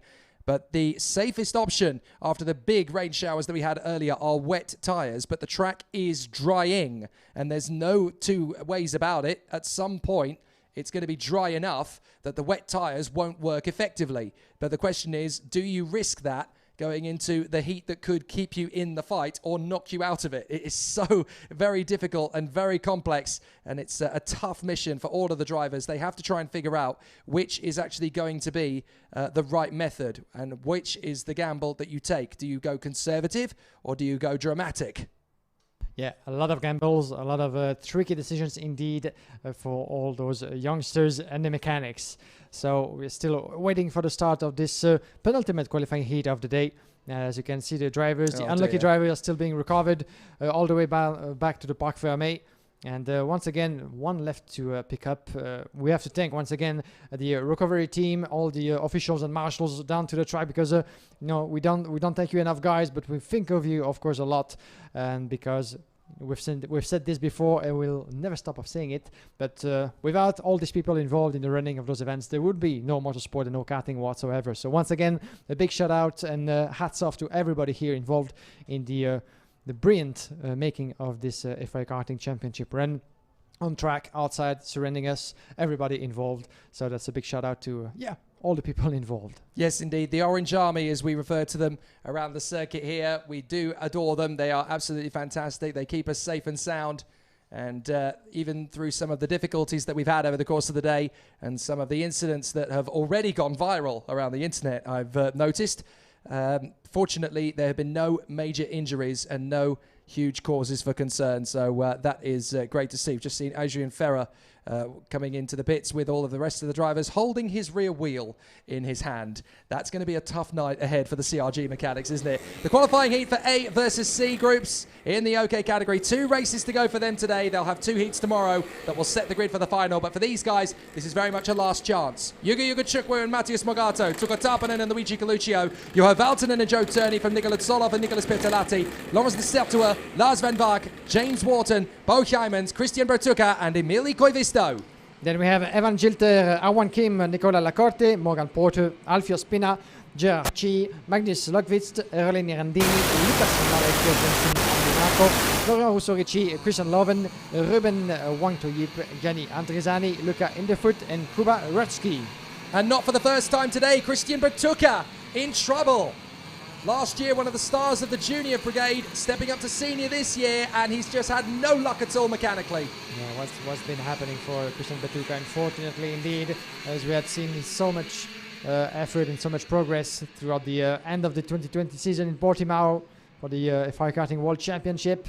But this time around, it's not going his way at all, unfortunately, for the young Italian. So that means that we'll have 29 drivers onto the track, pretty much a full grid, except for the unlucky Bertucca. And Tuukka Tarpanen is out of position, I notice. So Tuukka Tarpanen cannot get himself to his position on the starting grid. So he's actually going to be out of position on the grid. He's putting his hand in the air as if to warn them that, you know, I'm out of position. So he's hoping for a run round again, and he's going to get one. He's lucky there. He's actually going to get a chance to go round again because the field isn't formed at the back. He was fortunate. If that race had started, he would have had to take the penalty for being out of position. Now he's got a chance to get back into position, because as long as you get back into your original starting position before the red line on the approach to turn 12 here, then you can retake your position on the grid. Yeah, that's the kind of luck actually that you need to play with in order to be successful in this sport as well. That's some of the small details that added to the others can actually make the difference into a weekend. But Igor Guciucu, Matthias Morgato, this is your front row starters. Tuukka Tarpanen, Justin Fernie with Rudy Coluccio by his side. So some of the big names of this OK class. Some of them, of course, like Tarpanen and Igor Guciucu, rising from the junior ranks. Igor Guciucu, winner of last year's European Championship, of course, the young American who suffered a retirement in one of his heats early on. He is on a charge, he's on a mission to recover of the points and the momentum that he lost into this retirement very early, actually into the first few corners of the opening lap retirement. So that's always a tricky setback to try to come back from. But Igor Guciucu has what it takes, and we shall see about that once again, but he's going to have stronger position behind him. So out of the final turn, Igor Guciucu versus Matthias Morgato off the final corner. This could be interesting. Tuukka Tarpanen is back in his original position, and we're racing down to the first corner. Good start from Tarpanen in behind Igor Guciucu. They've worked their way through to first and second. They come into the first apex, and Igor Guciucu runs wide. Tarpanen's through into the lead. They both take the runoff area. They manage to get back on terms again, and several other drivers have followed them. Tarpanen spins out sideways, manages to catch it. Now gets back on the inside of Igor Guciucu and has to hang back. Tuukka Tarpanen dices with defeat there, sideways, nearly spins it, somehow gets the kart stopped and finds himself in second place in front of Valtonen. And there's one driver off at the back end of the grid. We go back to that one, the 166 from Cosmic. This is Rensky, I think it is. Yes, indeed. We'll get back to that in a minute. But Valtonen! Valtonen's gone around the outside of Tarpanen. Valtonen takes over second position. So a good run round there from the Stanpex Motorsport driver, Juho Valtonen, to get through into second place and now chasing after Igor Guciucu. This is where the taller drivers and the more experienced drivers will really start to come into their own, because the taller you are, the more add and center of gravity you add to the karts in the wet conditions. Valtonen's got a good chance here of chasing down Igor Guciucu, and there's a great opportunity for him to snatch a victory. And you could see that in the meantime, Tuukka Tarpanen is unable to keep up with the pace of his fellow countryman, and that will go the way of Matthias Morgato, side by side with the Finn, and he's not quite able yet to go through. Yes, he does in turn number one. Beautifully made. And watch out, because for the back we have Nicolas Pirtilati going through as well. One of the drivers in trouble. The 120 of Pirtilati is through. Lucas Malek has crashed out on the final turn. Not good news for the DPK Racing driver. Battle up front, still going strong. The 120 trying to charge his way forward. Nicolas Pirtilati on the inside of Matthias Morgato just doesn't quite have the speed on the inside line to overhaul the position. And look at Johan Valtonen now charging his way forward with Tarpanen down to fifth in front of James Wharton. There is the kart of Lucas Malek being recovered after the second. Valtonen sweeps in on the inside of Igor Guciucu, and Juho Valtonen takes over the lead. The Finn doing a fine job. Yeah, fantastic move indeed, just before the turn number 9.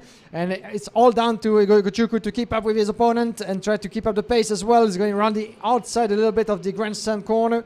And those two are very much on their own planet as it stands, because look at the gap that they've been able to build from the rest of the field. Matheus Morgado just went ahead of Nicolas Pirtilati and took out Tapponen. Pirtilati just dived into the gap opened. Tapponen losing 2 positions in 5th. There they are, 6th place still in the hands of James Wharton, followed by by Boy Eyemans. Actually, another fine job by one of the wild cards. Boy Eyemans 198 in front of Joe Turney, Morgan Porter, and Lawrence Sartois dropping to 10th place. We had almost forgot about Joe Turney, unfortunately, the British driver who ran into some trouble in one of his heats early on, and he was actually left out of the track, was able to continue, but not the best result that he had. Turney, after losing his pole position yesterday due to a contact with the Bullard in turn number 6. So Valtonen having just taken the lead away from Yuga Chukwu. Matheus Morgado, 3rd position in front of Nicolas Pirtilati. Pirtilati looking for a way through, but Morgado just knows where to keep that Birolart in order to keep the rest of his opponents behind him. The Brazilian doing a fine job there in 3rd place ahead of the Finn Pirtilati. His countryman took a Tapponen in behind there in 5th position. James Wharton, the Australian for the Paralin Motorsport team, part of the Ferrari Young Driver Academy, doing a great job there in P6. And that's Lawrence de Sertois getting defensive with Evan Gilter for the VDK Racing team, piling on the pressure and trying to come through. Morgado once again hugs the inside line. Pirtilati can't quite get the power down off the final turn. He's got the line, he's got the space, but he just doesn't get the traction off the corner. And now James Wharton swarming around behind Tuka Tarpanen. Will he dive for the inside line? He thinks about it, goes for it, goes for it. Can he hold it? Yes, he does. And Pirtilati trying to squeeze Morgado. Morgado holds it to the inside. Pirtilati gets a squeak back on the inside, but there's no traction again on the inside line. So Morgado holds 3rd, but Wharton has grabbed 5th place off Tarpanen. Yeah, that was very tight indeed, and Morgado kissed that apex quite strongly, actually putting a wheel into the grass into turn number 1. Oh, problem! That's is that Lawrence de Sertois? Has he overshot?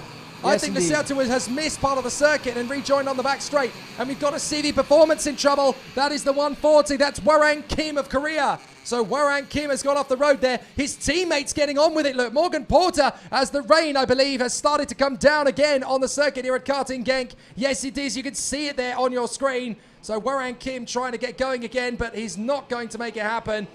The marshals, unfortunately, escorting him from the track. He was trying to get started again, but the marshals were adamant, no, you need to get that card off the racetrack. Yeah, this is such a nightmare for the drivers, but a lot of work as well for the marshals on track once again. Oh, the Sertois beautiful squeezing on the inside of Tarpanen, and I don't think Tarpanen's going to be too happy about that one, as Lawrence de Sertois squeezes his way by. That was Boy Yemans, wasn't it? Oh, Lawrence de Sertois, my apologies indeed. The 139, but he's come from a long way back. Now on the inside comes Tarpanen. Now, Lawrence de Sertois, I'm not sure he's going to be allowed to keep that position, because I'm fairly sure he overshot and rejoined on the back straight, so he's missed part of the circuit.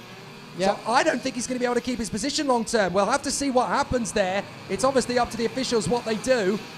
He may have given up enough positions for it to be okay. Oh, they come together. The Sertois and Evan Gilter run ragged on the outside, and Gilter puts 2 wheels on the grass. That could have been a monumental crash. That could have been a monumental move as well from Evan Gilter, who just tried to go around the outside of turn number 5, but there was not enough space, not enough room between his opponent and the rest of the track, at the side of the track actually, and Gilter was really pushed out of the way.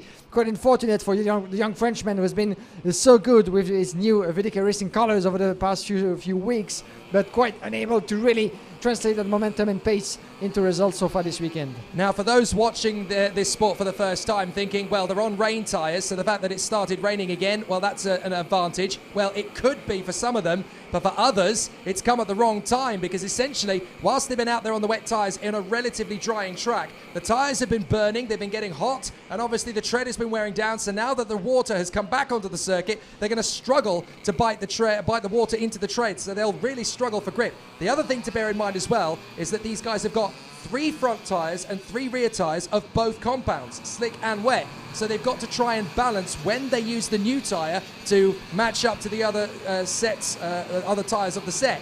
So it could work out for them if they've timed it right to go to the fresh tyre on the front and rear and which side they put it on. But it all comes down to tactics and to strategy. The rain is not necessarily a benefit to some of the drivers out there. Matheus Morgado, how has he been able to keep his kart this wide and this stationary in 3rd position for so long? It's the defensive drive of a Premiership footballer. It's amazing. Absolutely, but the bad news is for both Morgado and especially Nicolas Pirtilati. Pirtilati has been able to get past the Brazilian, and in the meantime, we have James Wharton, Morgan Porter, and Joe Turney all closing in. As you can see, pretty much 4 drivers as well with further back. This is one of the wild cards. Bo Heyeman's actually getting close as well. You're going to have a beautiful battle. Look, watch out for Porter.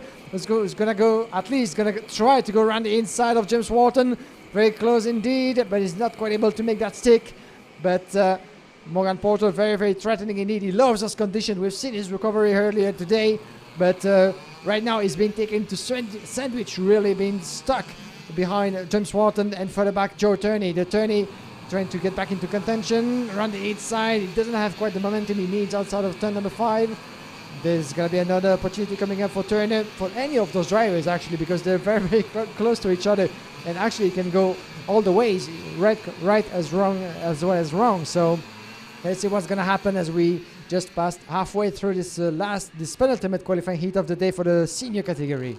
You know what, Joe Turney really has been working very hard to get himself back into contention. Morgan Porter making his way into 5th position. Bertolatti finally getting through into 3rd past Matthias Morgato, but Turney fighting fit as he tries to get his move on James Wharton. He's got good traction off the turn. Can he get there into the final turn? Well, no, James Wharton has parked his kart in the middle of the apex, and now he's trying to get the switch back on the inside line. Can't quite make it stick against 2 wheels on the curb. Now he's going to get alongside James Wharton, and he's through. Good move from Joe Turney.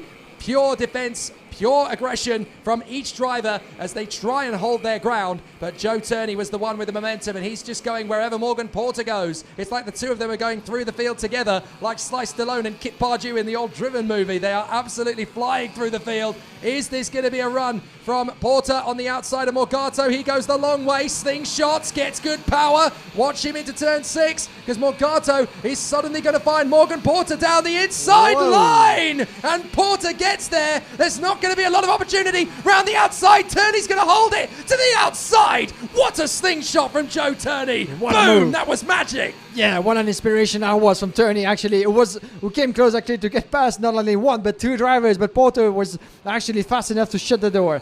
But Turney just had a fantastic sight of what he could achieve in this overtaking maneuver, but brilliantly made by both Porter and Turney. But we're not done yet with those two, as with less than 5 laps to go before the checkered flag, as Gio Valtanen is really pulling away, no problem at all for the young Finn, 3.7 seconds ahead of Ugo Iguchuku.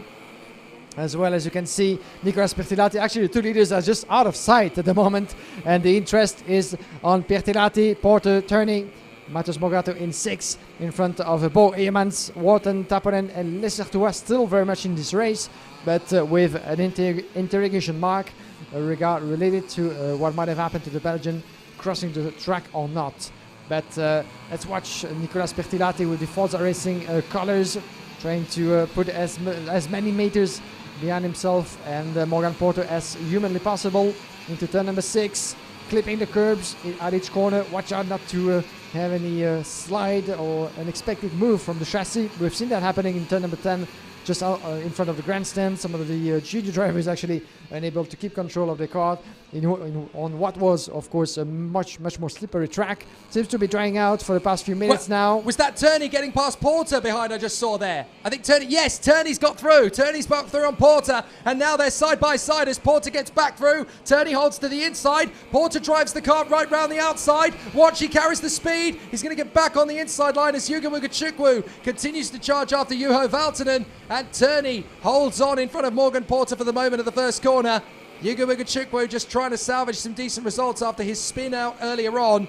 A second place will have to do, as Juho Valtanen, with wisdom of experience and a better centre of gravity, being one of the taller drivers out there, this has definitely worked out in Valtanen's favour. Yeah, definitely. Yugo Iguchuku, no problem at all throughout this qualifying heat, even though he would have wished certainly to finish that one on the highest step of the ranking, starting from pole position. But we shall see actually what the outcome will be for the young American, considering his retirement. But we'll keep you up to date, because we still have a few more qualifying races to go through tomorrow. And I think obviously he's had a DNF, but then so have plenty of other drivers in the field. So I think it might actually be stalemate with some of his rivals out there. He could find himself around the sort of 10th, 11th, 12th on the grid for the final still. So there's still every chance for Yugo Iguchuku. It's not done yet. It's just compromised. very interesting actually, because you can see, I don't know if they have different visors considering the weather, or because I know that in other form of motorsports sometimes they change the visors whether it rains or not, but you can, the visor actually of Igor Gochukwu is very light, and you can actually see his eyes with close-up from the cameras, and the concentration of the young American. Fascinating. That's Bertucca losing the place there towards the tail end of the field, having been able to get going again. He's battling out with his Italian counterpart, Alfio Spina, who's moved across to the Paralin team since his run with Tony Carr last year. There's Juha Valtonen, absolutely the master of his craft out front. It's been really great to see him. Now, this is the Juha Valtonen we know and love. He's back. He's back indeed, and watch out for what's going to happen tomorrow as well, because you want to keep that momentum going as far as possible. Actually, this will give us plenty of battles to expect, but this time around he's been absolutely untouchable. The Finn 6 seconds ahead of Igor Gochukwu. Let's find out, of course, what's going to happen further back as well with Pirttilahti, Turney, Morgan Porter split by just a couple of tenths of a second as Valtonen is entering what will be the last lap of this race. Final lap of Valtonen. No worries in the world for him as well as for Igor Gochukwu, but who will finish in third? Further back, they come across the start-finish straight just outside of your picture. Still Pirttilahti in front of Turney. Porter split by a second pretty much, and actually Turney still with less than one lap to go, still in contention to grab that missing position into the top three, even though it's quite ambitious considering the pace of Pirttilahti so far. This is a wonderful drive from Juha Valtonen. There were question marks surrounding him in 2020 after just missing out on a fight for the world title on home soil at the Mikasalo circuit in Finland at Alajärvi. He had a great chance to get that job done. He was denied by Travis Anuto. All of 2020 he was justifying his actions. He was trying to prove he still had a place on the grid. Here in the first weekend of 2021, he has more than proved that. He is still a fast contender. He is still the world-class operator everybody knows him to be. And in his new berth, he finally looks like he's got a title in him. Once again, Juha Valtonen gets the job done in fight style. He disappears from the rest of the field. 6.5 seconds plus clear of Igor Gochukwu at the flag. Excellent job from Juha Valtonen. He's never really been away. In his head, he's always had this ability to unlock the pace and disappear out in front. He's always been that solid, cool, calm, collected customer. Well, ladies and gentlemen, Juha Valtonen is back, and he's better than ever. Excellent run from Juha Valtonen. What a job, what a drive. And that is a totally, utterly deserved victory in front of Igor Gochukwu and Pirttilahti. That's the kind of race where intelligence and quick thinking in the early stages gets you a drive for the victory. And Juha Valtonen does it in style. Igor Gochukwu in second for Pirttilahti and Turney. Morgan Porter fifth ahead of Bo Heijmans and Matthias Morgato. James Wharton in eighth place from Tuka Tarpanen, Lawrence de Sertois, Evan Gilter, Luigi Coluccio, Nicolas Solov and Heralyn Neradini. Then for the back, closing at the top 15 is the last one mark from Hemeli Corvisto, Florian Russo-Ricci, Alfio Spina, Christian Bertucca, Ruben Wangtoyip, Nicola Lacorte, Gerard Chi, Vincent Andronaco, Luca Indefu, Gianni Andrizani, Magnus Lugvinst, Christian Loven and Kuba Ratsky, the last driver to see the checkered flag in this qualifying heat with two missing ones, Lucas Malek and Arwang Kim, unfortunately for those two. So this concludes, not quite already completely, but this qualifying heat. One more to go, of course, with the B versus E groups coming up in just a few moments, with Arvid Lindblad and Rafael Camara standing on the front row. This is one last race that you guys won't want to miss, that's for sure, because we might have in this grid some of the two contenders, some of the two strongest contenders for pole position tomorrow. So it's going to be an interesting one for the competitors in this one. On the second row of the starting grid, we have Brando Badua, who will line up on the fourth row. Yesterday, we managed to catch up with his father, the racing driver in Formula One for Scuderia Italia Lola, for Minardi, for Forti, and also, of course, for Ferrari as a test and race driver, Luca Badua, who has been telling us about how different the karting world has been from his days in the sport to now, and what it's like being a father watching Brando at the side of the road. This day in this championship the level is very high, competition is very high, it's much everything more professional, even maybe too much, because we have to consider that they are a child and they stay many times out of home, out of school. So is really the level maybe is a little bit too high. No, I mean, obviously he's my son, so he gives me a lot of satisfaction. I'm very proud about him, and I'm very happy when we do a good result. When a driver is in the front, that he has the victory or the podium is not made a big difference. So Brando is really consistent in the front, and this is the most important thing for me. Kart is Italian sport, and all the factory are in Italy. Every child starts in Italy and is around the company of building go-kart, and then I hope he can realize his dream. He can get the Formula One, but the way to get the Formula One is really hard, it's really complicated. So it's like an important mission. Every child now, if you do the question, the dream is Formula One. There is no place for everybody, so the one that put everything on, maybe he have more chance. Always good to hear from the drivers who were the sensations of karting back in the day and how the sport has evolved and adapted from them. So the qualifying heat, B versus E. It's time to put the Kart Republic teammates on the front of the grid, and it's going to be very interesting. Arvid Lindblad and Rafael Camara on the front row from Andrei Zhivnov and Brando Badua, Ariel Elkin and Norton Andreasen, from Marlon Hernandez and Andrea Kimi Antonelli, Bruno Del Pino and Yannick de Brabanda, Jenis Savico, Jessica Riscado, Artem Savrukin, Ruben Moya, Igor Sepil and Christian Ho. Then for the back, Hugo Besson from Ricardo Garcia, Jose Gomez and Gutierrez, Magnus Tegdelsen, Roman Andriolo, Julian Olzem, Sebastian Gravland, Rafael Mondanesi, Joan Mesh, Victoria Blonikova, Xenia Phoenix, Ishmael Kuja, Ashmed Korajiev and Frederick Lund. Pretty much everybody onto the track. Yes, we have everybody in for the last of 12 laps today. Of course, still a couple of more qualifying races tomorrow. 3 for the juniors, 2 for the OK. So we're not done yet, and still everything on the table. All bets are off, and we shall see what's going to happen tomorrow. But there's one last race to go through. So far, if you're just joining us, Rafael Camara actually was able to win twice, as well as two victories for Lindblad and Camara, the two drivers starting from the front row alongside each other. One win so far for Juho Valtanen that we've just seen together. Gerard Chi as well in that crazy qualifying heat was able to snatch that victory, and one win as well for Morgan Porter. But so far, so good for Camara and Arvid Lindblad, who will win his third race into the qualifying races of the senior class. There's the answer to that in less than 12 laps.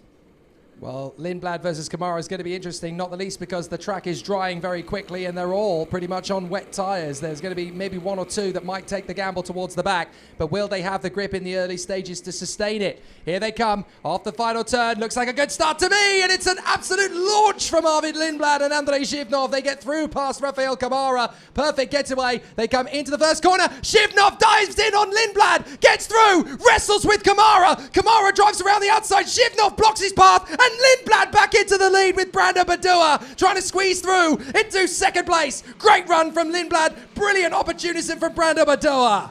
Yeah, what a start that was. And watch out, Badua is a bit on the outside of turn number 5, and I think Camara just went through and took second position back. Not just quite yet. It was very close, but Badua ran spin to the back. Sorry, there's been a spin to the back. It's one of the DPK karts, I do believe. That's Jenis Civico Espanama. Yep, Jenis Civico. So Jenis Civico has spun in, unfortunately, on the back straight. A big moment for the Spaniard. He's out of the race. What a shame for Jenis Civico on the opening lap. He tries to get back onto the circuit. He'll try and push start it. The marshal is there waiting to force the issue. He's basically said to him, you've got one chance. You've got to get it started or I'm pushing it off. Here we go. Rafael Camara's made the move then on Brando Badua. He gets into second place. Badua getting straight back on him. But Camara's got traction off the turn. Yeah, watch out for turn number 1 because Camara is there. But Badua is just on his tail, watching over his shoulder.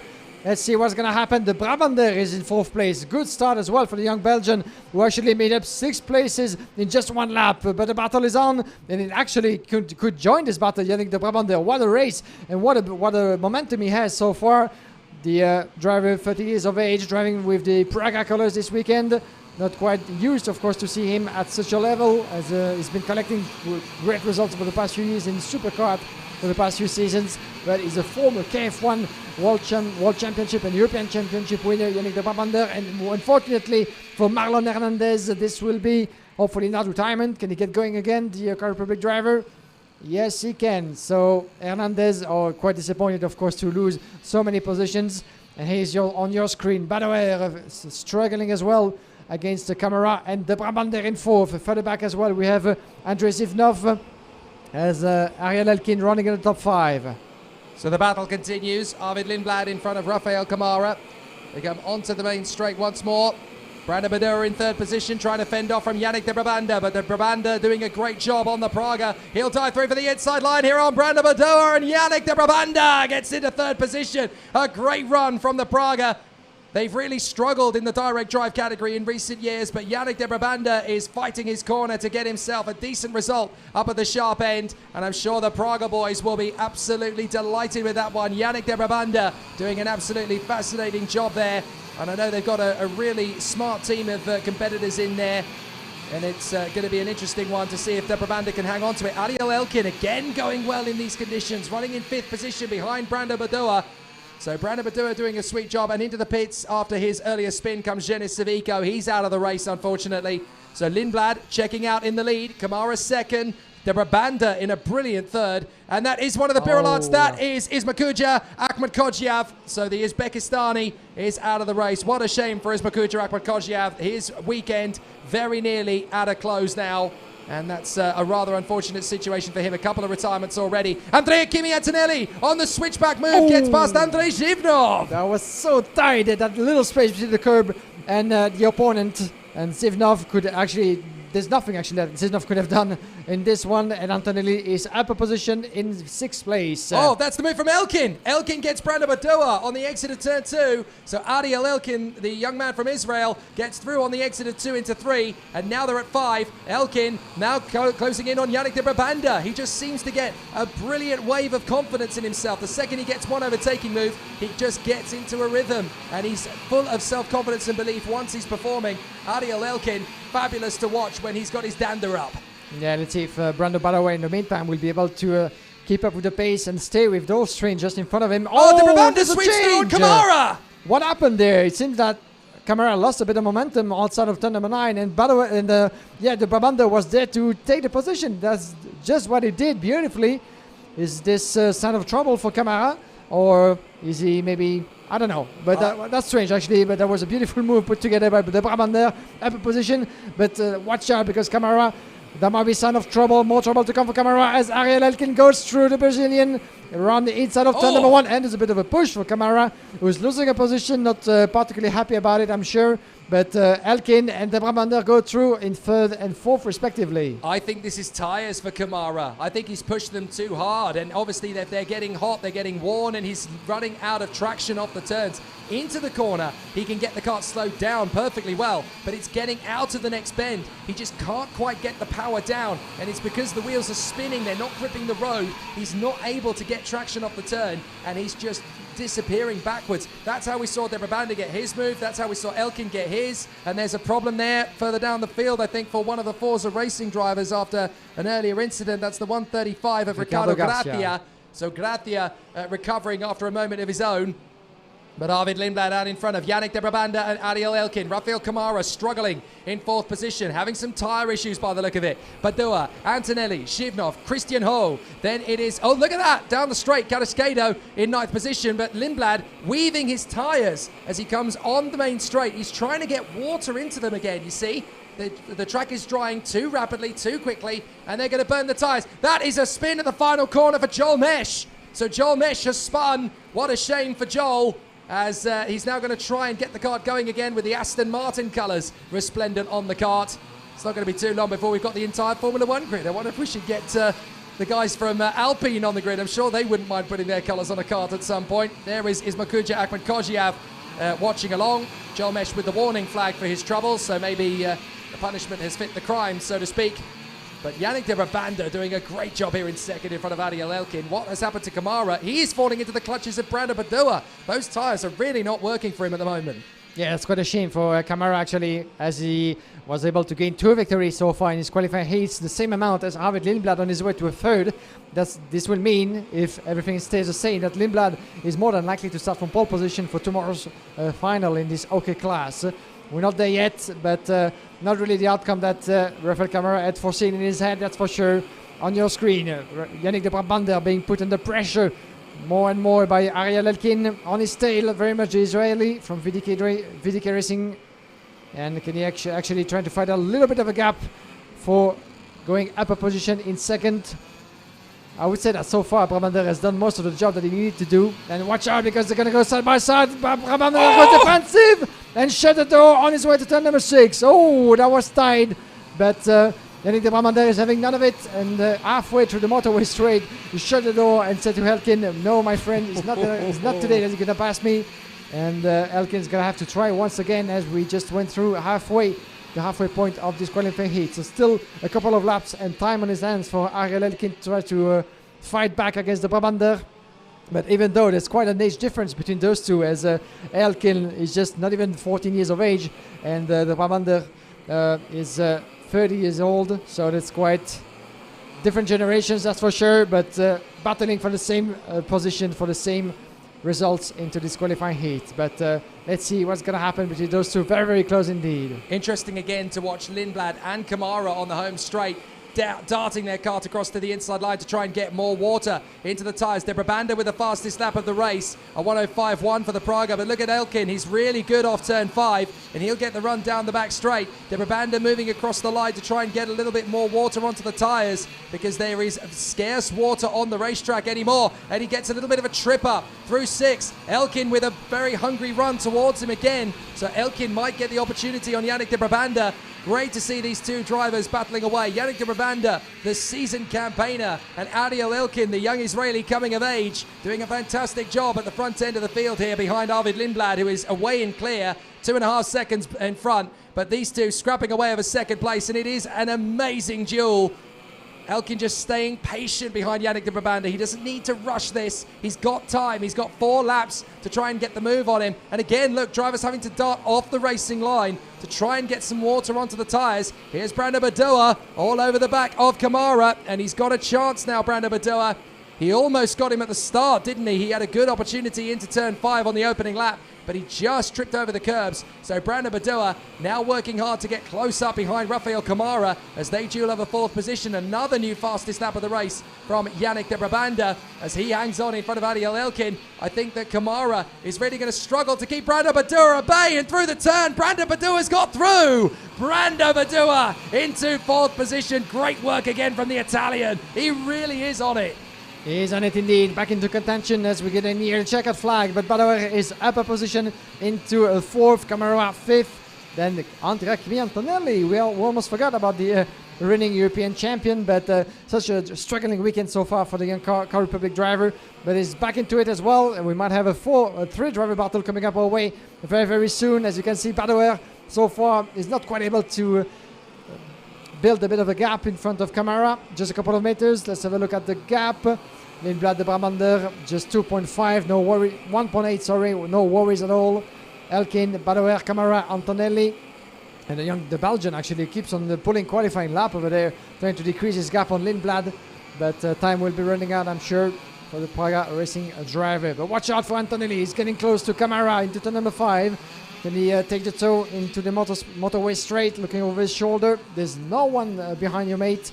Really a huge gap between Antonelli and Andrei Zivnov. 4 seconds, sorry, between those two. But Antonelli is on a good run. Can he actually try to find the gap that he needs to get past? But in the meantime, actually, Brando Badoer couldn't ask for more to really build the gap that he needs and pull away from those two. And that could be quite enough for him as well to catch up that 4th position. And watch out, it goes through! Gonna dive on the inside! What a move! That was threading the eye of the needle perfectly for Andrea Kimi Antonelli. Kamara was trying to keep him at bay, but Andrea Kimi Antonelli will not be denied when the moment comes. Yeah, beautiful indeed. There was nothing to discuss about this. And watch out, because Elkin is still very much in the back of Yannick de Brabander. The fastest lap for the young Israeli is 63.9. Oh, we haven't seen anything yet as we're getting clear. This is the penultimate lap of this race. Elkin's going to go around, but it was trying to go wide, maybe crossing the line into turn number 6. That's very much a chicane, more than an S, pretty much. But the young VDK driver very much on a strong pace ever since the weekend started. He said, actually, quite interestingly that he was feeling less confident in dry conditions, unlike the wet conditions that we've seen. But so far, so good. It seems to be on half and half. So that will give him plenty of confidence, I'm sure, to for the next races tomorrow, and even more so if he's able to get past Yannick de Brabander, who we actually haven't seen at such a level so strong. Wait a second. For quite a while, sorry. We're going into the last lap, and Arvid Lindblad has just lost half a second in the previous sector. Are his tyres falling away? Because he is actually hemorrhaging time here. Yes, he's got 1.3 seconds still on these two, but if he's actually struggling for grip coming off the corners, there is a chance here that Lindblad may be in trouble. He's got to keep pushing. Yannick de Brabander in second, Ariel Elkin in third. Those two are battling for second position, but they're working together to see if they can get close enough to Lindblad. I think they're going to run out of time. Lindblad has clearly either got a major tyre issue or has just been setting his car to cruise control in order to come home without too many difficulties. But that massive gap that Lindblad had has absolutely been savaged, and he's going to cruise home because he doesn't have to push hard here, Arvid Lindblad. He just needs to come through the final turn in relative comfort and ease, and he's going to get it. It was a nasty moment there for Arvid Lindblad, but he's got the win. De Brabander second, Elkin to the line! Whoa. Yannick de Brabander just hangs on. And you know what? Ariel Elkin and Yannick de Brabander, I'm sure they're going to have a handshake or two after that one, because that was a great race. And it doesn't matter whether you finish second or third in a battle like that. When it's clean, when it's close, when it's hard but fair, and you know that both drivers have given their best, it's very satisfying as a racing driver. You know you've been in an amazing squabble. Yeah, definitely good to see. And the battle of the generations. And Lindblad selling his third heat victory of the day. And himself and Camara had two so far, but a third one means that Lindblad is more than likely to start from pole position for tomorrow's final. As we're going to have a look at the classification. A victory for Arvid Lindblad with 1.1 seconds, 2 more laps maybe, and it wasn't victory certainly for Arvid Lindblad, who knows. Yannick de Brabander 8 places up in second in front of Ariel Elkin, from Rafael Camara, Brando Ballaware, Andrea Kimi Antonelli, Andrei Zivnov, Christian Ho, JC Carrasquedo, Artem Severkin, Ruben Moya, Igor Chepil, Bruno Del Pino, Roman Andriolo, and in 15th place, Sebastian Gravland. Absolutely fabulous race there as the battle continues. Hugo Besson was 15th in front of Jose Gomez, Jessica Carrasquedo, Frederick Lund up 11 places, Giuliano Hodsem and Marlon Hernandez from Magnus de Kilson and Ricardo Gracia, Norton Andreasen, Senja Phoenix, Rafael Modenese, Victorio Blakina and Joel Nesh, with retirements from Ismakuja Akbar Kodjiav and Jenis Seviko. And that, ladies and gentlemen, is all she wrote for Saturday. It's been an absolutely brilliant day of race action. More to come tomorrow, where of course we'll have the final heats of the weekend, leading into the epic finals, and it's going to be tough to call. A tough call indeed, and there's been so much disturbance due to the weather and the head scratching with the tires in both categories. So this leaves actually plenty of space for expectations, and all bets are still on the table. So this is fascinating to be able to witness that kind of competition. And as far as we're concerned, the weather forecast for tomorrow doesn't seem, much positive so far, of course, from what we've heard. So we might have actually the same kind of weather tomorrow as we had today. So the drivers are being warned, and we shall see, of course, what strategy will be able to pay off tomorrow as well. So we have a couple of more qualifying races to go through tomorrow morning after the traditional warm-up sessions. 3 qualifying heat for the juniors, 2 more for the OK, and then it will be time in the afternoon for the most important of all races, the final. So it's going to be fantastic tomorrow. Join us again for the action at 10:45 local time here in Belgium. It's been a great race day for the FIA Karting European Championships 2021. Saturday is done. Tomorrow is Judgment Day for the first round of the 2021 European Championships. Join us tomorrow at 10:45 when battle will continue.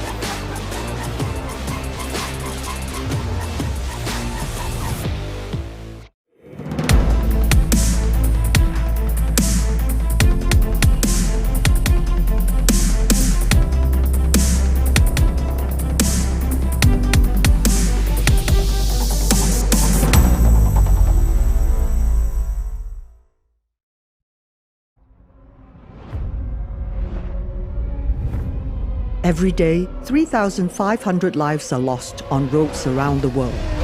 Driving can be dangerous, but there are simple rules we can follow that will make our roads safer and save lives. Slow down for kids. Don't text and drive. Always pay attention. Obey the speed limits. Stop when you're tired. Never drink and drive. Check your tires. Rules keep us alive. Your life is in your hands. Respect the rules.